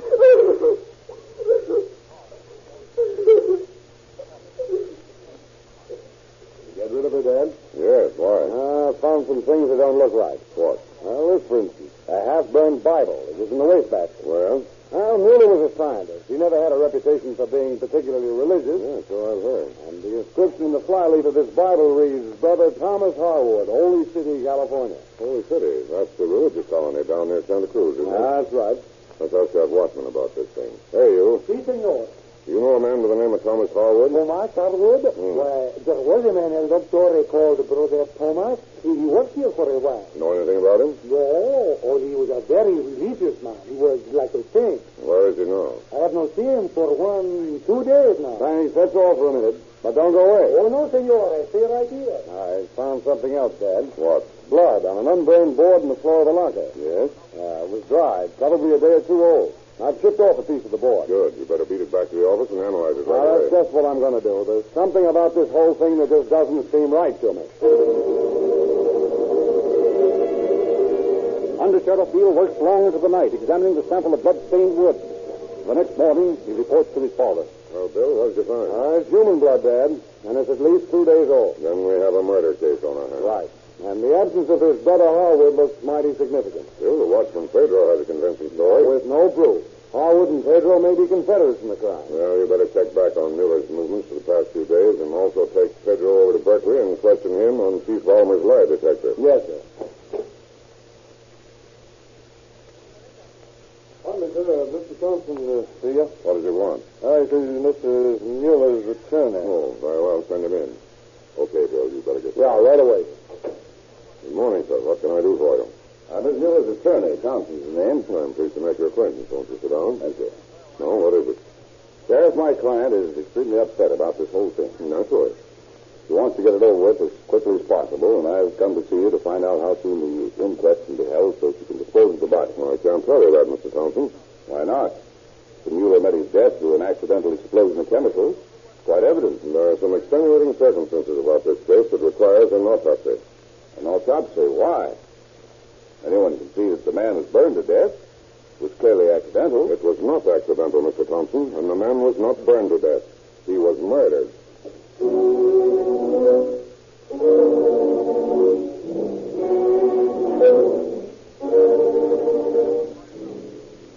Under the direction of Under Sheriff Beale, officers investigate Dr. Mueller's movements for the past week, while the Under Sheriff places Pedro in the lie detector at Berkeley Police Headquarters. 1 hour later, the young man reports to his dad. Well, Dad, I've had Pedro on the lie machine, and I believe he's telling the truth. Which proves what? Well, it proves him innocent. He's convinced that he talked to Dr. Mueller last night. Dr. Mueller showed him his watch, and Pedro described the watch, and the worn-out fob. Dr. Mueller showed him 98 cents and said that was all the money he had in the world. And we found the watch and the 98 cents on the victim. Right. No, I'm convinced that Pedro had nothing to do with it. I'm ready to eliminate him and start searching for this brother Harwood.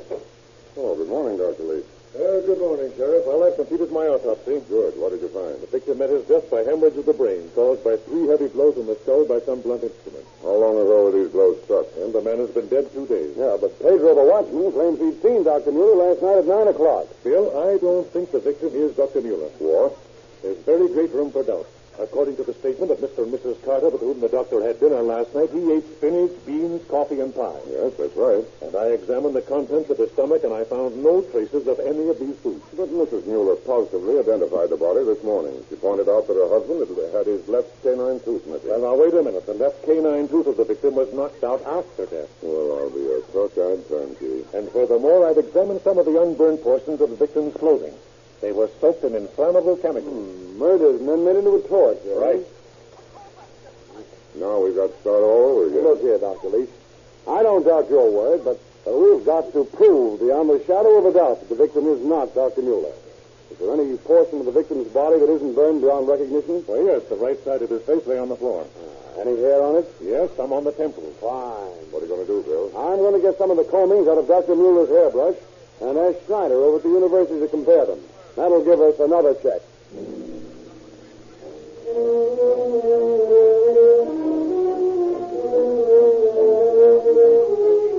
Under Under Sheriff Beale manages to procure some of Mueller's hair from his military brushes and also to obtain a picture of the man.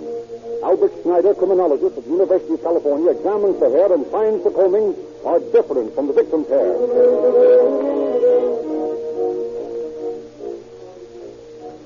The unburned ear of the victim is compared with Mueller's ear on the photograph and found to be dissimilar.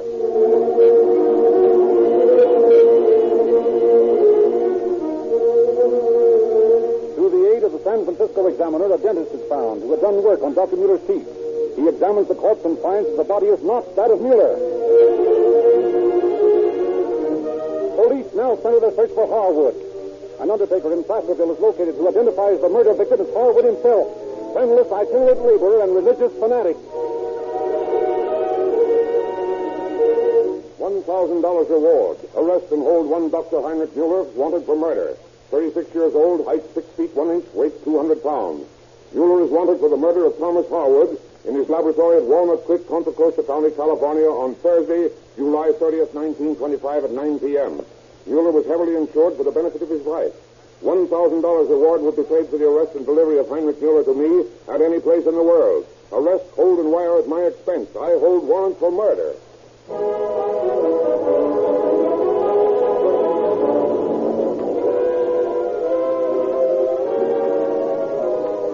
While descriptions of Miller are sent to every police station in the world, while police are watching all railroad and bus terminals, steamships, docks, airports, and highways, while customs officers are scanning each person who crosses the Canadian and Mexican borders, newspapers all over the country are prominently featuring Miller's picture and description and asking their readers to look for him.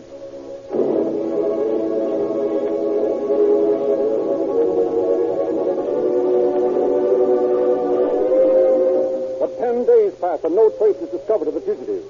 Public interest runs high, and the manhunt is the subject of conversation everywhere. So it's no wonder that as Mr. and Mrs. Stanford, owners of an apartment house in Oakland, are winding up an evening of bridge with the couple next door, that the conversation turns to the crime. Well, I think it's just terrible that the police haven't done anything about it. Done anything about it? Why, darling, you don't realize what a swell job they've done already.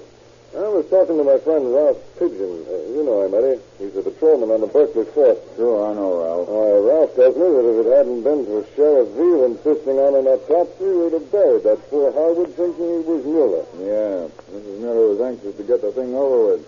Sure looked like an accident. Well, how do they know Dr. Mueller did it? Looks like he did it all right. He skipped town. They found he'd drawn $900 out of the bank the morning of the murder. Yeah, and he had himself insured for $200,000. And him an intelligent man, too, with an education and all. Just don't seem possible that a fellow like that would do such a thing. Have you seen a picture of him, Stella? Oh, land sakes, no. I've been so busy getting these apartments redecorated, I ain't seen the paper for 2 weeks. All I know is what Joe tells me. No, if you ever get a look at the guy's picture, you think he could do it. Yeah? I'd like to get a look at his picture. Well, it must be around here someplace. What is that last Thursday's open for you? Oh, it's right there by the Davenport. Oh, yeah. Oh, there you are, fellow. Look at that picture. Certainly does look cruel. Mm-hmm. Why, Joe! Huh? Oh, what? Why, he's a dead image for Captain Spangler. What? Yes, look, now put your hand over the lower half of the picture. See? The eyes are the same. Who's Captain Spangler? Oh, you know, that mining engineer from Mexico. He's always taken an apartment with us here every time he's been north in the last 2 years. Oh, yeah? Is he back? Yeah. I came in town a week ago Thursday. Thursday? Oh, wait a minute. Mueller committed this murder Thursday night. And Captain Spangler's been acting mighty queer. Never acted like it before. I tried to talk to him yesterday about the murder. He walked right by me. He was rude about it. Said he didn't know nothing about murders and didn't want to. And a couple of days ago, when I went up to clean the apartment, he yelled at me to go away and leave him alone. Sure looks like this picture. Hey, you better call the police. Oh, but what if Captain Spangler isn't Dr. Mueller, but is really Captain Spangler? Why, they might sue us. Yeah, and if Captain Spangler is Dr. Mueller, you can go to the pen for harboring a fugitive. I'm going to call up Ralph Pigeon right away. Within a half an hour, a posse of police under the command of Captain C.D. Lee arrives at the apartment house. Captain Lee deploys his men around the building, covering every exit. Then he approaches the door of apartment number 7, where Captain Spangler is seated.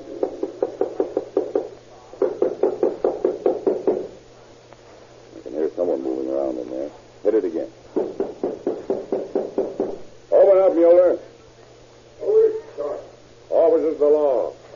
warrant for your arrest for murder. Come on, open up.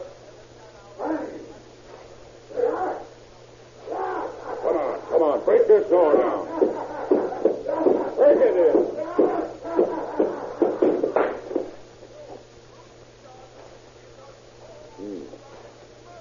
Dead. Shot through the temple. Well, Dr. Mueller, alias Captain Spangler, I guess this constitutes your confession.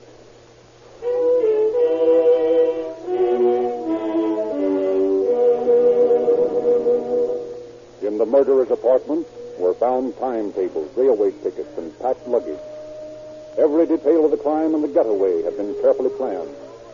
But as in the case of all criminals, Dr. Mueller made errors. He failed to foresee what moves the police would make. He attempted the perfect crime and failed. There never has been a perfect crime in modern police history. The odds are against the criminal from the start. And the old bromide is truer today than ever. Crime does not pay.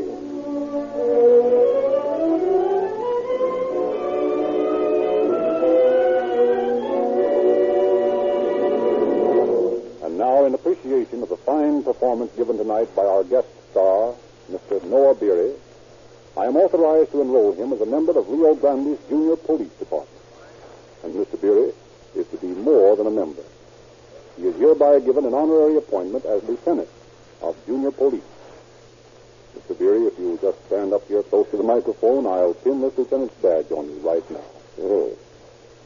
Well, now, I do appreciate this. And I consider it a very great honor to be a lieutenant in a junior police force that has nearly 100,000 members. I think the Rio Grande Oil Company is to be congratulated on mobilizing so many boys and girls to help the police maintain law and order. I've heard of this junior police department, even out in the movie studios where I work. I think most of the child screen actors are now members and proudly wearing the real metal police badge. I understand that all members get safety training and learn to save lives. So I sincerely urge all youngsters listening in who haven't yet joined to get your mother or father to go to a Rio Grande cracked gasoline station and ask for an enrollment plan. They don't have to buy a thing. You get your police badge free, just like mine. Then we'll both be members of the same police force. And I'll be proud to exchange salutes with my buddies. Thank you, Mr. Beery. Ladies and gentlemen, a moment ago I quoted, crime does not pay. A particular crime that does not pay is the practice in some service stations of substituting a cheap bulk motor oil when you call for a well-known brand. Inspectors continually catch and fine these offenders, yet thousands of motorists are robbed daily by this trickery. Your protection is to look for a Sinclair dealer because he sells Sinclair motor oils in tamper-proof cans and only in cans. And you can get Sinclair oils wherever Rio Grande cracked gasoline is sold. Calling All Cars is written and produced by William N. Robeson. This is your narrator, Frederick Lindsley, bidding you good night for the Rio Grande Oil Company.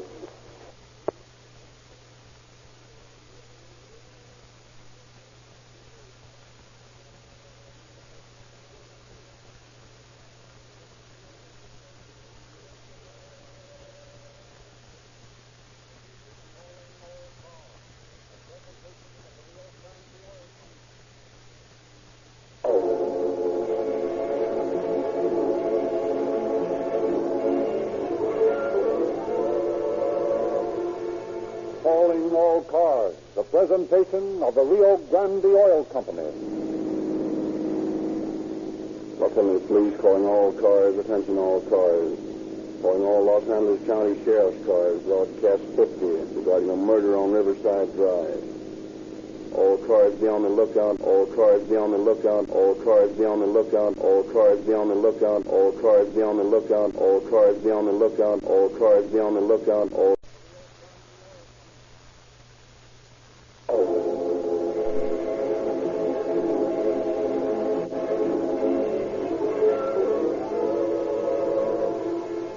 Calling All Cars, the presentation of the Rio Grande Oil Company. Los Angeles Police calling all cars, attention all cars.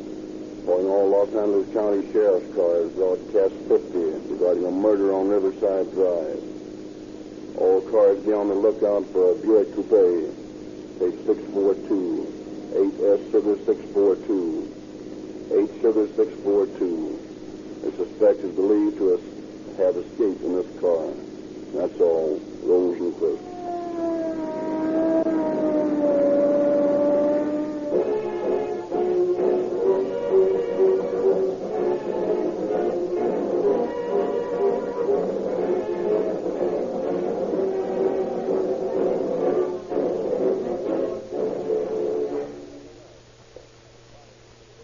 Radio Patrol Car 42? That's right. And you must be Officer Whalen. Well, that's the second time. I'm Officer Harris. The inspector assigned me to ride with you while your partner's on the sick list. Okay, hop in. Let's get going. Ever done any radio patrol work before? No, this is my first offense. And I've listened to a description of your work on the Calling All Cars radio program. Say, tell me, do these police cars really use Rio Grande cracked gasoline? Sure they do. And so do police cars in other cities. Cracked gasoline does everything they say it does. Cities specify it for all police cars, ambulances, and fire engines. Yeah, but do you think gasoline really makes much difference in the police car? Huh? Well, I'll show you. Now, here, we're just calling along at 5 miles an hour, notice? Calling car 42, That's car right. 42, a burglary of 836 Huron Street, 836 Huron Street. Go get 'em, boys. Here we go.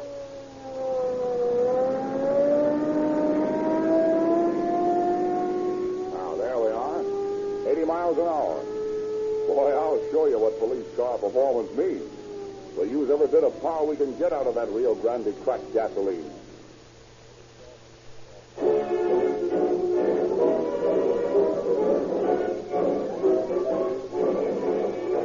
Tonight, Chief James E. Davis of the Los Angeles Police Department has brought a guest with him, whom he will introduce. Chief Davis. Good evening, friends. It is a great source of satisfaction to me to observe how more and more the law enforcement agencies of the nation work closer and closer together. Whenever a major crime occurs these days, all facilities of municipal, county, state, and federal police are merged into a cooperative and a crime army, with the result that fewer and fewer crimes remain unsolved. Tonight's story did not come under my official jurisdiction. It was solved under the direction of my guest and good friend, Gene Bisculoos, Sheriff of Los Angeles County. And I have asked Gene to be my guest in the studio tonight and to say a few words to you. Ladies and gentlemen, Gene Bisculoos, Sheriff of Los Angeles County. Thanks, Jim. Good evening, friends of the Pacific Coast. The Los Angeles Police Department and the Sheriff's Office have worked many cases together, for had not the desire to catch the criminal subordinated any personal desire to grab the glory, there would not have been such a high percentage of solved crimes to which both departments can point with pride. Tonight's dramatization of Calling All Cars is a case in point, where through the splendid cooperation of Chief of Police Elmer Adams of Burbank and Captain William J. Bright of the Sheriff's Homicide Detail, the criminal was in custody within 24 hours after the crime was discovered. Peace officers today are working towards closer and closer cooperation, which eventually will make the criminal's career so hazardous that crime will be minimized to a great extent. There will always be crime, particularly in metropolitan areas, and the peace officer or any department cannot expect to do the job alone, and it is our honest and unceasing effort to do our best and to give better service working together. Tonight's story begins with 6 shots at midnight. On with the show.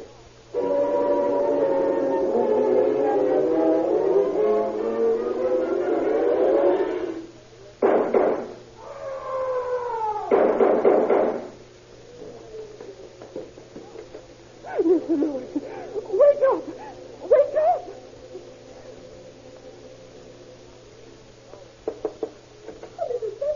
What was that terrible racket? Oh, I don't know. It sounded like a gun being fired. one's dying. What's the trouble, Mrs. Spencer? Oh, didn't you hear it? Well, what? I was sleeping. I didn't hear nothing till you knocked on my door. Well, there was shots and a scream, and then Miss Smith and I heard groans. We'd better go through the apartments and find out if everyone's all right. That's right. Lewis, go to the court downstairs, and I'll check this floor. Yes, ma'am, right away. Oh, come along, Miss Smith. We'll see if Mrs. Madison's all right. Chances are she's alone tonight. And, well, let's see what we have. Mrs. Madison, are you there? Are you all right? If you're all right, answer me. I'm all right, Mrs. Spencer. Did you hear those shots and that terrible groan, Mrs. Madison? Yes, they woke me up. Oh, it's terrible. I'm just sure that someone's been murdered. Oh, I think you're unduly upset. The shots probably came from the studio down the street.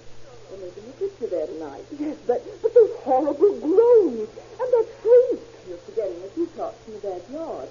Their shriek sounds very human. Oh, I'm just sure somebody's been murdered. Well, Mrs. Spencer, I've been all around the court downstairs, and everyone's all right. And Mrs. Madison thinks the noise came from the picture studio. Well, now, it might have a side.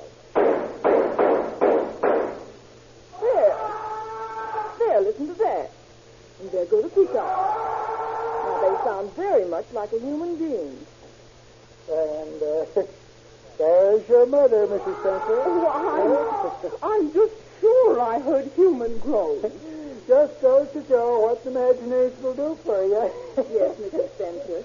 I'm sure you imagined you heard human groans. Well, maybe. You better go back to bed, Mrs. Spencer. I know I need my sleep. Good night, all. Just the same, they sounded like human groans.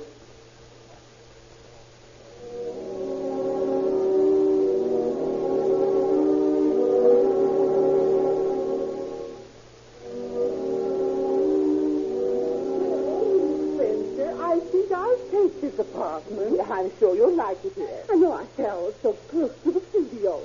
Lucky I ran into Miss Madison over the studio restaurant yesterday. I'd never known about your playing. Indeed it is. I wonder if Mrs. Madison is in. I'd like to tell her I'm going to be her new neighbor. I haven't seen her since last night. She left a note on her door this morning, not to be disturbed. But certainly she's up by now. Now come this way. She's just down the hall. Her note's still there. Well, if she isn't awake, she ought to be. That's right. She's no right to be sleeping in the middle of a nice Sunday afternoon like this. Mrs. Madison. Oh, Mrs. Madison. That's strange. Maybe something happened to her. She might have left the gas heater on too high and been overcome. Have you passed the door? Would you better open the door then? Yes, I think I have. Mrs. Madison. Ooh, Mrs. Madison. Not here. The bed's still down. Maybe she's fainted in the shower. I'll look. No, she's not in the bathroom. Look! Well, what's the matter? Somebody's under the bed. Oh, that's Mr. Madison. Maybe he's drunk or sick. Blood! Oh! He's been murdered!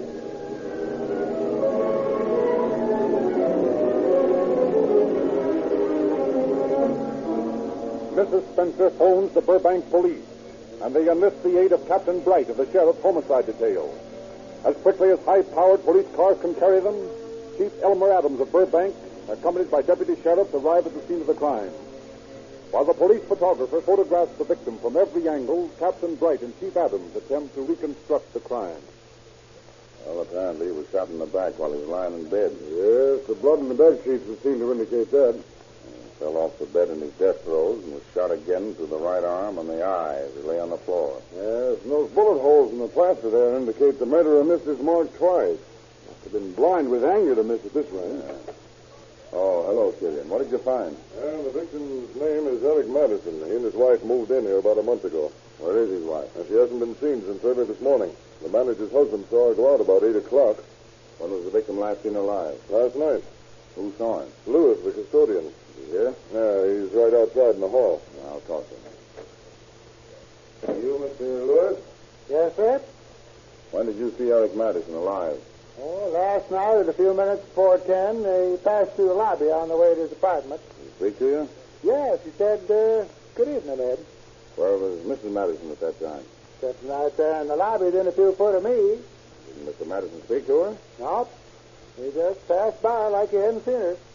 Didn't that strike you as peculiar? Well, I noticed it all right, but in this business, we mind our own business. Wouldn't you think that the incident showed that the couple's relationship was, well, somewhat strained, to say the least? No, that. Matter of fact, Mrs. Madison told me a week ago she had lots of trouble. What kind of trouble? I don't know. Now, please don't hold anything back on us, Mr. Lewis. We're trying to solve a murder. Yeah, but it ain't none of my business. As a citizen, you're expected to help peace officers in a case like this. Now, did she tell you why she had that trouble? Yes. She said she suspected her husband of being interested in another woman. Did she say why she had such suspicion? Yep. Said she checked the mileage on their car and knew that her husband must be visiting some woman in Los Angeles. What kind of a car did they own? Buick Coupe. You know the license number? Oughta. Seen the car enough times. Let's see. Oh, yeah. It's AS462. AS462. Any idea where Mrs. Madison may be now? How should I know? Oh, where might she go if she really did commit this crime? I don't know. But she used to run a hotel down in Palm Springs, and she told me that she's gone deer hunting up to Jack Riley's ranch in Kern County lots of times. Is that the big ranch up near the Fraser Mountain National Park? Yeah, that's the place, all right. Where else might she have gone? Well, there's a sister up in Montana. That's the same one whose address we found in the desk drawer? I suppose so. What makes you think she should go there? Well, just last night when we was sitting there in the lobby before Mr. Madison, he come in, she showed me a letter, and she said it was to her sister in Montana, and that she was to have everything Mrs. Madison had. Seems to me that's a pretty significant statement. What did you say to that? Nothing. It's not none of my business.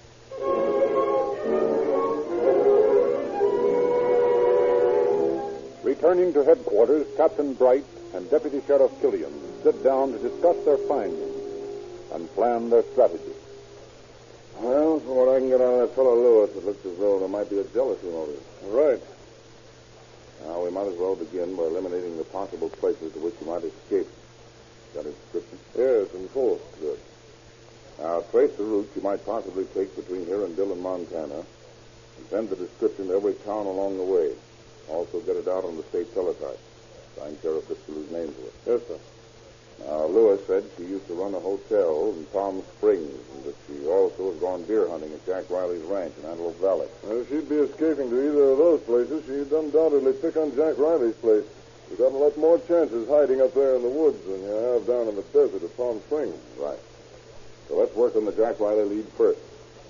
Now, tomorrow morning, you'd better get Chief Adams from Burbank and Deputy Sheriff Rowe and drive up there. Yes, sir.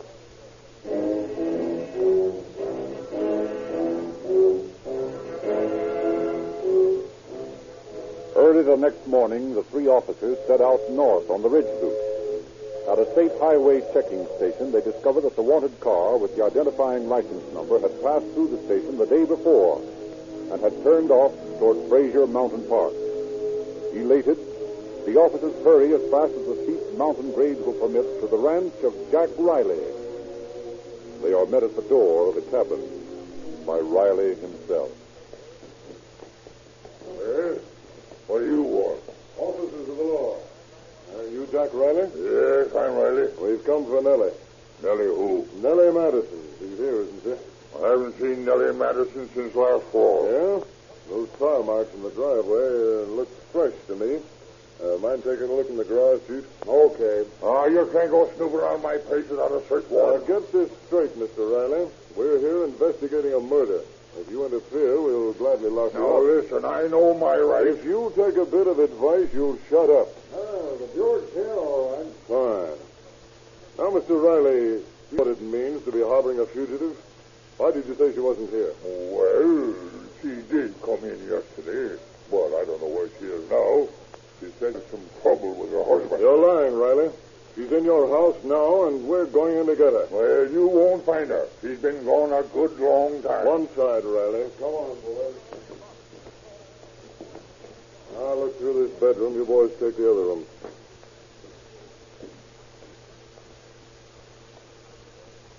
See? Here. What I tell you? What's in this closet, Riley? Oh, no. The clothes, that's all. Oh, clothes, huh? What's this big bundle of clothes in the corner? I don't know. Well, I'll tell you what it is. It's Nellie Madison. Come on out, Nellie. Very well, I'll pull you out. It won't be necessary. What's the trouble? We want to talk to you about your husband. He was shot and killed Saturday night. What do you know about it? Nellie, why didn't you tell me it was murder? Where's the gun? What gun? There's one in my car. Oh, go get it, will you, Chief? Now, what do you know about the murder of your husband? I know nothing about it. What are you doing hiding up here? I'm not hiding. I came up to visit. I often come up here. It's a lovely place. You think the view from here is splendid? With the desert shimmering below us? Just a minute, Mrs. Madison. You're off the subject. But I love the desert. The subject I like to talk about most. Here's the gun, get in. A Spanish automatic. Is this the gun your husband was killed with? I don't believe I care to talk about it. You don't, huh? Where's your purse? In the dresser drawer.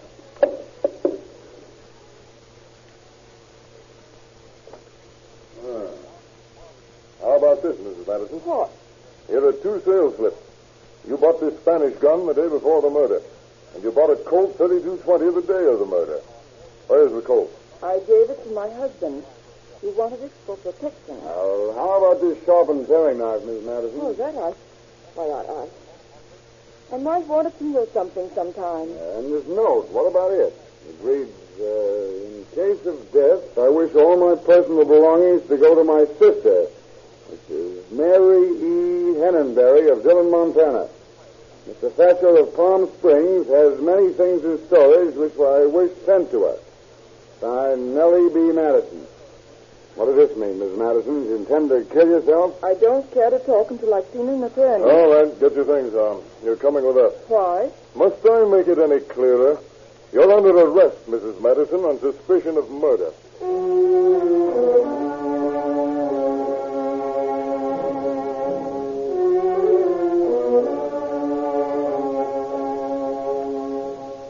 Although she talks freely of unimportant things during the long trip back to Burbank, Mrs. Madison refuses to discuss the death of her husband.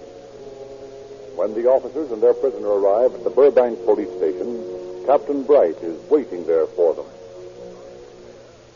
Now, Mrs. Madison, we want to ask you some questions. We merely want the truth from you. Yes, Captain Bright. Your name, please. Nellie Brown Madison. Age? 39. How long have you been in California? Since 1920. Have you been married before? Yes. Mr. Madison is my 4th husband. Well, quite a record. Suppose you tell me about them. Who was the first one? When I was just a kid, I eloped from my home in Red Rock, Montana, with a man named Brothers. What was his first name? Oh, I'm not sure about his first name. It was Roy or Ralph or Robert. Something like that. We were going to Ogden, Utah. But my father caught up with us at Salt Lake City and took me home and had the marriage annulled. And the next one? In 1917, I married a man named Trask. We were divorced in 1923. Then in May 1925, I married William J. Brown, an attorney in Los Angeles. We got a divorce in 1930. I married Mr. Madison about a year ago. Mm-hmm. Thank you. And now about this other gun, Miss Madison, the Colt. I gave Where's that? To my husband. Please, can't I have an attorney? Yes, you may have an attorney. I shouldn't be giving out any information without an attorney. I feel I'm entitled to that protection. Certainly. If you don't care to make a statement, Do you think what I ask is fair? Certainly. It's the law. You understand I haven't asked you a thing about the murder of your husband. I've only been asking you about your past. I know, but if I could have an attorney... You know what you were accused of? No. You were accused of having murdered your husband. However, I won't ask you a single question about it. We can chop the statement off right here. I would like that, please. Very well. But we want you to understand, Mrs. Madison, that you've had a chance to tell your side of the story. but that you refuse to do so. I don't care what construction you place upon my request. I will not talk until I have consulted an attorney.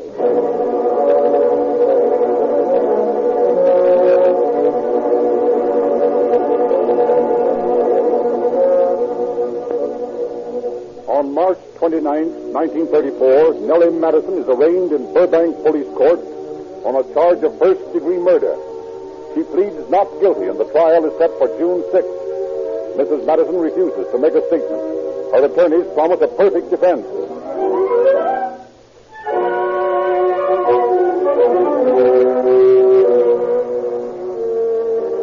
Meanwhile, Deputy Sheriff searched Riley's ranch and the murder apartment for the death-dealing weapon. Hours are spent plodding in the pine needles around the Riley place, but no trace of the gun is discovered. Mrs. Madison's refusal to make a statement further baffles the prosecution. As the date of the trial approaches, the police are forced to admit a double handicap. They are not in possession of the murder weapon, and they have not been able to establish a motive.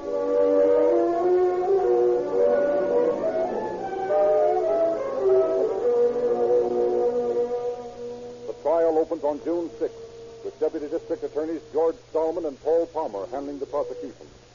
A jury of 8 men and 4 women is impaneled, and the routine testimony of the various witnesses is heard. The manager of the apartment house tells of discovering the body. Captain Bright and Chief Adams of Burbank testify. Spencer B. Moxley, Los Angeles Police Department ballistics expert, testifies that 2 of the death shots were fired from a range of less than 6 inches. The salesman who sold Mrs. Madison the 2 guns are heard. Hot spring days pass as the tension of the courtroom grows, as the trial demands greater and greater space in the newspapers. A sensation is created when the prosecution introduces the murder bed with its blood-stained sheets as evidence. Throughout the horrible ordeal, Mrs. Madison never once loses her collected calm. Never once is anything but a lady.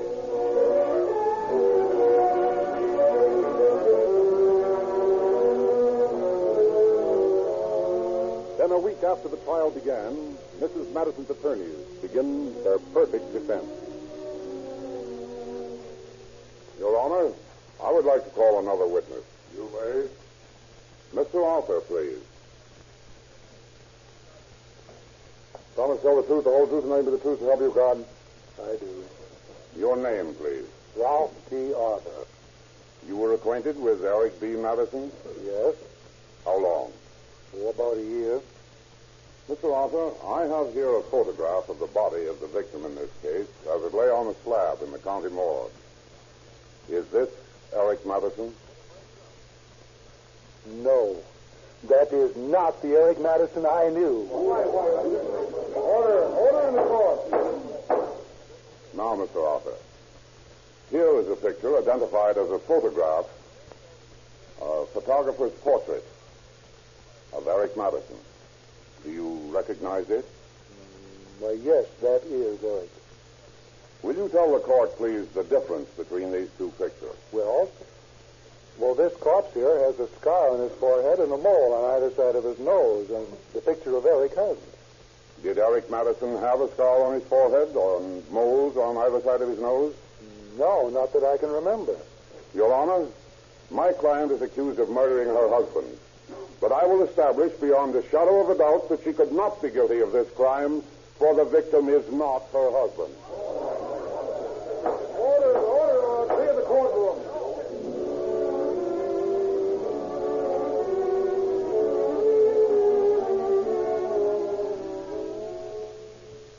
Mrs. Madison, I'll ask you to identify this picture taken in the morgue. Is this the likeness of your husband? No. I do not believe that is a picture of my husband. Do you recognize the man in this picture? No, I do not. Now, is this the studio portrait a picture of your husband? Yes. Are you sure that your husband didn't have a scar on his forehead and a couple of moles near his nose? I'm certain of it. He had a little red mark on the bridge of his nose made from his glasses. But I don't remember any moles or scars. Mrs. Madison, did you kill your husband, Eric Madison? I did not kill him or anyone else ever. Did you have any reason to kill him? No.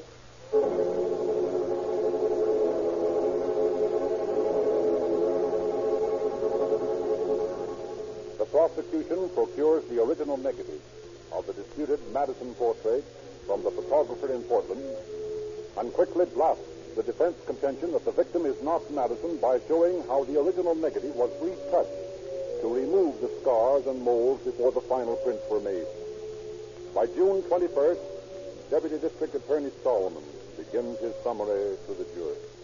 The manner and means of this crime were so abominable that the state demands and expects a verdict of murder in the first degree without recommendation. The contention of the defense that the victim is not Eric Madison is patently a fantastic hoax, which I know you intelligent ladies and gentlemen of the jury have already dismissed from your minds.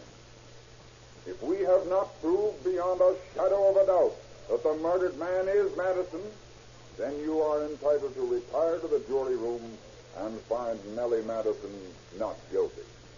But we have proved that the victim of this atrocious crime was Eric Madison. The evidence here is that Nellie Madison has refused to talk. She demanded to see an attorney. She was smart and cunning, a woman with a wicked heart. She stands condemned on her own silence. I charge you, ladies and gentlemen of the jury, to bring back a verdict of guilty with no recommendation.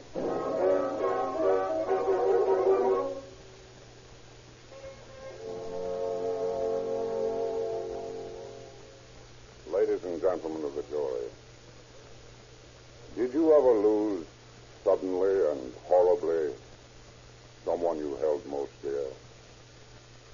Have you ever been so stunned by personal misfortune that you were cold and indifferent to all that transpired about you? If you have, then you will know what happened to Nellie Madison throughout this trial. There can be no murder without a motive. And what possible motive could this woman have? The Madisons were a loving couple. The prosecution has not only asked you to hang a woman, but by all we've shown during this trial, to hang an innocent woman. Don't do this. Don't have this thing on your souls and consciences the rest of your lives. Don't send this woman to the gallows on the tenuous strings of circumstantial evidence. Remember the command of the Almighty Father. Thou shalt not kill.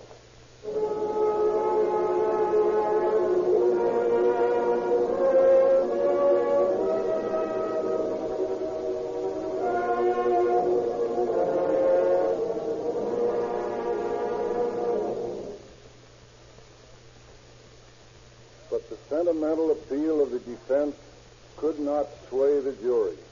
And on June 21st, they returned a verdict of guilty of first-degree murder with no recommendation. Such a verdict amounting to mandatory death sentence. Nellie Madison has appealed her case. She is now in the women's prison at Tehachapi, awaiting that appeal. Thank you, Sheriff Disteluz.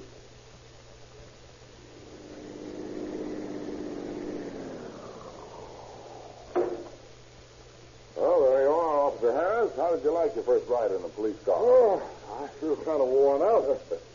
Oh, but what punishment you fellows give a car. I see now what Rio Grande means when they advertise police car performance with cracked gasoline.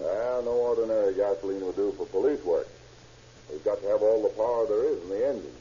Cracked gasoline's the best gasoline our city chemists could find. It has tetraethyl, too. I buy the same gasoline for my own car from that Rio Grande service station right over there. You better use it yourself. Thanks, Whalen. I'm sold. From now on, I'll use Rio Grande cracked gasoline, too.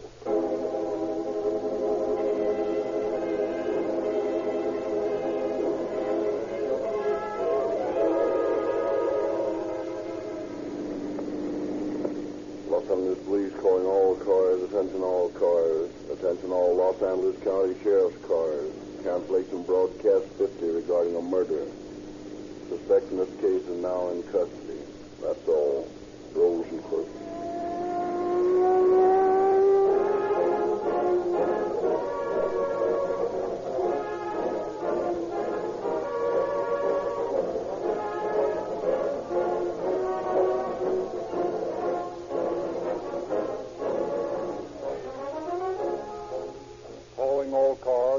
and produced by William N. Roaston. This is Frederick Lindsley speaking for the Rio Grande Oil Company.